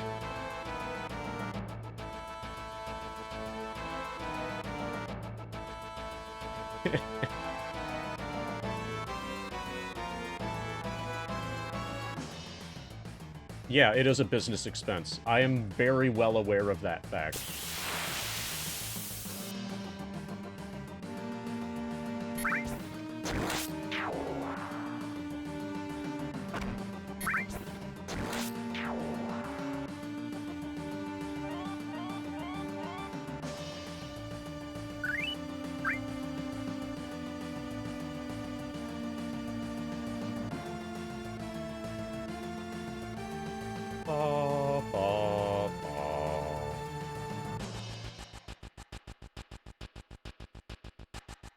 Okay, how many bits to gigantify an emote? Only 30? Oh, okay. But it's bits, so, okay, I get paid when you gigantify an emote. You can gigantify all the emotes. Especially mine.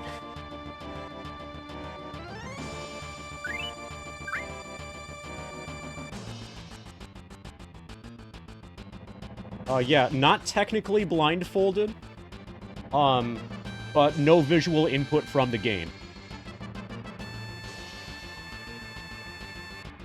So, like, the monitor's off, and, like, there's... So the only feedback from the game is going to be sound, and sound generated by the console itself. I have it routed up until arrival at Junon, currently. Now that is a cute Bulbasaur.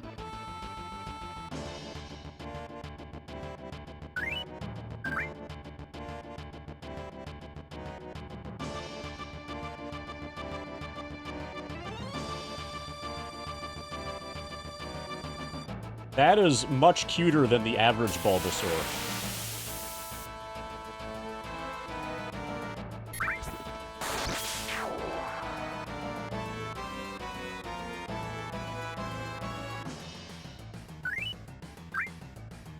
It looks like that Bulbasaur cast off his... No, discarded his facades and embraced love, truth, joy. Hey, Colin. We almost have finishing touch. The beginning of the grind is going well. We're almost done with the limit grind section.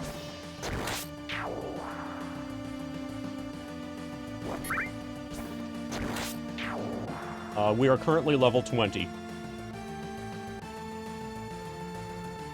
You're following me. Just a little bit. Hey, Slime.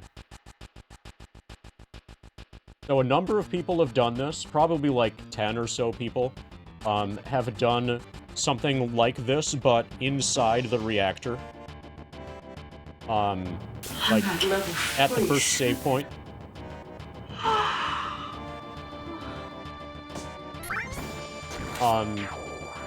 To my knowledge, I'm the first person to do this on the first screen of the game.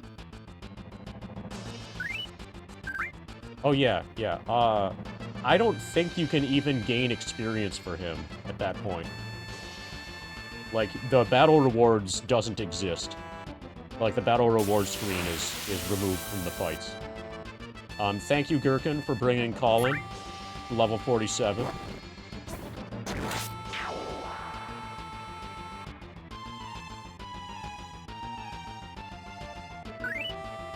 Oh yeah, obviously.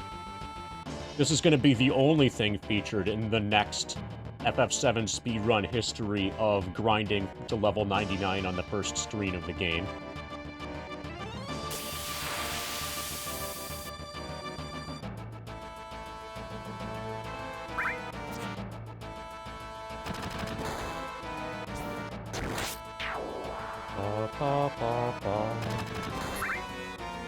Let's see what my experience is. So when we get to almost level 21, that's when I want to finish grinding. Okay, so we're like 2.1 thousand away.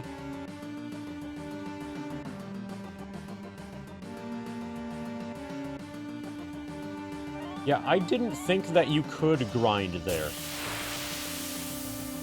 So sometimes wikis are wrong.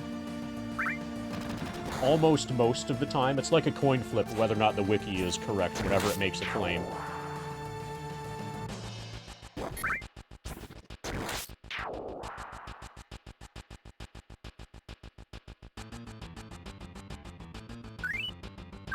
Nice pot.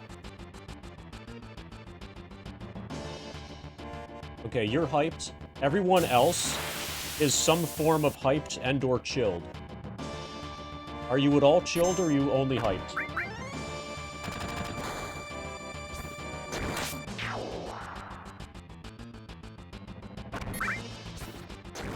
Oh, you're all hyped? Okay.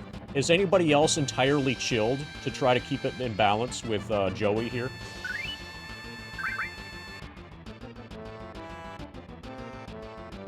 Okay, Turtle's mostly chilled. That makes sense, I think, because turtles are, like, cold-blooded. I think. Most reptiles, I believe, are cold-blooded.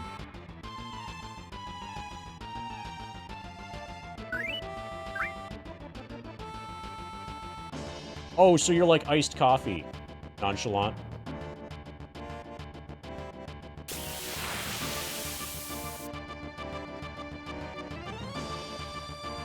That makes sense.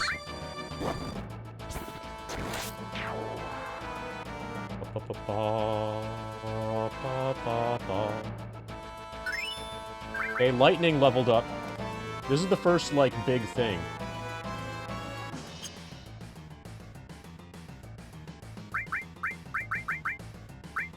Okay.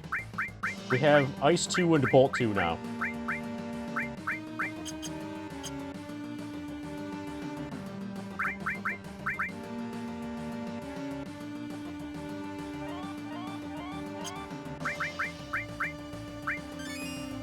I could farm some damage. I probably am not going to be able to fill the limit bar fully.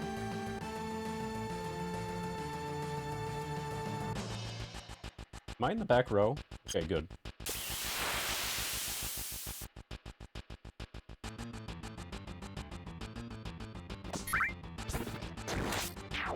Okay, so if you're not leaving right now, Gherkin, so I'm reminded of a YouTube video for a song, where the song is like the lines over and over. I do coke, so I can work longer, so I can earn more, so I can do more coke. Like, that's the entire song on a loop, okay? And your statement reminded me of, or made me think of, like,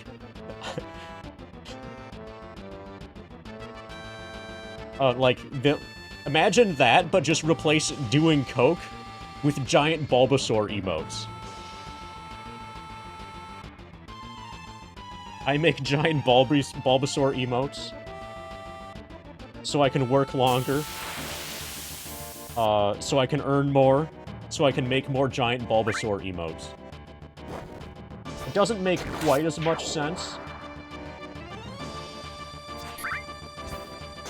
Well, maybe it does. I don't know.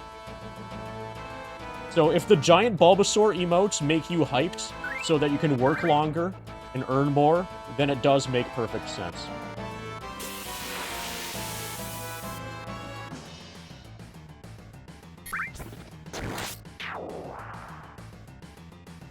So some people need their coffee in the morning. Other people, more enlightened people, just need a giant Bulbasaur emote. That'll wake you up. Like, look how cute it is.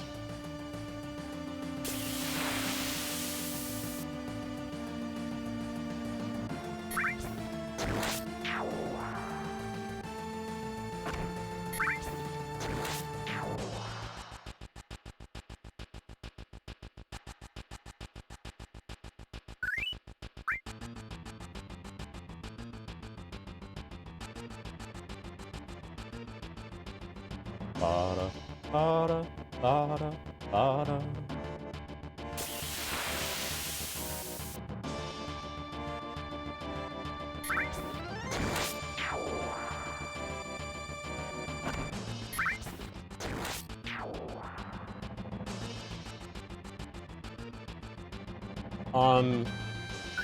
Typically for casual... Okay, I saw your question, Funk. Typically for casual blind FF7 playthroughs, if they're not doing, like, booster shit on HD console, if they're actually playing the game, they're normally finishing Midgard about 8 hours. They would be on the... A typical person would be on the world map by now.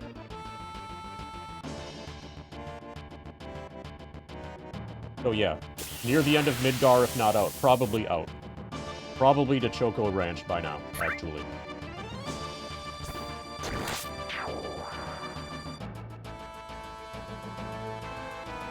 But we're level 20. That's a big number. Dude, we almost have finishing touch.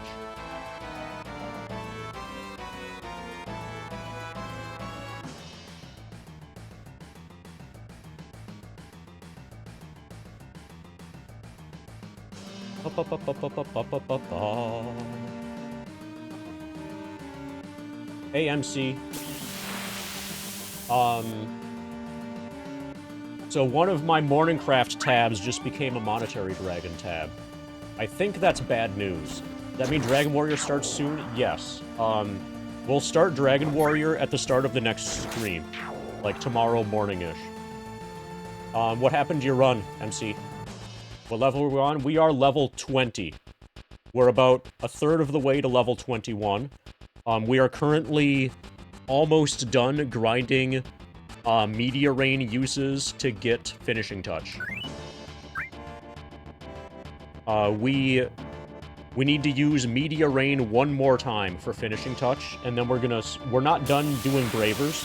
Then we're gonna finish the Bravers, and that's when we're gonna end the stream. And then tomorrow we're gonna begin the stream, starting a playthrough of Dragon Warrior. Hey, Airtie. Thank you for the shout-out, Dimensive. Everybody knows Morningcraft, right? Because he's awesome and, like, plays the video game really well. Oh, and he's got a really nice underscore. Oh, so I heard people talking about your partner application, Morningcraft. Did you mention that you have an underscore? I hope you did. There's no way that they can deny you if they notice that you have an underscore.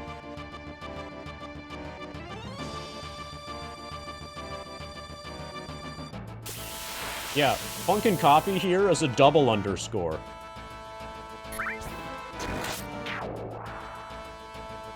Hey, Cornfed. Okay, everybody has converged. All of my tabs have become MD tabs. So everybody just rated me in time for the grind for finishing touch. We need to do one more use of Media Rain, and we've learned finishing touch. You're following me. Just a little bit. Thanks to follow, Mutski.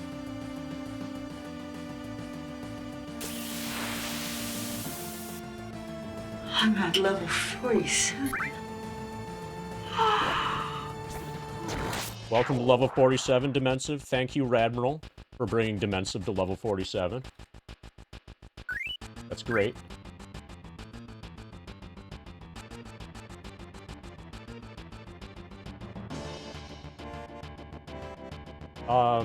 So how did you guys' runs die? I assume they died. Cornfed and MC.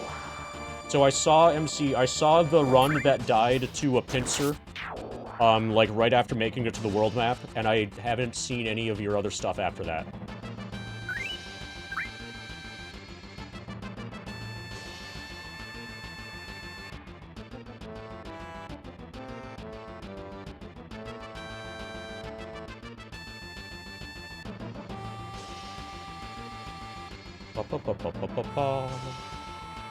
But anybody who just showed up, if you don't know what's going on here, I am currently grinding Cloud as ex-soldier to level 99 on the first screen of the game. This is not the standard get to level 99 in the reactor thing. This is a grind. I'm at level 47. This is a grind that will take about 3 times as long. Because the enemies here give a lot less experience, and you have to do a lot more movement in between fights, and you only have one party member, so you can't wait trick.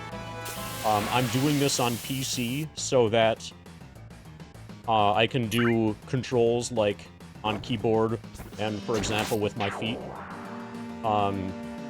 This is the first stream of the grind, and so I'm only playing FF7 now. But I'm gonna add other stuff. Like other video games that I'll be playing at the same time as this while doing the grind with my feet.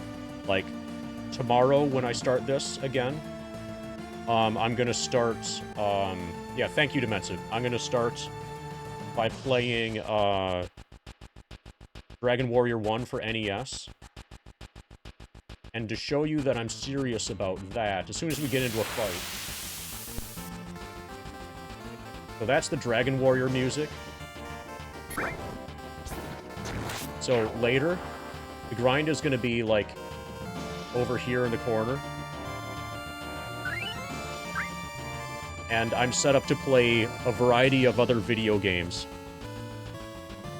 at the same time to prevent boredom over the course of the approximately 1.3 thousand hour grind.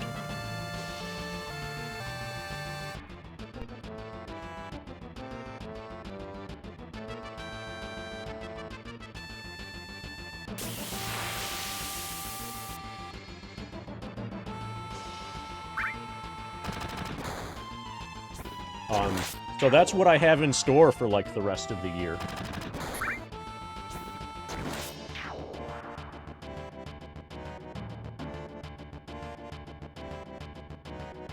If you want any more details on how this is done, try the ! stream plans command, which gives some description of my setup. Basically, I'm doing the run on a laptop because the laptop has an internal battery. So in the case of a power outage, the game will continue going, you know, because the laptop will just default to battery. And I'm just about, like, tomorrow morning, I'm buying an external power supply, or an uninterruptible power supply, basically a giant battery that serves as an intermediary between the wall outlet and the laptop as an additional layer of redundancy. In between sessions, I'm tabbing out from the game and putting the computer into sleep mode, putting the laptop into sleep mode. We can't save because there's no save point, and I refuse to use anything that has save states because I don't want to cheat. Alright, good night, Aghanim. If I don't know how to pronounce you, I should just call you 92, but I'm probably mispronouncing 92 anyway. See you later, 92.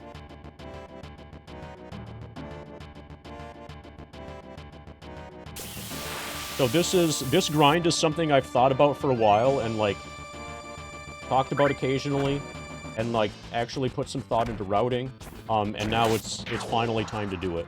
The stars have aligned to do the grind. The bad news now is I can't raid Morningcraft. I can't raid Cornfed. Hey, Cornfed or Morningcraft, do you want to go live? Either of you? So that when I'm done here, I can raid somebody. Oh, we can raid Nightshade. That works. Nightshade's doing FF6. And L-Body's doing FF9.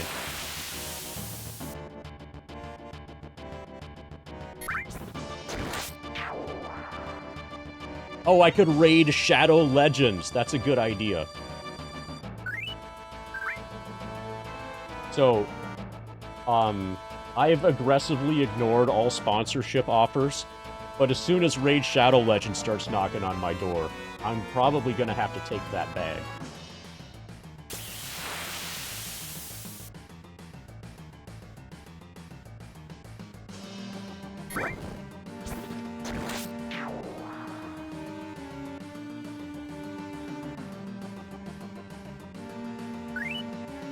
Okay, so Codeman is doing Rebirth. Disfiguring the Goddess is doing FF10.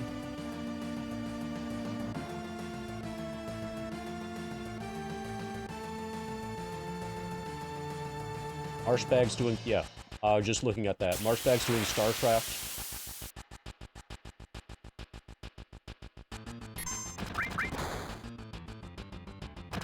Caleb's doing Mega Man. That's basically who I've got.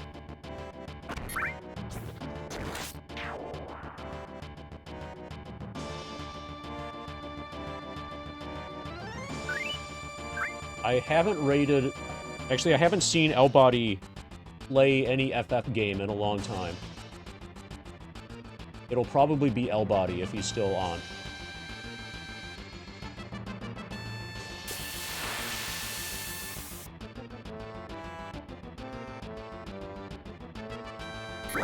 Okay, Marshbag is doing a bonus stream. So the nice thing is when I don't have to pay attention to my own stream,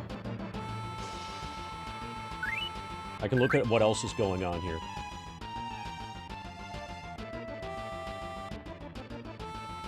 So aside from the original Warcraft, I never got into any real-time strategy at all. Sometimes I'll watch like a YouTube video of a StarCraft 2 tournament, just to hear people like freak out and the announcers to be, like go totally mental. But I have no idea what's actually happening. And I don't really care.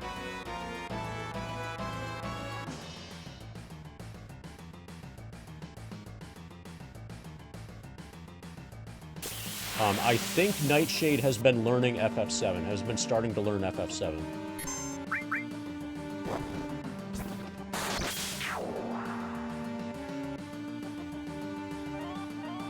Okay, so L-Body is 2 hours into an FF9 run.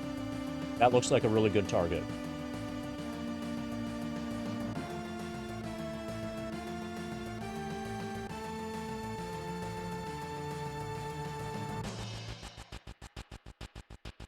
And he only has about 6.9 viewers, so this'll help.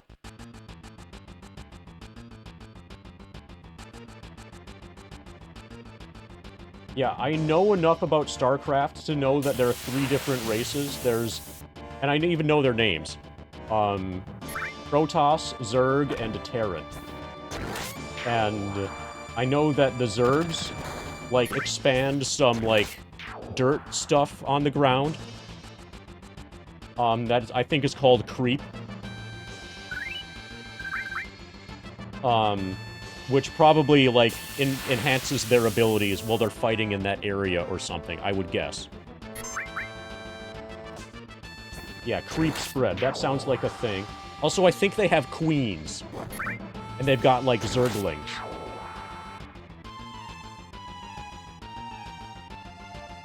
I don't know any of the unit names for the Protoss.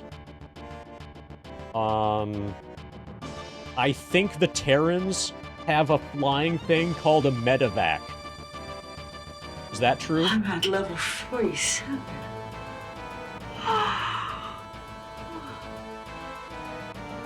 It's serious. You can tell because there's no underscore. Medvacs? Okay, yeah, that's the only Terran unit name I know. And they're like flying things, right? That can like pick up and drop down units.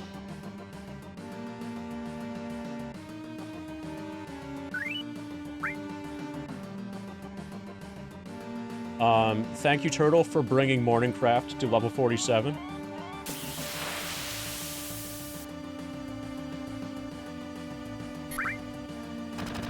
Yeah, that's actually that's real, Origo. That's the origin of his username.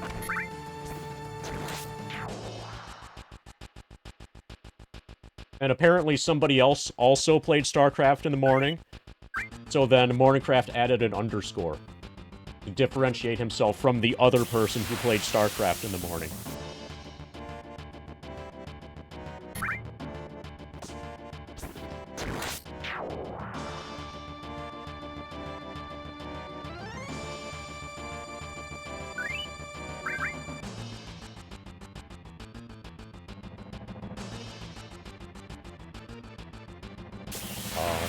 Bada, bada, bada.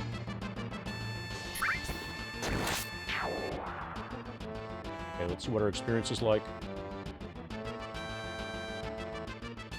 12 to next. See what our pots are like. Oh, we got plenty of pot. Fuck yeah. Okay, let's take some damage.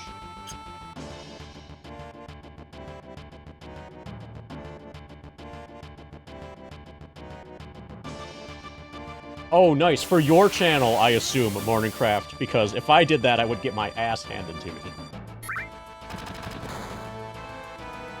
For your channel, it's way more appropriate. So apparently I just got some really good potion drops. And we're definitely going to be able to fill our limit bar now. Is everybody hyped to learn Finishing Touch?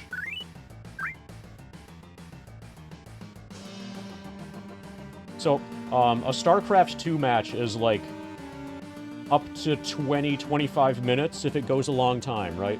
But it could be really quick. So it's not like that burdensome.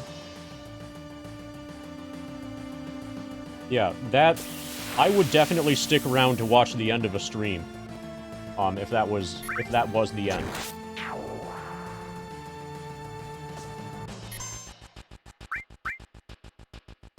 Alright, let's farm some damage and get let's get Finishing Touch. This is the final limit bar for Media Rain. Then we set our limit back to level 1. I believe we need 3 more Bravers for Cross Slash, and then we're good to go. And we've got all the limits that we can get.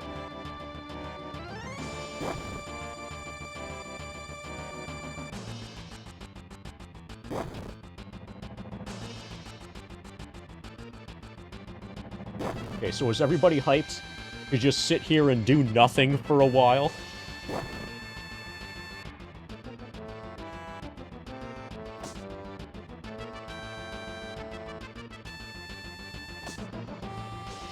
This is some of the best nothing I've ever done.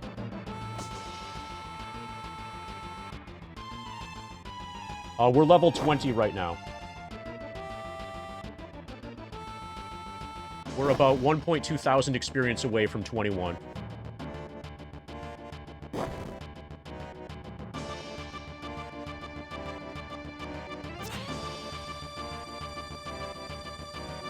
Pa, pa, pa, pa, pa, pa, pa.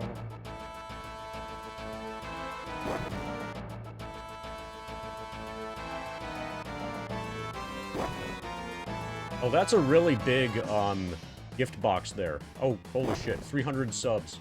300 gift subs. Thank you, Turtle.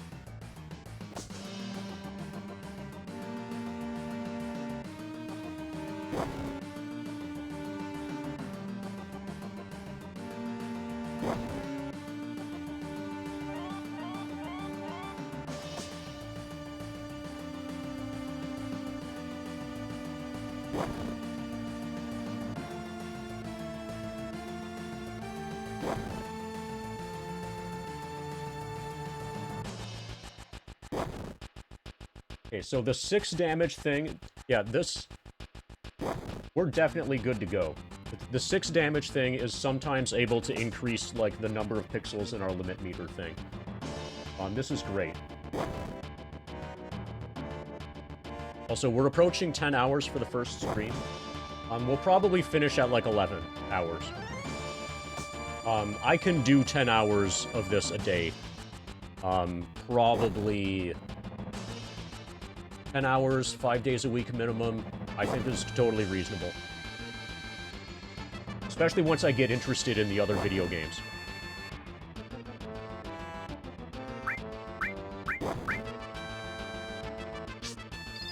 By the end of the next stream, we're gonna have 99 potions, probably.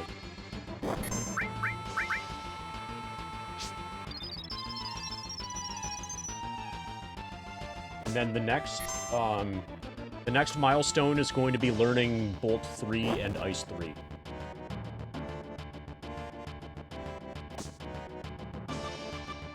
Okay, so Wody just went live. I think Wody's probably doing... yeah, I plan to do more than 40 hours a week. Like, well over 40.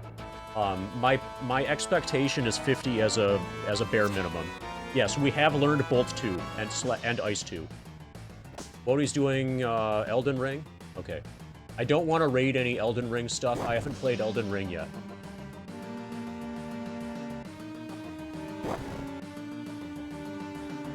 And I do plan to play it, so I don't want to see anything that could be anything remotely spoilery. Yeah. Somewhere in that range. But it could also, if I go crazy, maybe it could be 169 hours in a week.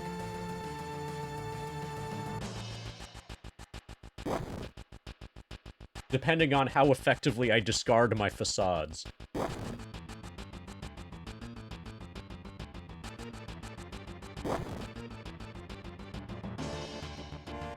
Have you played the DLC yet, Dash? What's your opinion on the DLC, if you've played it? When I do play Elden Ring, I will stream it, but I want it to be as blind as possible. It will be my first, Souls-like game. My first FromSoft game. Whatever. You know? Like, I haven't played Bloodborne or any of the others. And allegedly, Elden Ring is a good entry point.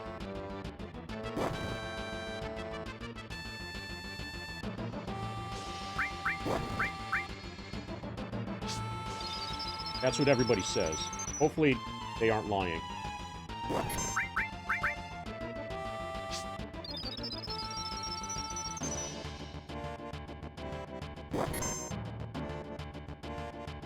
Yeah, from what I hear, Bloodborne is, like, really heavily about atmosphere.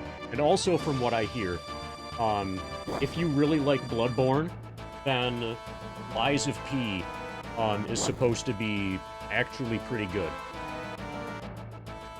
Allegedly, Lies of P is the first Souls-like game by a company that's not FromSoft. that is actually, like, that actually feels good to play. And, like, captures the magic or whatever, is what people say for Bloodborne.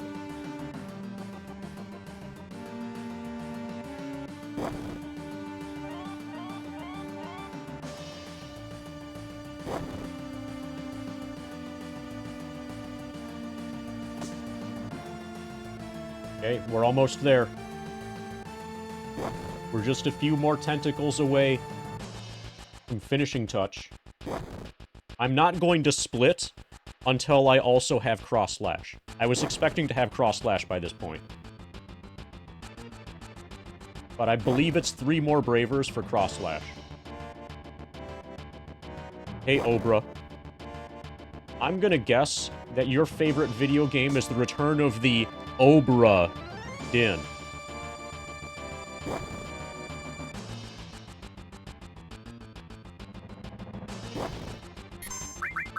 I am the goddess Empathy. Cast off your inhibitions and embrace love, truth, joy. Oh my God. Discard your facades and reveal your true being to me. Mind_of_Gemini summoned the goddess of empathy with $13.37. Oh my god. Finishing touch. Thank you, Mog, for summoning the goddess of empathy, discarding your facades and embracing love, truth, joy. We're not... Oh, wait. We're not splitting until we also have cross slash. I was expecting to have cross slash already. This should fill a lot faster than limit level 3.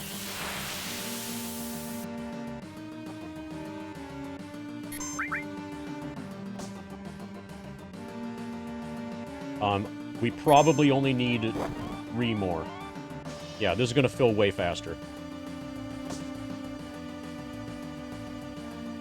Once this is done... Yeah, look how fast this is. We're almost done. Once this is done, then I'll split. Sleep the laptop. And then tomorrow morning, I'm getting an uninterruptible power supply. Doing some grocery shopping. I need to buy more cookies. I need to buy more Mountain Lightning. And then tomorrow, once I start, we will have an indicator for what level I'm currently on, an approximate percentage completion, and we start playing Dragon Warrior 1. Yes, we just got finishing touch. The battle just before this is we got finishing touch. Now we're cleaning up our final Braver usages.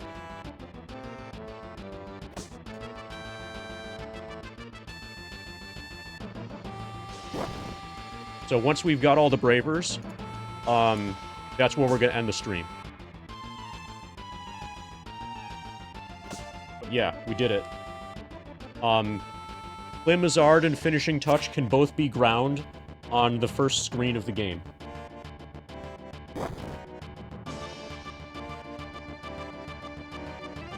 Oh, I have a feeling there will be by the time this is over, Dimensive. So, some of the games... So, if you look at the game list...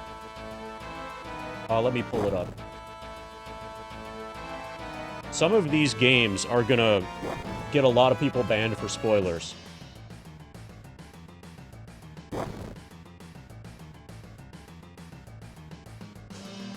So... Slay the Princess, a lot of people are gonna get banned during that one. Maniac Mansion and A Boy and His Blob, and Deja Vu and Deja Vu 2, people probably aren't going to spoil those because they're old enough that people don't remember what happens in them. People are probably gonna try to spoil, or like, they'll probably spoil Return of Obra Dinn.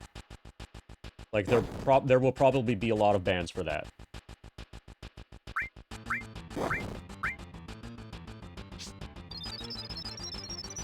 I think most of the rest of them I should be fine, actually. So if I really want to get a bunch of bands, I could play Undertale.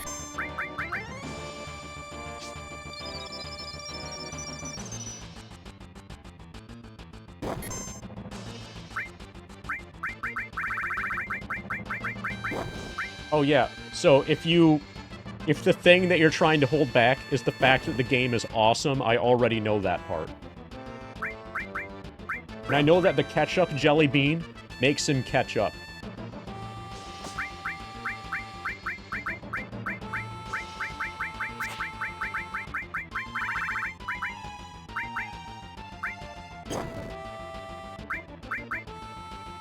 Okay, so we're probably gonna have to farm more pot.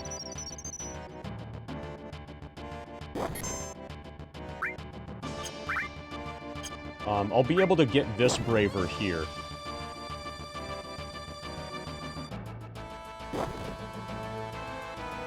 So another spoiler, Mothra, is that the blob is made of goo.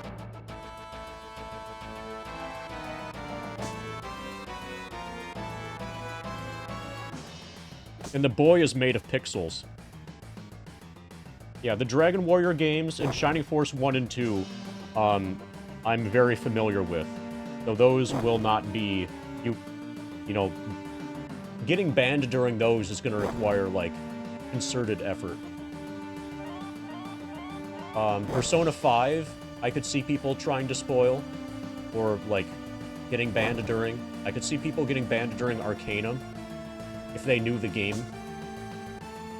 Nobody knows Colony Ship, so nobody's going to spoil anything there.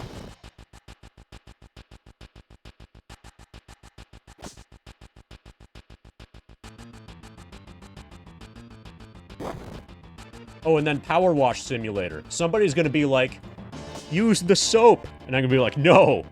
Fuck you. Ban. No major soaps.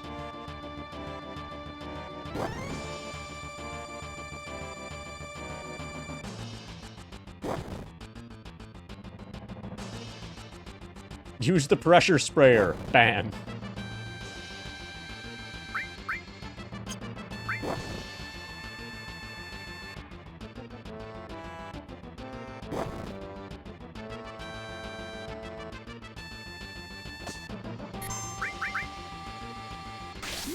Bravers are so easy to farm. Nice damage. Change tips.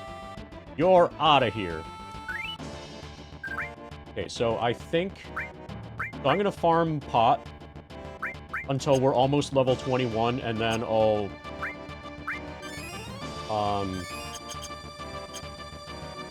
I'll finish the limit grinding.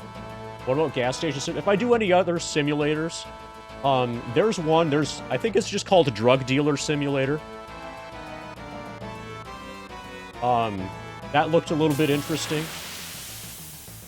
Like, I could see my community getting behind that.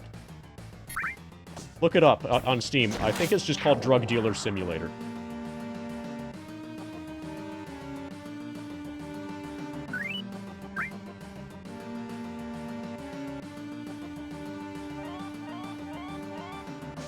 Intern of a failed startup simulator.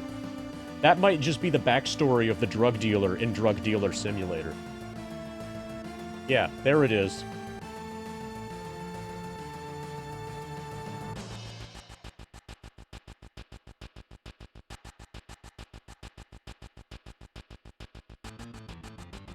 Alright. Joey's back in time to burb.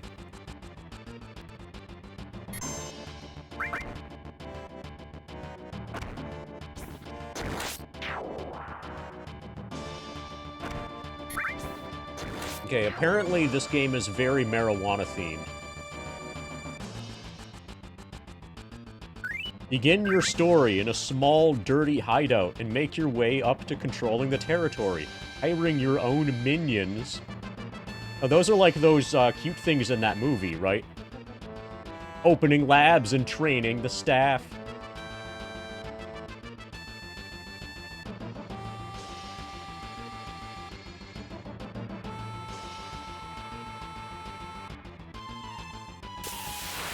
Not just Breaking Bad, Beaking Bad.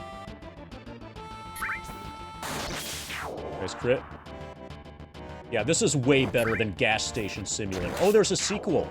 Drug Dealer Simulator 2. You know it's good if there's a sequel.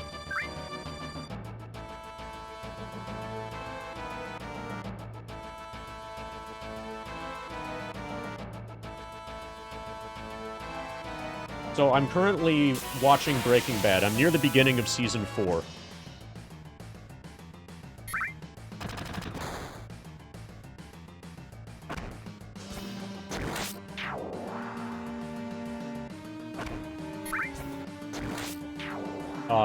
I'm far enough, like, as for how far I am into the story, they just got the gas station. Not the gas station, the car wash.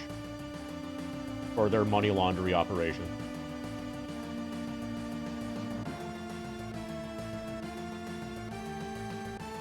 Yeah, actually, I made a pizza this morning. I put it in the oven and everything. And then I took it out after the timer went off. And I ate half of it.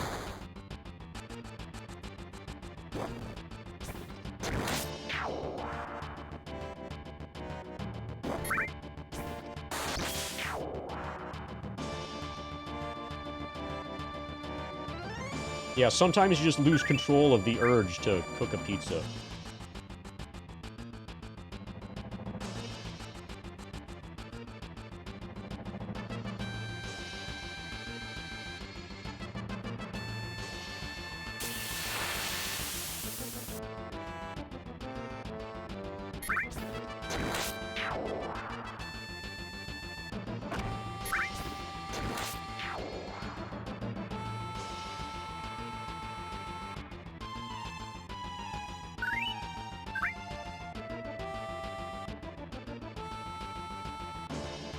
Ba-da, ba-da, ba-da.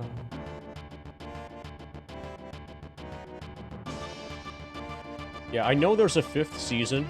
It feels like they're running out of stuff they can do.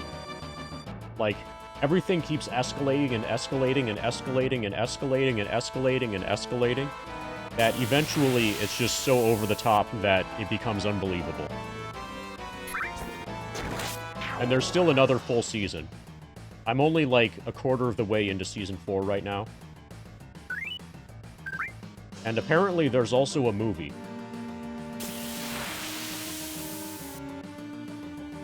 Yeah, I also have Better Call Saul. So when I was in Brazil, I took advantage of the fact that the copyright laws there are completely not enforced. If they even exist. They probably don't exist. But if they exist, they're not enforced.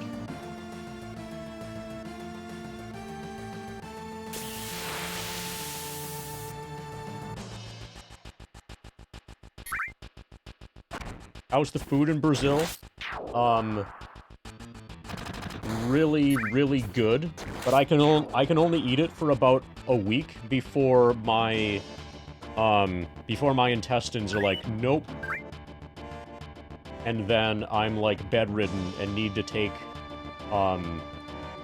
drugs to try to slow down things leaving my intestines.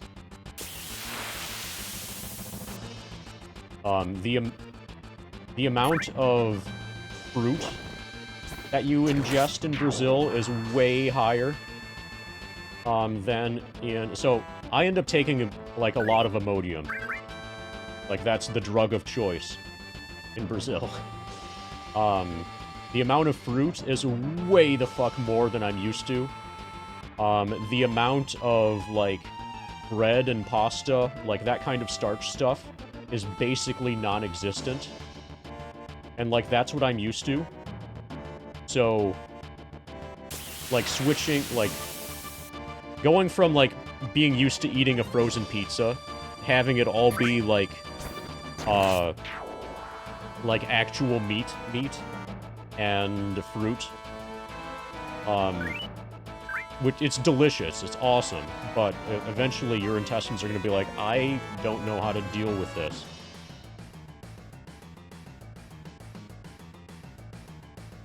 Oh, that and I'm always drinking a caipirinha. And so my lime intake skyrockets.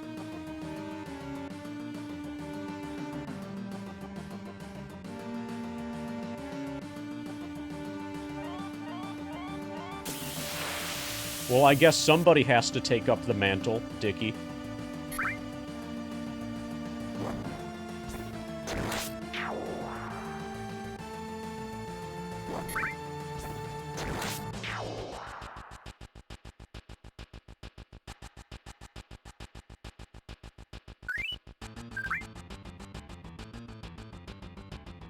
Ugandan guards would eat exclusively fruit. Lunch trays would be 2 pounds of grapes, cantaloupe, strawberries. Yeah, that sounds not that different than what a Brazilian diet can be like. Only in Brazil you would add rice. Yeah, the thing with fruit is it literally grows on trees, and those trees grow year-round. So if you have a fruit tree, you have an unending supply of that fruit.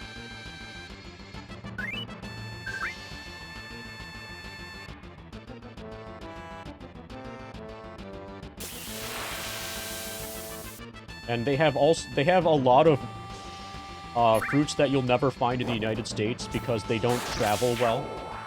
Fruits that would get destroyed during shipping. So you know, like the cashew nut that we just think of as cashews, like here in the United States. That's actually a fruit, and there's a nut associated with the fruit. But the fruit is like what actually matters. But the fruits will, if you were to try to ship one from one country to another,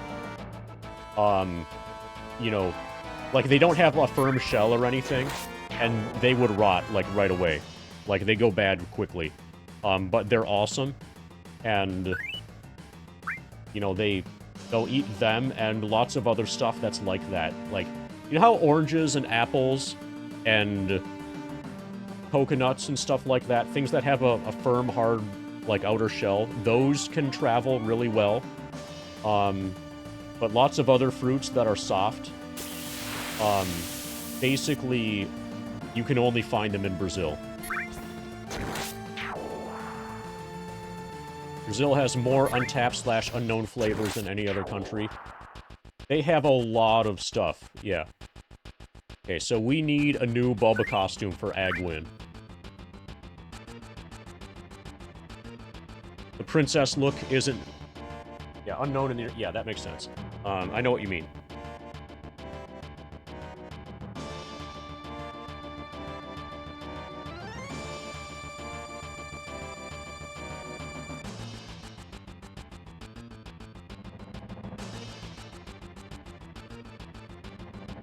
Okay, so Bulbasaur is going to be Frankenbulba.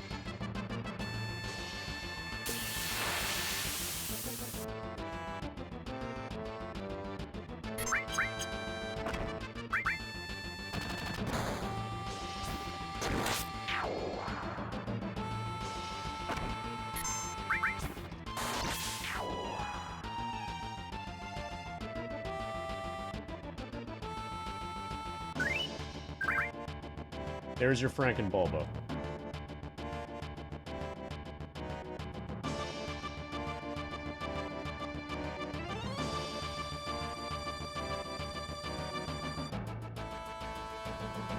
Ba, ba, ba, ba, ba, ba, ba.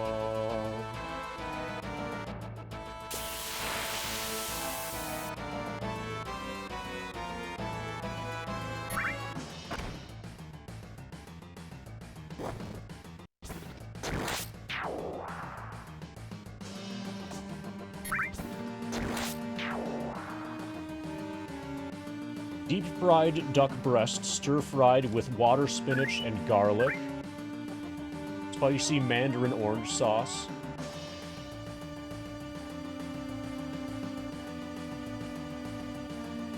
Lots of crazy dishes like that. Various soups with 2 to 3 different types of snails in.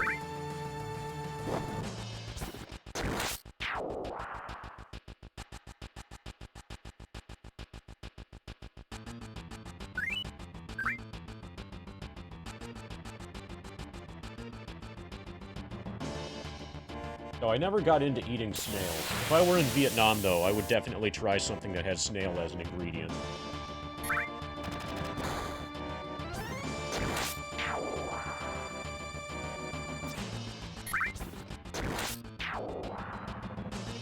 So, do they put snails in pho?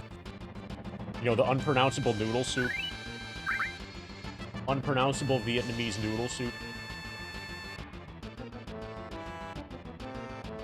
Not usually? Okay. Pho commonly has tripe. Oh yeah, actually I owe 2 Ninja Gaiden streams. I think one for Sanya and one for Mind of Gemini. If those happen during the grind, it'll be, like, not while I'm actually grinding FF7. It will punctuate in between, you know... Like, if I need to do a stream where I'm not running up and down, Ninja Gaiden is available for that. But currently I owe 2 of those streams.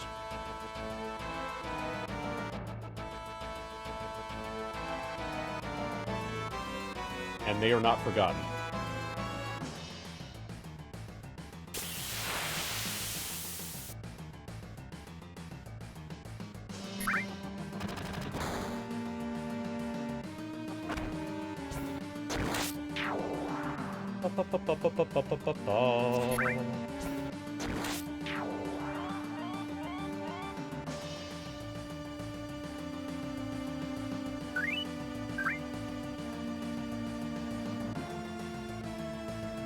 Well, somebody redeemed another one. I think it was Mog. But I know there are 2 of them that have been redeemed.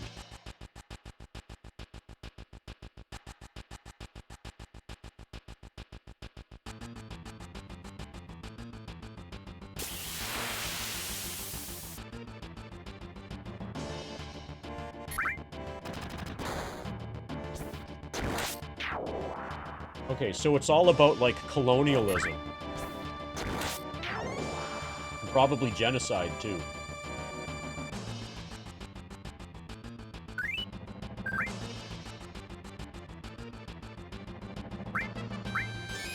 Okay, we can't...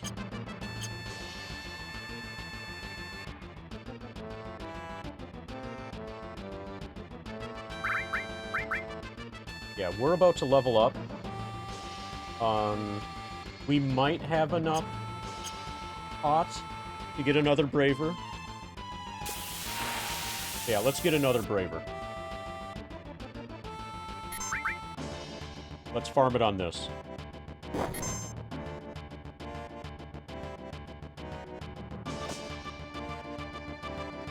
I believe we need 1 more after this, which is probably going to have to happen on level 21, because we're about to reach level... We're almost done with level 20.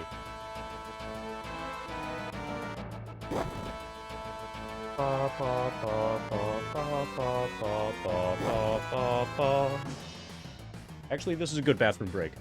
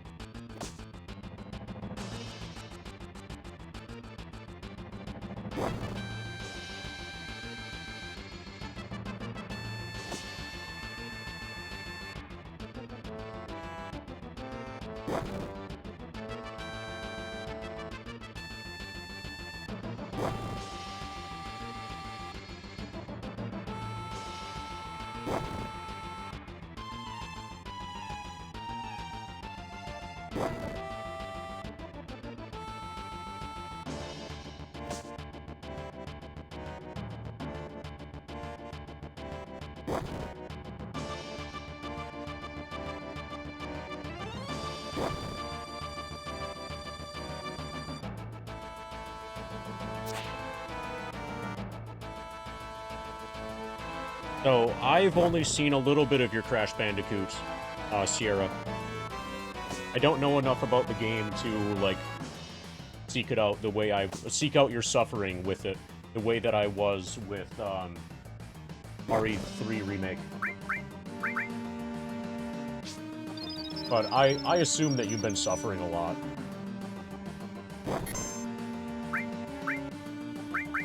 Hold on a moment.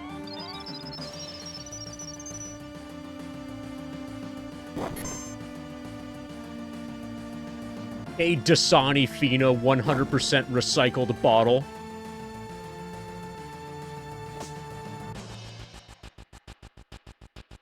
That's an entire liter right there. Your arch nemesis.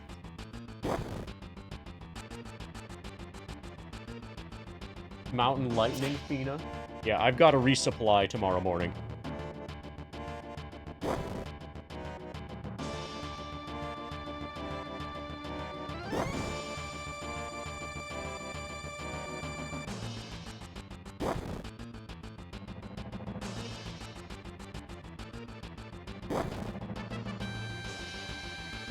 Am I Brazilian yet? No, but my wife is going to become an American soon.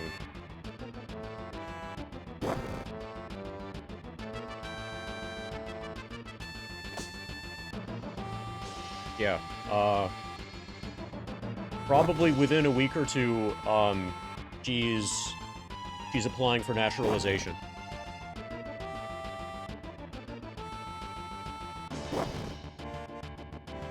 Where's she from originally? Brazil?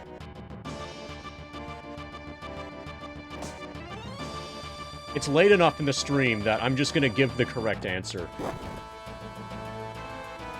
The bureaucracy for getting citizenship, is nowhere near as bad, as it was to get her into the country as a fiancé.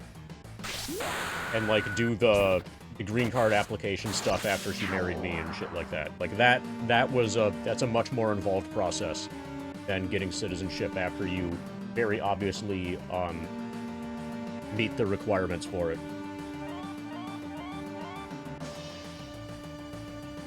So maybe it is a lot of paperwork to get citizenship, but comparatively speaking... Oh, there's Cross Slash. We got it. We did it. Fuck yeah.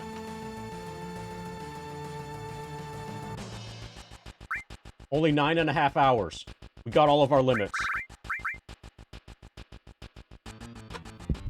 Let's fucking go. I'm gonna stay on limit level 3. Because why not?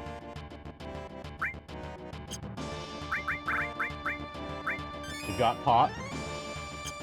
We've got about 6.9 potions left. This is perfect.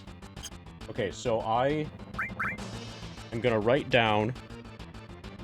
I'll make like a Google Docs thing that tracks per stream, what our experience level is and stuff like that. So we're almost level 21.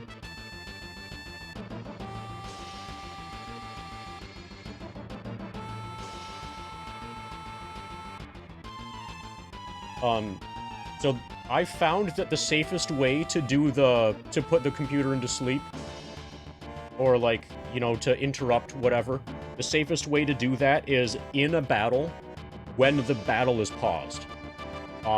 Not doing that, or, like, if you're not paused in a battle, then sometimes when you come back to FF7, for whatever reason, which I have no idea why, the music track will no longer be working, but there'll still be sound effects. Whereas I have not had that happen, if I pause in battle, and make it so that the audio track stops because of the pause. So we're level 21. We have 19,926 experience.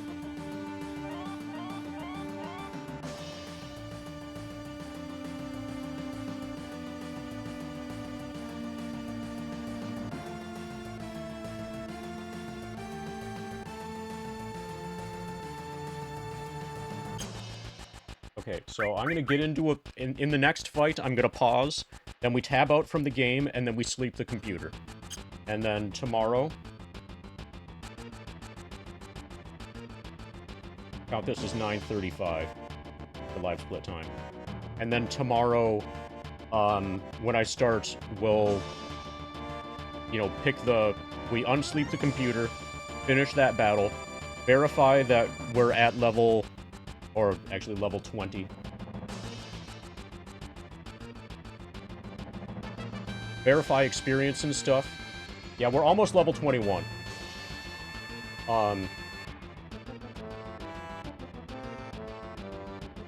And then we're gonna start Dragon Warrior 1. And then I'm gonna actually practice playing with my feet. I don't know if I'm going to have a foot cam for tomorrow, but if I don't tomorrow, then most likely by the next day, definitely by the end of the week.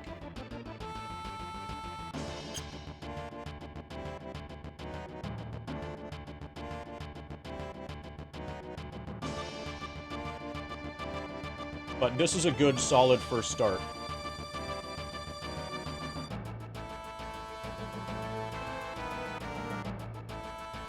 We got about 20,000 experience, but I don't know how much we start with. And I don't know.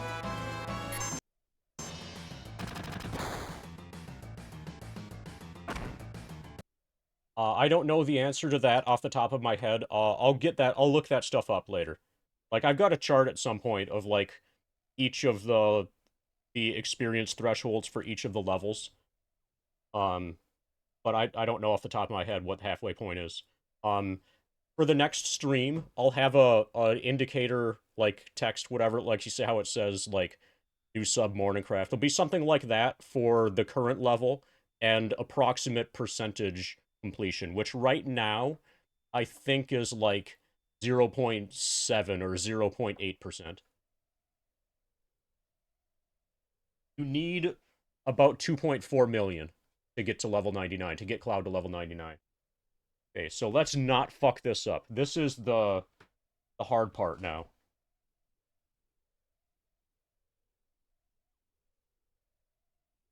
Alt-tab.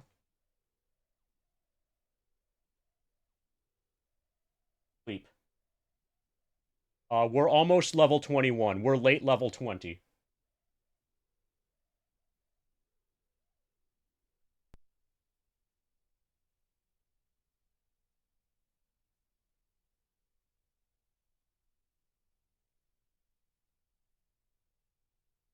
And I'm gonna unplug the controller adapter while it's slept. And plug it in each time that we start again. Some issues before.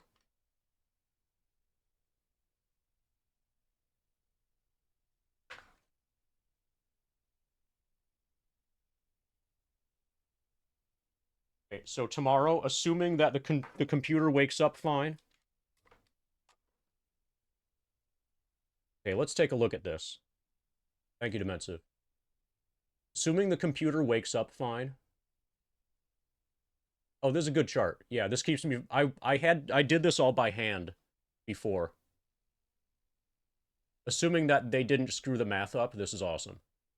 Bookmark current tab.